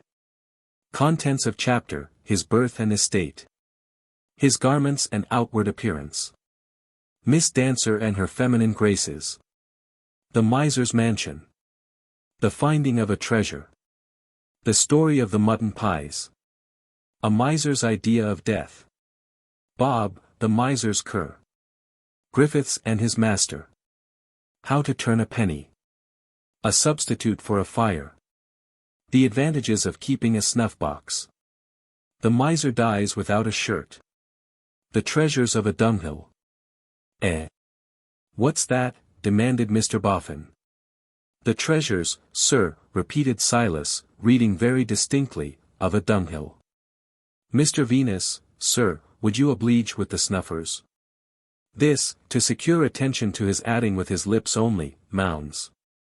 Mr. Boffin drew an armchair into the space where he stood, and said, seating himself and slyly rubbing his hands, "Give us Dancer." Mr. Wegg pursued the biography of that eminent man through its various phases of avarice and dirt, through Miss Dancer's death on a sick regimen of cold dumpling, and through Mr. Dancer's keeping his rags together with a hay band, and warming his dinner by sitting upon it, down to the consolatory incident of his dying naked in a sack. After which he read on as follows. The house, or rather the heap of ruins, in which Mr. Dancer lived, and which at his death devolved to the right of Captain Holmes, was a most miserable, decayed building. For it had not been repaired for more than half a century. Here Mr. Wegg eyes his comrade and the room in which they sat, which had not been repaired for a long time. But though poor in external structure, the ruinous fabric was very rich in the interior. It took many weeks to explore its whole contents. And Captain Holmes found it a very agreeable task to dive into the miser's secret hoards. Here Mr. Wegg repeated secret hoards, and pegged his comrade again. One of Mr. Dancer's richest escritoires was found to be a dung-heap in the cowhouse. A sum but little short of £2,500 was contained in this rich piece of manure, and in an old jacket, carefully tied, and strongly nailed down to the manger, in bank notes and gold were found £500 more. Here Mr. Wegg's wooden leg started forward under the table, and slowly elevated itself as he read on. Several bowls were discovered filled with guineas and half-guineas. And at different times on searching the corners of the house they found various parcels of bank notes. Some were crammed into the crevices of the wall. Here Mr. Venus looked at the wall. Bundles were hid under the cushions and covers of the chairs. Here Mr. Venus looked under himself on the settle. Some were reposing snugly at the back of the drawers. And notes amounting to £600 were found neatly doubled up in the inside of an old teapot. In the stable the captain found jugs full of old dollars and shillings. The chimney was not left unsearched, and paid very well for the trouble. For in 19 different holes, all filled with soot, were found various sums of money, amounting together to more than £200. On the way to this crisis Mr. Wegg's wooden leg had gradually elevated itself more and more, and he had nudged Mr. Venus with his opposite elbow deeper and deeper.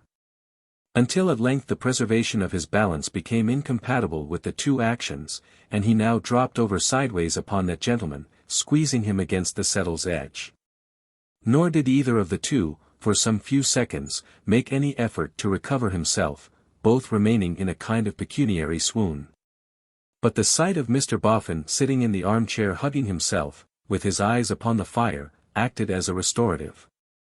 Counterfeiting a sneeze to cover their movements, Mr. Wegg, with a spasmodic tish-ho, pulled himself and Mr. Venus up in a masterly manner. "Let's have some more," said Mr. Boffin, hungrily. "John Elwes is the next, sir. Is it your pleasure to take John Elwes?" "Ah," said Mr. Boffin. "Let's hear what John did." He did not appear to have hidden anything, so went off rather flatly. But an exemplary lady named Wilcox, who had stowed away gold and silver in a pickle pot in a clock case, a canister full of treasure in a hole under her stairs, and a quantity of money in an old rat trap, revived the interest.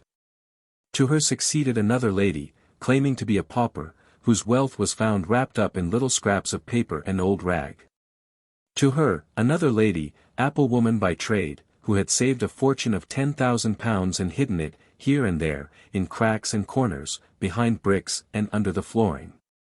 To her, a French gentleman, who had crammed up his chimney, rather to the detriment of its drawing powers, a leather valise, containing 20,000 francs, gold coins, and a large quantity of precious stones, as discovered by a chimney sweep after his death.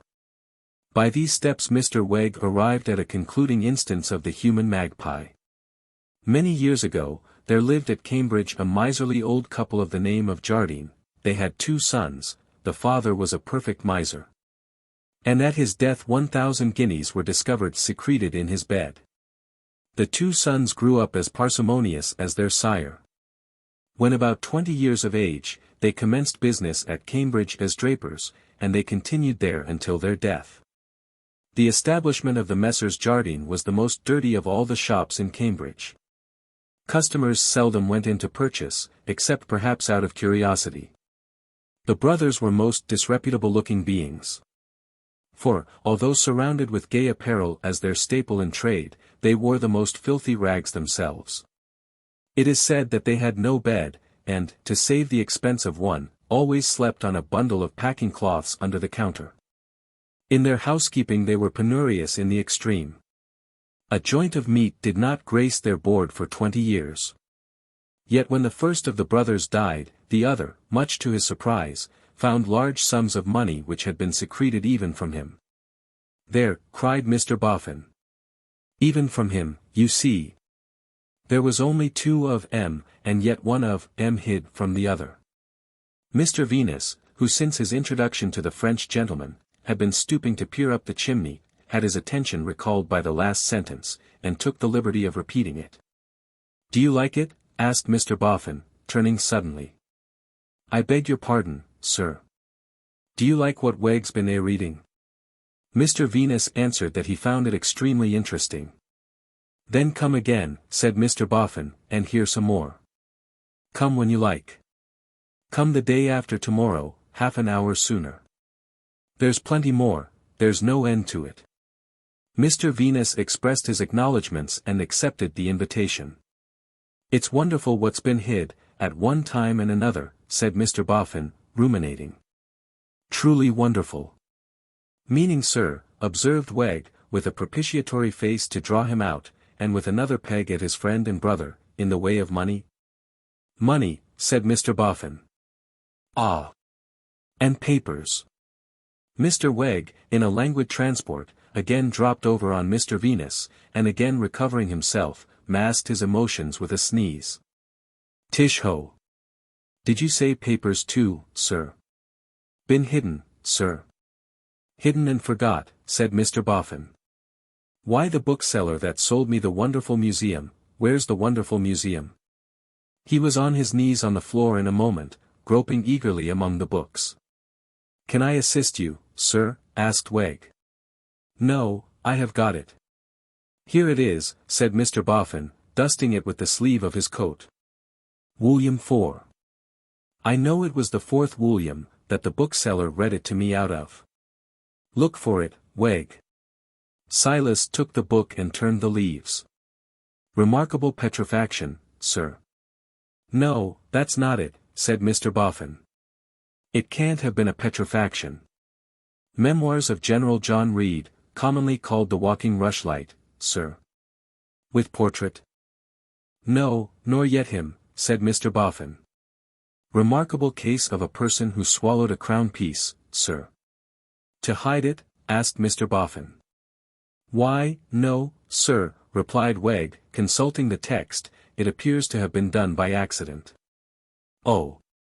This next must be it. Singular discovery of a will, lost 21 years. "That's it," cried Mr. Boffin. "Read that." "A most extraordinary case," read Silas Wegg aloud, "was tried at the last Maryborough Assizes in Ireland. It was briefly this. Robert Baldwin, in March 1782, made his will, in which he devised the lands now in question, to the children of his youngest son, soon after which his faculties failed him, and he became altogether childish and died, above 80 years old. The defendant, the eldest son, immediately afterwards gave out that his father had destroyed the will. And no will being found, he entered into possession of the lands in question, and so matters remained for 21 years, the whole family during all that time believing that the father had died without a will. But after 21 years the defendant's wife died, and he very soon afterwards, at the age of 78, married a very young woman, which caused some anxiety to his 2 sons, whose poignant expressions of this feeling so exasperated their father, that he in his resentment executed a will to disinherit his eldest son, and in his fit of anger showed it to his second son, who instantly determined to get at it and destroy it, in order to preserve the property to his brother. With this view, he broke open his father's desk, where he found, not his father's will which he sought after, but the will of his grandfather, which was then altogether forgotten in the family. "There," said Mr. Boffin. "See what men put away and forget, or mean to destroy, and don't." He then added in a slow tone, as, "ton-ish, ing." And as he rolled his eyes all round the room, Wegg and Venus likewise rolled their eyes all round the room. And then Wegg, singly, fixed his eyes on Mr. Boffin looking at the fire again, as if he had a mind to spring upon him and demand his thoughts or his life. "However, time's up for tonight," said Mr. Boffin, waving his hand after a silence. "More, the day after tomorrow. Range the books upon the shelves, Weg. I dare say Mr. Venus will be so kind as help you." While speaking, he thrust his hand into the breast of his outer coat, and struggled with some object there that was too large to be got out easily. What was the stupefaction of the friendly movers when this object at last emerging, proved to be a much dilapidated dark lantern. Without at all noticing the effect produced by this little instrument, Mr. Boffin stood it on his knee, and, producing a box of matches, deliberately lighted the candle in the lantern, blew out the kindled match, and cast the end into the fire. "I'm going, Weg," he then announced, "to take a turn about the place and round the yard." "I don't want you. Me and this same lantern have taken hundreds, thousands, of such turns in our time together. But I couldn't think, sir, not on any account, I couldn't," Weg was politely beginning, when Mr. Boffin, who had risen and was going towards the door, stopped. "I have told you that I don't want you, Weg." Weg looked intelligently thoughtful, as if that had not occurred to his mind until he now brought it to bear on the circumstance. He had nothing for it but to let Mr. Boffin go out and shut the door behind him. But, the instant he was on the other side of it, Weg clutched Venus with both hands, and said in a choking whisper, as if he were being strangled. "Mr. Venus, he must be followed, he must be watched, he mustn't be lost sight of for a moment." "Why mustn't he?" asked Venus, also strangling. "Comrade, you might have noticed I was a little elevated in spirits when you come in tonight. I found something." "What have you found?" asked Venus, clutching him with both hands, so that they stood interlocked like a couple of preposterous gladiators. "There's no time to tell you now. I think he must have gone to look for it. We must have an eye upon him instantly." Releasing each other, they crept to the door, opened it softly, and peeped out. It was a cloudy night, and the black shadow of the mounds made the dark yard darker. "If not a double swindler," whispered Weg, "why a dark lantern? We could have seen what he was about, if he had carried a light one." "Softly, this way."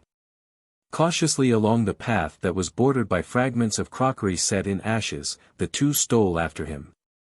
They could hear him at his peculiar trot, crushing the loose cinders as he went. "He knows the place by heart," muttered Silas, "and don't need to turn his lantern on, confound him." But he did turn it on, almost in that same instant, and flashed its light upon the first of the mounds. "Is that the spot?" asked Venus in a whisper. "He's warm," said Silas in the same tone. "He's precious warm. He's close. I think he must be going to look for it.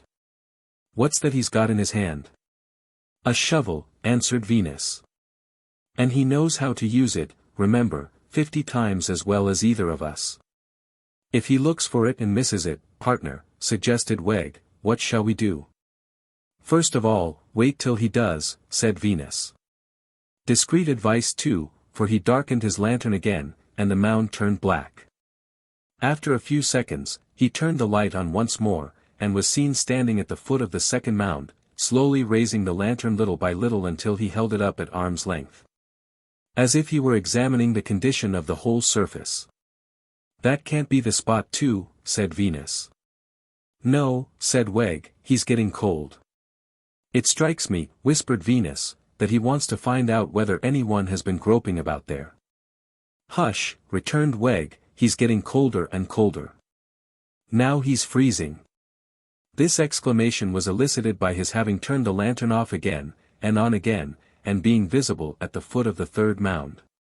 "Why, he's going up it," said Venus. "Shovel and all," said Weg. At a nimbler trot, as if the shovel over his shoulder stimulated him by reviving old associations, Mr. Boffin ascended the serpentining walk, up the mound which he had described to Silas Weg on the occasion of their beginning to decline and fall. On striking into it he turned his lantern off. The two followed him, stooping low, so that their figures might make no mark in relief against the sky when he should turn his lantern on again. Mr. Venus took the lead, towing Mr. Weg, in order that his refractory leg might be promptly extricated from any pitfalls it should dig for itself. They could just make out that the Golden Dustman stopped to breathe. Of course they stopped too, instantly. "This is his own mound," whispered Wegg, as he recovered his wind, "this one." "Why, all three are his own," returned Venus. "So he thinks. But he's used to call this his own, because it's the one first left to him, the one that was his legacy when it was all he took under the will. When he shows his light," said Venus, keeping watch upon his dusky figure all the time, "drop lower and keep closer." He went on again, and they followed again. Gaining the top of the mound, he turned on his light, but only partially, and stood it on the ground. A bare lopsided weather-beaten pole was planted in the ashes there, and had been there many a year. Hard by this pole, his lantern stood, lighting a few feet of the lower part of it and a little of the ashy surface around, and then casting off a purposeless little clear trail of light into the air. "He can never be going to dig up the pole," whispered Venus as they dropped low and kept close. "Perhaps it's holler and full of something," whispered Wegg. He was going to dig, with whatsoever object, for he tucked up his cuffs and spat on his hands, and then went at it like an old digger as he was. He had no design upon the pole, except that he measured a shovel's length from it before beginning, nor was it his purpose to dig deep. Some dozen or so of expert strokes sufficed. Then, he stopped, looked down into the cavity, bent over it, and took out what appeared to be an ordinary case bottle, one of those squat, high-shouldered, short-necked glass bottles which the Dutchman is said to keep his courage in. As soon as he had done this, he turned off his lantern, and they could hear that he was filling up the hole in the dark. The ashes being easily moved by a skillful hand, the spies took this as a hint to make off in good time. Accordingly, Mr. Venus slipped past Mr. Wegg and towed him down. But Mr. Wegg's descent was not accomplished without some personal inconvenience, for his self-willed leg sticking into the ashes about halfway down, and time pressing. Mr. Venus took the liberty of hauling him from his tether by the collar, which occasioned him to make the rest of the journey on his back, with his head enveloped in the skirts of his coat, and his wooden leg coming last, like a drag. So flustered was Mr. Wegg by this mode of travelling, that when he was set on the level ground with his intellectual developments uppermost, he was quite unconscious of his bearings, and had not the least idea where his place of residence was to be found, until Mr. Venus shoved him into it. Even then he staggered round and round, weakly staring about him, until Mr. Venus with a hard brush brushed his senses into him and the dust out of him.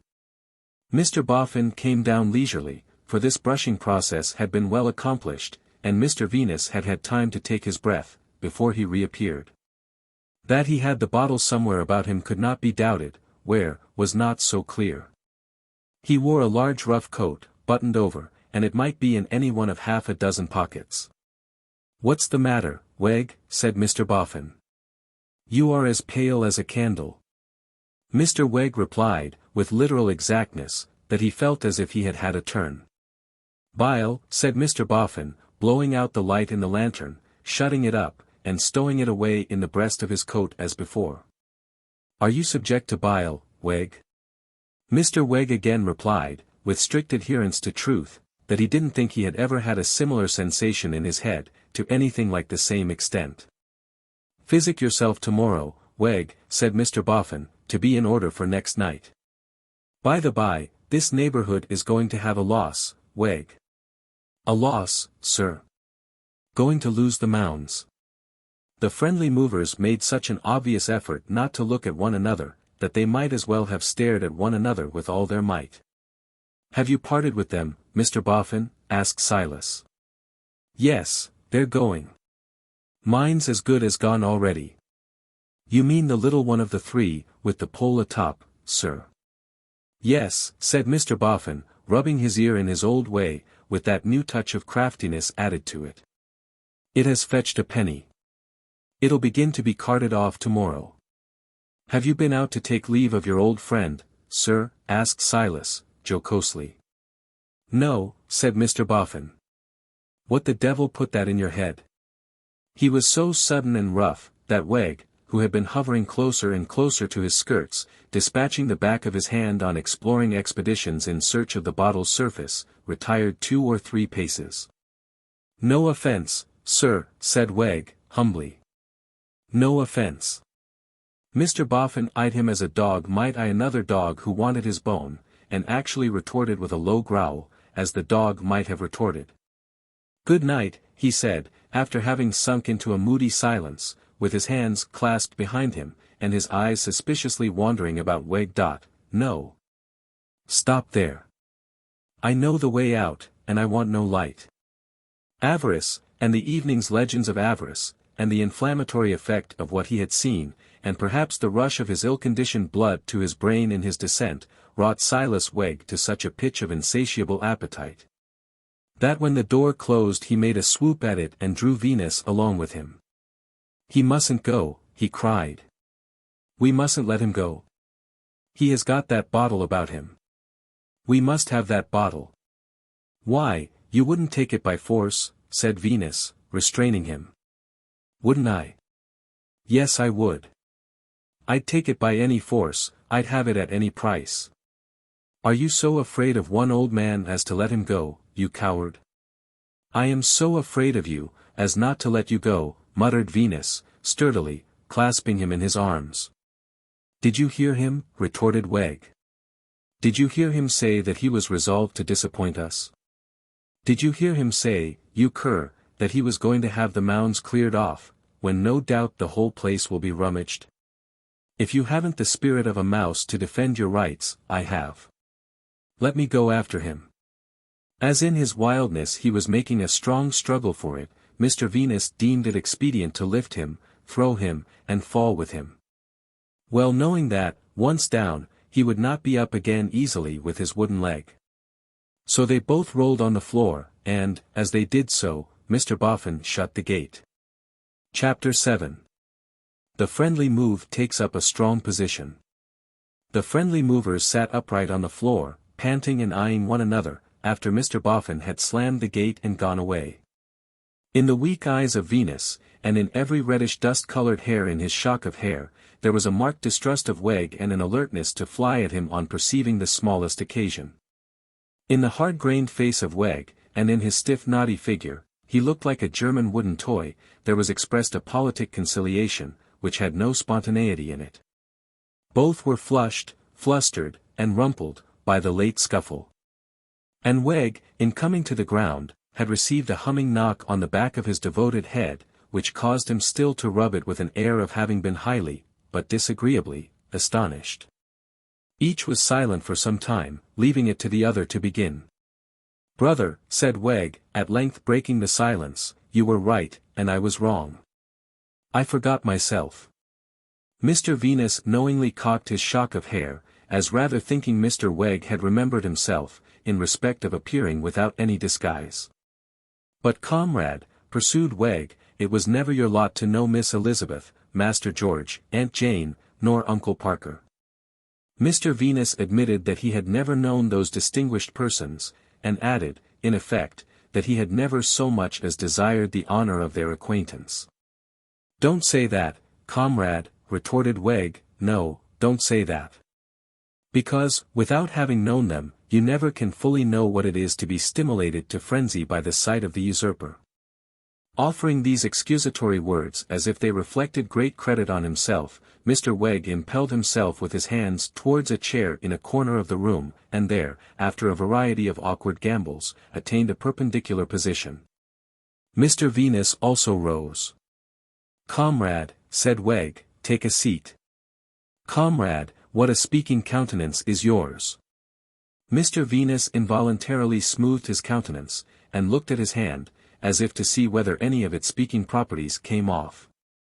"For clearly do I know, mark you," pursued Wegg, pointing his words with his forefinger, "clearly do I know what question your expressive features puts to me."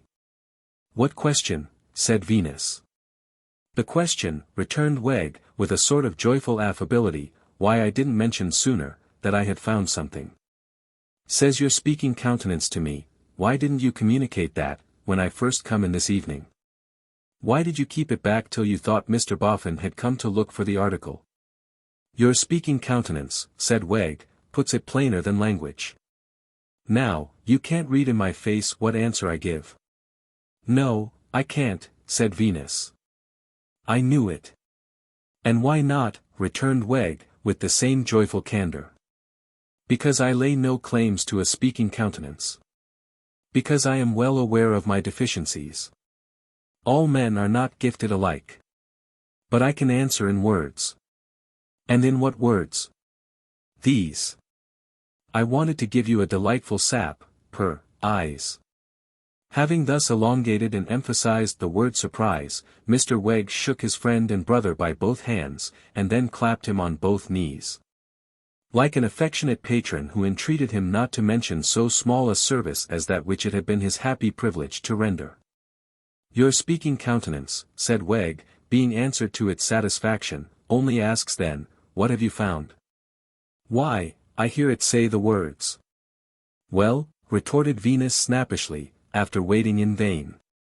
If you hear it say the words, why don't you answer it? Hear me out, said Wegg. I may going to. Hear me out.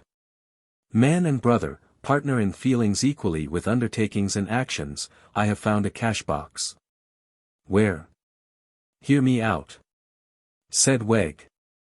He tried to reserve whatever he could, and, whenever disclosure was forced upon him, broke into a radiant gush of hear me out. On a certain day, sir. When? Said Venus bluntly. No, returned Wegg, shaking his head at once observantly, thoughtfully, and playfully. No, sir. That's not your expressive countenance which asks that question. That's your voice, merely your voice. To proceed. On a certain day, sir, I happened to be walking in the yard, taking my lonely round, for in the words of a friend of my own family, the author of All's Well arranged as a duet. Deserted, as you will remember Mr. Venus, by the waning moon. When stars, it will occur to you before I mention it, proclaim. Night's cheerless noon. On tower, fort, or tented ground. The sentry walks his lonely round. The sentry walks. Under those circumstances, sir. I happened to be walking in the yard early one afternoon, and happened to have an iron rod in my hand, with which I have been sometimes accustomed to beguile the monotony of a literary life. When I struck it against an object not necessary to trouble you by naming. It is necessary. What object? Demanded Venus, in a wrathful tone. Hear me out, said Wegg. The pump. When I struck it against the pump, and found, not only that the top was loose and open with a lid, but that something in it rattled. That something, comrade, I discovered to be a small flat oblong cash-box. Shall I say it was disappointingly light? There were papers in it, said Venus. There your expressive countenance speaks indeed, cried Wegg. A paper. The box was locked, tied up, and sealed, and on the outside was a parchment label, with the writing, My will, John Harmon, temporarily deposited here. We must know its contents, said Venus. Hear me out, cried Wegg. I said so, and I broke the box open. Without coming to me, exclaimed Venus. Exactly so, sir, returned Wegg, blandly and buoyantly. I see I take you with me. Here. Resolved, as your discriminating good sense perceives, that if you was to have a sap, eyes, it should be a complete one. Well, sir. And so, as you have honored me by anticipating, I examined the document.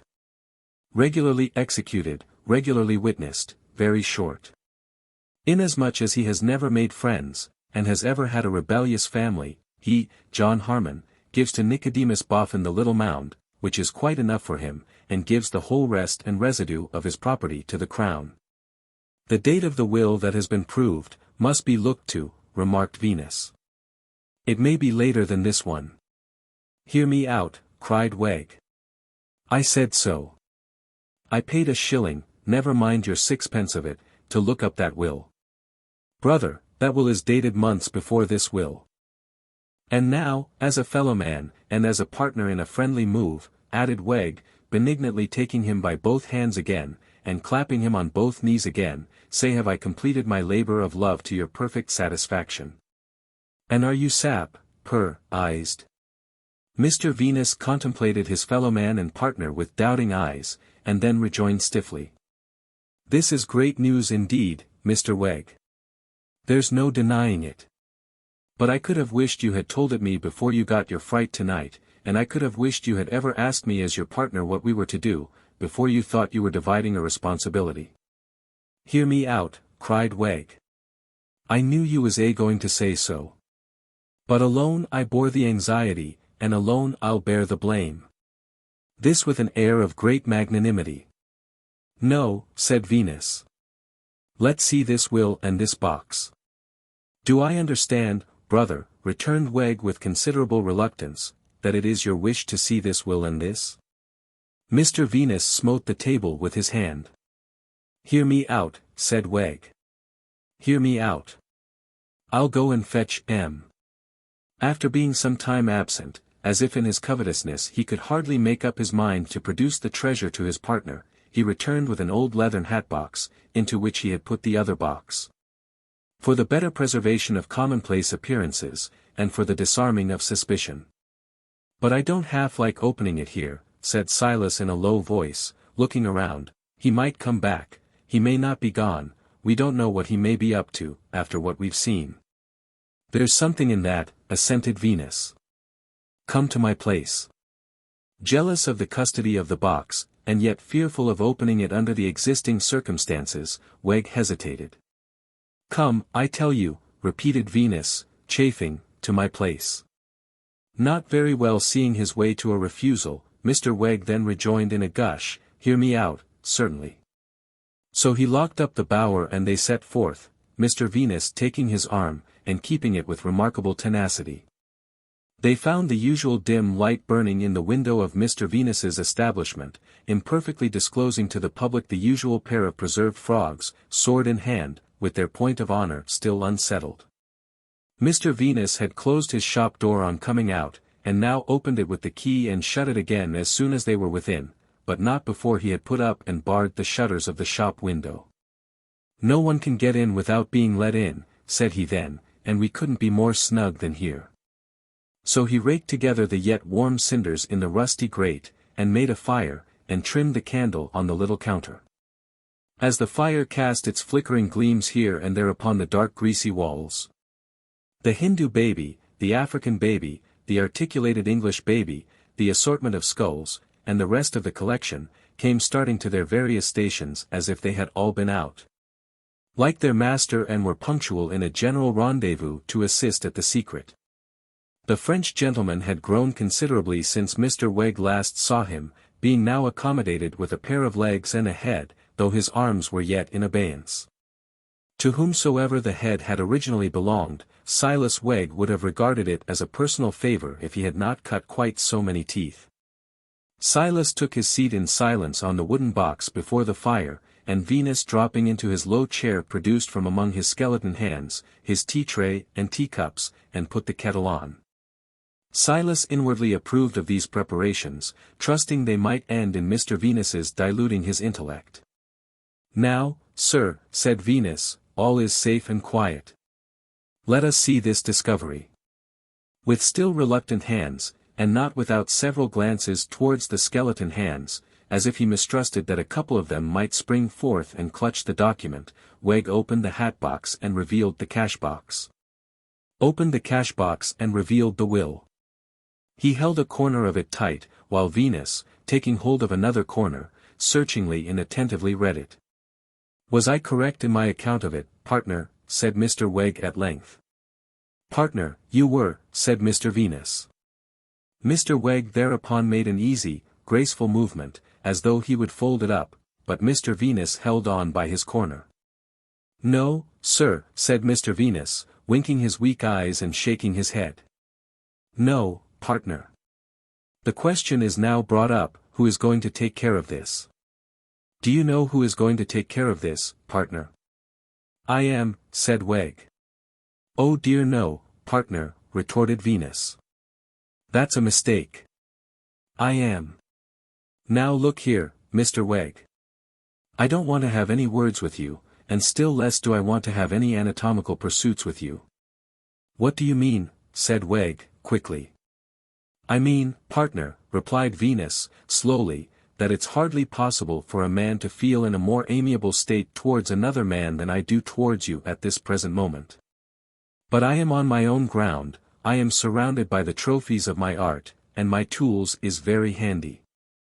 What do you mean, Mr. Venus? Asked Wegg again. I am surrounded, as I have observed, said Mr. Venus, placidly, by the trophies of my art. They are numerous, my stock of human warriors is large, the shop is pretty well crammed, and I don't just now want any more trophies of my art. But I like my art, and I know how to exercise my art. No man better, assented Mr. Wegg, with a somewhat staggered air. There's the miscellanies of several human specimens, said Venus, though you mightn't think it, in the box on which you're sitting. There's the miscellanies of several human specimens, in the lovely compo one behind the door, with a nod towards the French gentleman. It still wants a pair of arms. I don't say that I'm in any hurry for M. You must be wandering in your mind, partner, Silas remonstrated. You'll excuse me if I wander, returned Venus, I am sometimes rather subject to it. I like my art, and I know how to exercise my art, and I mean to have the keeping of this document. But what has that got to do with your art, partner? Asked Wegg, in an insinuating tone. Mr. Venus winked his chronically fatigued eyes both at once, and adjusting the kettle on the fire, remarked to himself, in a hollow voice, she'll boil in a couple of minutes. Silas Wegg glanced at the kettle, glanced at the shelves, glanced at the French gentleman behind the door, and shrank a little as he glanced at Mr. Venus winking his red eyes, and feeling in his waistcoat pocket, as for a lancet. Say, with his unoccupied hand. He and Venus were necessarily seated close together, as each held a corner of the document, which was but a common sheet of paper. Partner, said Wegg, even more insinuatingly than before, I propose that we cut it in half, and each keep a half. Venus shook his shock of hair, as he replied, it wouldn't do to mutilate it, partner. It might seem to be cancelled. Partner, said Wegg, after a silence, during which they had contemplated one another, don't your speaking countenance say that you're going to suggest a middle course? Venus shook his shock of hair as he replied, partner, you have kept this paper from me once. You shall never keep it from me again. I offer you the box and the label to take care of, but I'll take care of the paper. Silas hesitated a little longer, and then suddenly releasing his corner, and resuming his buoyant and benignant tone, exclaimed, what's life without trustfulness? What's a fellow man without honor?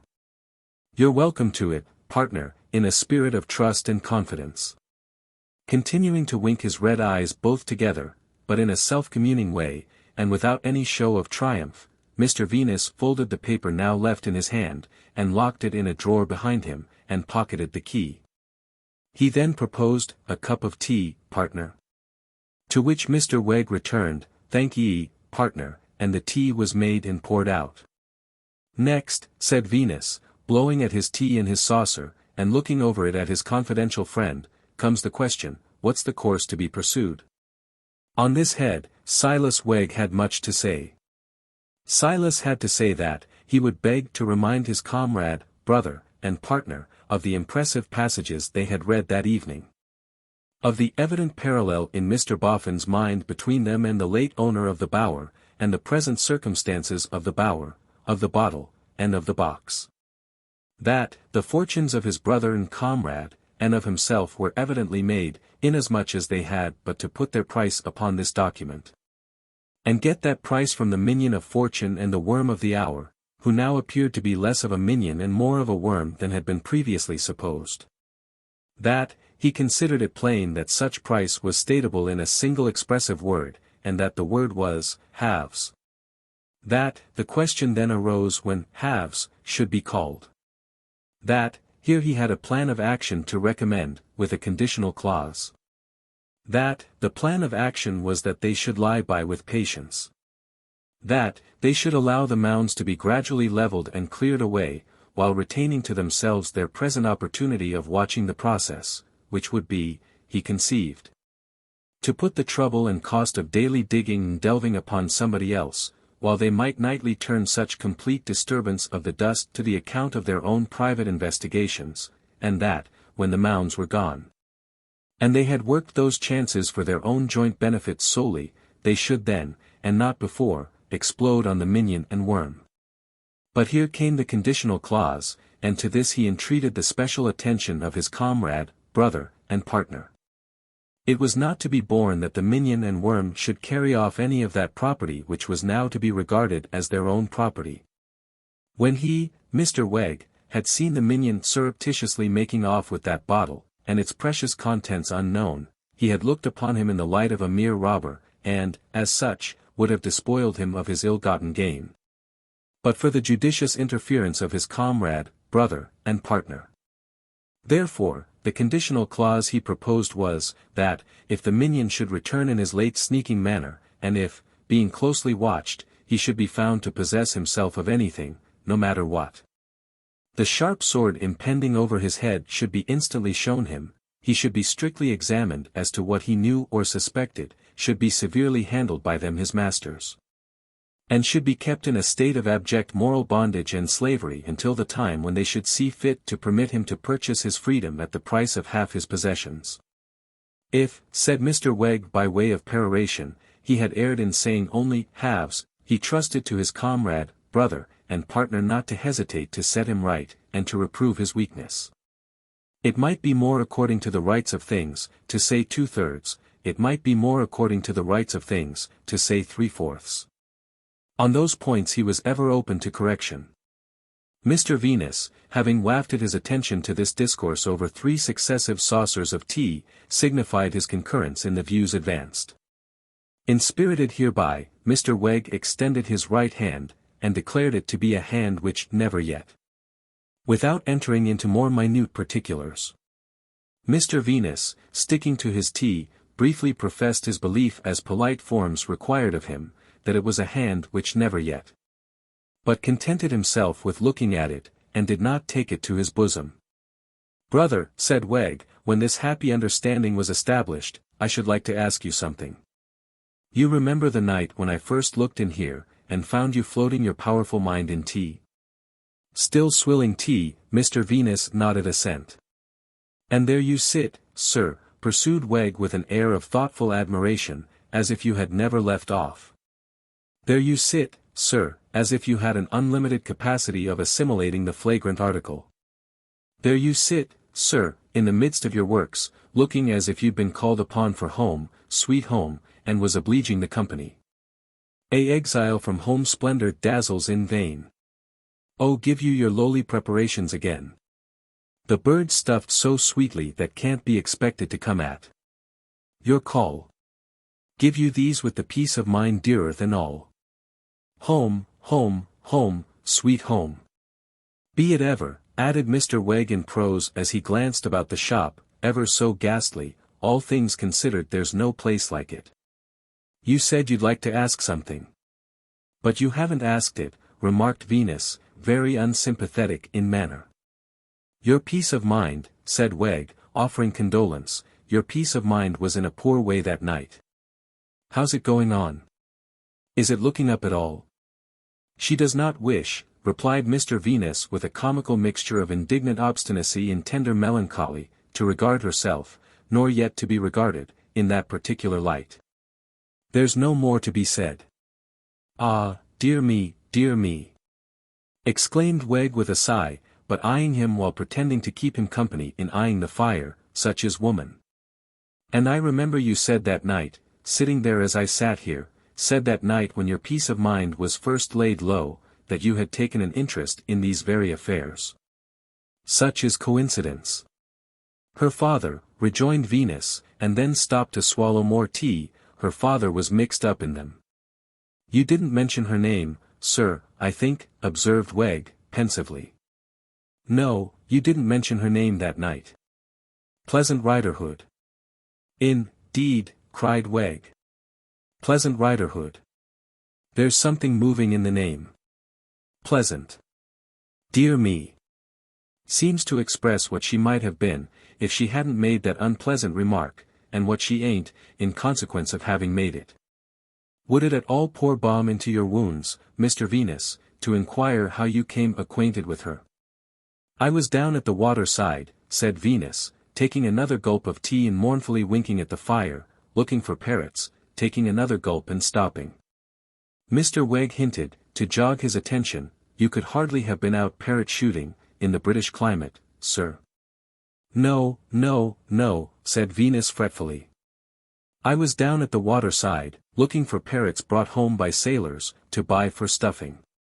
I, sir.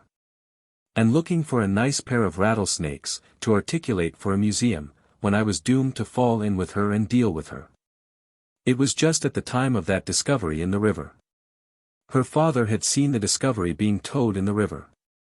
I made the popularity of the subject a reason for going back to improve the acquaintance, and I have never since been the man I was.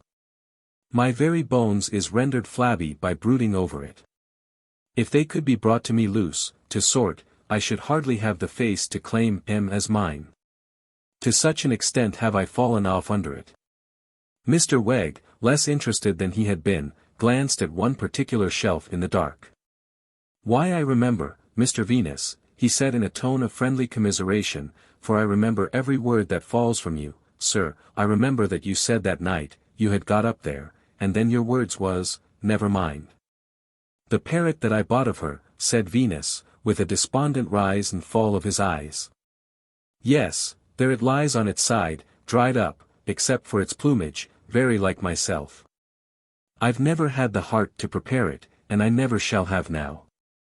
With a disappointed face, Silas mentally consigned this parrot to regions more than tropical, and, seeming for the time to have lost his power of assuming an interest in the woes of Mr. Venus, fell to tightening his wooden leg as a preparation for departure, its gymnastic performances of that evening having severely tried its constitution. After Silas had left the shop, hatbox in hand, and had left Mr. Venus to lower himself to oblivion point with the requisite weight of tea, it greatly preyed on his ingenuous mind that he had taken this artist into partnership at all. He bitterly felt that he had overreached himself in the beginning, by grasping at Mr. Venus's mere straws of hints, now shown to be worthless for his purpose. Casting about for ways and means of dissolving the connection without loss of money, reproaching himself for having been betrayed into an avowal of his secret, and complimenting himself beyond measure on his purely accidental good luck. He beguiled the distance between Clerkenwell and the mansion of the Golden Dustman. For, Silas Wegg felt it to be quite out of the question that he could lay his head upon his pillow in peace, without first hovering over Mr. Boffin's house in the superior character of its evil genius. Power, unless it be the power of intellect or virtue, has ever the greatest attraction for the lowest natures. And the mere defiance of the unconscious housefront, with his power to strip the roof off the inhabiting family like the roof of a house of cards, was a treat which had a charm for Silas Wegg. As he hovered on the opposite side of the street, exulting, the carriage drove up. "There'll shortly be an end of you," said Wegg, threatening it with the hat-box. "Your varnish is fading." Mrs. Boffin descended and went in. "Look out for a fall, my lady dustwoman," said Wegg. Bella lightly descended, and ran in after her. "How brisk we are," said Wegg. "You won't run so gaily to your old shabby home, my girl. You'll have to go there, though." A little while, and the secretary came out. "I was passed over for you," said Wegg. "But you had better provide yourself with another situation, young man." Mr. Boffin's shadow passed upon the blinds of 3 large windows as he trotted down the room, and passed again as he went back. "Yup," cried Wegg. "You're there, are you? Where's the bottle? You would give your bottle for my box, dustman." Having now composed his mind for slumber, he turned homeward. Such was the greed of the fellow, that his mind had shot beyond halves, 2/3, 3/4, and gone straight to spoliation of the whole. Though that wouldn't quite do, he considered, growing cooler as he got away. That's what would happen to him if he didn't buy us up. We should get nothing by that. We so judge others by ourselves, that it had never come into his head before, that he might not buy us up, and might prove honest, and prefer to be poor. It caused him a slight tremor as it passed. But a very slight one, for the idle thought was gone directly. "He's grown too fond of money for that," said Wegg, "he's grown too fond of money." The burden fell into a strain or tune as he stumped along the pavements. All the way home he stumped it out of the rattling streets, piano with his own foot, and forte with his wooden leg. "He's grown too fond of money for that, he's grown too fond of money." Even next day Silas soothed himself with this melodious strain, when he was called out of bed at daybreak, to set open the yard gate and admit the train of carts and horses that came to carry off the little mound. And all day long, as he kept unwinking watch on the slow process which promised to protract itself through many days and weeks. Whenever, to save himself from being choked with dust, he patrolled a little cinderous beat he established for the purpose, without taking his eyes from the diggers, he still stumped to the tune, "He's grown too fond of money for that. He's grown too fond of money." Chapter 8. The End of a Long Journey. The train of carts and horses came and went all day from dawn to nightfall, making little or no daily impression on the heap of ashes, though, as the days passed on, the heap was seen to be slowly melting. My lords and gentlemen and honorable boards, when you in the course of your dust shoveling and cinder raking have piled up a mountain of pretentious failure, you must off with your honorable coats for the removal of it.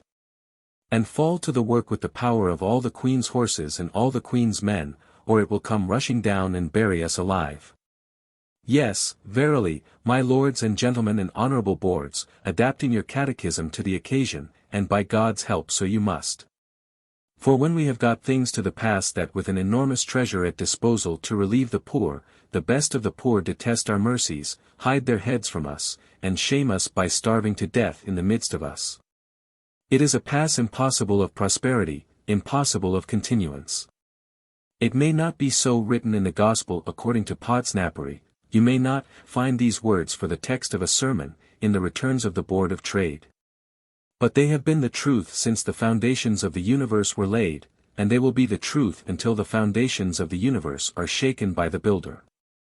This boastful handiwork of ours, which fails in its terrors for the professional pauper, the sturdy breaker of windows and the rampant tearer of clothes, strikes with a cruel and a wicked stab at the stricken sufferer, and is a horror to the deserving and unfortunate.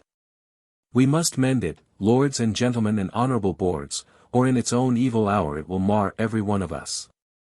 Old Betty Higden fared upon her pilgrimage as many ruggedly honest creatures, women and men, fare on their toiling way along the roads of life.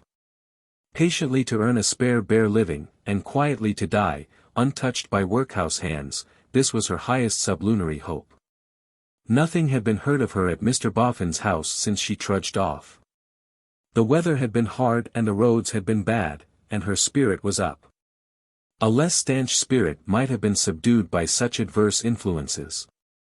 But the loan for her little outfit was in no part repaid, and it had gone worse with her than she had foreseen, and she was put upon proving her case and maintaining her independence.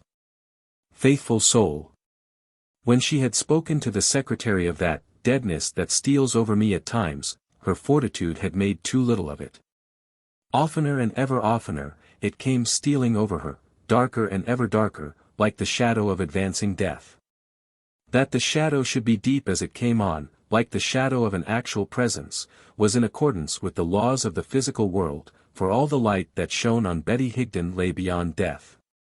The poor old creature had taken the upward course of the river Thames as her general track, it was the track in which her last home lay, and of which she had last had local love and knowledge. She had hovered for a little while in the near neighborhood of her abandoned dwelling, and had sold, and knitted and sold, and gone on. In the pleasant towns of Chertsey, Walton, Kingston, and Staines, her figure came to be quite well known for some short weeks, and then again passed on. She would take her stand in marketplaces, where there were such things, on market days. At other times, in the busiest, that was seldom very busy, portion of the little quiet High Street. At still other times she would explore the outlying roads for great houses, and would ask leave at the lodge to pass in with her basket, and would not often get it. But ladies in carriages would frequently make purchases from her trifling stock, and were usually pleased with her bright eyes and her hopeful speech. In these and her clean dress originated a fable that she was well-to-do in the world, one might say, for her station, rich. As making a comfortable provision for its subject which costs nobody anything, this class of fable has long been popular. In those pleasant little towns on Thames, you may hear the fall of the water over the weirs, or even, in still weather, the rustle of the rushes. And from the bridge you may see the young river, dimpled like a young child, playfully gliding away among the trees, unpolluted by the defilements that lie in wait for it on its course, and as yet out of hearing of the deep summons of the sea. It were too much to pretend that Betty Higden made out such thoughts, no, but she heard the tender river whispering to many like herself, "Come to me, come to me. When the cruel shame and terror you have so long fled from, most beset you, come to me. I am the relieving officer appointed by eternal ordinance to do my work, I am not held in estimation according as I shirk it. My breast is softer than the pauper nurse, death in my arms is peacefler than among the pauper wards. Come to me." There was abundant place for gentler fancies too, in her untutored mind. Those gentlefolks and their children inside those fine houses, could they think, as they looked out at her, what it was to be really hungry, really cold? Did they feel any of the wonder about her, that she felt about them? Bless the dear laughing children! If they could have seen sick Johnny in her arms, would they have cried for pity? If they could have seen dead Johnny on that little bed, would they have understood it? Bless the dear children for his sake, anyhow. So with the humbler houses in the little street, the inner firelight shining on the panes as the outer twilight darkened. When the families gathered indoors there, for the night, it was only a foolish fancy to feel as if it were a little hard in them to close the shutter and blacken the flame. So with the lighted shops, and speculations whether their masters and mistresses taking tea in a perspective of back parlour, not so far within but that the flavour of tea and toast came out, mingled with the glow of light. Into the street, ate or drank or wore what they sold, with the greater relish because they dealt in it. So with the churchyard on a branch of the solitary way to the night sleeping place. Ah me! The dead and I seem to have it pretty much to ourselves in the dark and in this weather. But so much the better for all who are warmly housed at home. The poor soul envied no one in bitterness, and grudged no one anything. But, the old abhorrence grew stronger on her as she grew weaker, and it found more sustaining food than she did in her wanderings. Now, she would light upon the shameful spectacle of some desolate creature, or some wretched ragged groups of either sex, or of both sexes, with children among them. Huddled together like the smaller vermin for a little warmth, lingering and lingering on a doorstep, while the appointed evader of the public trust did his dirty office of trying to weary them out and so get rid of them. Now, she would light upon some poor decent person, like herself, going afoot on a pilgrimage of many weary miles to see some worn-out relative or friend who had been charitably clutched off to a great blank barren Union house.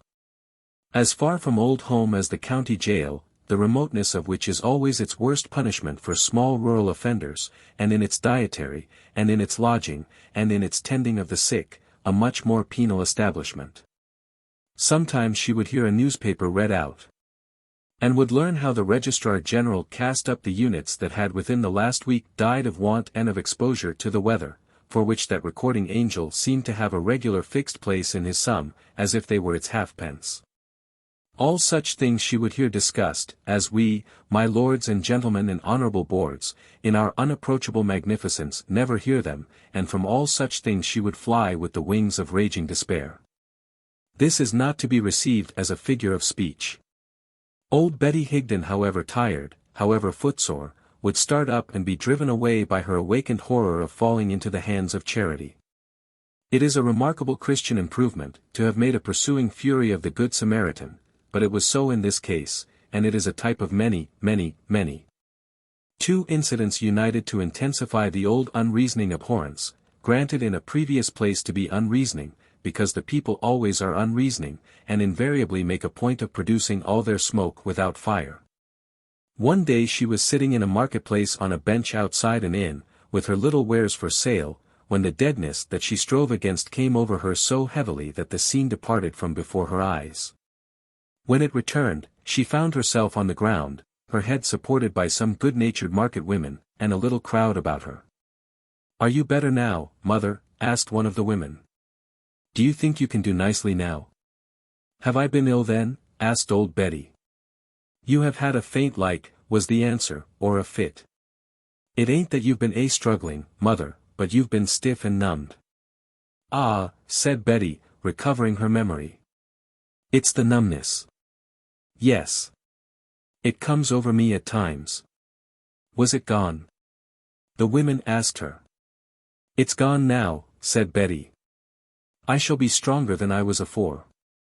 Many thanks to ye, my dears, and when you come to be as old as I am, may others do as much for you."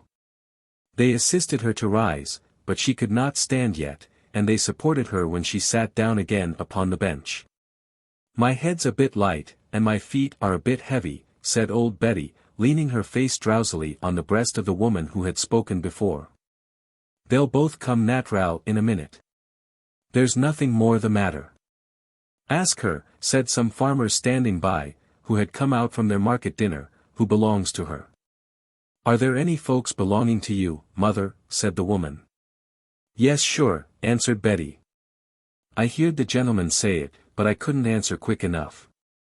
There's plenty belonging to me. Don't ye fear for me, my dear." "But are any of 'em near here?" said the men's voices. The women's voices chiming in when it was said, and prolonging the strain. "Quite near enough," said Betty, rousing herself. "Don't ye be afeard for me, neighbors. But you are not fit to travel." "Where are you going?" was the next compassionate chorus she heard. "I'm a-going to London when I've sold out all," said Betty, rising with difficulty. "I've right good friends in London. I want for nothing. I shall come to no harm. Thank ye. Don't ye be afeard for me." A well-meaning bystander, yellow-legginged and purple-faced, said hoarsely over his red comforter, as she rose to her feet, that she oughtn't to be let to go. "For the Lord's love don't meddle with me," cried old Betty, all her fears crowding on her. "I am quite well now, and I must go this minute." She caught up her basket as she spoke and was making an unsteady rush away from them, when the same bystander checked her with his hand on her sleeve, and urged her to come with him and see the parish doctor. Strengthening herself by the utmost exercise of her resolution, the poor trembling creature shook him off, almost fiercely, and took to flight. Nor did she feel safe until she had set a mile or two of by-road between herself and the marketplace, and had crept into a copse, like a hunted animal, to hide and recover breath. Not until then for the first time did she venture to recall how she had looked over her shoulder before turning out of the town, and had seen the sign of the White Lion hanging across the road, and the fluttering market booths, and the old grey church, and the little crowd gazing after her but not attempting to follow her. The second frightening incident was this. She had been again as bad, and had been for some days better, and was travelling along by a part of the road where it touched the river, and in wet seasons was so often overflowed by it that there were tall white posts set up to mark the way. A barge was being towed towards her, and she sat down on the bank to rest and watch it. As the tow rope was slackened by a turn of the stream and dipped into the water, such a confusion stole into her mind that she thought she saw the forms of her dead children and dead grandchildren peopling the barge, and waving their hands to her in solemn measure. Then, as the rope tightened and came up, dropping diamonds, it seemed to vibrate into two parallel ropes and strike her, with a twang, though it was far off. When she looked again, there was no barge, no river, no daylight, and a man whom she had never before seen held a candle close to her face. "Now, missus," said he, "where did you come from and where are you going to?" The poor soul confusedly asked the counter-question where she was. "I am the lock," said the man. "The lock?" "I am the deputy lock, on job, and this is the lock house." "Lock or deputy lock, it's all one, while the t'other man's in the hospital." "What's your parish?" "Parish." She was up from the truckle bed directly, wildly feeling about her for her basket, and gazing at him in affright. You'll be asked the question downtown, said the man. They won't let you be more than a casual there. They'll pass you on to your settlement, Mrs., with all speed. You're not in a state to be let come upon strange parishes, septin as a casual. 'Twas the deadness again, murmured Betty Higden, with her hand to her head. It was the deadness, there's not a doubt about it, returned the man. I should have thought the deadness was a mild word for it, if it had been named to me when we brought you in. Have you got any friends, Mrs.? The best of friends, master. I should recommend your looking up if you consider game to do anything for you, said the deputy lock. Have you got any money? Just a morsel of money, sir. Do you want to keep it? Sure I do. Well, you know, said the deputy lock, shrugging his shoulders with his hands in his pockets, and shaking his head in a sulkily ominous manner, the parish authorities downtown will have it out of you, if you go on. You may take your Alfred David. Then I'll not go on. They'll make you pay, as fur as your money will go, pursued the deputy, for your relief as a casual and for your being passed to your parish. Thank ye kindly, master, for your warning, thank ye for your shelter, and good night. Stop a bit, said the deputy, striking in between her and the door. Why are you all of a shake, and what's your hurry, Mrs.? Oh, master, returned Betty Higden, I've fought against the parish and fled from it, all my life, and I want to die free of it. I don't know, said the deputy, with deliberation, as I ought to let you go. I'm a honest man as gets my living by the sweat of my brow, and I may fall into trouble by letting you go.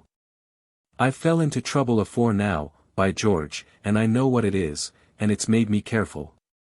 You might be took with your deadness again, half a mile off, or half a quarter, for the matter of that, and then it would be asked, why did that their honest deputy lock, let her go, instead of putting her safe with the parish? That's what a man of his character ought to have done, it would be arguified, said the deputy lock, cunningly harping on the strong string of her terror, he ought to have handed her over safe to the parish. That was to be expected of a man of his merits. As he stood in the doorway, the poor old careworn wayworn woman burst into tears, and clasped her hands, as if in a very agony she prayed to him. As I've told you, master, I've the best of friends. This letter will show how true I spoke, and they will be thankful for me. The deputy lock opened the letter with a grave face, which underwent no change as he eyed its contents. But it might have done, if he could have read them. What amount of small change, Mrs., he said, with an abstracted air, after a little meditation, might you call a morsel of money? Hurriedly emptying her pocket, old Betty laid down on the table, a shilling, and 2 sixpenny pieces, and a few pence. If I was to let you go instead of handing you over safe to the parish, said the deputy, counting the money with his eyes, might it be your own free wish to leave that there behind you? Take it, master, take it, and welcome and thankful. I'm a man, said the deputy, giving her back the letter, and pocketing the coins, one by one, as earns his living by the sweat of his brow. Here he drew his sleeve across his forehead, as if this particular portion of his humble gains were the result of sheer hard labor and virtuous industry, and I won't stand in your way. Go where you like. She was gone out of the lockhouse as soon as he gave her this permission, and her tottering steps were on the road again. But, afraid to go back and afraid to go forward. Seeing what she fled from, in the sky glare of the lights of the little town before her, and leaving a confused horror of it everywhere behind her, as if she had escaped it in every stone of every marketplace. She struck off by side ways, among which she got bewildered and lost. That night she took refuge from the Samaritan in his latest accredited form, under a farmer's rick. And if, worth thinking of, perhaps, my fellow Christians, the Samaritan had in the lonely night, passed by on the other side, she would have most devoutly thanked high heaven for her escape from him. The morning found her afoot again, but fast declining as to the clearness of her thoughts, though not as to the steadiness of her purpose. Comprehending that her strength was quitting her, and that the struggle of her life was almost ended, she could neither reason out the means of getting back to her protectors, nor even form the idea. The overmastering dread, and the proud stubborn resolution it engendered in her to die undegraded, were the two distinct impressions left in her failing mind. Supported only by a sense that she was bent on conquering in her lifelong fight, she went on. The time was come, now, when the wants of this little life were passing away from her. She could not have swallowed food, though a table had been spread for her in the next field. The day was cold and wet, but she scarcely knew it. She crept on, poor soul, like a criminal afraid of being taken, and felt little beyond the terror of falling down while it was yet daylight and being found alive. She had no fear that she would live through another night. Sewn in the breast of her gown, the money to pay for her burial was still intact. If she could wear through the day, and then lie down to die under cover of the darkness, she would die independent. If she were captured previously, the money would be taken from her as a pauper who had no right to it, and she would be carried to the accursed workhouse. Gaining her end, the letter would be found in her breast, along with the money, and the gentlefolks would say when it was given back to them, she prized it, did old Betty Higden, she was true to it. And while she lived, she would never let it be disgraced by falling into the hands of those that she held in horror. Most illogical, inconsequential, and light-headed, this. But travelers in the valley of the shadow of death are apt to be light-headed. And worn-out old people of low estate have a trick of reasoning as indifferently as they live, and doubtless would appreciate our poor law more philosophically on an income of 10,000 a year. So, keeping to byways, and shunning human approach, this troublesome old woman hid herself, and fared on all through the dreary day. Yet so unlike was she to vagrant hiders in general, that sometimes, as the day advanced, there was a bright fire in her eyes, and a quicker beating at her feeble heart, as though she said exultingly, "The Lord will see me through it." By what visionary hands she was led along upon that journey of escape from the Samaritan, by what voices, hushed in the grave, she seemed to be addressed. How she fancied the dead child in her arms again, and times innumerable adjusted her shawl to keep it warm, what infinite variety of forms of tower and roof and steeple the trees took, how many furious horsemen rode at her, crying, "There she goes! Stop! Stop, Betty Higden," and melted away as they came close, be these things left untold. Faring on and hiding and faring on, the poor harmless creature, as though she were a murderess and the whole country were up after her, wore out the day, and gained the night. Water meadows, or such like, she had sometimes murmured, on the day's pilgrimage, when she had raised her head and taken any note of the real objects about her.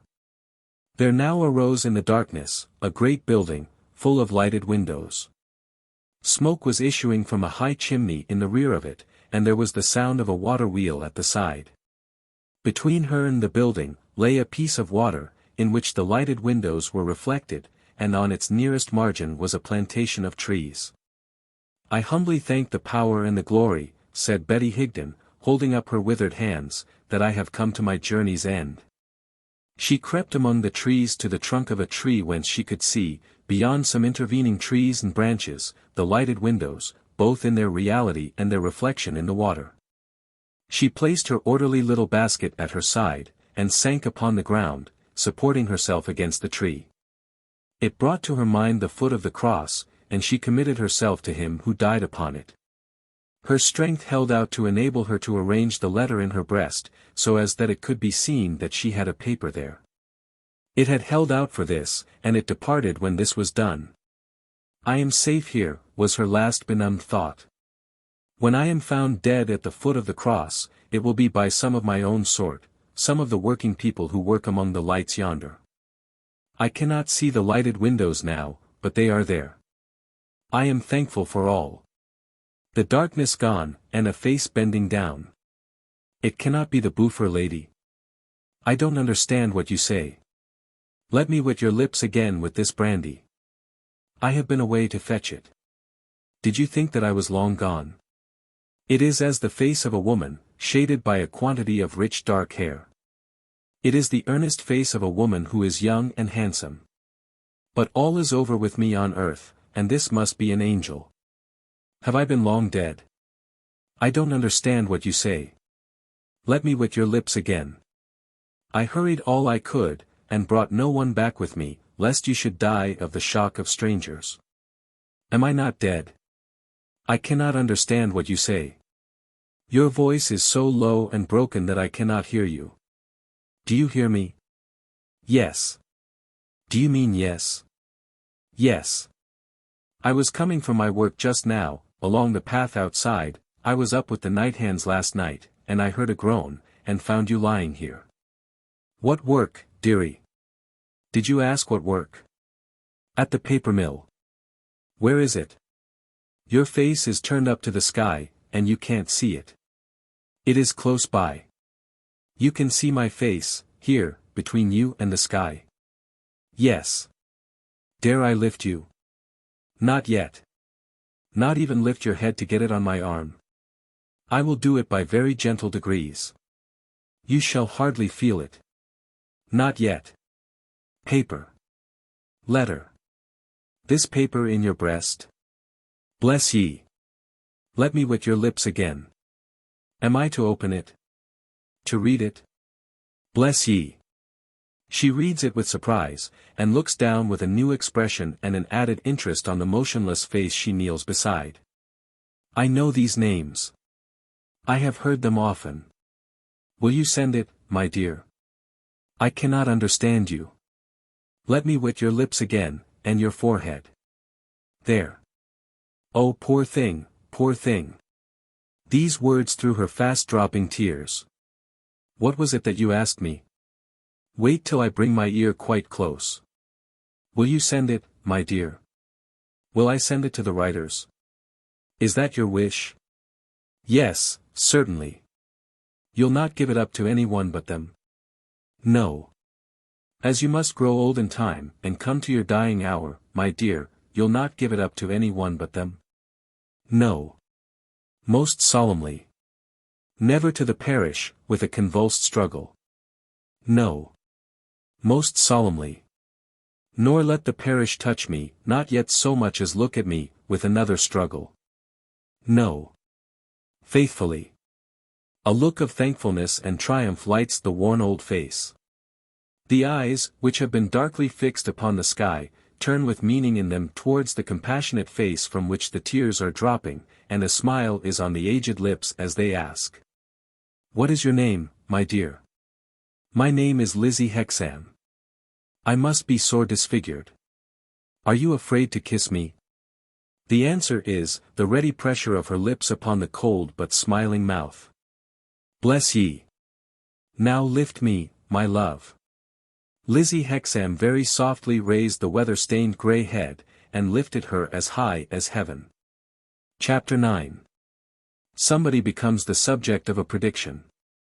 We give thee hearty thanks for that it hath pleased thee to deliver this our sister out of the miseries of this sinful world.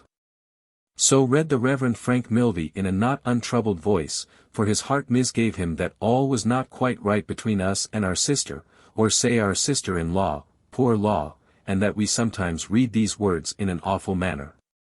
Over our sister and our brother too. And Sloppy, on whom the brave deceased had never turned her back until she ran away from him, knowing that otherwise he would not be separated from her, Sloppy could not in his conscience as yet find the hearty thanks required of it. Selfish in Sloppy, and yet excusable, it may be humbly hoped, because our sister had been more than his mother. The words were read above the ashes of Betty Higden, in a corner of a churchyard near the river. In a churchyard so obscure that there was nothing in it but grass mounds, not so much as one single tombstone. It might not be to do an unreasonably great deal for the diggers and hewers, in a registering age, if we ticketed their graves at the common charge. So that a new generation might know which was which, so that the soldier, sailor, emigrant, coming home, should be able to identify the resting place of father, mother, playmate, or betrothed. For, we turn up our eyes and say that we are all alike in death, and we might turn them down and work the saying out in this world, so far. It would be sentimental, perhaps. But how say ye, my lords and gentlemen and honorable boards, shall we not find good standing room left for a little sentiment, if we look into our crowds? Near unto the Reverend Frank Milvey as he read, stood his little wife, John Rokesmith the secretary, and Bella Wilfer. These, over and above Sloppy, were the mourners at the lowly grave. Not a penny had been added to the money sewn in her dress. What her honest spirit had so long projected, was fulfilled. "I've took it in my head," said Sloppy, laying it, inconsolable, against the church door, when all was done, "I've took it in my wretched head that I might have sometimes turned a little harder for her, and it cuts me deep to think so now." The Reverend Frank Milvey, comforting Sloppy, expounded to him how the best of us were more or less remiss in our turnings at our respective mangles, some of us very much so, and how we were all a halting, failing, feeble, and inconstant crew. "She warn't, sir," said Sloppy, taking this ghostly counsel rather ill, in behalf of his late benefactress. "Let us speak for ourselves, sir. She went through with whatever duty she had to do. She went through with me, she went through with the Minders, she went through with herself, she went through with everythink. Oh Mrs. Higden, you was a woman and a mother and a mangler in a million. With those heartfelt words, Sloppy removed his dejected head from the church door, and took it back to the grave in the corner, and laid it down there, and wept alone. "Not a very poor grave," said the Reverend Frank Milvey, brushing his hand across his eyes, "when it has that homely figure on it. Richer, I think, than it could be made by most of the sculpture in Westminster Abbey." They left him undisturbed, and passed out at the wicket gate. The water wheel of the paper mill was audible there, and seemed to have a softening influence on the bright wintry scene. They had arrived but a little while before, and Lizzie Hexam now told them the little she could add to the letter in which she had enclosed Mr. Rokesmith's letter and had asked for their instructions. This was merely how she had heard the groan, and what had afterwards passed, and how she had obtained leave for the remains to be placed in that sweet, fresh, empty storeroom of the mill from which they had just accompanied them to the churchyard. And how the last requests had been religiously observed. "I could not have done it all, or nearly all, of myself," said Lizzie. "I should not have wanted the will, but I should not have had the power, without our managing partner." "Surely not the Jew who received us," said Mrs. Milvey. "My dear," observed her husband in parenthesis, "why not?" "The gentleman certainly is a Jew," said Lizzie, "and the lady, his wife, is a Jewess, and I was first brought to their notice by a Jew. But I think there cannot be kinder people in the world." "But suppose they try to convert you," suggested Mrs. Milvey, bristling in her good little way, as a clergyman's wife. "To do what, ma'am?" asked Lizzie, with a modest smile. "To make you change your religion," said Mrs. Milvey. Lizzie shook her head, still smiling. "They have never asked me what my religion is. They asked me what my story was, and I told them. They asked me to be industrious and faithful, and I promised to be so. They most willingly and cheerfully do their duty to all of us who are employed here, and we try to do ours to them. Indeed they do much more than their duty to us, for they are wonderfully mindful of us in many ways. It is easy to see you're a favorite, my dear," said little Mrs. Milvey, not quite pleased. "It would be very ungrateful in me to say I am not," returned Lizzie, "for I have been already raised to a place of confidence here. But that makes no difference in their following their own religion and leaving all of us to ours. They never talk of theirs to us, and they never talk of ours to us. If I was the last in the mill, it would be just the same. They never asked me what religion that poor thing had followed." "My dear," said Mrs. Milvey, aside to the Reverend Frank, "I wish you would talk to her." "My dear," said the Reverend Frank aside to his good little wife, "I think I will leave it to somebody else. The circumstances are hardly favorable. There are plenty of talkers going about, my love, and she will soon find one." While this discourse was interchanging, both Bella and the secretary observed Lizzie Hexam with great attention. Brought face to face for the first time with the daughter of his supposed murderer, it was natural that John Harmon should have his own secret reasons for a careful scrutiny of her countenance and manner. Bella knew that Lizzie's father had been falsely accused of the crime which had had so great an influence on her own life and fortunes, and her interest, though it had no secret springs, like that of the secretary, was equally natural. Both had expected to see something very different from the real Lizzie Hexam, and thus it fell out that she became the unconscious means of bringing them together. For, when they had walked on with her to the little house in the clean village by the paper mill, where Lizzie had a lodging with an elderly couple employed in the establishment. And when Mrs. Milvey and Bella had been up to see her room and had come down, the mill bell rang. This called Lizzie away for the time, and left the secretary and Bella standing rather awkwardly in the small street. Mrs. Milvey being engaged in pursuing the village children, and her investigations whether they were in danger of becoming children of Israel. And the Reverend Frank being engaged, to say the truth, in evading that branch of his spiritual functions, and getting out of sight surreptitiously. Bella at length said, "Hadn't we better talk about the commission we have undertaken, Mr. Rokesmith?" "By all means," said the secretary. "I suppose," faltered Bella, "that we are both commissioned, or we shouldn't both be here." "I suppose so," was the secretary's answer. "When I proposed to come with Mr. and Mrs. Milvey," said Bella, "Mrs. Boffin urged me to do so, in order that I might give her my small report. It's not worth anything, Mr. Rokesmith. Except for its being a woman's, which indeed with you may be a fresh reason for its being worth nothing, of Lizzie Hexam. Mr. Boffin," said the secretary, "directed me to come for the same purpose." As they spoke they were leaving the little street and emerging on the wooded landscape by the river. "You think well of her, Mr. Rokesmith?" pursued Bella, conscious of making all the advances. "I think highly of her." "I am so glad of that. Something quite refined in her beauty, is there not? Her appearance is very striking. There is a shade of sadness upon her that is quite touching. At least I am not setting up my own poor opinion, you know, Mr. Rokesmith," said Bella, excusing and explaining herself in a pretty shy way. "I am consulting you. I noticed that sadness. I hope it may not," said the secretary in a lower voice, "be the result of the false accusation which has been retracted." When they had passed on a little further without speaking, Bella, after stealing a glance or two at the secretary, suddenly said, "Oh, Mr. Rokesmith, don't be hard with me, don't be stern with me, be magnanimous. I want to talk with you on equal terms." The secretary as suddenly brightened, and returned, "Upon my honor I had no thought but for you. I forced myself to be constrained, lest you might misinterpret my being more natural. There. It's gone." "Thank you," said Bella, holding out her little hand. "Forgive me." "No," cried the secretary, eagerly. "Forgive me."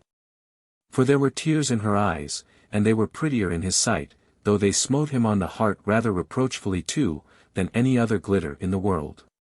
When they had walked a little further. "You were going to speak to me," said the secretary, with the shadow so long on him quite thrown off and cast away, "about Lizzie Hexam." "So was I going to speak to you, if I could have begun." "Now that you can begin, sir," returned Bella, with a look as if she italicized the word by putting one of her dimples under it. "What were you going to say?"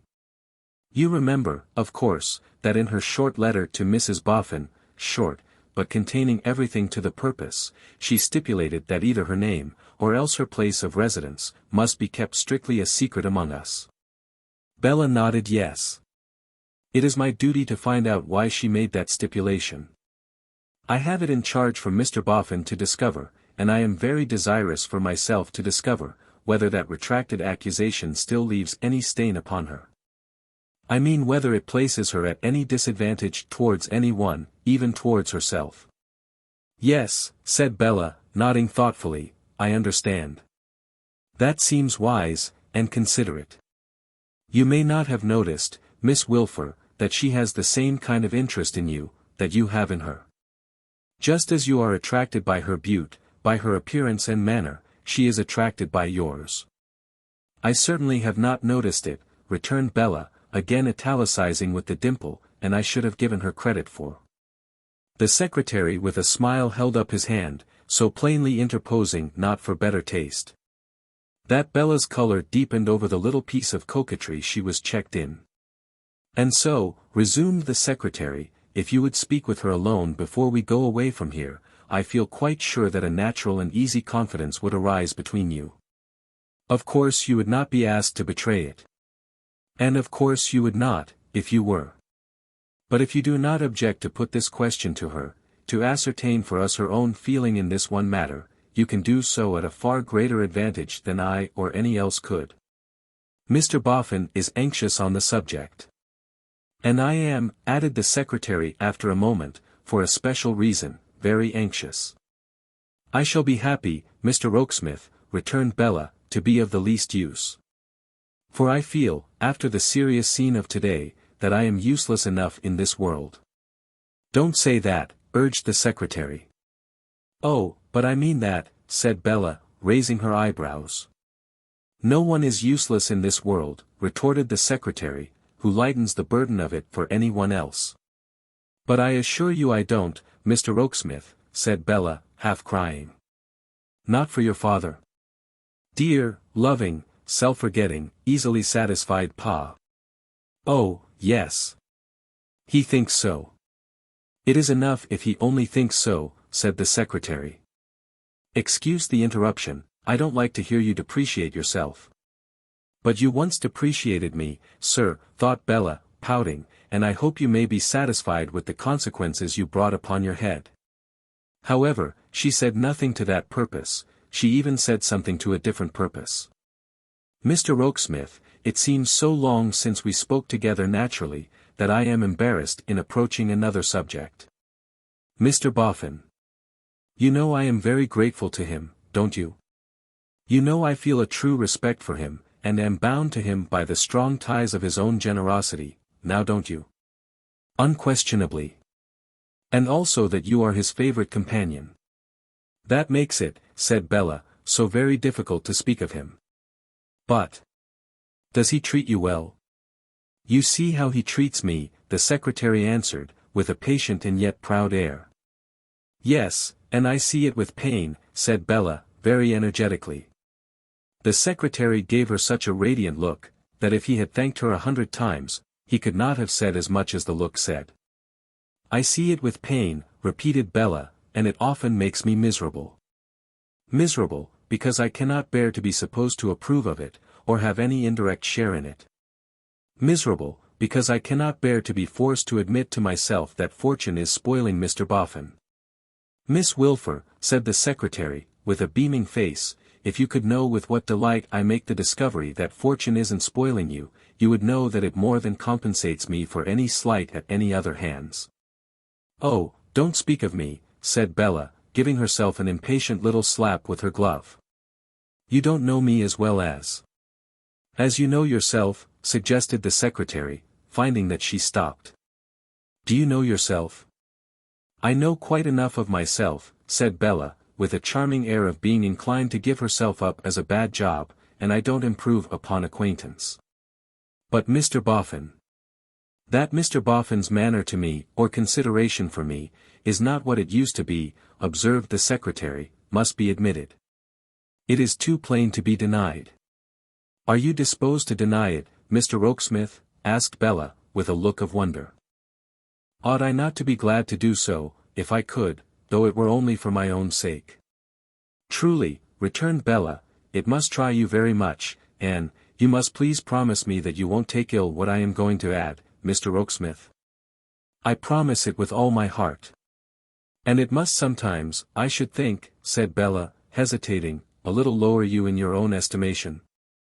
Assenting with a movement of his head, though not at all looking as if it did, the secretary replied. I have very strong reasons, Miss Wilfer, for bearing with the drawbacks of my position in the house we both inhabit. Believe that they are not all mercenary, although I have, through a series of strange fatalities, faded out of my place in life. If what you see with such a gracious and good sympathy is calculated to rouse my pride, there are other considerations, and those you do not see, urging me to quiet endurance. The latter are by far the stronger. I think I have noticed, Mr. Rokesmith, said Bella, looking at him with curiosity, as not quite making him out, that you repress yourself, and force yourself, to act a passive part.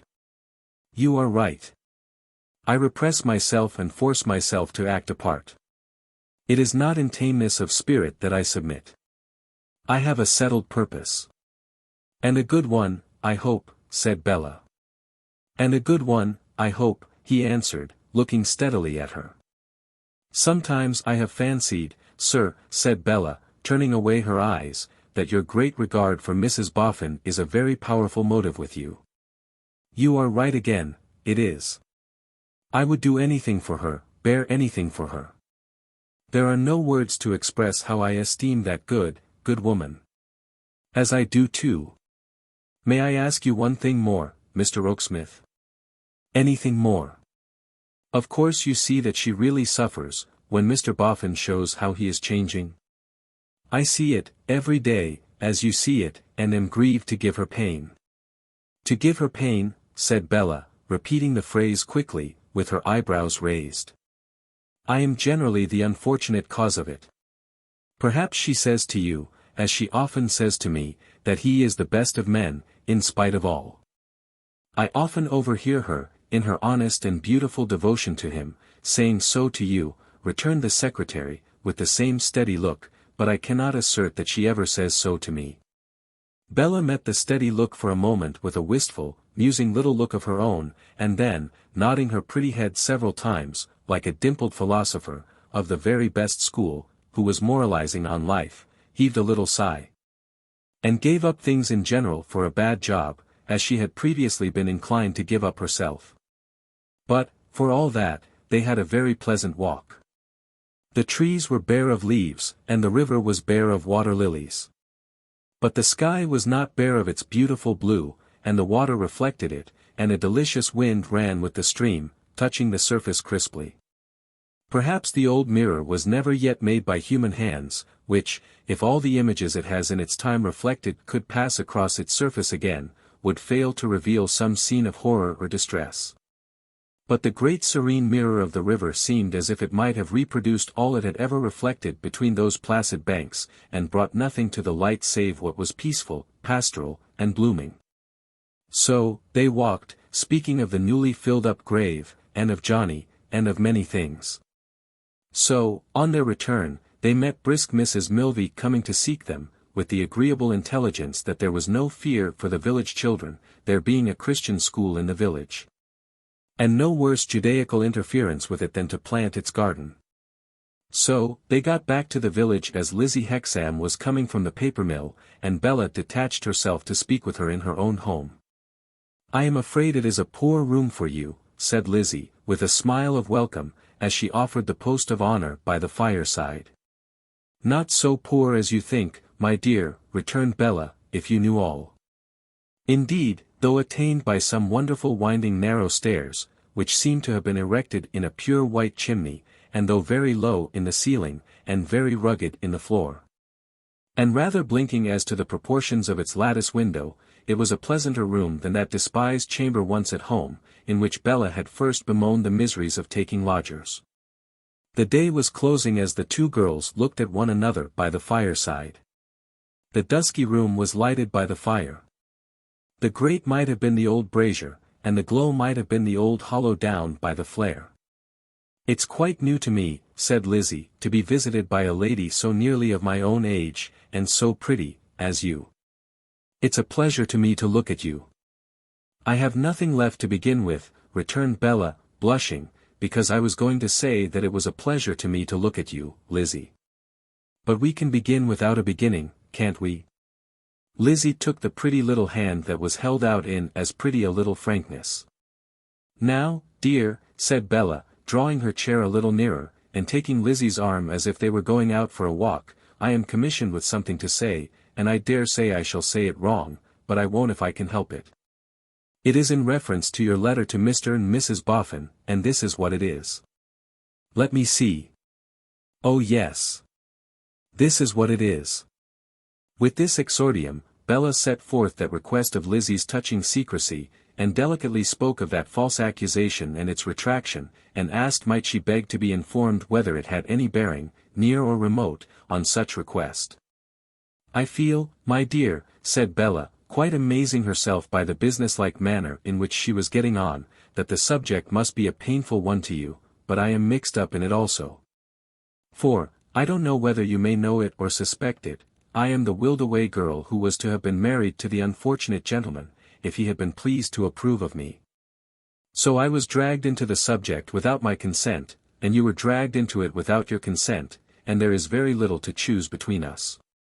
I had no doubt, said Lizzie, that you were the Miss Wilfer I have often heard named. Can you tell me who my unknown friend is? Unknown friend, my dear, said Bella. Who caused the charge against poor father to be contradicted, and sent me the written paper. Bella had never heard of him. Had no notion who he was. I should have been glad to thank him, returned Lizzie. He has done a great deal for me. I must hope that he will let me thank him some day. You asked me, has it anything to do? It or the accusation itself, Bella put in. Yes. Has either anything to do with my wishing to live quite secret and retired here? No. As Lizzie Hexam shook her head in giving this reply, and as her glance sought the fire, there was a quiet resolution in her folded hands, not lost on Bella's bright eyes. Have you lived much alone? Asked Bella. Yes. It's nothing new to me. I used to be always alone many hours together, in the day and in the night, when poor father was alive. You have a brother, I have been told. I have a brother, but he is not friendly with me. He is a very good boy though, and has raised himself by his industry. I don't complain of him. As she said it, with her eyes upon the fire glow, there was an instantaneous escape of distress into her face. Bella seized the moment to touch her hand. Lizzie, I wish you would tell me whether you have any friend of your own sex and age. I have lived that lonely kind of life, that I have never had one, was the answer. Nor I neither, said Bella. Not that my life has been lonely, for I could have sometimes wished it lonelier, instead of having ma going on like the tragic muse with a face-ache in majestic corners, and Lavvy being spiteful, though of course I am very fond of them both. I wish you could make a friend of me, Lizzie. Do you think you could? I have no more of what they call character, my dear, than a canary bird, but I know I am trustworthy. The wayward, playful, affectionate nature, giddy for want of the weight of some sustaining purpose, and capricious because it was always fluttering among little things, was yet a captivating one. To Lizzie it was so new, so pretty, at once so womanly and so childish, that it won her completely. And when Bella said again, do you think you could, Lizzie? With her eyebrows raised, her head inquiringly on one side, and an odd doubt about it in her own bosom, Lizzie showed beyond all question that she thought she could. Tell me, my dear, said Bella, what is the matter, and why you live like this? Lizzie presently began, by way of prelude, you must have many lovers, when Bella checked her with a little scream of astonishment. My dear, I haven't one. Not one? Well. Perhaps one, said Bella. I am sure I don't know. I had one, but what he may think about it at the present time I can't say. Perhaps I have half a one, of course I don't count that idiot, George Sampson.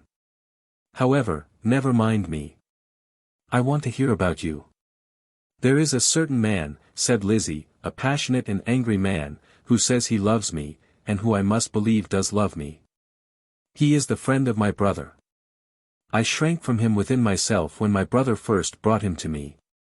But the last time I saw him he terrified me more than I can say. There she stopped. Did you come here to escape from him, Lizzie? I came here immediately after he so alarmed me. Are you afraid of him here? I am not timid generally, but I am always afraid of him. I am afraid to see a newspaper, or to hear a word spoken of what is done in London, lest he should have done some violence. Then you are not afraid of him for yourself, dear? Said Bella, after pondering on the words. I should be even that, if I met him about here. I look round for him always, as I pass to and fro at night. Are you afraid of anything he may do to himself in London, my dear? No. He might be fierce enough even to do some violence to himself, but I don't think of that.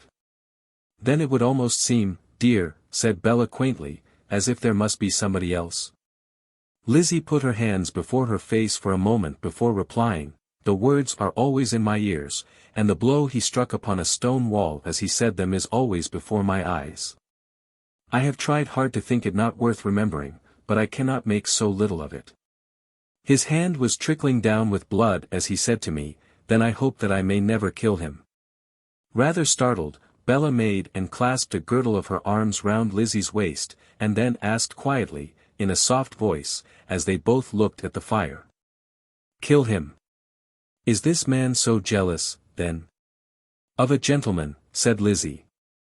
"I hardly know how to tell you, of a gentleman far above me and my way of life, who broke father's death to me, and has shown an interest in me since." "Does he love you?" Lizzie shook her head. "Does he admire you?" Lizzie ceased to shake her head, and pressed her hand upon her living girdle. "Is it through his influence that you came here?" "Oh no. And of all the world I wouldn't have him know that I am here, or get the least clue where to find me." "Lizzie, dear." "Why?" asked Bella, in amazement at this burst. But then quickly added, reading Lizzie's face, "No. Don't say why. That was a foolish question of mine." I see. There was silence between them. Lizzie, with a drooping head, glanced down at the glow in the fire where her first fancies had been nursed, and her first escape made from the grim life out of which she had plucked her brother, foreseeing her reward. "You know all now," she said, raising her eyes to Bella's. "There is nothing left out. This is my reason for living secret here, with the aid of a good old man who is my true friend. For a short part of my life at home with father, I knew of things, don't ask me what, that I set my face against, and tried to better. I don't think I could have done more, then, without letting my hold on father go. But they sometimes lie heavy on my mind. By doing all for the best, I hope I may wear them out." "And wear out too," said Bella soothingly, "this weakness, Lizzie, in favor of one who is not worthy of it." "No. I don't want to wear that out," was the flushed reply, "nor do I want to believe, nor do I believe, that he is not worthy of it. What should I gain by that, and how much should I lose?"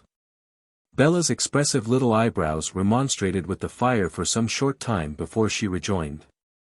"Don't think that I press you, Lizzie, but wouldn't you gain in peace, and hope, and even in freedom? Wouldn't it be better not to live a secret life in hiding, and not to be shut out from your natural and wholesome prospects? Forgive my asking you, would that be no gain? Does a woman's heart that has that weakness in it which you have spoken of," returned Lizzie, "seek to gain anything?" The question was so directly at variance with Bella's views in life, as set forth to her father, that she said internally, "There, you little mercenary wretch. Do you hear that? Ain't you ashamed of yourself?" And unclasped the girdle of her arms, expressly to give herself a penitential poke in the side. "But you said, Lizzie," observed Bella, returning to her subject when she had administered this chastisement, "that you would lose, besides. Would you mind telling me what you would lose, Lizzie?" "I should lose some of the best recollections, best encouragements, and best objects, that I carry through my daily life. I should lose my belief that if I had been his equal, and he had loved me, I should have tried with all my might to make him better and happier, as he would have made me. I should lose almost all the value that I put upon the little learning I have, which is all owing to him, and which I conquered the difficulties of, that he might not think it thrown away upon me. I should lose a kind of picture of him, or of what he might have been, if I had been a lady, and he had loved me, which is always with me, and which I somehow feel that I could not do a mean or a wrong thing before. I should leave off prizing the remembrance that he has done me nothing but good since I have known him, and that he has made a change within me, like the change in the grain of these hands, which were coarse, and cracked, and hard, and brown when I rode on the river with father, and are softened and made supple by this new work as you see them now." They trembled, but with no weakness, as she showed them. "Understand me, my dear," thus she went on. "I have never dreamed of the possibility of his being anything to me on this earth but the kind picture that I know I could not make you understand, if the understanding was not in your own breast already. I have no more dreamed of the possibility of my being his wife, than he ever has, and words could not be stronger than that. And yet I love him. I love him so much, and so dearly, that when I sometimes think my life may be but a weary one, I am proud of it and glad of it. I am proud and glad to suffer something for him, even though it is of no service to him, and he will never know of it or care for it. Bella sat enchained by the deep, unselfish passion of this girl or woman of her own age, courageously revealing itself in the confidence of her sympathetic perception of its truth. And yet she had never experienced anything like it, or thought of the existence of anything like it. It was late upon a wretched night, said Lizzie, when his eyes first looked at me in my old riverside home, very different from this. His eyes may never look at me again. I would rather that they never did, I hope that they never may. But I would not have the light of them taken out of my life, for anything my life can give me. I have told you everything now, my dear. If it comes a little strange to me to have parted with it, I am not sorry. I had no thought of ever parting with a single word of it, a moment before you came in, but you came in, and my mind changed. Bella kissed her on the cheek, and thanked her warmly for her confidence. I only wish, said Bella, I was more deserving of it. More deserving of it, repeated Lizzie, with an incredulous smile. I don't mean in respect of keeping it, said Bella, because any one should tear me to bits before getting at a syllable of it, though there's no merit in that, for I am naturally as obstinate as a pig. What I mean is, Lizzie, that I am a mere impertinent piece of conceit, and you shame me. Lizzie put up the pretty brown hair that came tumbling down, owing to the energy with which Bella shook her head. And she remonstrated while thus engaged, my dear. Oh, it's all very well to call me your dear, said Bella, with a pettish whimper, and I am glad to be called so, though I have slight enough claim to be. But I am such a nasty little thing. My dear, urged Lizzie again. Such a shallow, cold, worldly, limited little brute, said Bella, bringing out her last adjective with culminating force. Do you think, inquired Lizzie with her quiet smile, the hair being now secured, that I don't know better? Do you know better though, said Bella. Do you really believe you know better? Oh, I should be so glad if you did know better, but I am so very much afraid that I must know best. Lizzie asked her, laughing outright, whether she ever saw her own face or heard her own voice. I suppose so, returned Bella. I look in the glass often enough, and I chatter like a magpie. I have seen your face, and heard your voice, at any rate, said Lizzie, and they have tempted me to say to you, with a certainty of not going wrong, what I thought I should never say to any one. Does that look ill? No, I hope it doesn't, pouted Bella, stopping herself in something between a humored laugh and a humored sob. I used once to see pictures in the fire, said Lizzie playfully, to please my brother. Shall I tell you what I see down there where the fire is glowing? They had risen, and were standing on the hearth, the time being come for separating, each had drawn an arm around the other to take leave. Shall I tell you, asked Lizzie, what I see down there? Limited Littleby, suggested Bella with her eyebrows raised. A heart well worth winning, and well won. A heart that, once won, goes through fire and water for the winner, and never changes, and is never daunted. Girl's heart, asked Bella, with accompanying eyebrows. Lizzie nodded. And the figure to which it belongs? Is yours, suggested Bella. No. Most clearly and distinctly yours. So the interview terminated with pleasant words on both sides, and with many reminders on the part of Bella that they were friends, and pledges that she would soon come down into that part of the country again. Therewith Lizzie returned to her occupation, and Bella ran over to the little inn to rejoin her company. You look rather serious, Miss Wilfer, was the secretary's first remark. I feel rather serious, returned Miss Wilfer. She had nothing else to tell him but that Lizzie Hexam's secret had no reference whatever to the cruel charge, or its withdrawal. Oh yes though, said Bella, she might as well mention one other thing. Lizzie was very desirous to thank her unknown friend who had sent her the written retractation. Was she, indeed? Observed the secretary. Ah. Bella asked him, had he any notion who that unknown friend might be? He had no notion whatever. They were on the borders of Oxfordshire, so far had poor old Betty Higden strayed. They were to return by the train presently, and, the station being near at hand, the Reverend Frank and Mrs. Frank, and Sloppy and Bella and the secretary, set out to walk to it. Few rustic paths are wide enough for 5, and Bella and the secretary dropped behind. "Can you believe, Mr. Oaksmith," said Bella, "that I feel as if whole years had passed since I went into Lizzie Hexam's cottage?" "We have crowded a good deal into the day," he returned, "and you were much affected in the churchyard. You are overtired." "No, I am not at all tired. I have not quite expressed what I mean. I don't mean that I feel as if a great space of time had gone by, but that I feel as if much had happened, to myself, you know. For good, I hope." "I hope so," said Bella. "You are cold, I felt you tremble. Pray let me put this wrapper of mine about you. May I fold it over this shoulder without injuring your dress? Now, it will be too heavy and too long. Let me carry this end over my arm, as you have no arm to give me." Yes, she had though. How she got it out, in her muffled state, heaven knows, but she got it out somehow, there it was, and slipped it through the secretaries.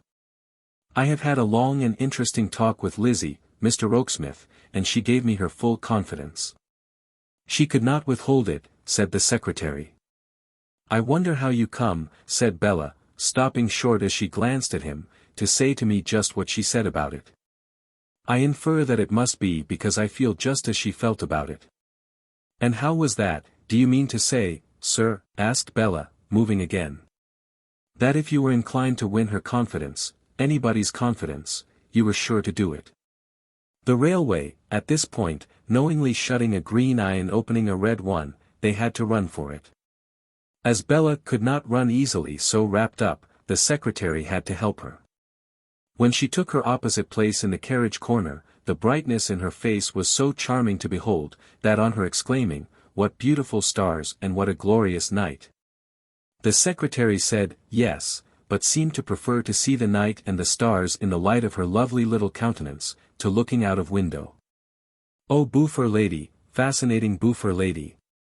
If I were but legally executor of Johnny's will. If I had but the right to pay your legacy and to take your receipt."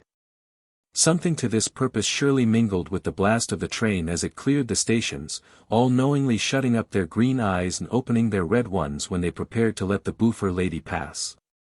Chapter 10. Scouts Out.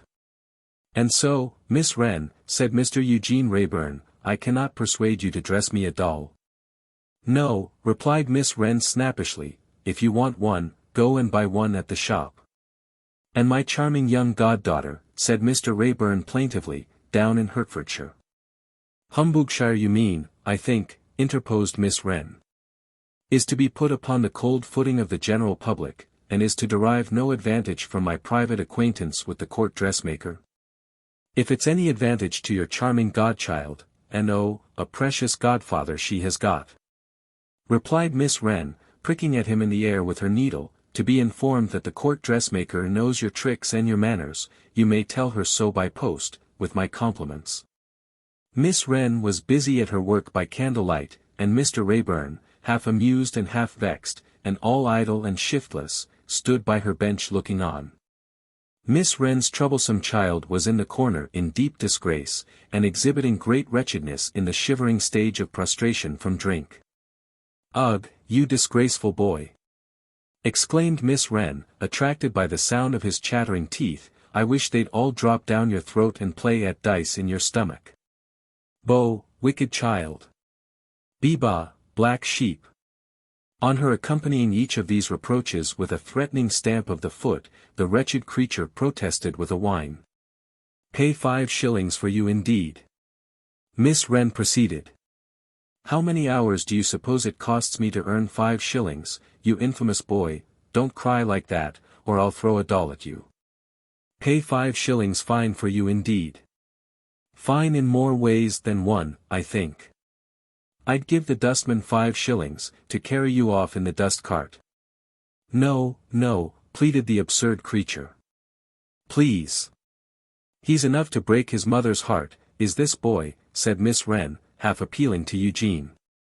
"I wish I had never brought him up. He'd be sharper than a serpent's tooth, if he wasn't as dull as ditch water. Look at him. There's a pretty object for a parent's eyes. Assuredly, in his worse than swinish state, for swine at least fatten on their guzzling, and make themselves good to eat, he was a pretty object for any eyes.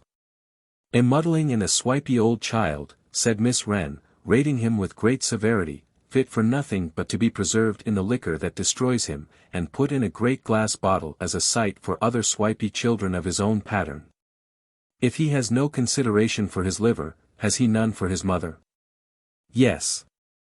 Duration, oh don't," cried the subject of these angry remarks.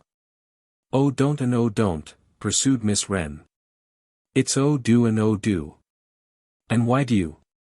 Won't do so any more. Won't indeed. Pray. There," said Miss Wren, covering her eyes with her hand. "I can't bear to look at you. Go upstairs and get me my bonnet and shawl. Make yourself useful in some way, bad boy, and let me have your room instead of your company, for 1/2 minute. Obeying her, he shambled out, and Eugene Wrayburn saw the tears exude from between the little creature's fingers as she kept her hand before her eyes. He was sorry, but his sympathy did not move his carelessness to do anything but feel sorry. "I'm going to the Italian opera to try on," said Miss Wren, taking away her hand after a little while, and laughing satirically to hide that she had been crying. "I must see your back before I go, Mr. Wrayburn. Let me first tell you, once for all, that it's of no use your paying visits to me. You wouldn't get what you want, of me, no, not if you brought pincers with you to tear it out. Are you so obstinate on the subject of a doll's dress for my godchild?" "Ah," returned Miss Wren with a hitch of her chin, "I am so obstinate. And of course it's on the subject of a doll's dress, or a dress, whichever you like. Get along and give it up." Her degraded charge had come back, and was standing behind her with the bonnet and shawl. "Give them to me and get back into your corner, you naughty old thing," said Miss Wren, as she turned and espied him. "No, no, I won't have your help. Go into your corner, this minute." The miserable man, feebly rubbing the back of his faltering hands downward from the wrists, shuffled on to his post of disgrace.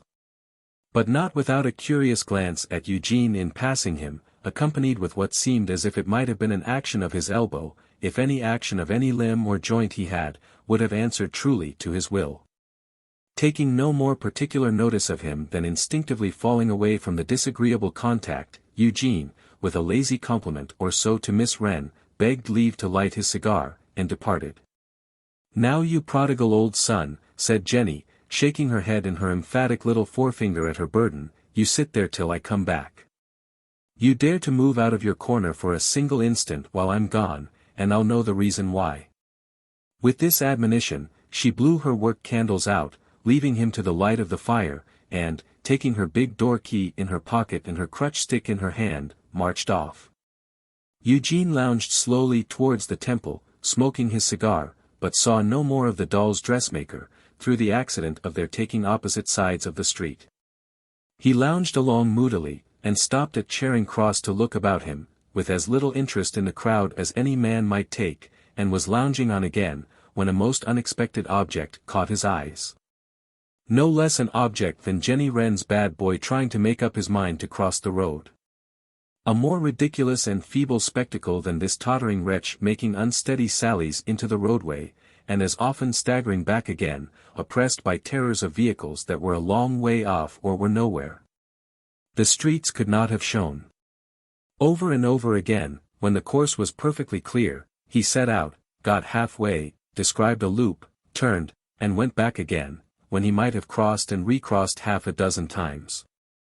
Then, he would stand shivering on the edge of the pavement, looking up the street and looking down, while scores of people jostled him, and crossed, and went on.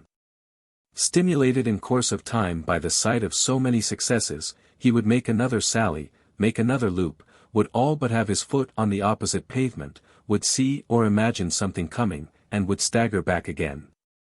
There, he would stand making spasmodic preparations as if for a great leap, and at last would decide on a start at precisely the wrong moment, and would be roared at by drivers, and would shrink back once more, and stand in the old spot shivering, with the whole of the proceedings to go through again. "It strikes me," remarked Eugene coolly, after watching him for some minutes, "that my friend is likely to be rather behind time if he has any appointment on hand." With which remark he strolled on, and took no further thought of him. Lightwood was at home when he got to the chambers, and had dined alone there. Eugene drew a chair to the fire by which he was having his wine and reading the evening paper, and brought a glass, and filled it for good fellowship's sake. "My dear Mortimer, you are the express picture of contented industry, reposing, on credit, after the virtuous labors of the day. My dear Eugene, you are the express picture of discontented idleness not reposing at all. Where have you been?" "I have been," replied Raeburn, "about town. I have turned up at the present juncture, with the intention of consulting my highly intelligent and respected solicitor on the position of my affairs." "Your highly intelligent and respected solicitor is of opinion that your affairs are in a bad way, Eugene." "Though whether," said Eugene thoughtfully, "that can be intelligently said, now, of the affairs of a client who has nothing to lose and who cannot possibly be made to pay, may be open to question." "You have fallen into the hands of the Jews, Eugene." "My dear boy," returned the debtor, very composedly taking up his glass, "having previously fallen into the hands of some of the Christians, I can bear it with philosophy. I have had an interview today, Eugene, with a Jew, who seems determined to press us hard. Quite a Shylock, and quite a patriarch. A picturesque grey-headed and grey-bearded old Jew, in a shovel hat and gabardine." "Not," said Eugene, pausing and setting down his glass, "surely not my worthy friend Mr. Aaron? He calls himself Mr. Raya." "By the by," said Eugene, "it comes into my mind that, no doubt with an instinctive desire to receive him into the bosom of our church, I gave him the name of Aaron." "Eugene, Eugene," returned Lightwood, "you are more ridiculous than usual." "Say what you mean." "Merely, my dear fellow, that I have the honor and pleasure of a speaking acquaintance with such a patriarch as you describe, and that I address him as Mr. Aaron, because it appears to me Hebraic, expressive, appropriate, and complimentary. Notwithstanding which strong reasons for its being his name, it may not be his name." "I believe you are the absurdest man on the face of the earth," said Lightwood, laughing. "Not at all, I assure you." "Did he mention that he knew me?" "He did not. He only said of you that he expected to be paid by you."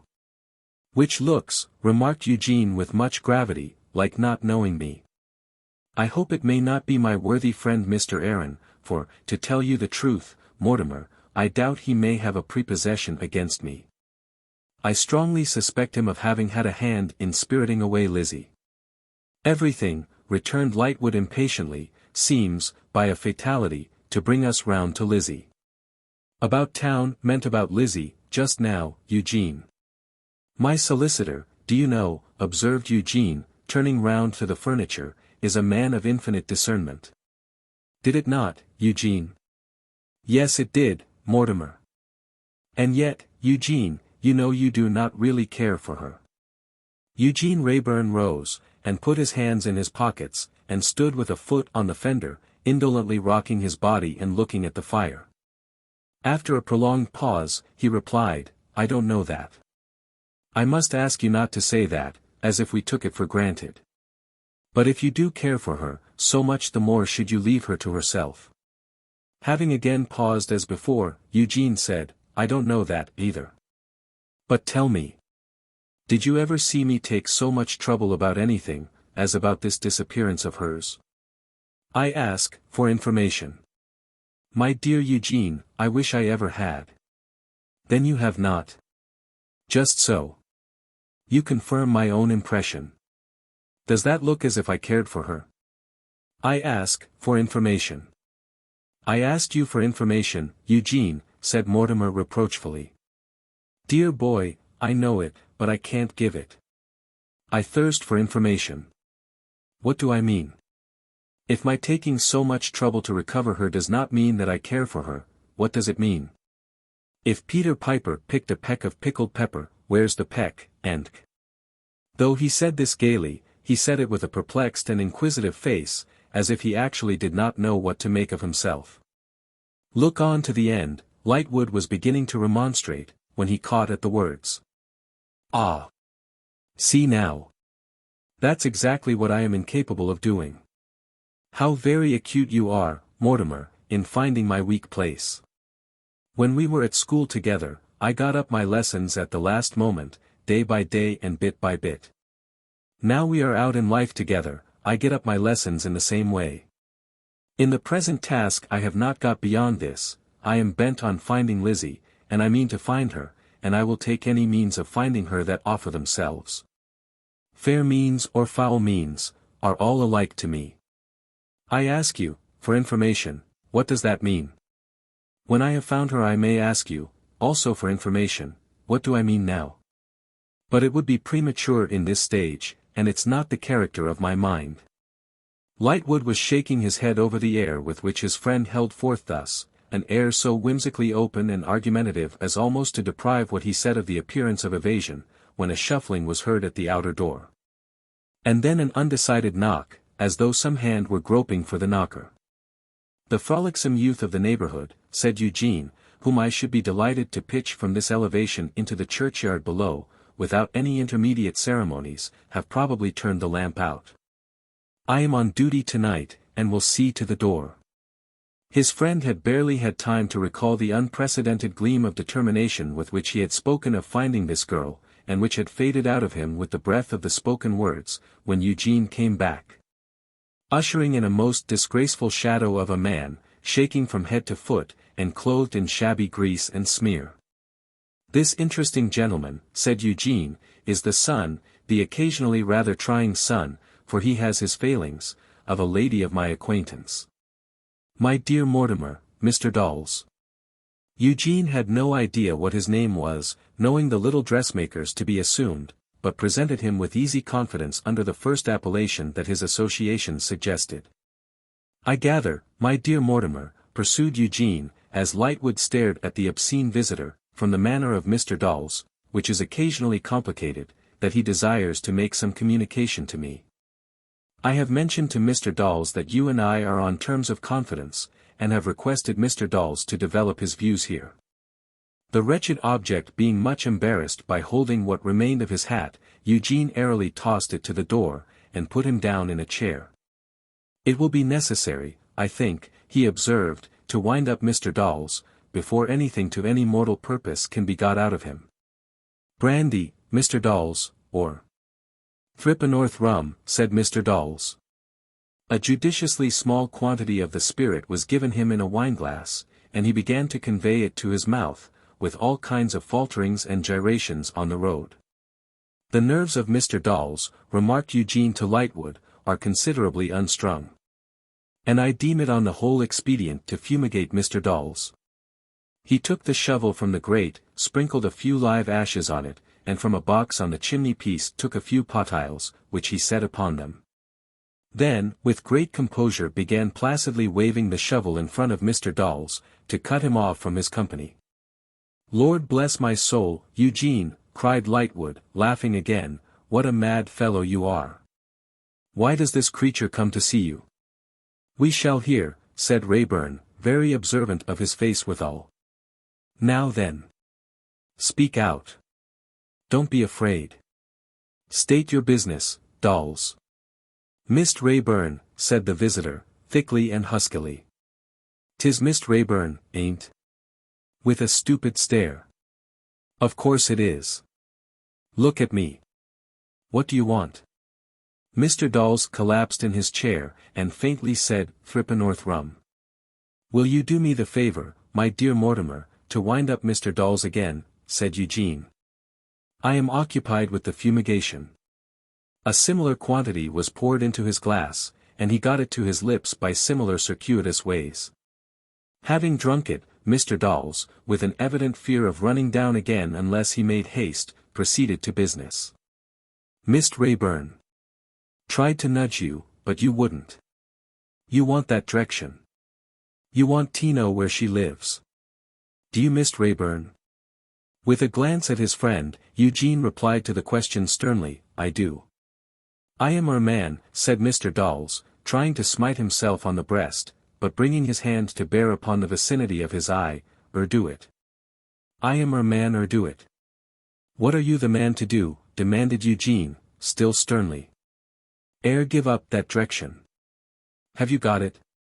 With a most laborious attempt at pride and dignity, Mr. Dawes rolled his head for some time, awakening the highest expectations, and then answered, as if it were the happiest point that could possibly be expected of him, no. What do you mean then? Mr. Dawes, collapsing in the drowsiest manner after his late intellectual triumph, replied, Threepennorth rum. Wind him up again, my dear Mortimer, said Raeburn, wind him up again. Eugene, urged Lightwood in a low voice, as he complied, can you stoop to the use of such an instrument as this? I said, was the reply, made with that former gleam of determination, that I would find her out by any means, fair or foul. These are foul, and I'll take them, if I am not first tempted to break the head of Mr. Dawes with the fumigator. Can you get the direction? Do you mean that? Speak. If that's what you have come for, say how much you want. 10 shillings, Threepennorth's rum, said Mr. Dawes. You shall have it. 15 shillings, Threepennorth's rum, said Mr. Dawes, making an attempt to stiffen himself. You shall have it. Stop at that. How will you get the direction you talk of? I am man, said Mr. Dawes, with majesty, get it, sir. How will you get it, I ask you? I am ill-used vigil, said Mr. Dawes. Blown up morning tea night. Called names.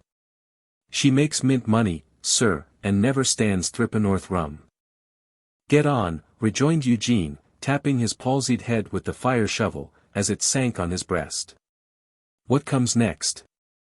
Making a dignified attempt to gather himself together, but, as it were, dropping half a dozen pieces of himself while he tried in vain to pick up one, Mr. Dawes, swaying his head from side to side, regarded his questioner with what he supposed to be a haughty smile and a scornful glance.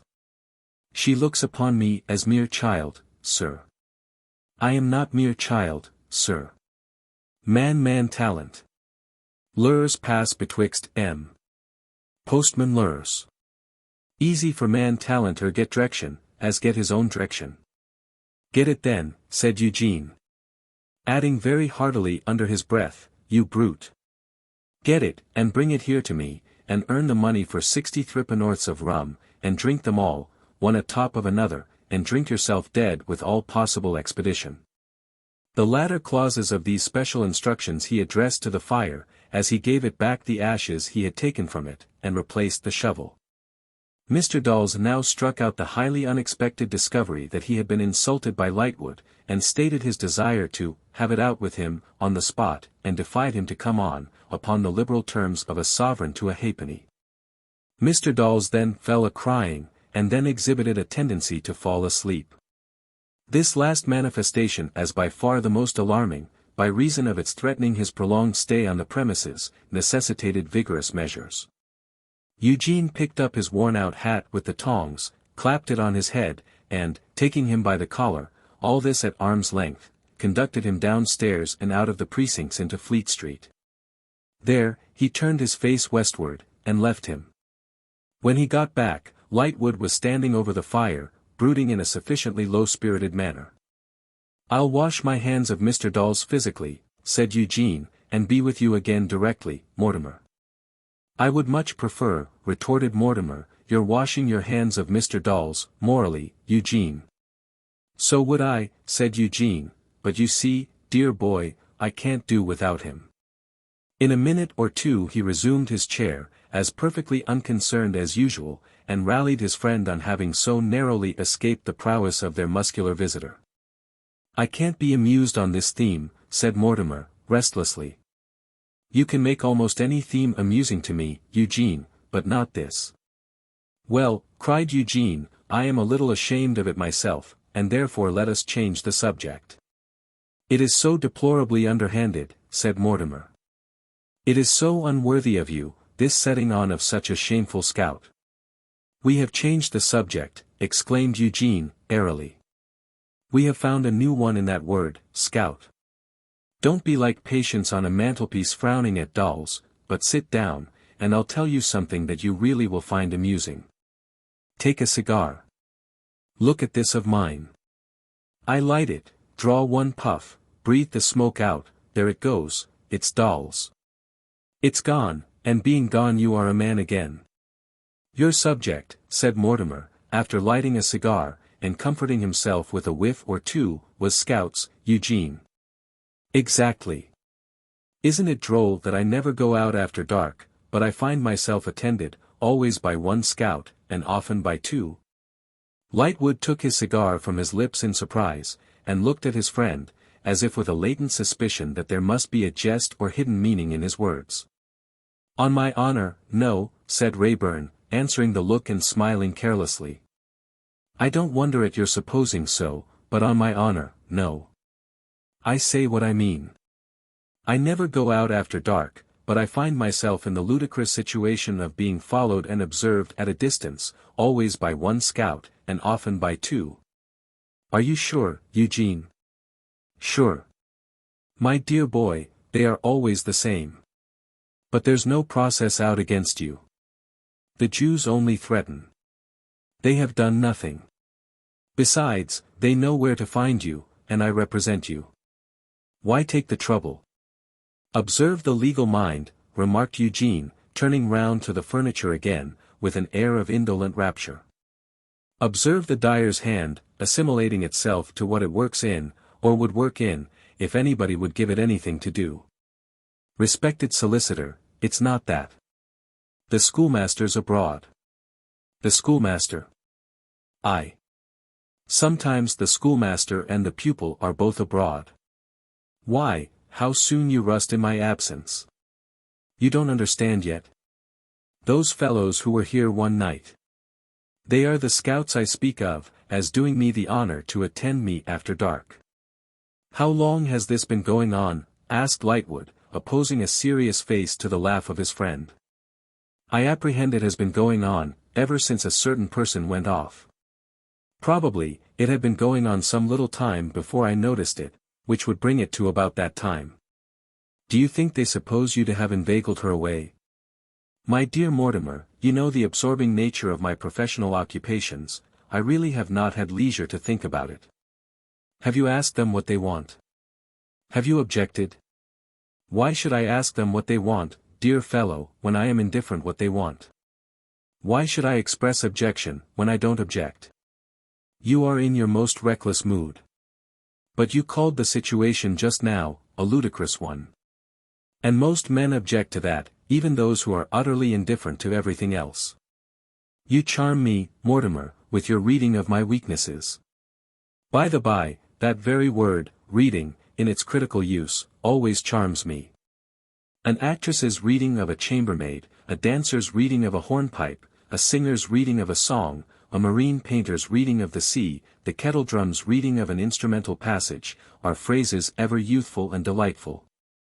I was mentioning your perception of my weaknesses. I own to the weakness of objecting to occupy a ludicrous position, and therefore I transfer the position to the Scouts. I wish, Eugene, you would speak a little more soberly and plainly, if it were only out of consideration for my feeling less at ease than you do. Then soberly and plainly, Mortimer, I goad the schoolmaster to madness. I make the schoolmaster so ridiculous, and so aware of being made ridiculous, that I see him chafe and fret at every pore when we cross one another. The amiable occupation has been the solace of my life, since I was balked in the manner unnecessary to recall. I have derived inexpressible comfort from it. I do it thus: I stroll out after dark, stroll a little way, look in at a window and furtively look out for the schoolmaster. Sooner or later, I perceive the schoolmaster on the watch, sometimes accompanied by his hopeful pupil, oftener, pupilless. Having made sure of his watching me, I tempt him on, all over London. One night I go east, another night north, in a few nights I go all round the compass. Sometimes, I walk. Sometimes, I proceed in cabs, draining the pocket of the schoolmaster who then follows in cabs. I study and get up abstruse no thoroughfares in the course of the day. With Venetian mystery I seek those no thoroughfares at night, glide into them by means of dark courts, tempt the schoolmaster to follow, turn suddenly, and catch him before he can retreat. Then we face one another, and I pass him as unaware of his existence, and he undergoes grinding torments. Similarly, I walk at a great pace down a short street, rapidly turn the corner, and, getting out of his view, as rapidly turn back. I catch him coming on post, again pass him as unaware of his existence, and again he undergoes grinding torments. Night after night his disappointment is acute, but hope springs eternal in the scholastic breast, and he follows me again tomorrow. Thus I enjoy the pleasures of the chase, and derive great benefit from the healthful exercise. When I do not enjoy the pleasures of the chase, for anything I know he watches at the Temple gate all night. This is an extraordinary story, observed Lightwood, who had heard it out with serious attention. I don't like it. You are a little hipped, dear fellow, said Eugene, you have been too sedentary. Come and enjoy the pleasures of the chase. Do you mean that you believe he is watching now? I have not the slightest doubt he is. Have you seen him tonight?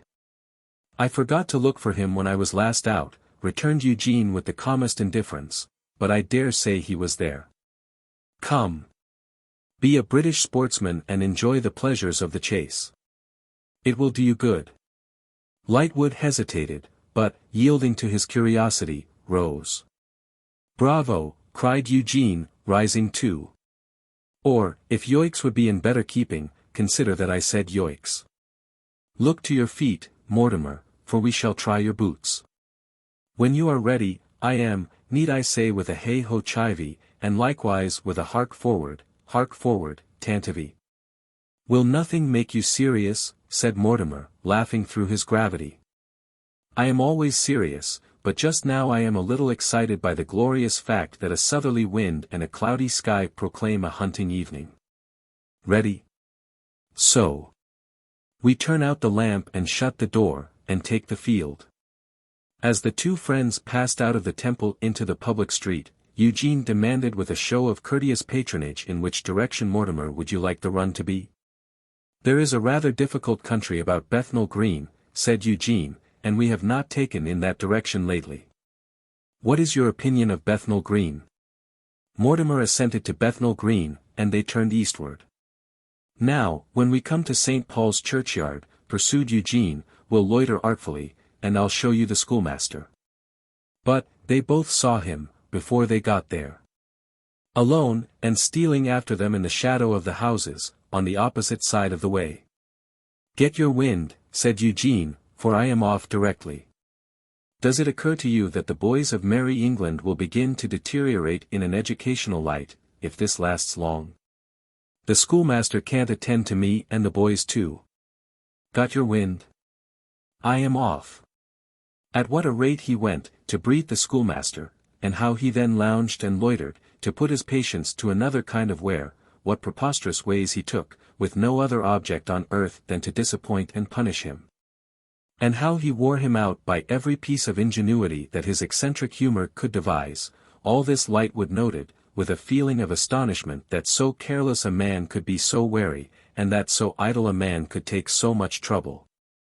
At last, far on in the third hour of the pleasures of the chase, when he had brought the poor dogging wretch round again into the city, he twisted Mortimer up a few dark entries, twisted him into a little square court, twisted him sharp round again. And they almost ran against Bradley Headstone. And you see, as I was saying, Mortimer, remarked Eugene aloud with the utmost coolness, as though there were no one within hearing by themselves, and you see, as I was saying, undergoing grinding torments. It was not too strong a phrase for the occasion. Looking like the hunted and not the hunter, baffled, worn, with the exhaustion of deferred hope and consuming hate and anger in his face, white-lipped, wild-eyed, draggle-haired, seamed with jealousy and anger. And torturing himself with the conviction that he showed it all and they exulted in it, he went by them in the dark, like a haggard head suspended in the air, so completely did the force of his expression cancel his figure. Mortimer Lightwood was not an extraordinarily impressible man, but this face impressed him. He spoke of it more than once on the remainder of the way home, and more than once when they got home. They had been abed in their respective rooms 2 or 3 hours, when Eugene was partly awakened by hearing a footstep going about, and was fully awakened by seeing Lightwood standing at his bedside. "Nothing wrong, Mortimer?" "No." "What fancy takes you, then, for walking about in the night?" "I am horribly wakeful." "How comes that about, I wonder?" "Eugene, I cannot lose sight of that fellow's face." "Odd," said Eugene with a light laugh, "I can." And turned over, and fell asleep again. Chapter 11. In the dark. There was no sleep for Bradley Headstone on that night when Eugene Wrayburn turned so easily in his bed. There was no sleep for little Miss Peashare. Bradley consumed the lonely hours, and consumed himself in haunting the spot where his careless rival lay a-dreaming. Little Miss Peashare wore them away in listening for the return home of the master of her heart, and in sorrowfully presaging that much was amiss with him. Yet more was amiss with him than Miss Peacher's simply arranged little workbox of thoughts, fitted with no gloomy and dark recesses, could hold. For, the state of the man was murderous. The state of the man was murderous, and he knew it. More. He irritated it, with a kind of perverse pleasure akin to that which a sick man sometimes has in irritating a wound upon his body. Tied up all day with his disciplined show upon him, subdued to the performance of his routine of educational tricks, encircled by a gabbling crowd, he broke loose at night like an ill-tamed wild animal.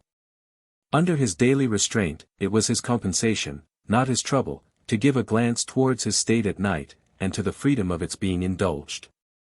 If great criminals told the truth, which, being great criminals, they do not, they would very rarely tell of their struggles against the crime. Their struggles are towards it.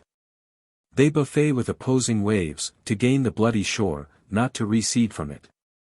This man perfectly comprehended that he hated his rival with his strongest and worst forces, and that if he tracked him to Lizzie Hexam, his so doing would never serve himself with her, or serve her. All his pains were taken, to the end that he might incense himself with the sight of the detested figure in her company in favor, in her place of concealment. And he knew as well what act of his would follow if he did, as he knew that his mother had borne him.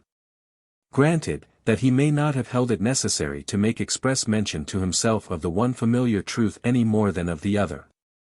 He knew equally well that he fed his wrath and hatred, and that he accumulated provocation and self-justification, by being made the nightly sport of the reckless and insolent Eugene.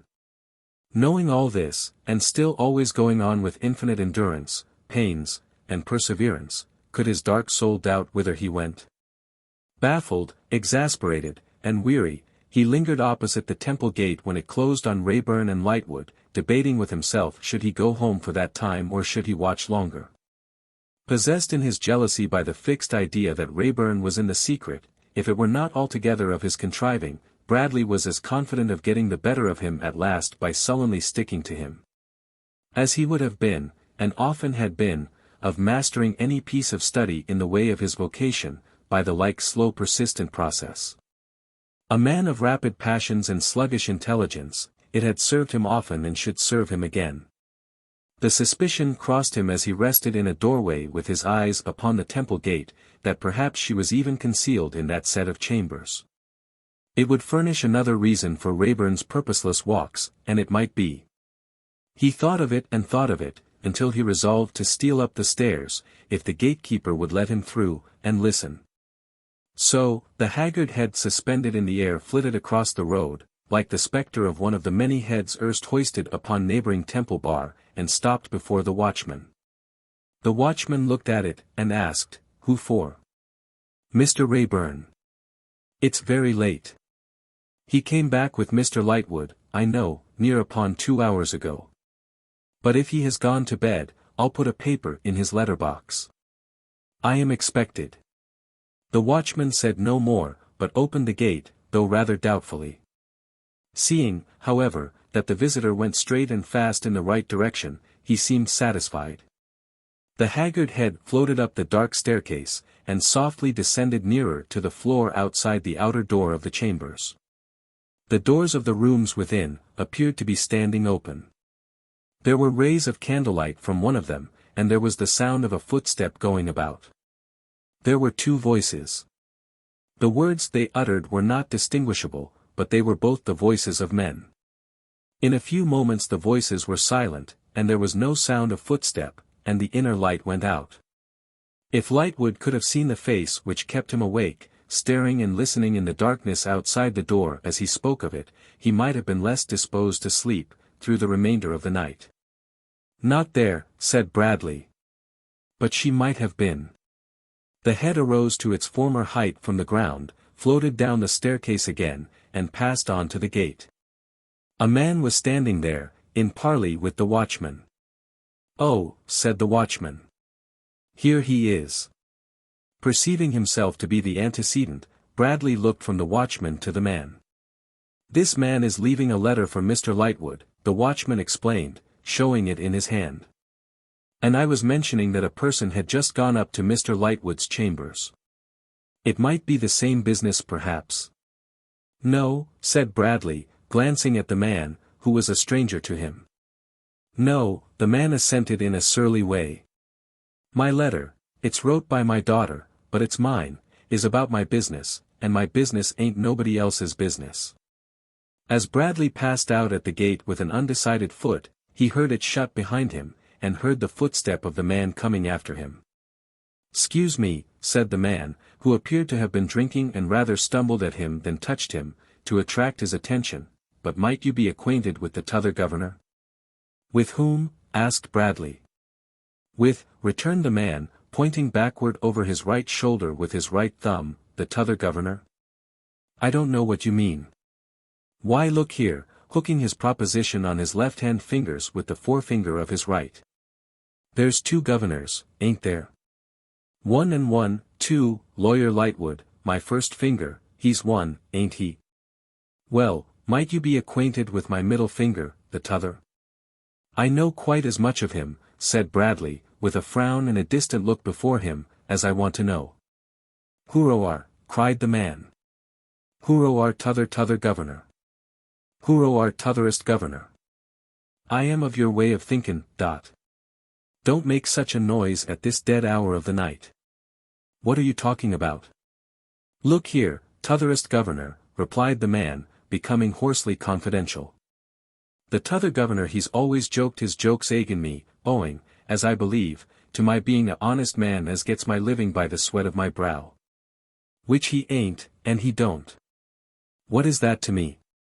"T'otherest governor," returned the man in a tone of injured innocence, "if you don't care to hear no more, don't hear no more.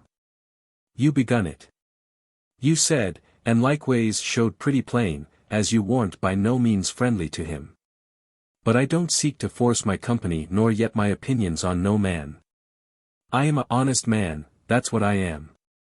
Put me in the dock anywhere, I don't care where, and I says, my lord, I am a honest man. Put me in the witness box anywhere, I don't care where, and I says the same to his lordship, and I kisses the book. I don't kiss my coat cuff, I kisses the book." It was not so much in deference to these strong testimonials to character, as in his restless casting about for any way or help towards the discovery on which he was concentrated, that Bradley Headstone replied, "You needn't take offense. I didn't mean to stop you. You were too loud in the open street, that was all." "T'otherest governor," replied Mr. Riderhood, mollified and mysterious, "I know what it is to be loud, and I know what it is to be soft. Nat rally I do. It would be a wonder if I did not, being by the christen name of Roger, which took it arter my own father, which took it from his own father, though which of our family fust took it Nat Ral I will not in any ways mislead you by undertaking to say. And wishing that your elf may be better than your looks, which your inside must be bad indeed if it's on the footing of your out." Startled by the implication that his face revealed too much of his mind, Bradley made an effort to clear his brow. It might be worth knowing what this strange man's business was with Lightwood, or Rayburn, or both, at such an unseasonable hour. He set himself to find out, for the man might prove to be a messenger between those two. "You call at the Temple late," he remarked, with a lumbering show of ease. "Wish I may die," cried Mr. Riderhood, with a hoarse laugh, "if I warn't a-goin' to say the self-same words to you, t'otherest governor." It chanced so with me, said Bradley, looking disconcertedly about him. And it chanced so with me, said Riderhood. But I don't mind telling you how. Why should I mind telling you? I'm a deputy lock-keeper up the river, and I was off duty yesterday, and I shall be on tomorrow. Yes. Yes, and I come to London to look arter my private affairs. My private affairs is to get appinted to the lock as reg'lar keeper at fust hand, and to have the law of a busted Blowbridge steamer which drowned dead of me. I ain't a-goin' to be drowned dead and not paid for it. Bradley looked at him, as though he were claiming to be a ghost. The steamer, said Mr. Riderhood, obstinately, run me down and drowned dead of me. Interference on the part of other parties brought me round. But I never asked M to bring me round, nor yet the steamer never asked M to it. I mean to be paid for the life as the steamer took. Was that your business at Mr. Lightwood's chambers in the middle of the night? Asked Bradley, eyeing him with distrust. That and to get a writing to be first-hand lock-keeper. A recommendation in writing being looked for, who else ought to give it to me? As I says in the letter in my daughter's hand, with my mark put to it to make it good in law, who but you, Lawyer Lightwood, ought to hand over this here stificate, and who but you ought to go in for damages on my account agin the steamer. For, as I says under my mark, I have had trouble enough along of you and your friend. If you, Lawyer Lightwood, had backed me good and true, and if the t'other governor had took me down correct, I says under my mark, I should have been worth money at the present time, instead of having a barge load of bad names chucked at me. And being forced to eat my words, which is a unsatisfying sort of food whatever a man's appetite. And when you mention the middle of the night, t'otherest governor, growled Mr. Riderhood, winding up his monotonous summary of his wrongs, throw your eye on this here bundle under my arm, and bear in mind that I'm a-walking back to my lock. And that the temple laid upon my line of road. Bradley Headstone's face had changed during this latter recital, and he had observed the speaker with a more sustained attention. Do you know, said he, after a pause, during which they walked on side by side, that I believe I could tell you your name, if I tried? Prove your opinion, was the answer, accompanied with a stop and a stare. Try. Your name is Riderhood. I'm blessed if it ain't, returned that gentleman. But I don't know your N. That's quite another thing, said Bradley. I never supposed you did. As Bradley walked on meditating, the rogue walked on at his side muttering. The purport of the muttering was, that rogue Riderhood, by George, seemed to be made public property on, now, and that every man seemed to think himself free to handle his name as if it was a street pump. The purport of the meditating was, here is an instrument. Can I use it? They had walked along the Strand, and into Pall Mall, and had turned uphill towards Hyde Park Corner. Bradley Headstone waiting on the pace and lead of Riderhood, and leaving him to indicate the course. So slow were the schoolmaster's thoughts, and so indistinct his purposes when they were but tributary to the one absorbing purpose, or rather when, like dark trees under a stormy sky, they only lined the long vista at the end of which he saw those two figures of Rayburn and Lizzie on which his eyes were fixed, that at least a good half-mile was traversed before he spoke again. Even then, it was only to ask, "Where is your lock?" 20 mile and odd, call it 25 mile and odd, if you like, upstream, was the sullen reply. How is it called? Plashwater Weir Mill Lock. Suppose I was to offer you 5 shillings, what then? Why, then, I'd take it, said Mr. Riderhood. The schoolmaster put his hand in his pocket, and produced 2 half-crowns, and placed them in Mr. Riderhood's palm, who stopped at a convenient doorstep to ring them both, before acknowledging their receipt. There's one thing about you, t'otherest governor, said Riderhood, faring on again, as looks well and goes fur. You're a ready money man. Now, when he had carefully pocketed the coins on that side of himself which was furthest from his new friend, what's this for? For you. Why, oh, course I know that, said Riderhood, as arguing something that was self-evident. Oh, course I know very well as no man in his right senses would suppose as any think would make me give it up agin when I'd once got it. But what do you want for it? I don't know that I want anything for it. Or if I do want anything for it, I don't know what it is. Bradley gave this answer in a stolid, vacant, and self-communing manner, which Mr. Riderhood found very extraordinary. You have no goodwill towards this Raeburn, said Bradley, coming to the name in a reluctant and forced way, as if he were dragged to it. No. Neither have I. Riderhood nodded, and asked, Is it for that? It's as much for that as anything else. It's something to be agreed with, on a subject that occupies so much of one's thoughts. It don't agree with you, returned Mr. Riderhood, bluntly. No. It don't, t'otherest governor, and it's no use a lookin' as if you wanted to make out that it did. I tell you it rankles in you. It rankles in you, rusts in you, and pisons you. Say that it does so, returned Bradley with quivering lips. Is there no cause for it? Cause enough, I'll bet a pound, cried Mr. Riderhood. Haven't you yourself declared that the fellow has heaped provocations, insults, and affronts on you, or something to that effect? He has done the same by me. He is made of venomous insults and affronts, from the crown of his head to the sole of his foot.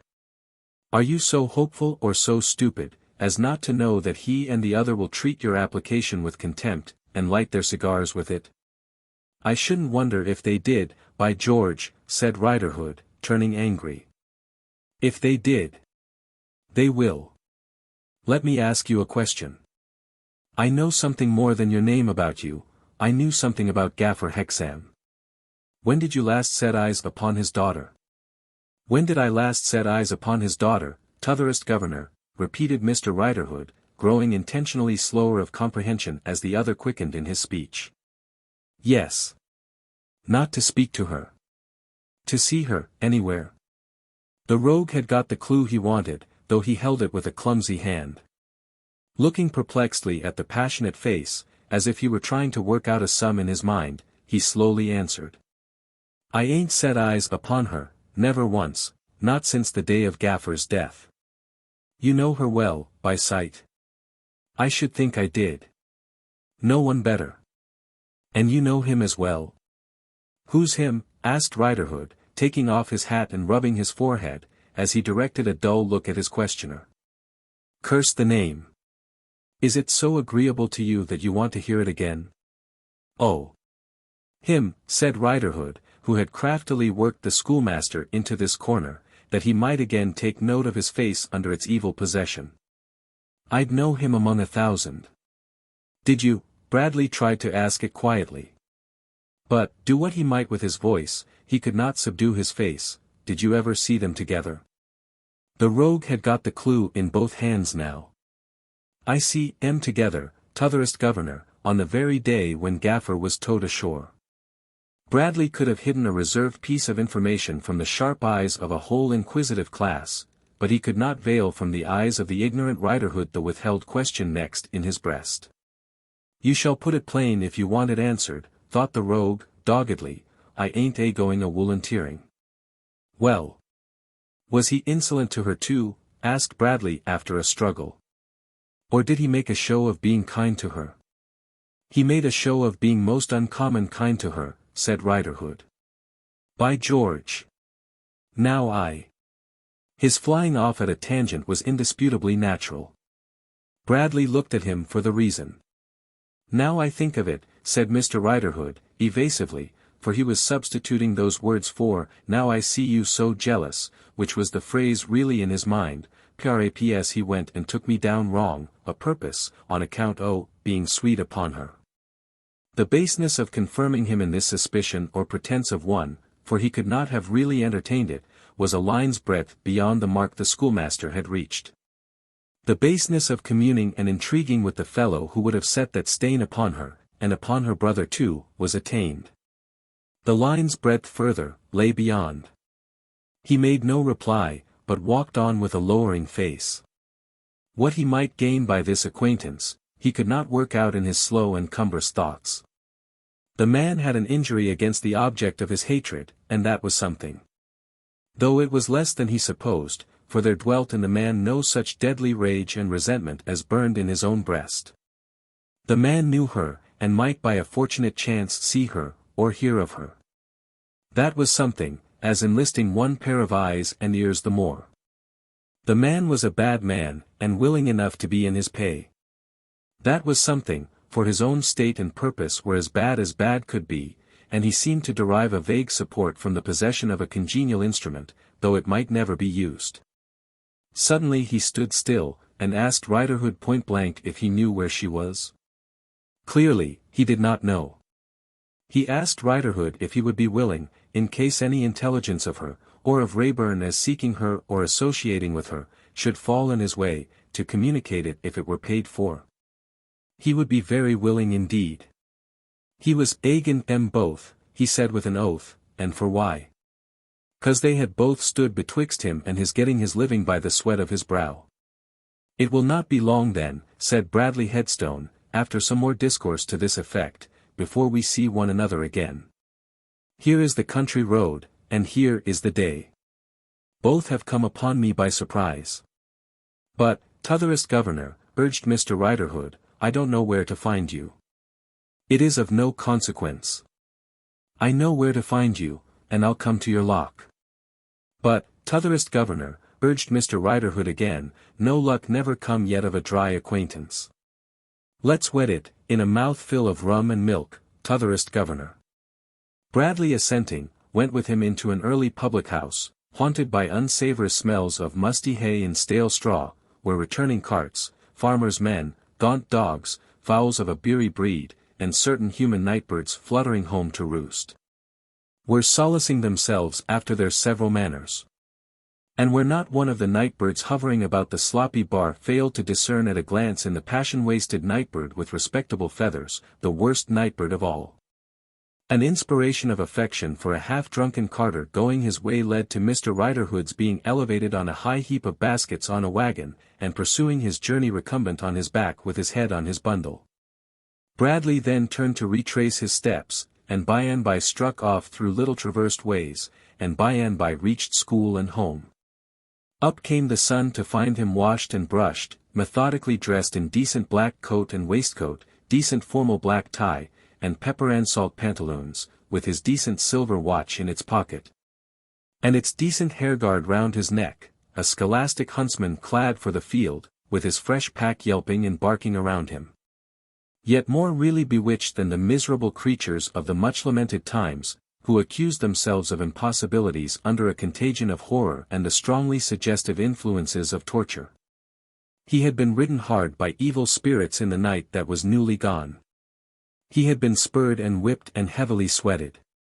If a record of the sport had usurped the places of the peaceful texts from Scripture on the wall, the most advanced of the scholars might have taken fright and run away from the master. Chapter 12. Meaning Mischief. Up came the sun, streaming all over London, and in its glorious impartiality even condescending to make prismatic sparkles in the whiskers of Mr. Alfred Lammle as he sat at breakfast. In need of some brightening from without, was Mr. Alfred Lammle, for he had the air of being dull enough within, and looked grievously discontented. Mrs. Alfred Lammle faced her lord.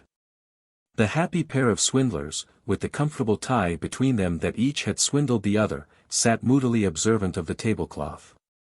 Things looked so gloomy in the breakfast-room, albeit on the sunny side of Sackville Street, that any of the family tradespeople glancing through the blinds might have taken the hint to send in his account and press for it. But this, indeed, most of the family tradespeople had already done, without the hint.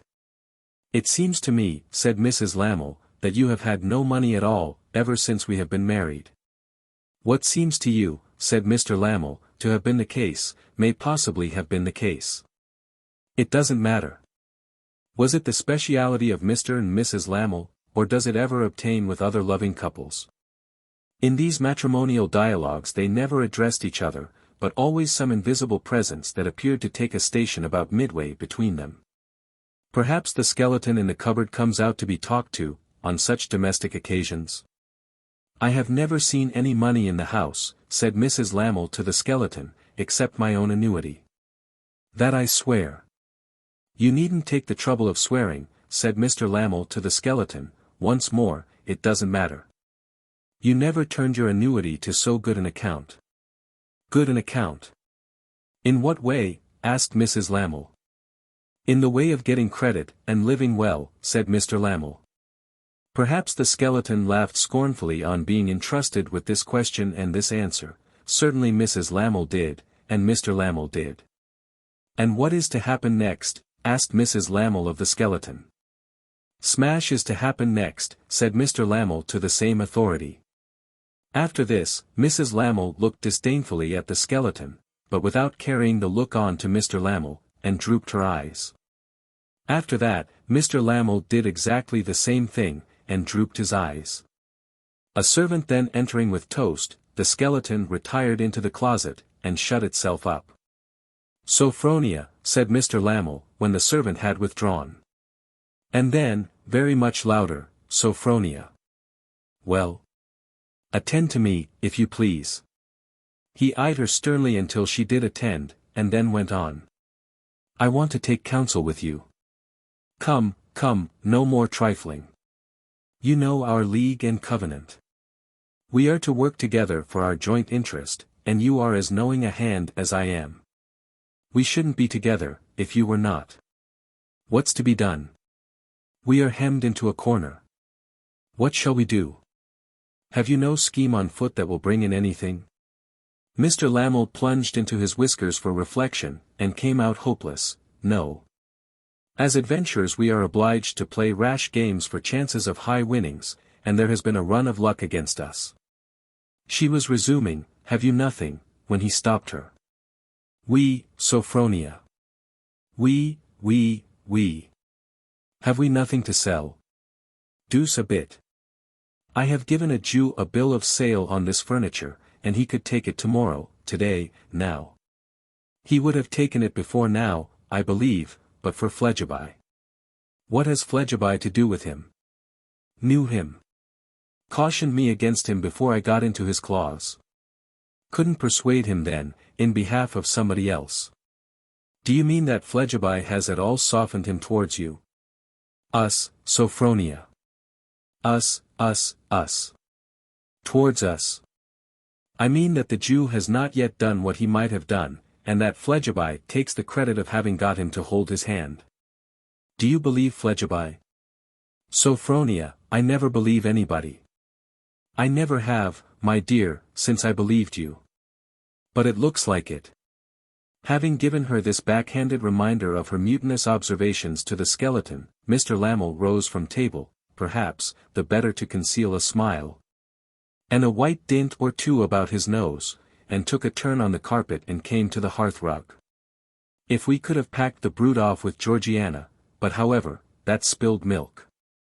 As Lamel, standing gathering up the skirts of his dressing-gown with his back to the fire, said this, looking down at his wife, she turned pale and looked down at the ground. With a sense of disloyalty upon her, and perhaps with a sense of personal danger, for she was afraid of him, even afraid of his hand and afraid of his foot, though he had never done her violence, she hastened to put herself right in his eyes. If we could borrow money, Alfred. Beg money, borrow money, or steal money. It would be all one to us, Sophronia, her husband struck in. Then, we could weather this? No doubt. To offer another original and undeniable remark, Sophronia, 2 and 2 make 4. But, seeing that she was turning something in her mind, he gathered up the skirts of his dressing-gown again, and, tucking them under one arm, and collecting his ample whiskers in his other hand, kept his eye upon her, silently. It is natural, Alfred, she said, looking up with some timidity into his face, to think in such an emergency of the richest people we know, and the simplest. Just so, Sophronia. The Boffins. Just so, Sophronia. Is there nothing to be done with them? What is there to be done with them, Sophronia? She cast about in her thoughts again, and he kept his eye upon her as before. Of course I have repeatedly thought of the Boffins, Sophronia, he resumed, after a fruitless silence, but I have seen my way to nothing. They are well guarded. That infernal secretary stands between them and people of merit. If he could be got rid of, said she, brightening a little, after more casting about. Take time, Sophronia, observed her watchful husband, in a patronizing manner. If working him out of the way could be presented in the light of a service to Mr. Boffin. Take time, Sophronia. We have remarked lately, Alfred, that the old man is turning very suspicious and distrustful. Miserly too, my dear. Which is far the most unpromising for us. Nevertheless, take time, Sophronia, take time. She took time and then said. Suppose we should address ourselves to that tendency in him of which we have made ourselves quite sure. Suppose my conscience. And we know what a conscience it is, my soul. Yes. Suppose my conscience should not allow me to keep to myself any longer what that upstart girl told me of the secretary's having made a declaration to her. Suppose my conscience should oblige me to repeat it to Mr. Boffin. I rather like that, said Lamel. Suppose I so repeated it to Mr. Boffin, as to insinuate that my sensitive delicacy and honor. Very good words, Sophronia. As to insinuate that our sensitive delicacy and honor, she resumed, with a bitter stress upon the phrase, would not allow us to be silent parties to so mercenary in designing a speculation on the secretary's part. And so gross a breach of faith towards his confiding employer. Suppose I had imparted my virtuous uneasiness to my excellent husband, and he had said, in his integrity, Sophronia, you must immediately disclose this to Mr. Boffin. Once more, Sophronia, observed Lamel, changing the leg on which he stood, I rather like that. You remark that he is well guarded, she pursued. I think so too. But if this should lead to his discharging his secretary, there would be a weak place made. Go on expounding, Sophronia. I begin to like this very much.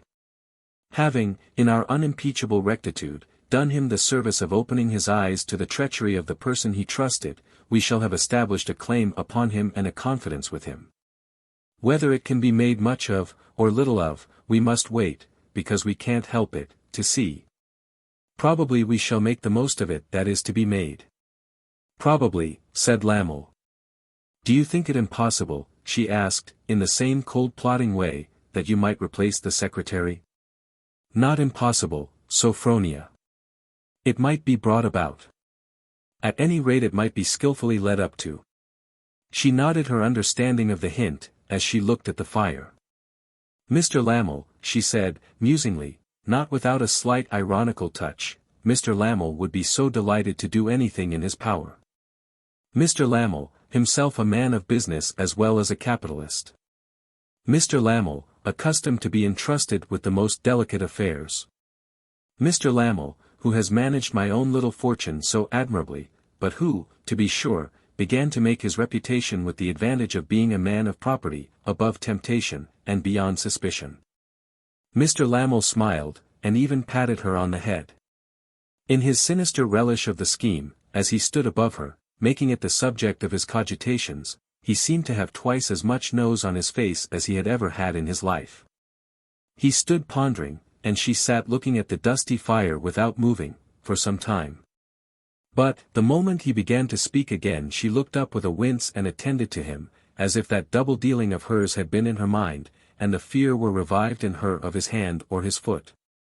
It appears to me, Sophronia, that you have omitted one branch of the subject. Perhaps not, for women understand women. We might oust the girl herself. Mrs. Lamel shook her head.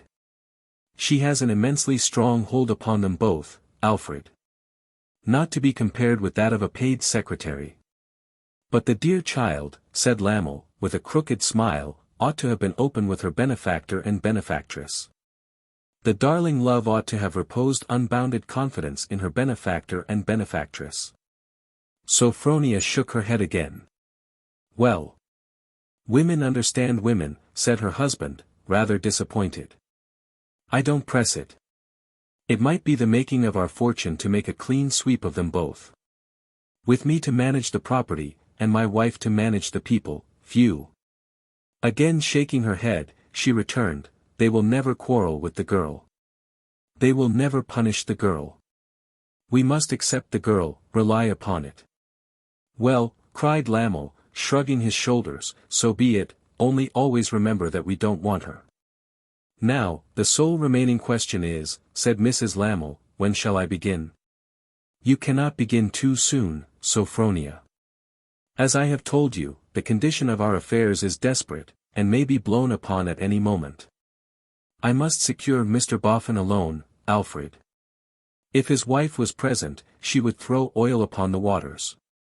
I know I should fail to move him to an angry outburst, if his wife was there.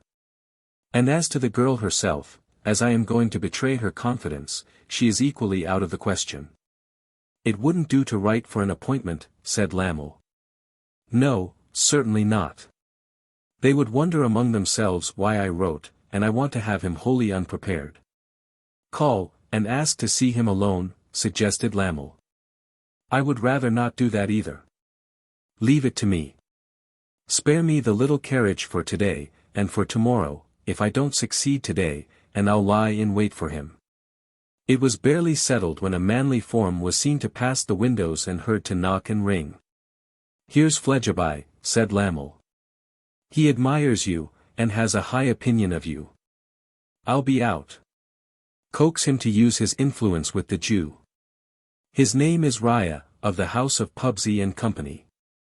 Adding these words under his breath, lest he should be audible in the erect ears of Mr. Fledgeby, through 2 keyholes and the hall, Lamel, making signals of discretion to his servant, went softly upstairs.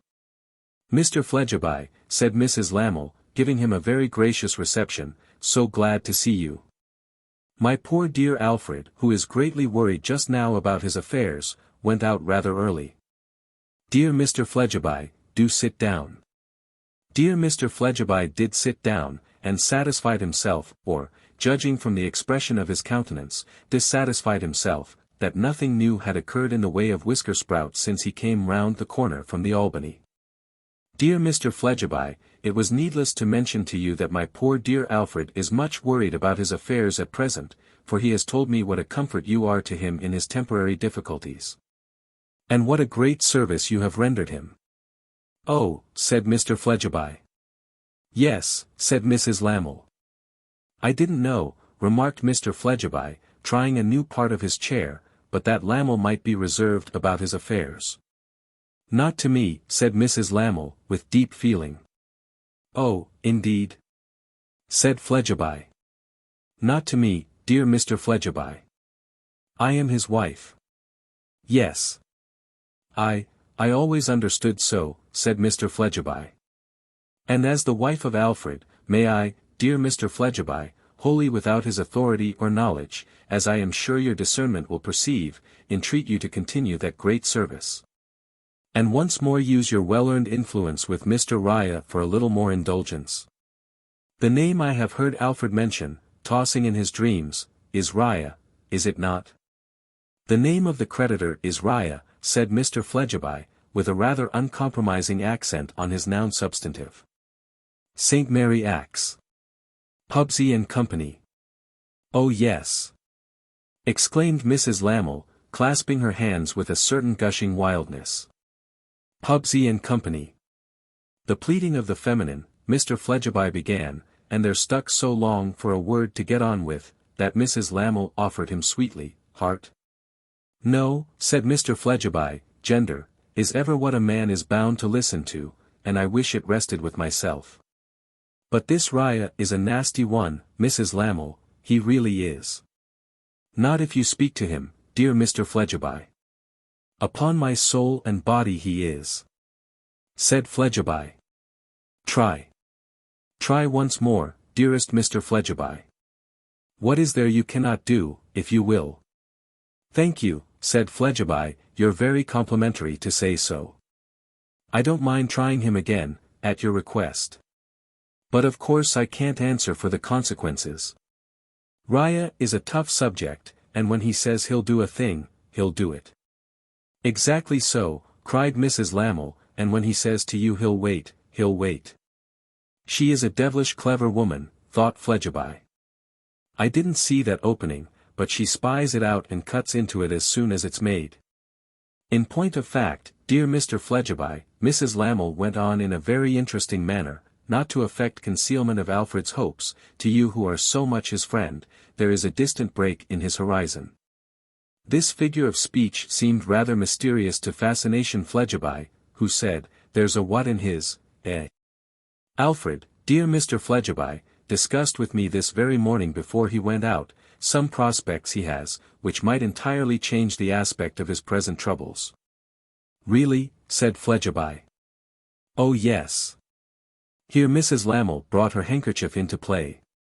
"And you know, dear Mr. Fledgeby, you who study the human heart, and study the world, what an affliction it would be to lose position and to lose credit, when ability to tide over a very short time might save all appearances."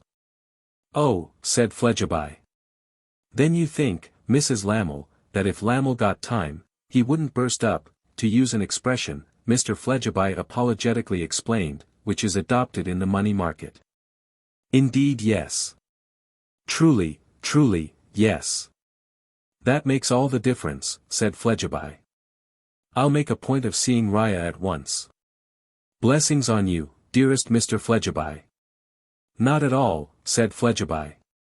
She gave him her hand.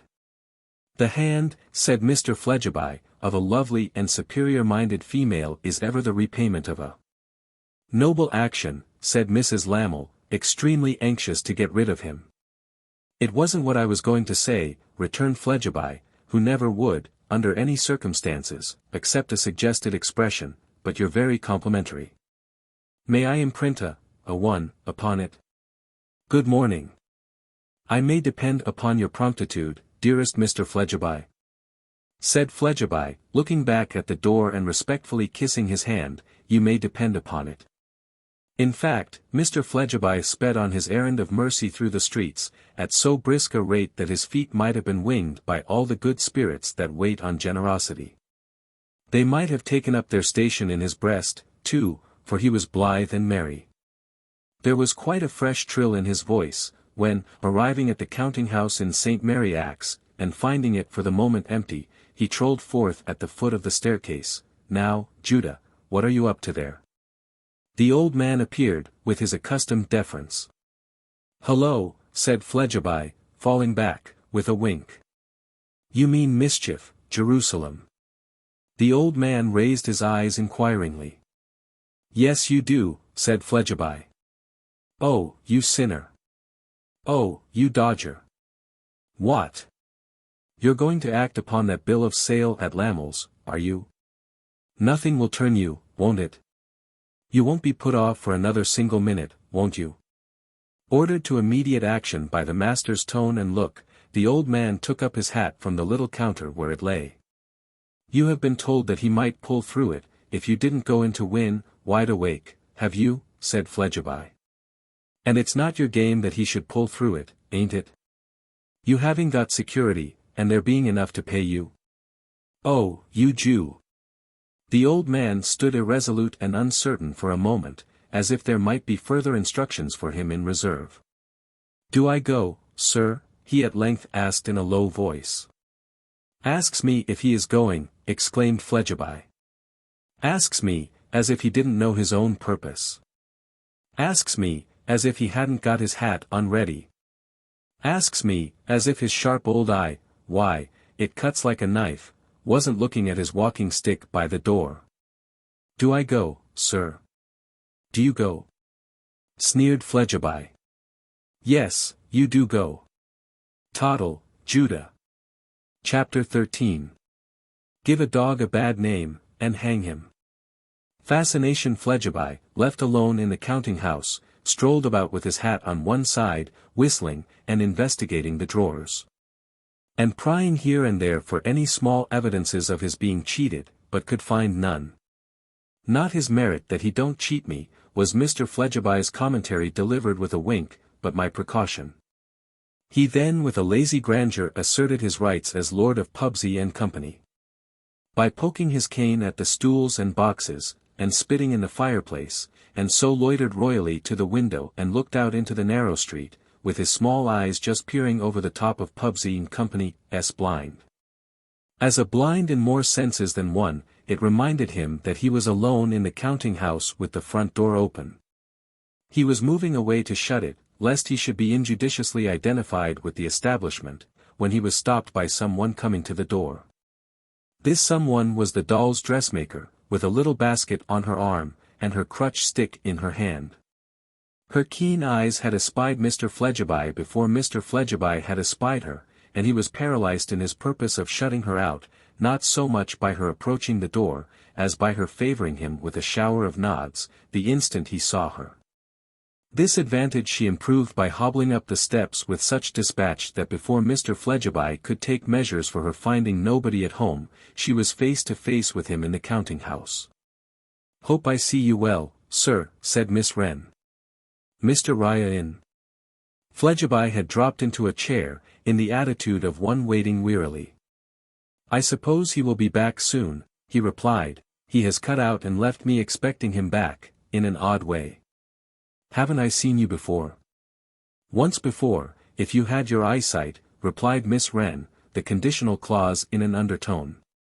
"When you were carrying on some games up at the top of the house." "I remember. How's your friend?" "I have more friends than one, sir, I hope," replied Miss Wren. "Which friend?" "Never mind," said Mr. Fledgeby, shutting up one eye, "any of your friends, all your friends." "Are they pretty tolerable?"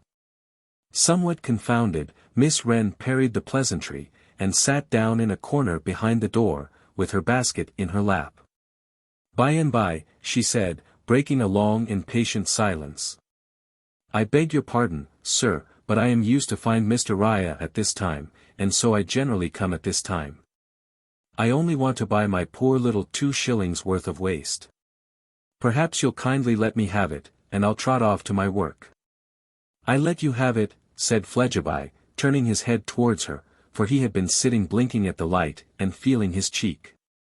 "Why, you don't really suppose that I have anything to do with the place, or the business, do you?" "Suppose?" exclaimed Miss Wren. "He said, that day, you were the master." The old cock in black said. Riah said.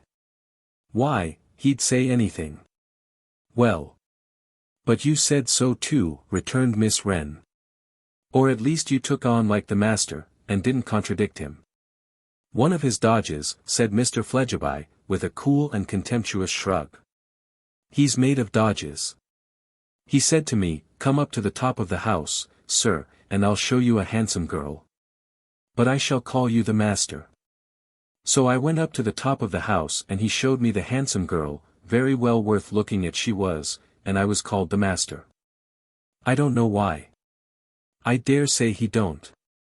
He loves a dodge for its own sake. Being," added Mr. Fledgeby, after casting about for an expressive phrase, "the dodgerest of all the dodgers."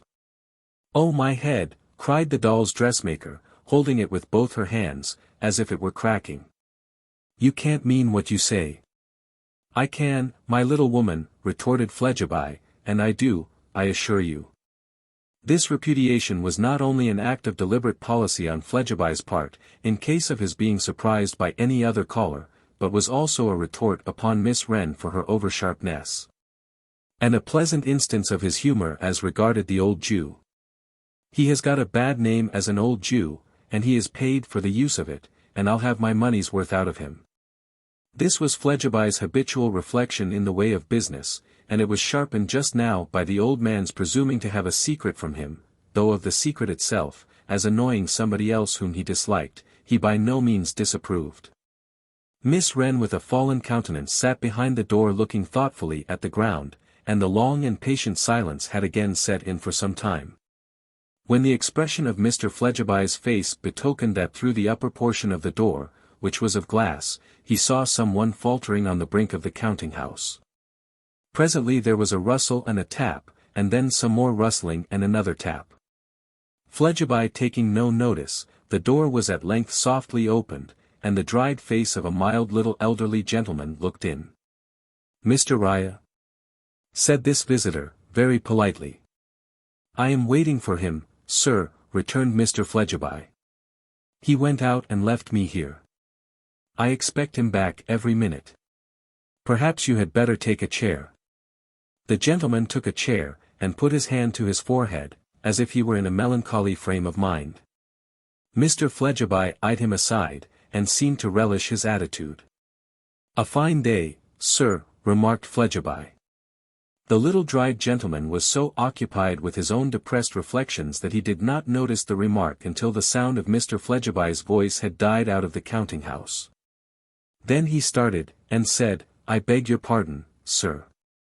I fear you spoke to me." "I said," remarked Fledgeby, a little louder than before, "it was a fine day." "I beg your pardon. I beg your pardon." "Yes." Again the little dried gentleman put his hand to his forehead, and again Mr. Fledgeby seemed to enjoy his doing it. When the gentleman changed his attitude with a sigh, Fledgeby spake with a grin. "Mr. Twemlow, I think." The dried gentleman seemed much surprised. "Had the pleasure of dining with you at Lamell's," said Fledgeby. "Even have the honor of being a connection of yours. An unexpected sort of place this to meet in. But one never knows, when one gets into the city, what people one may knock up against. I hope you have your health, and are enjoying yourself." There might have been a touch of impertinence in the last words. On the other hand, it might have been but the native grace of Mr. Fledgeby's manner. Mr. Fledgeby sat on a stool with a foot on the rail of another stool, and his hat on. Mr. Twemlow had uncovered on looking in at the door, and remained so.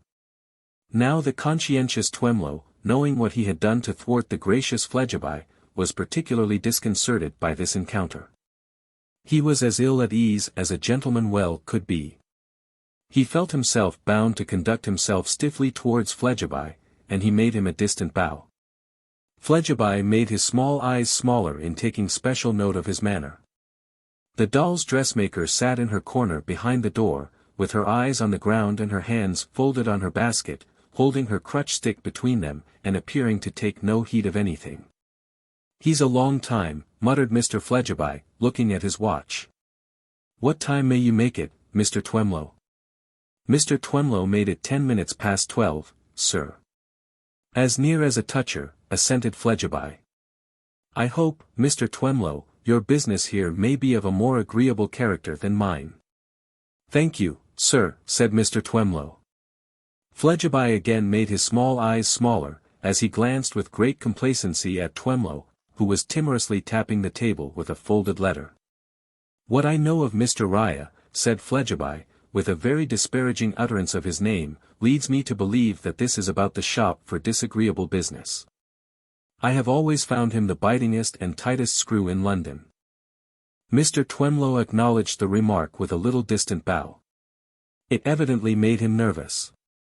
"So much so," pursued Fledgeby, "that if it wasn't to be true to a friend, nobody should catch me waiting here a single minute.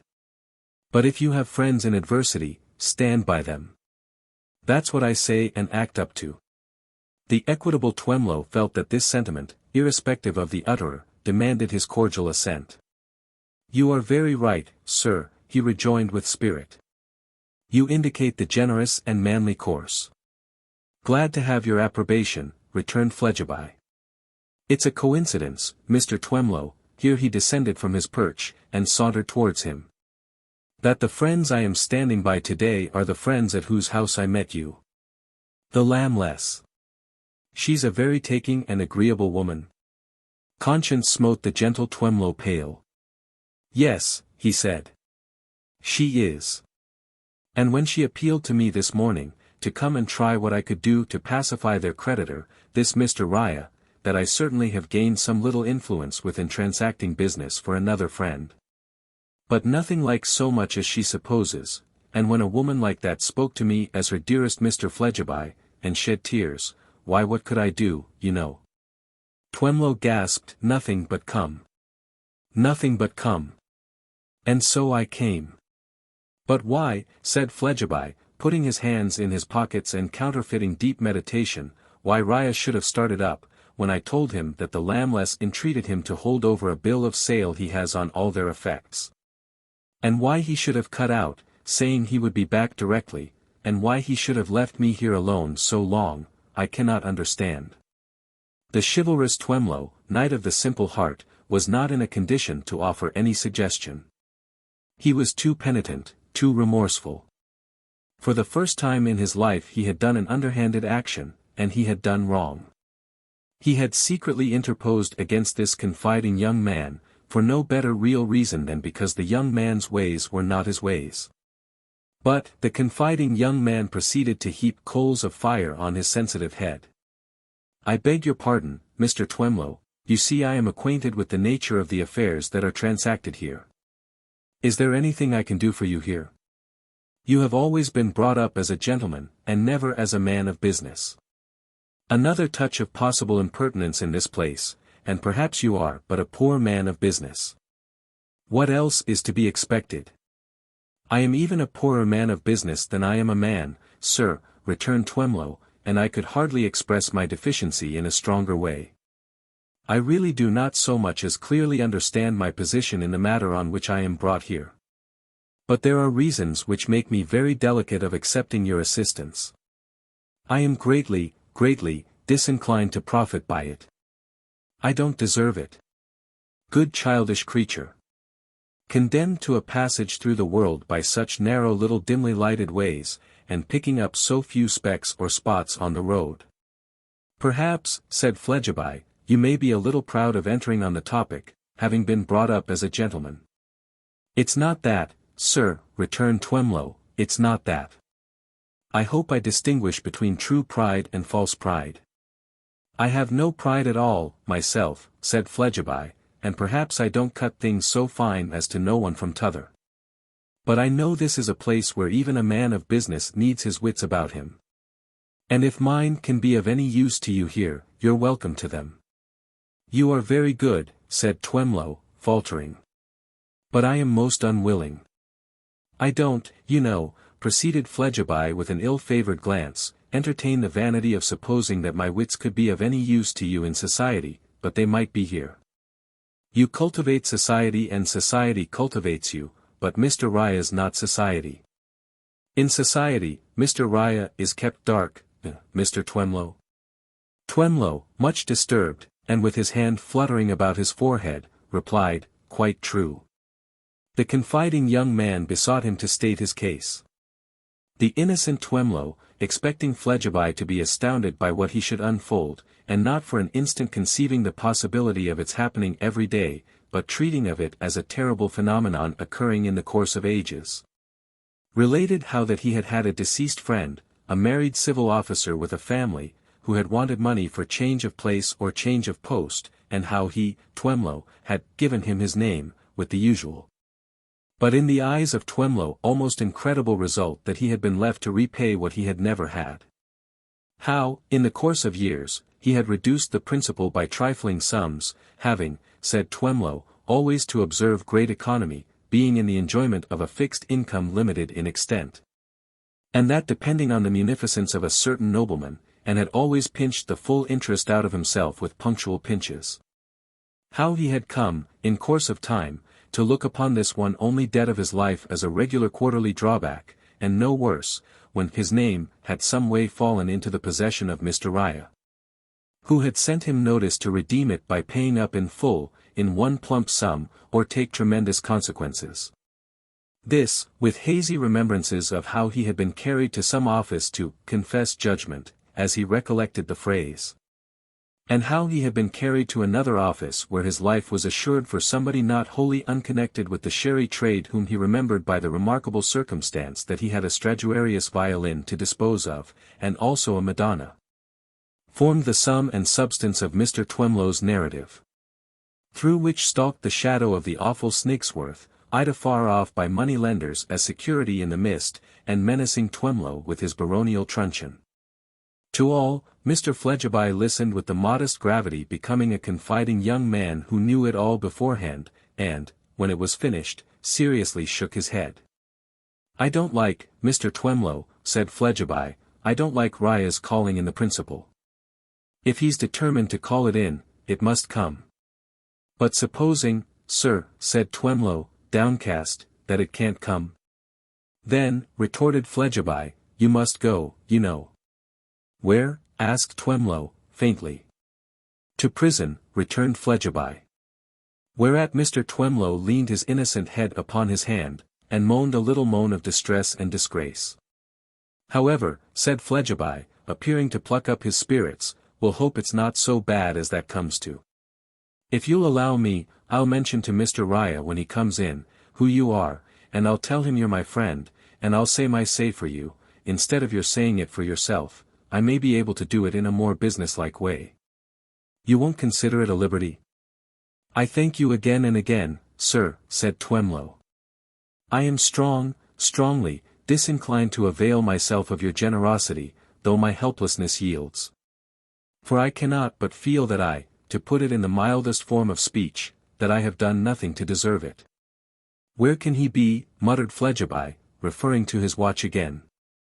What can he have gone out for? Did you ever see him, Mr. Twemlow? Never. He is a thorough Jew to look at, but he is a more thorough Jew to deal with. He's worst when he's quiet. If he's quiet, I shall take it as a very bad sign. Keep your eye upon him when he comes in, and, if he's quiet, don't be hopeful. Here he is, he looks quiet. With these words, which had the effect of causing the harmless Twemlow painful agitation, Mr. Fledgeby withdrew to his former post, and the old man entered the counting-house. Why, Mr. Raya, said Fledgeby, I thought you were lost. The old man, glancing at the stranger, stood stock-still. He perceived that his master was leading up to the orders he was to take, and he waited to understand them. I really thought, repeated Fledgeby slowly, that you were lost, Mr. Raya. Why, now I look at you, but no, you can't have done it, no, you can't have done it. Hat in hand, the old man lifted his head, and looked distressfully at Fledgeby as seeking to know what new moral burden he was to bear. You can't have rushed out to get the start of everybody else, and put in that bill of sale at Lamell's? Said Fledgeby. Say you haven't, Mr. Raya. Sir, I have, replied the old man in a low voice. Oh my eye, cried Fledgeby. Tut, tut, tut. Dear, dear, dear. Well. I knew you were a hard customer, Mr. Raya, but I never thought you were as hard as that. Sir, said the old man, with great uneasiness, I do as I am directed. I am not the principal here. I am but the agent of a superior, and I have no choice, no power. Don't say so, retorted Fledgeby, secretly exultant as the old man stretched out his hands, with a shrinking action of defending himself against the sharp construction of the two observers. Don't play the tune of the trade, Mr. Raya. You've a right to get in your debts, if you're determined to do it, but don't pretend what every one in your line regularly pretends. At least, don't do it to me. Why should you, Mr. Raya? You know I know all about you. The old man clasped the skirt of his long coat with his disengaged hand, and directed a wistful look at Fledgeby. And don't, said Fledgeby, don't, I entreat you as a favor, Mr. Raya, be so devilish meek, for I know what'll follow if you are. Look here, Mr. Raya. This gentleman is Mr. Twemlow. The Jew turned to him and bowed. That poor lamb bowed in return, polite and terrified.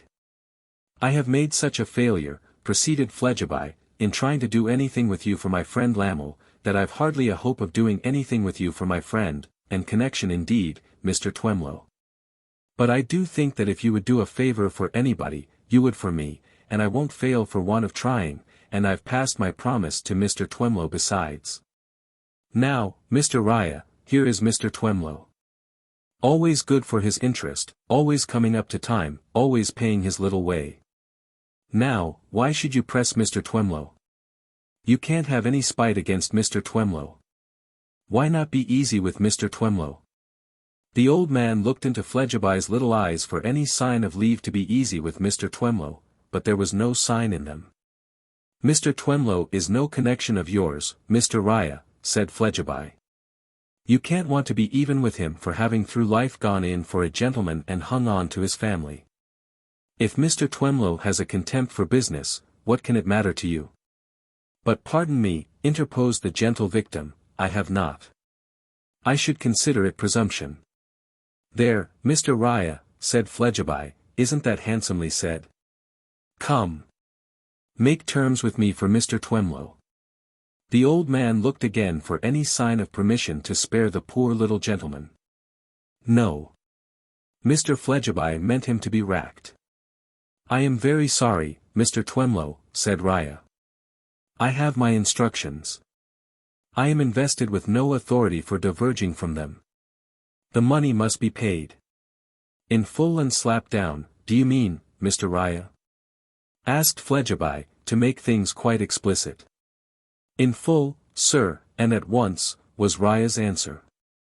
Mr. Fledgeby shook his head deploringly at Twemlow, and mutely expressed in reference to the venerable figure standing before him with eyes upon the ground, "What a monster of an Israelite this is!" "Mr. Riah," said Fledgeby. The old man lifted up his eyes once more to the little eyes in Mr. Fledgeby's head, with some reviving hope that the sign might be coming yet. "Mr. Riah, it's of no use my holding back the fact. There's a certain great party in the background in Mr. Twemlow's case, and you know it." "I know it," the old man admitted. "Now, I'll put it as a plain point of business, Mr. Riah.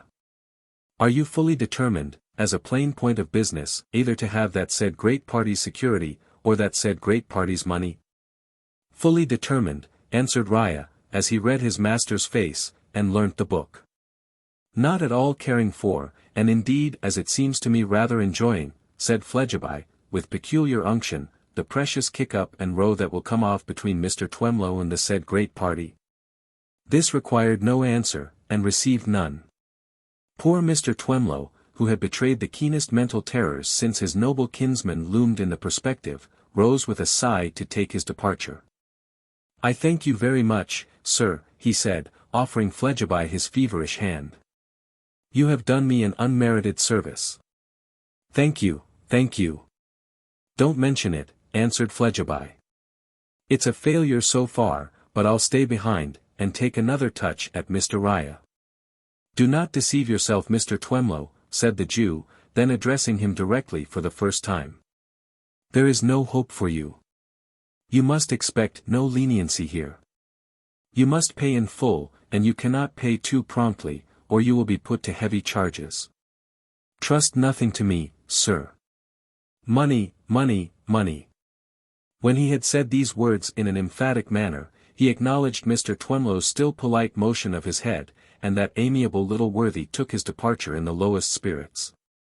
Fascination Fledgeby was in such a merry vein when the counting-house was cleared of him, that he had nothing for it but to go to the window, and lean his arms on the frame of the blind, and have his silent laugh out. With his back to his subordinate. When he turned round again with a composed countenance, his subordinate still stood in the same place, and the doll's dressmaker sat behind the door with a look of horror. "Hullo!" cried Mr. Fledgeby, "you're forgetting this young lady, Mr. Riah, and she has been waiting long enough too. Sell her her waist, please, and give her good measure if you can make up your mind to do the liberal thing for once." He looked on for a time, as the Jew filled her little basket with such scraps as she was used to buy, but, his merry vein coming on again, he was obliged to turn round to the window once more, and lean his arms on the blind. "There, my Cinderella dear," said the old man in a whisper, and with a worn-out look, "the basket's full now. Bless you! And get you gone." "Don't call me your Cinderella dear," returned Miss Wren. "Oh, you cruel godmother!" She shook that emphatic little forefinger of hers in his face at parting, as earnestly and reproachfully as she had ever shaken it at her grim old child at home. "You are not the godmother at all," said she. "You are the wolf in the forest, the wicked wolf. And if ever my dear Lizzie is sold and betrayed, I shall know who sold and betrayed her." Chapter 14. Mr. Wegg prepares a grindstone for Mr. Boffin's nose. Having assisted at a few more expositions of the lives of misers, Mr. Venus became almost indispensable to the evenings at the Bower. The circumstance of having another listener to the wonders unfolded by Wegg, or, as it were, another calculator to cast up the guineas found in teapots, chimneys, racks and mangers, and other such banks of deposit, seemed greatly to heighten Mr. Boffin's enjoyment. While Silas Wegg, for his part, though of a jealous temperament which might under ordinary circumstances have resented the anatomist's getting into favour, was so very anxious to keep his eye on that gentleman, lest, being too much left to himself, he should be tempted to play any tricks with the precious document in his keeping, that he never lost an opportunity of commending him to Mr. Boffin's notice as a third party whose company was much to be desired. Another friendly demonstration towards him Mr. Wegg now regularly gratified. After each sitting was over, and the patron had departed, Mr. Wegg invariably saw Mr. Venus home. To be sure, he as invariably requested to be refreshed with a sight of the paper in which he was a joint proprietor. But he never failed to remark that it was the great pleasure he derived from Mr. Venus's improving society which had insensibly lured him round to Clerkenwell again, and that, finding himself once more attracted to the spot by the social powers of Mr. V, he would beg leave to go through that little incidental procedure, as a matter of form. For well I know, sir, Mr. Wegg would add, that a man of your delicate mind would wish to be checked off whenever the opportunity arises, and it is not for me to balk your feelings. A certain rustiness in Mr. Venus, which never became so lubricated by the oil of Mr. Wegg but that he turned under the screw in a creaking and stiff manner, was very noticeable at about this period. While assisting at the literary evenings, he even went so far, on 2 or 3 occasions, as to correct Mr. Wegg when he grossly mispronounced a word, or made nonsense of a passage. Insomuch that Mr. Wegg took to surveying his course in the day, and to making arrangements for getting round rocks at night instead of running straight upon them. Of the slightest anatomical reference he became particularly shy, and, if he saw a bone ahead, would go any distance out of his way rather than mention it by name. The adverse destinies ordained that one evening Mr. Wegg's labouring bark became beset by polysyllables, and embarrassed among a perfect archipelago of hard words. It being necessary to take soundings every minute, and to feel the way with the greatest caution, Mr. Wegg's attention was fully employed. Advantage was taken of this dilemma by Mr. Venus, to pass a scrap of paper into Mr. Boffin's hand, and lay his finger on his own lip. When Mr. Boffin got home at night he found that the paper contained Mr. Venus's card and these words, "Should be glad to be honoured with a call respecting business of your own, about dusk on an early evening." The very next evening saw Mr. Boffin peeping in at the preserved frogs in Mr. Venus's shop window, and saw Mr. Venus espying Mr. Boffin with the readiness of one on the alert, and beckoning that gentleman into his interior.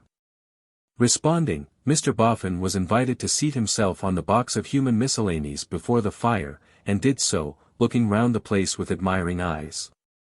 The fire being low and fitful, and the dusk gloomy, the whole stock seemed to be winking and blinking with both eyes, as Mr. Venus did. The French gentleman, though he had no eyes, was not at all behindhand, but appeared, as the flame rose and fell, to open and shut his no eyes, with the regularity of the glass-eyed dogs and ducks and birds. The big-headed babies were equally obliging in lending their grotesque aid to the general effect.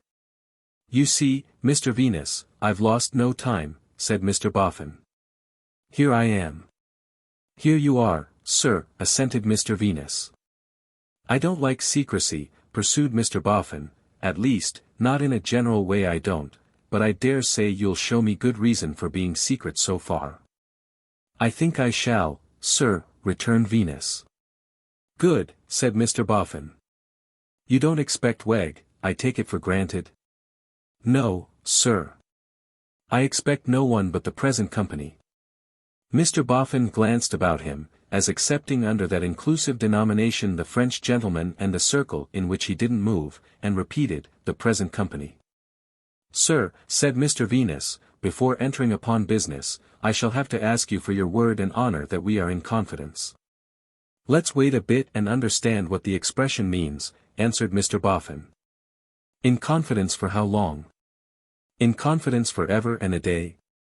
"I take your hint, sir," said Venus. "You think you might consider the business, when you came to know it, to be of a nature incompatible with confidence on your part?" "I might," said Mr. Boffin with a cautious look. "True, sir." "Well, sir," observed Venus, after clutching at his dusty hair, to brighten his ideas, "let us put it another way. I opened the business with you, relying upon your honour not to do anything in it, and not to mention me in it, without my knowledge. That sounds fair, said Mr. Boffin. I agree to that. I have your word and honor, sir. My good fellow, retorted Mr. Boffin, you have my word, and how you can have that, without my honor too, I don't know. I've sorted a lot of dust in my time, but I never knew the two things go into separate heaps. This remark seemed rather to abash Mr. Venus. He hesitated, and said, very true, sir, and again, very true, sir, before resuming the thread of his discourse. Mr. Boffin, if I confess to you that I fell into a proposal of which you were the subject, and of which you oughtn't to have been the subject, you will allow me to mention, and will please take into favorable consideration, that I was in a crushed state of mind at the time. The Golden Dustman, with his hands folded on the top of his stout stick, with his chin resting upon them, and with something leering and whimsical in his eyes, gave a nod, and said, quite so, Venus. That proposal, sir, was a conspiring breach of your confidence, to such an extent, that I ought at once to have made it known to you. But I didn't, Mr. Boffin, and I fell into it. Without moving eye or finger, Mr. Boffin gave another nod, and placidly repeated, quite so, Venus. Not that I was ever hearty in it, sir, the penitent anatomist went on, or that I ever viewed myself with anything but reproach for having turned out of the paths of science into the paths of, he was going to say, villainy, but, unwilling to press too hard upon himself, substituted with great emphasis, wedgery. Placid and whimsical of look as ever, Mr. Boffin answered. Quite so, Venus.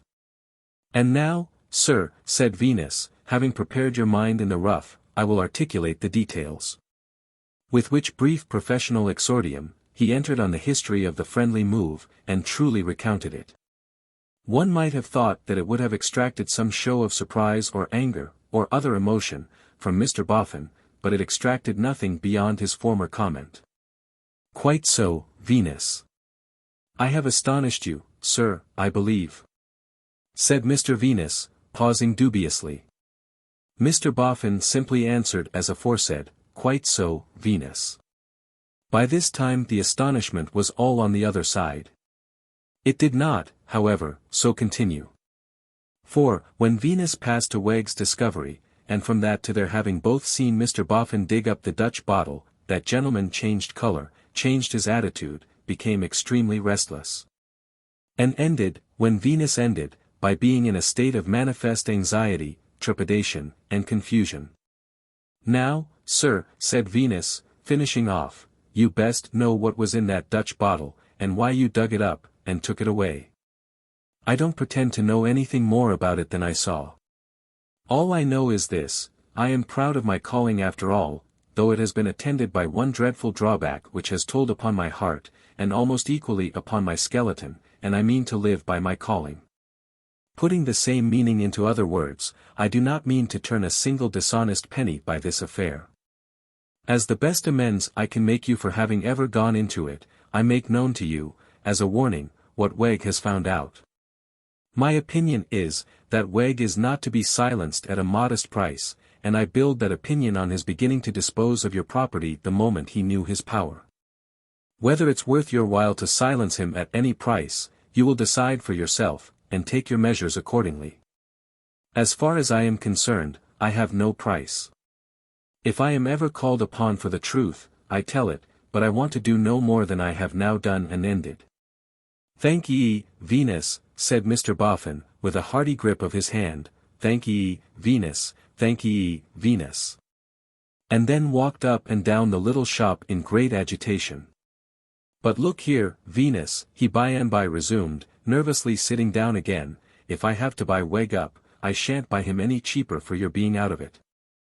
Instead of his having half the money, it was to have been half, I suppose. Share and share alike. It was to have been half, sir, answered Venus. Instead of that, he'll now have all. I shall pay the same, if not more. For you tell me he's an unconscionable dog, a ravenous rascal. He is, said Venus. Don't you think, Venus, insinuated Mr. Boffin, after looking at the fire for a while, don't you feel as if you might like to pretend to be in it till Weg was bought up. And then ease your mind by handing over to me what you had made believe to pocket. No, I don't, sir, returned Venus, very positively. Not to make amends, insinuated Mr. Boffin. No, sir.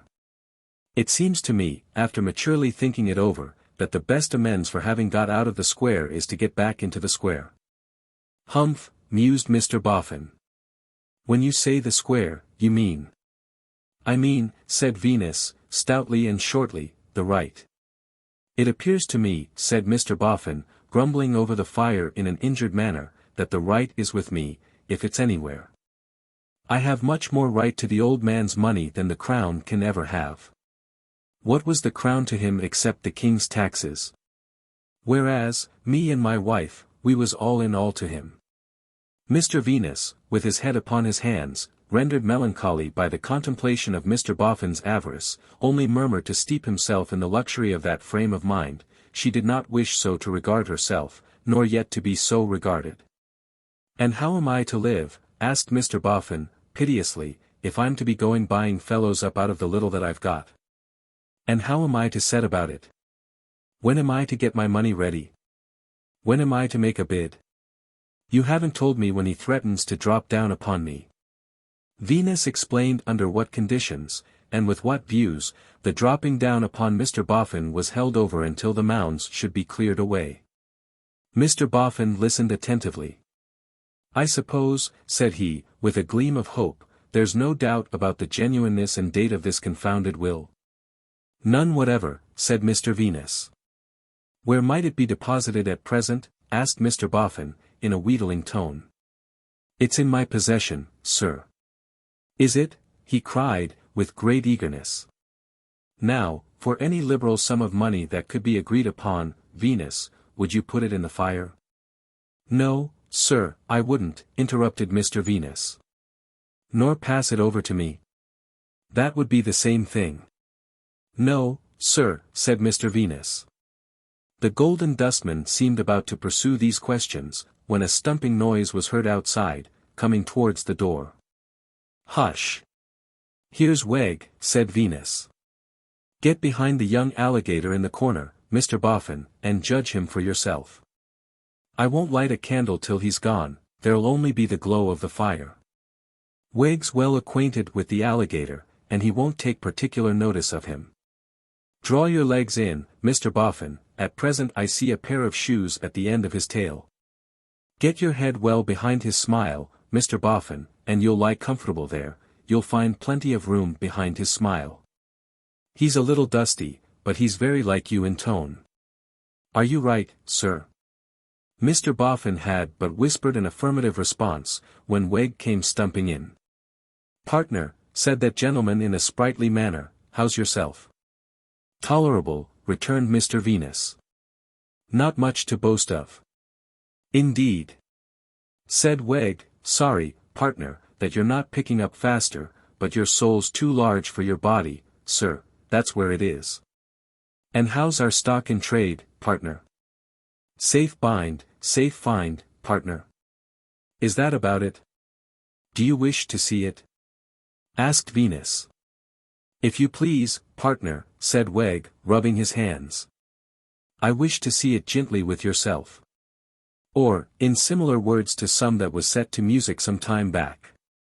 I wish you to see it with your eyes. And I will pledge with mine. Turning his back and turning a key, Mr. Venus produced the document, holding on by his usual corner. Mr. Weg, holding on by the opposite corner, sat down on the seat so lately vacated by Mr. Boffin, and looked it over.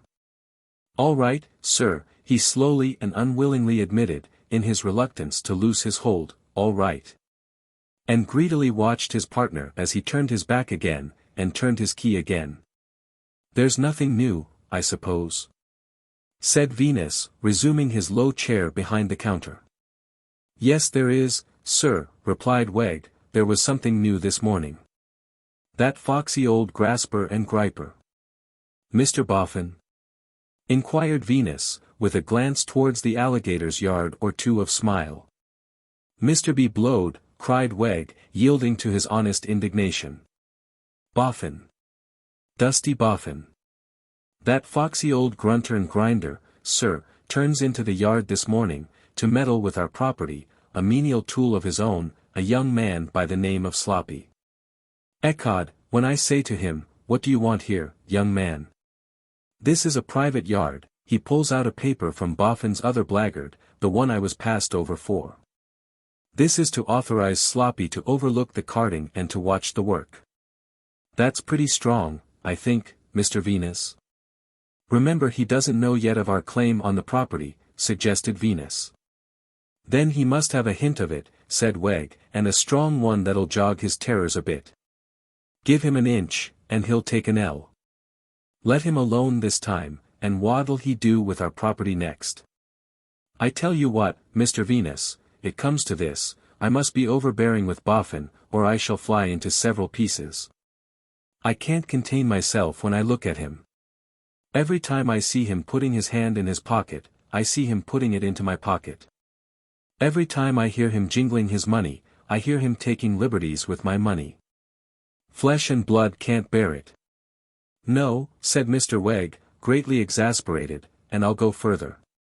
A wooden leg can't bear it. But, Mr. Wegg, urged Venus, it was your own idea that he should not be exploded upon, till the mounds were carted away. But it was likewise my idea, Mr. Venus, retorted Wegg, that if he came sneaking and sniffing about the property, he should be threatened, given to understand that he has no right to it, and be made our slave. Wasn't that my idea, Mr. Venus? It certainly was, Mr. Wegg. It certainly was, as you say, partner, assented Wegg, put into a better humor by the ready admission. Very well. I consider his planting one of his menial tools in the yard, an act of sneaking and sniffing.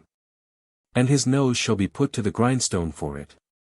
It was not your fault, Mr. Wegg, I must admit, said Venus, that he got off with the Dutch bottle that night. As you handsomely say again, partner. No, it was not my fault. I'd have had that bottle out of him. Was it to be borne that he should come, like a thief in the dark, digging among stuff that was far more ours than his, seeing that we could deprive him of every grain of it, if he didn't buy us at our own figure?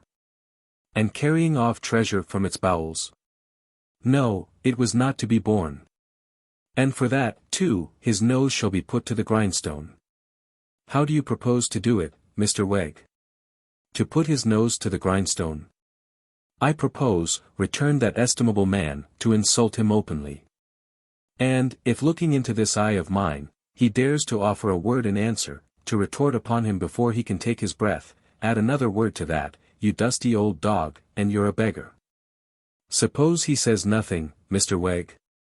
Then, replied Wegg, we shall have come to an understanding with very little trouble, and I'll break him and drive him, Mr. Venus. I'll put him in harness, and I'll bear him up tight, and I'll break him and drive him. The harder the old dust is driven, sir, the higher he'll pay. And I mean to be paid high, Mr. Venus, I promise you. You speak quite revengefully, Mr. Wegg. Revengefully, sir. Is it for him that I have declined and falled, night after night? Is it for his pleasure that I've waited at home of an evening, like a set of skittles, to be set up and knocked over, by whatever balls, or books, he chose to bring against me? Why, I'm 100 times the man he is, sir. 500 times. Perhaps it was with the malicious intent of urging him on to his worst that Mr. Venus looked as if he doubted that. What? Was it outside the house at present occupied, to its disgrace, by that minion of fortune and worm of the hour, said Wegg, falling back upon his strongest terms of reprobation, and slapping the counter, that I, Silas Wegg, 500 times the man he ever was, sat in all weathers, waiting for a errand or a customer? Was it outside that very house as I first set eyes upon him, rolling in the lap of luxury, when I was selling halfpenny ballads there for a living? And am I to grovel in the dust for him to walk over? No. There was a grin upon the ghastly countenance of the French gentleman under the influence of the firelight, as if he were computing how many thousand slanderers and traitors array themselves against the fortunate, on premises exactly answering to those of Mr. Wegg. One might have fancied that the big-headed babies were toppling over with their hydrocephalic attempts to reckon up the children of men who transformed their benefactors into their injurers by the same process. The yard or two of smile on the part of the alligator might have been invested with the meaning, all about this was quite familiar knowledge down in the depths of the slime, ages ago. But, said Wegg, possibly with some slight perception to the foregoing effect, your speaking countenance remarks, Mr. Venus, that I'm duller and savager than usual. Perhaps I have allowed myself to brood too much. Begone, dull care. 'Tis gone, sir. I've looked in upon you, and empire resumes her sway. For, as the song says, subject to your correction, sir. When the heart of a man is depressed with cares, the mist is dispelled if Venus appears. Like the notes of a fiddle, you sweetly, sir, sweetly raises our spirits and charms our ears. Good night, sir. I shall have a word or two to say to you, Mr. Wegg, before long, remarked Venus, respecting my share in the project we've been speaking of. My time, sir, returned Wegg, is yours. In the meanwhile let it be fully understood that I shall not neglect bringing the grindstone to bear, nor yet bringing dusty Boffin's nose to it. His nose once brought to it, shall be held to it by these hands, Mr. Venus, till the sparks flies out in showers. With this agreeable promise Wegg stumped out, and shut the shop door after him. Wait till I light a candle, Mr. Boffin, said Venus, and you'll come out more comfortable. So, he lighting a candle and holding it up at arm's length, Mr. Boffin disengaged himself from behind the alligator's smile. With an expression of countenance so very downcast that it not only appeared as if the alligator had the whole of the joke to himself, but further as if it had been conceived and executed at Mr. Boffin's expense. That's a treacherous fellow, said Mr. Boffin, dusting his arms and legs as he came forth, the alligator having been but musty company. That's a dreadful fellow. The alligator, sir, said Venus. No, Venus, no. The serpent. You'll have the goodness to notice, Mr. Boffin, remarked Venus, that I said nothing to him about my going out of the affair altogether, because I didn't wish to take you anyways by surprise. But I can't be too soon out of it for my satisfaction, Mr. Boffin, and I now put it to you when it will suit your views for me to retire. Thank ye, Venus, but I don't know what to say, returned Mr. Boffin, I don't know what to do. He'll drop down on me anyway. He seems fully determined to drop down, don't he? Mr. Venus opined that such was clearly his intention. You might be a sort of protection for me, if you remained in it, said Mr. Boffin. You might stand betwixt him and me, and take the edge off him. Don't you feel as if you could make a show of remaining in it, Venus, till I had time to turn myself round? Venus naturally inquired how long Mr. Boffin thought it might take him to turn himself round. I am sure I don't know, was the answer, given quite at a loss. Everything is so at 6s and 7s. If I had never come into the property, I shouldn't have minded. But being in it, it would be very trying to be turned out, now, don't you acknowledge that it would, Venus? Mr. Venus preferred, he said, to leave Mr. Boffin to arrive at his own conclusions on that delicate question. I am sure I don't know what to do, said Mr. Boffin. If I ask advice of any one else, it's only letting in another person to be bought out, and then I shall be ruined that way, and might as well have given up the property and gone slap to the workhouse. If I was to take advice of my young man, Rokesmith, I should have to buy him out. Sooner or later, of course, he'd drop down upon me, like Wegg. I was brought into the world to be dropped down upon, it appears to me. Mr. Venus listened to these lamentations in silence, while Mr. Boffin jogged to and fro, holding his pockets as if he had a pain in them. After all, you haven't said what you mean to do yourself, Venus. When you do go out of it, how do you mean to go? Venus replied that as Wegg had found the document and handed it to him, it was his intention to hand it back to Wegg, with the declaration that he himself would have nothing to say to it, or do with it, and that Wegg must act as he chose. And take the consequences. And then he drops down with his whole weight upon me, cried Mr. Boffin, ruefully. I'd sooner be dropped upon by you than by him, or even by you gently, than by him alone. Mr. Venus could only repeat that it was his fixed intention to betake himself to the paths of science, and to walk in the same all the days of his life. Not dropping down upon his fellow creatures until they were deceased, and then only to articulate them to the best of his humble ability. How long could you be persuaded to keep up the appearance of remaining in it? Asked Mr. Boffin, retiring on his other idea. Could you be got to do so, till the mounds are gone? No. That would protract the mental uneasiness of Mr. Venus too long, he said. Not if I was to show you reason now, demanded Mr. Boffin. Not if I was to show you good and sufficient reason. If by good and sufficient reason Mr. Boffin meant honest and unimpeachable reason, that might weigh with Mr. Venus against his personal wishes and convenience. But he must add that he saw no opening to the possibility of such reason being shown him. Come and see me, Venus, said Mr. Boffin, at my house. Is the reason there, sir? Asked Mr. Venus, with an incredulous smile and blink. It may be, or may not be, said Mr. Boffin, just as you view it. But in the meantime don't go out of the matter. Look here. Do this. Give me your word that you won't take any steps with Wegg, without my knowledge, just as I have given you my word that I won't without yours. Done, Mr. Boffin, said Venus, after brief consideration. Thank ye, Venus, thank ye, Venus. Done. When shall I come to see you, Mr. Boffin? When you like. The sooner the better. I must be going now. Good night, Venus. Good night, sir. And good night to the rest of the present company, said Mr. Boffin, glancing round the shop.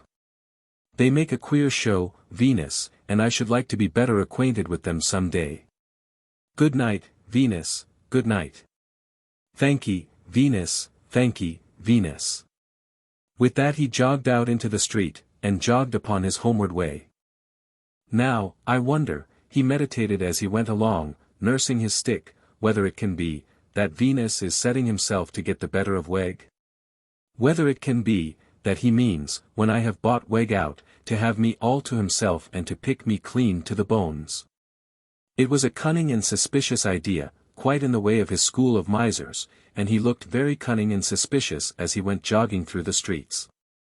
More than once or twice, more than twice or thrice, say half a dozen times, he took his stick from the arm on which he nursed it, and hit a straight sharp rap at the air with its head. Possibly the wooden countenance of Mr. Silas Wegg was incorporeally before him at those moments, for he hit with intense satisfaction. He was within a few streets of his own house, when a little private carriage, coming in the contrary direction, passed him, turned round, and passed him again. It was a little carriage of eccentric movement, for again he heard it stop behind him and turn round, and again he saw it pass him. Then it stopped, and then went on, out of sight. But, not far out of sight, for, when he came to the corner of his own street, there it stood again. There was a lady's face at the window as he came up with this carriage, and he was passing it when the lady softly called to him by his name. I beg your pardon, ma'am, said Mr. Boffin, coming to a stop. It is Mrs. Lamel, said the lady. Mr. Boffin went up to the window, and hoped Mrs. Lamel was well. Not very well, dear Mr. Boffin. I have fluttered myself by being, perhaps foolishly, uneasy and anxious. I have been waiting for you some time. Can I speak to you? Mr. Boffin proposed that Mrs. Lamel should drive on to his house, a few hundred yards further. I would rather not, Mr. Boffin, unless you particularly wish it. I feel the difficulty and delicacy of the matter so much that I would rather avoid speaking to you at your own home. You must think this very strange. Mr. Boffin said no, but meant yes. It is because I am so grateful for the good opinion of all my friends, and am so touched by it, that I cannot bear to run the risk of forfeiting it in any case, even in the cause of duty.